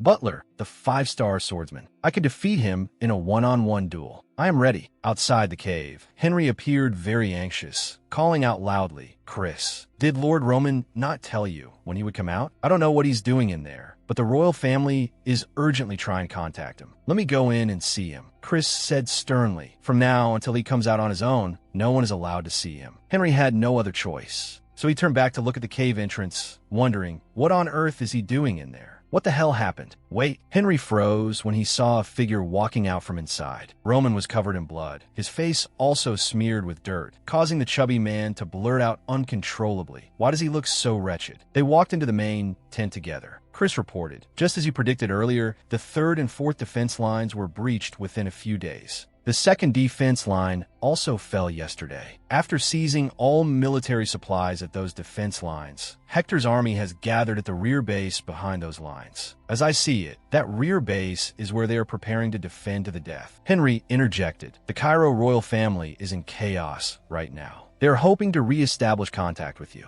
Your army has achieved such great merit. Perhaps from now on, your main force should just handle everything on its own?" Roman said coldly, "Connect me to the royal family." The call was quickly connected. As soon as he saw the king, Roman politely introduced himself. "I am Roman Dmitri of the Southern Defense Line." King Daniel frowned slightly, questioning unhappily, "I heard that all 4 Southern Defense Lines have been breached by Hector's army. At that time, what were you doing?" Roman immediately replied, "For the past week, I've been constantly preparing and thinking about my own strategy." Hearing this, the king's tone softened. "Your own strategy? I do not wish to blame you for the failure of the Southern Defense Line. But within a week, all 4 Southern Defense Lines fell into enemy hands. Did you not help him at all?" Facing the spearhead pointed at him, Roman's attitude remained unchanged, to be honest. "It was sheer luck that I survived the life and death battle with Hector. The royal army underestimated the enemy too much. In that situation, I could not help them either. As for Hector, they have bet everything on this war. I also fought against the 2nd strongest swordsman of the Hector kingdom, Butler, in the recent battle. I can also inform your majesty that the commander-in-chief, Edwin Hector, is a very powerful mage." Hearing this, the king, with a look of astonishment on his face, asked, "You say, Butler, that 5-star swordsman, and Edwin Hector is a mage?" Roman did not answer, but continued, "Surely everyone knows that on the battlefield, a mage is someone who possesses extraordinary power and can turn the tide. I believe we should only confront their army after Cairo's main force has been deployed to the southern defense line." The Marquis thought to himself, Roman is quite right. With the current defensive forces in the south, it seems very difficult to resist the Hector army. Denver frowned, not expecting Butler to have joined the war as well. It seemed the Hector kingdom had truly bet everything on this conflict. This time, the three factions were quite in agreement. "Your Majesty, I believe that is enough. We also do not need to interrogate this hero of ours any further." "I agree." Daniel held his head and sighed softly. "I won't ask any more, Roman. We have deployed the main force to the south. The Hector faction seems to have retreated behind the defense lines, established a base, and is preparing to defend to the death. I hope you will join our main force and assist them in attacking the Hector army." Hearing this, Roman calculated silently. The Hector faction would not give up. If so, their efforts to secure favorable negotiations with the Cairo royal family would become futile. What is the worst situation our army could face? Then, Roman bluntly refused the king's proposal. "I apologize, but time is very unfavorable for us right now." Daniel, with a face full of displeasure, frowned and asked, "What do you mean by that?" Roman explained, "After Cairo's main force arrives at the southern defense line, we have at most 3 days. From now until then, if we cannot attack and defeat the Hector army's rear base, they will certainly drag in more allies, such as the Kronos Empire, to participate in this war." Daniel was horrified. "In this situation, how should we deal with it?" Roman smiled, perhaps waiting for this reaction, before speaking. "The only way for us to escape this predicament is to attack their army head-on. We must defeat the Hector army within those 3 days. A total assault, that was the plan Roman proposed. At the same time, another negotiation was taking place. Count Hades of the Kronos kingdom smirked, crossing Cairo's southern gate, attempting offer. However, it is very difficult to accept Hector's proposal right now. Holding the southern border is certainly good, but wouldn't we have to bear Cairo's wrath? If you can hold the rear base for 1 month, I will accept Hector's proposal." Edwin was stunned upon hearing this. In his heart, he truly did not expect the other party to fish in troubled waters in such a situation. Hades asked with an attitude of assured victory. Well, Edwin's face clearly showed indignation.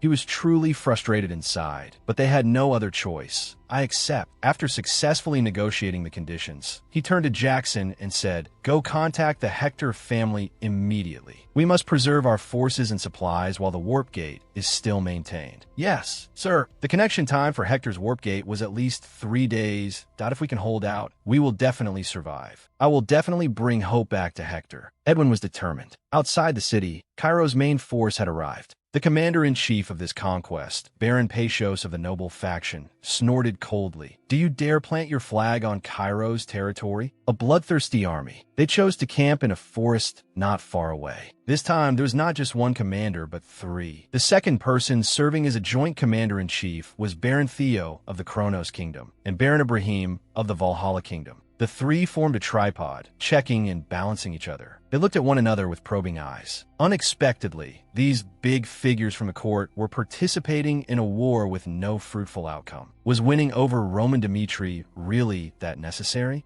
Outside the tent, a guard announced, "Roman Dmitri has arrived." Paisios took the initiative to step forward and welcome him. "Please come in. It is an honor to meet the hero of Cairo. You look even more handsome than the rumors." Before coming here, Paisios had been carefully instructed by Marquis Benedict. "The state of the southern border is irrelevant to me. First of all, we must win over Roman Dmitri. If our side loses to Hector, all responsibility will fall on the royal family. But if other nobles manage to win over Roman, the balance of power will tip. Roman Dmitri, the eldest son of the Dmitri family, is a person of great influence in the Northeast. Besides the fact that his family comes from commoner origins, he is also only in his early 20s. If I can recruit him, I will surely be promoted by the Marquis." Thus, he welcomed Roman with extreme enthusiasm, personally leading the way and inviting him to sit. Roman also politely thanked him. The man introduced himself. "I am Paisios, a subordinate of Marquis Benedict. I heard the Marquis personally contacted Lord Roman at the southern camp. He was truly concerned about you. He asked me to convey that he is very sorry things turn out this way."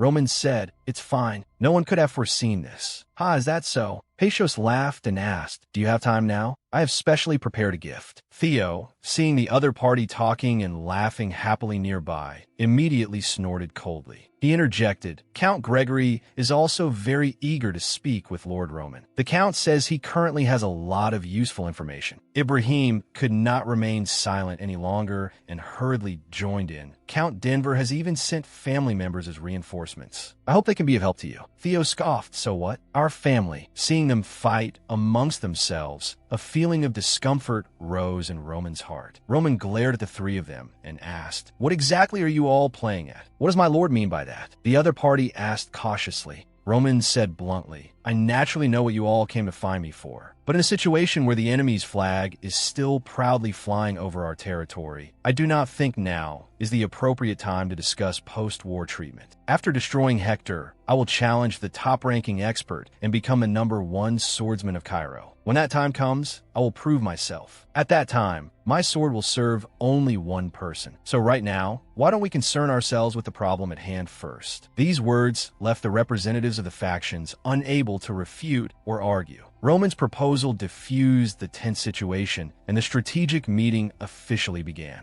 This was a war where all sides had to bet their lives. Everyone had their own proposals, but none could offer a solution. Right now, Hector is using the warp gate connection. They have at least 3 days. They also need some time to prepare a counterattack against us. But even so, Hector's forces are only about 10,000. Now that our forces are all here, if we attack them directly, isn't the chance of winning greater? Roman addressed Pacios' question. Roman said, "If I have the support of the three of you, plus our advantage in troop numbers, we will certainly have the upper hand. But once Edwin Hector's side has a mage, we cannot say we completely dominate. That being said, it is not as if there is no way." Saying this, Roman smiled with supreme confidence again. The Hector faction was defending the city. When they detected the enemy attack, chaos ensued. "Enemy incoming. Everyone to your positions." The army of the Cairo kingdom lined up in orderly formation, surrounding the main gate from a distance. They stopped just outside the range of the opposing archers, waiting. From the Cairo side, a single figure stepped out alone. The Hector soldiers pricked up their ears to listen. "Listen, I am Roman Dimitri, a knight representing the kingdom of Cairo. I propose a one-on-one duel with Butler of the Hector kingdom." Edwin had not expected this situation at all. He worried internally. "Roman Dimitri, what kind of trick are you playing?" Roman continued to shout his challenge from below. "I do not want anyone to sacrifice themselves in vain. I am sure you feel the same. If you beat me, Cairo will accept all of Hector's conditions. Conversely, if I win, all of you will get the hell out of Cairo immediately." Edwin completely failed to understand. With Dimitri's current ability, it was impossible to beat Butler, yet he still wanted a duel. Could this be a trap? Roman pointed his sword at the city wall and continued to shout, "If you do not accept my conditions, even if I die, I will destroy this camp. I give you 10 minutes to think. I hope you will make a wise decision." Edwin's face went pale. Whichever path he chose was problematic. Butler firmly stepped forward. "I will go out to fight. I do not allow it." Edwin immediately refused. He pleaded earnestly, "Prince, please trust me one more time. I will take Roman Dimitri's head and find a path of survival for the Hector kingdom. It is not that I don't trust you, but we just lost 700 soldiers right after his last attack." Edwin shouted angrily. The smell of the cremated bodies of those soldiers seemed to still be strong in his nose. "I naturally trust you, but Roman Dimitri definitely has some scheme." Butler asserted confidently, "Your subordinate can definitely crush all his schemes. Your subordinate has served you all my life. Does your highness think I would be afraid to accept a challenge because of a trap?" Edwin knew this battle was unavoidable. He bowed his head and said in a low voice, "Please promise me one thing. I do not want to lose you, so the moment you feel anything suspicious, retreat immediately." Hearing this, Butler was a little surprised, but then quickly agreed. "Understood. Your subordinate will definitely return." Butler carried his great sword, turned around alone, and walked out of the city gate, entering a stance to engage in battle. He raised his voice. "Living to this age, I have met many madmen, but this is the first time I've encountered someone like you. I don't know what scheme you have, but I will get my all." Roman stepped in front of his opponent, speaking with respect. "When my sword struck you on the mountain, I truly wanted to test my skills against yours. There are no traps here. I wish to use my true strength to fight you. Therefore, please give it your all. If you can kill me, you will have whatever you desire." "Madman, Butler laughed with excitement. As soon as those two words were spoken, they rushed at each other. Two precious swords clashed violently, emitting an ear-piercing metallic sound. 5-star rank. When a person reaches this realm, they're considered an extremely powerful individual on the continent, capable of turning the tide on a battlefield. The general released his explosive aura, for the fate of the Hector kingdom hung by a thread. From the very beginning, he had no intention of prolonging this battle, that I will end everything right now. Butler poured all his strength into a single strike. Roman could feel a massive pressure weighing down on his shoulders. Roman gritted his teeth to withstand it. The ground where the two clashed cracked and sank under the pressure. Whether it was the Hector faction or the Cairo army, they all wore the same expression of astonishment. No one expected this confrontation to reach such a level. Butler pointed the tip of his greatsword forward, his whole body lunging like a sharp spear. But in a brief moment, his footwork became unpredictably illusory. Roman was shocked to realize he had lost track of his opponent. When Butler reappeared, he was already behind Roman. The sword was raised high above his head. A powerful slash came crashing down. Roman firmly planted his feet in a horse stance, blocking the strike. The blade slid along the body of his sword and slashed into the ground. The blinding golden light of the aftershock extended for tens of meters, destroying a strip of land. Baron Pachos turned pale. Damn it. Pachos regretted it. I agreed to this battle, even though I didn't want to, just to please Sir Roman and gain favor. But if Roman is defeated now, all my efforts to recruit him will go down the drain. Baron Theo, standing behind Pachos, also thought to himself, could it be that he will lose just like that? The two sides fought fiercely without ceasing, blades constantly clashing and bouncing off. Roman clenched his teeth tightly. His opponent at this moment was indeed far stronger than him, and a single slip-up could mean death on the spot. On the city walls, Hector's soldiers all clenched their trembling fists. They raised their heads and shouted encouragement for the general. General, please avenge our fallen comrades. General, the two opposing auras showed no sign of determining a victory yet.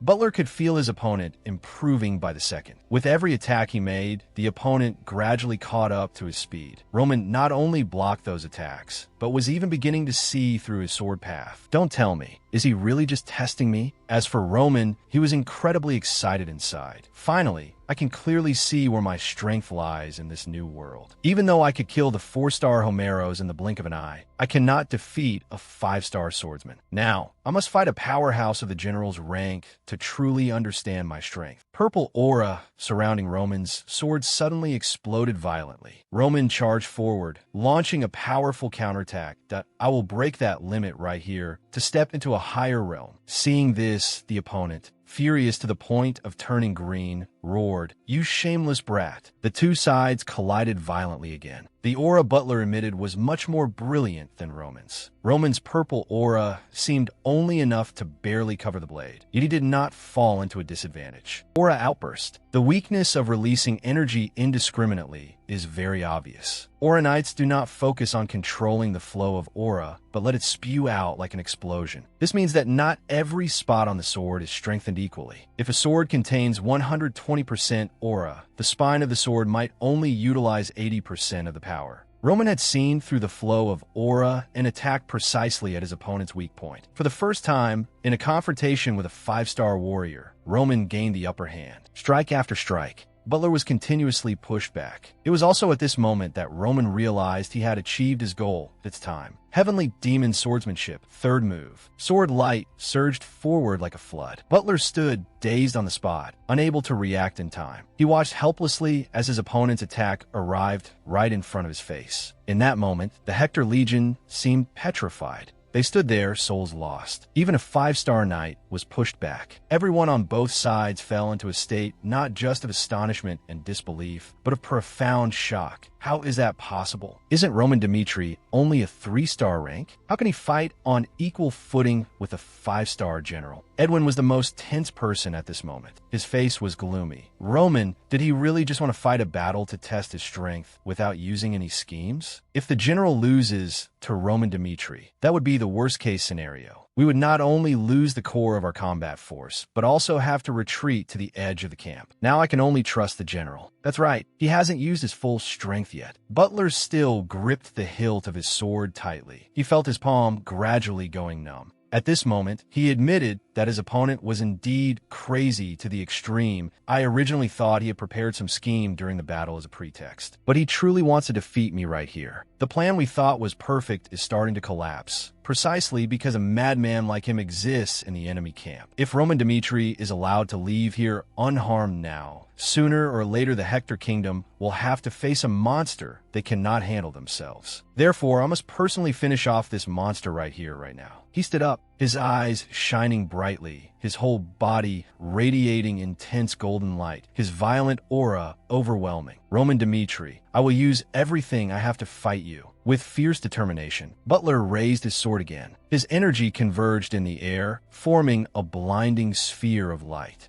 Until now, only 2 people have blocked this move of the general. One of them later became the strongest swordsman in the kingdom. The other climbed the continent's ranking of powerhouses. It's over. Secret technique, sun-splitting slash. A destructive strike was unleashed. Facing this move, Roman was calmer than ever. He opened his eyes wide, looking straight ahead to analyze that if I only use my existing skills to block that secret technique, I will definitely die. Since that's the case, I will focus on strengthening my defensive skills. If that is the general's strongest spear, then the sturdiest shield the heavenly demon possessed 100 years ago is the heavenly demon's swordsmanship, Iron Shield. A dense black defensive layer quickly formed around Roman. Compared to the sun-splitting slash, it looked much smaller, but the result would only be known after the collision. The ground began to shake violently. The 2 had entered the critical phase, deciding victory or defeat. Edwin held his breath, waiting for the result of the confrontation that would decide the success or failure of the war. Roman laughed heartily. Old general, let's see if your spear is stronger or my shield is sturdier. The explosion created by the collision was no different from a giant bomb. When the dust settled a bit, the figure of the winner finally emerged. Edwin was stunned, his body and face stiff,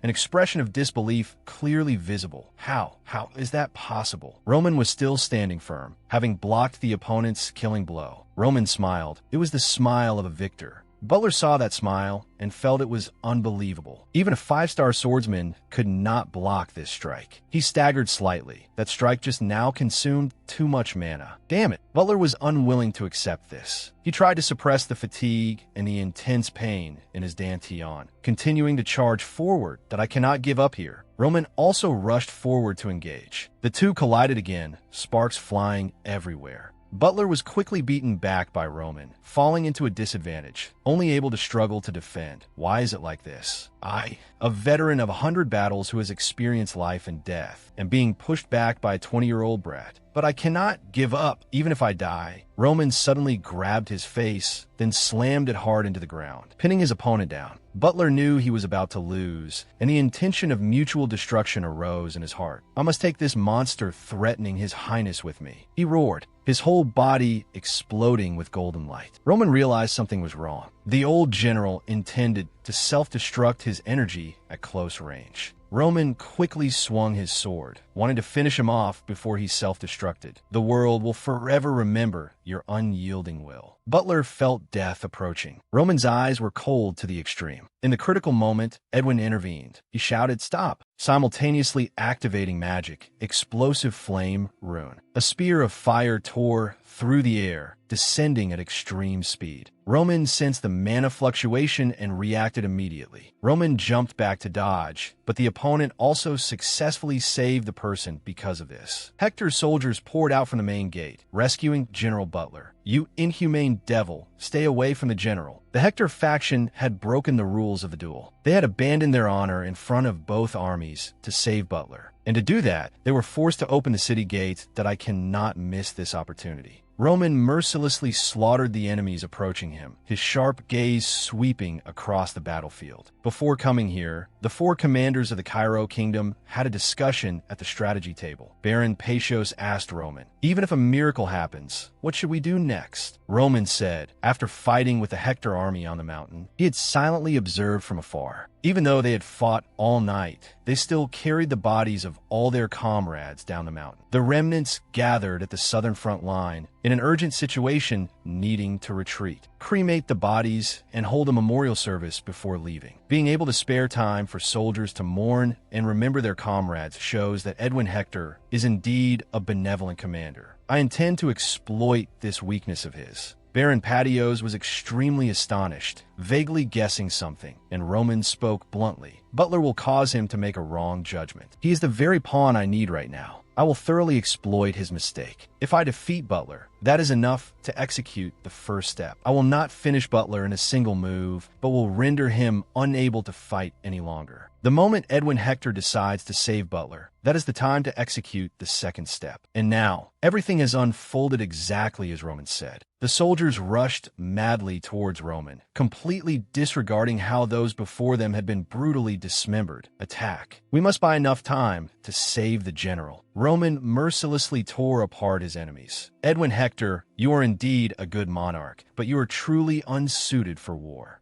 Roman broke through the encirclement and began to advance. The Hector soldiers still hadn't realized Roman's actions. They were busy with the rescue. Get Lord Butler out of here. We will buy time. The archers on the city wall were ready, but the arrows could not leave the bowstrings. We can't shoot. He keeps mixing in among the soldiers. Damn it. Patios witnessed the scene before his eyes, thinking in disbelief. Unbelievable. Everything is just as Roman said. It's like magic. Roman Dmitri is the most outstanding talent Cairo has ever had. This is why Baron Benedict wants to recruit him. I now understand why we must get him at all costs. The moment we have Roman, we no longer need the weak monarch of this kingdom, and we can sweep away the two neighboring empires like clearing weeds. He immediately ordered his subordinate soldiers to launch a general offensive. Wipe out the enemy for me. Seeing the enemy's 3 large armies attacking, Edwin was stunned that why foolish decision has led to the current situation. Camaraderie? What a fool. As a general, I should have remained calm until the very last moment. But the moment Butler fell, I lost my judgment. Edwin took a deep breath, trying to suppress his emotions, then began to chant, "It's not over yet. We saved Butler, then closed the city gates. There is still a chance of victory." Explosive flame ruin, fire spears rained down, beginning to cover the Hector army's retreat. The mages also appeared at this moment, simultaneously chanting the fireball spell. "Quick, help His Highness!" Fire magic frantically ravaged the ground, blocking the advance of the Cairo army. Seeing this, Patios immediately commanded the army to spread out and accelerate. Advance quickly. If we miss the chance while they open this gate, our casualties will be even greater. Hector's knight Luron punched the city wall in anger, cursing, "Damn it." He looked down, his heart burning with anxiety that we must close the city gate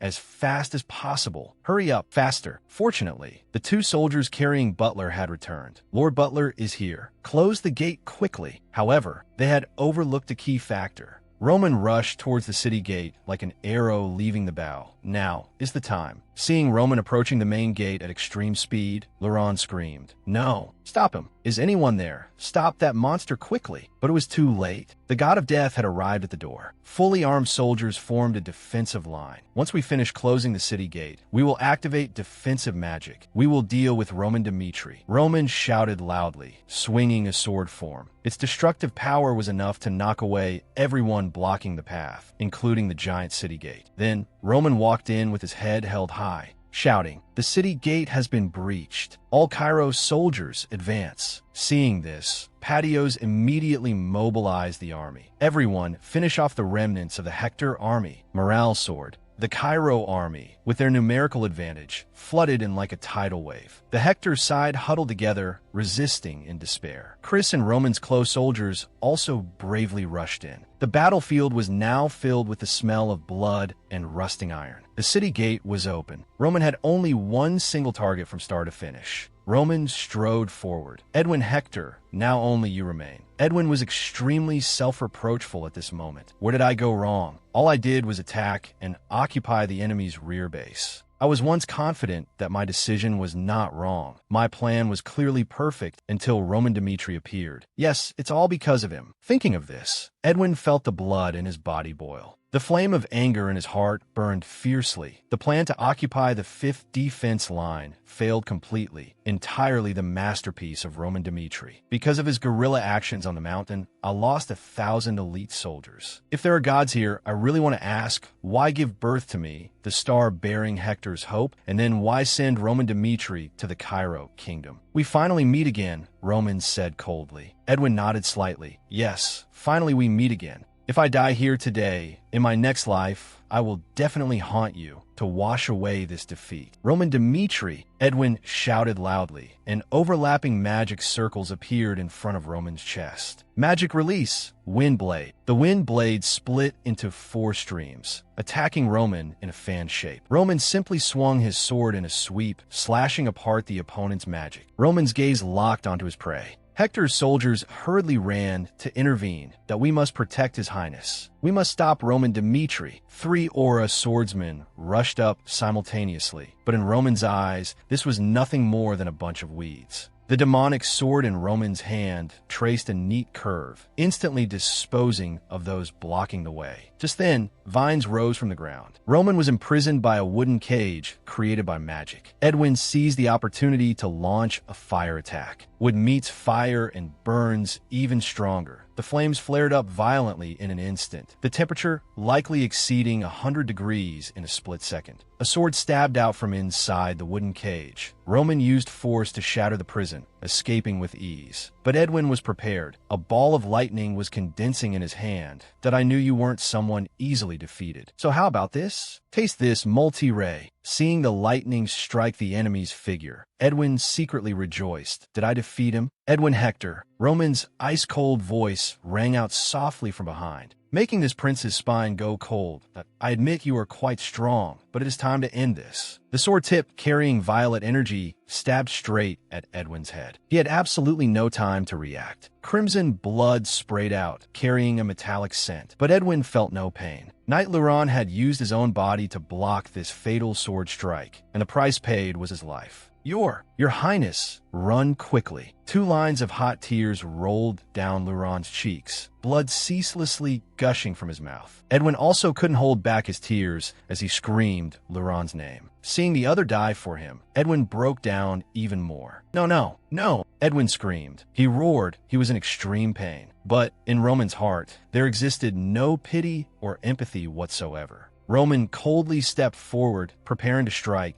Let's end everything. How pitiful, but I will soon send you to join him. However, Edwin seemed to be very well liked by the soldiers. As soon as one person fell for him, others immediately rushed up to rescue him. A team consisting of 3 knights and several Aura swordsmen rushed up to block Roman Dmitri. They attacked madly, using all their strength to push Roman back. Even knowing that doing so would cost them their lives, they did not hesitate at all. Jackson took the opportunity to hoist Edwin onto his shoulder and quickly fled. Your Highness, wake up. Do you really want to die here? Even if you're branded a weak loser, please do not let those who sacrifice themselves for you die in vain. You must live, Jackson cried and shouted while carrying Edwin. Leaving comrades behind to flee also caused him extreme pain that we must abandon the castle. Everyone retreat. Roman finished dealing with that group and was preparing to pursue when he was fiercely resisted by the Hector army. Stop him. We must buy time. Your Highness, you must live. Your Highness, you have to live. The moment they chose to stay behind as the rear guard, their destiny was only one thing: death. All that remained in Edwin's eyes was a disastrous defeat. Roman Dmitri was slaughtering everything he could touch. He was a demon. You have won this war. Stop, I beg you. Can you withdraw your troops? A Hector knight knelt on the ground and pleaded. Roman stood there, looking at him coldly, then said, Didn't I warn you that when we meet again, I will kill everyone? You are the ones who started this war, so don't cry as if you were victims. Having finished speaking, Roman immediately severed his head neatly. All Hector soldiers have retreated. This is Cairo's victory. Cheers resounded throughout the battlefield. Before long, the 3 commanders-in-chief representing the 3 forces quickly entered the city. Where is Roman Dmitri? When they saw Roman sitting on a pile of enemy corpses stacked like a mountain, they were all shaken. Roman's existence had reversed a war that was already lost, establishing an unprecedented feat. After this battle, Roman Dmitri's reputation would shine brilliantly, unmatched by anyone in the country. Roman sat there, smiling a smile that sent shivers down one's spine. You guys have finally arrived.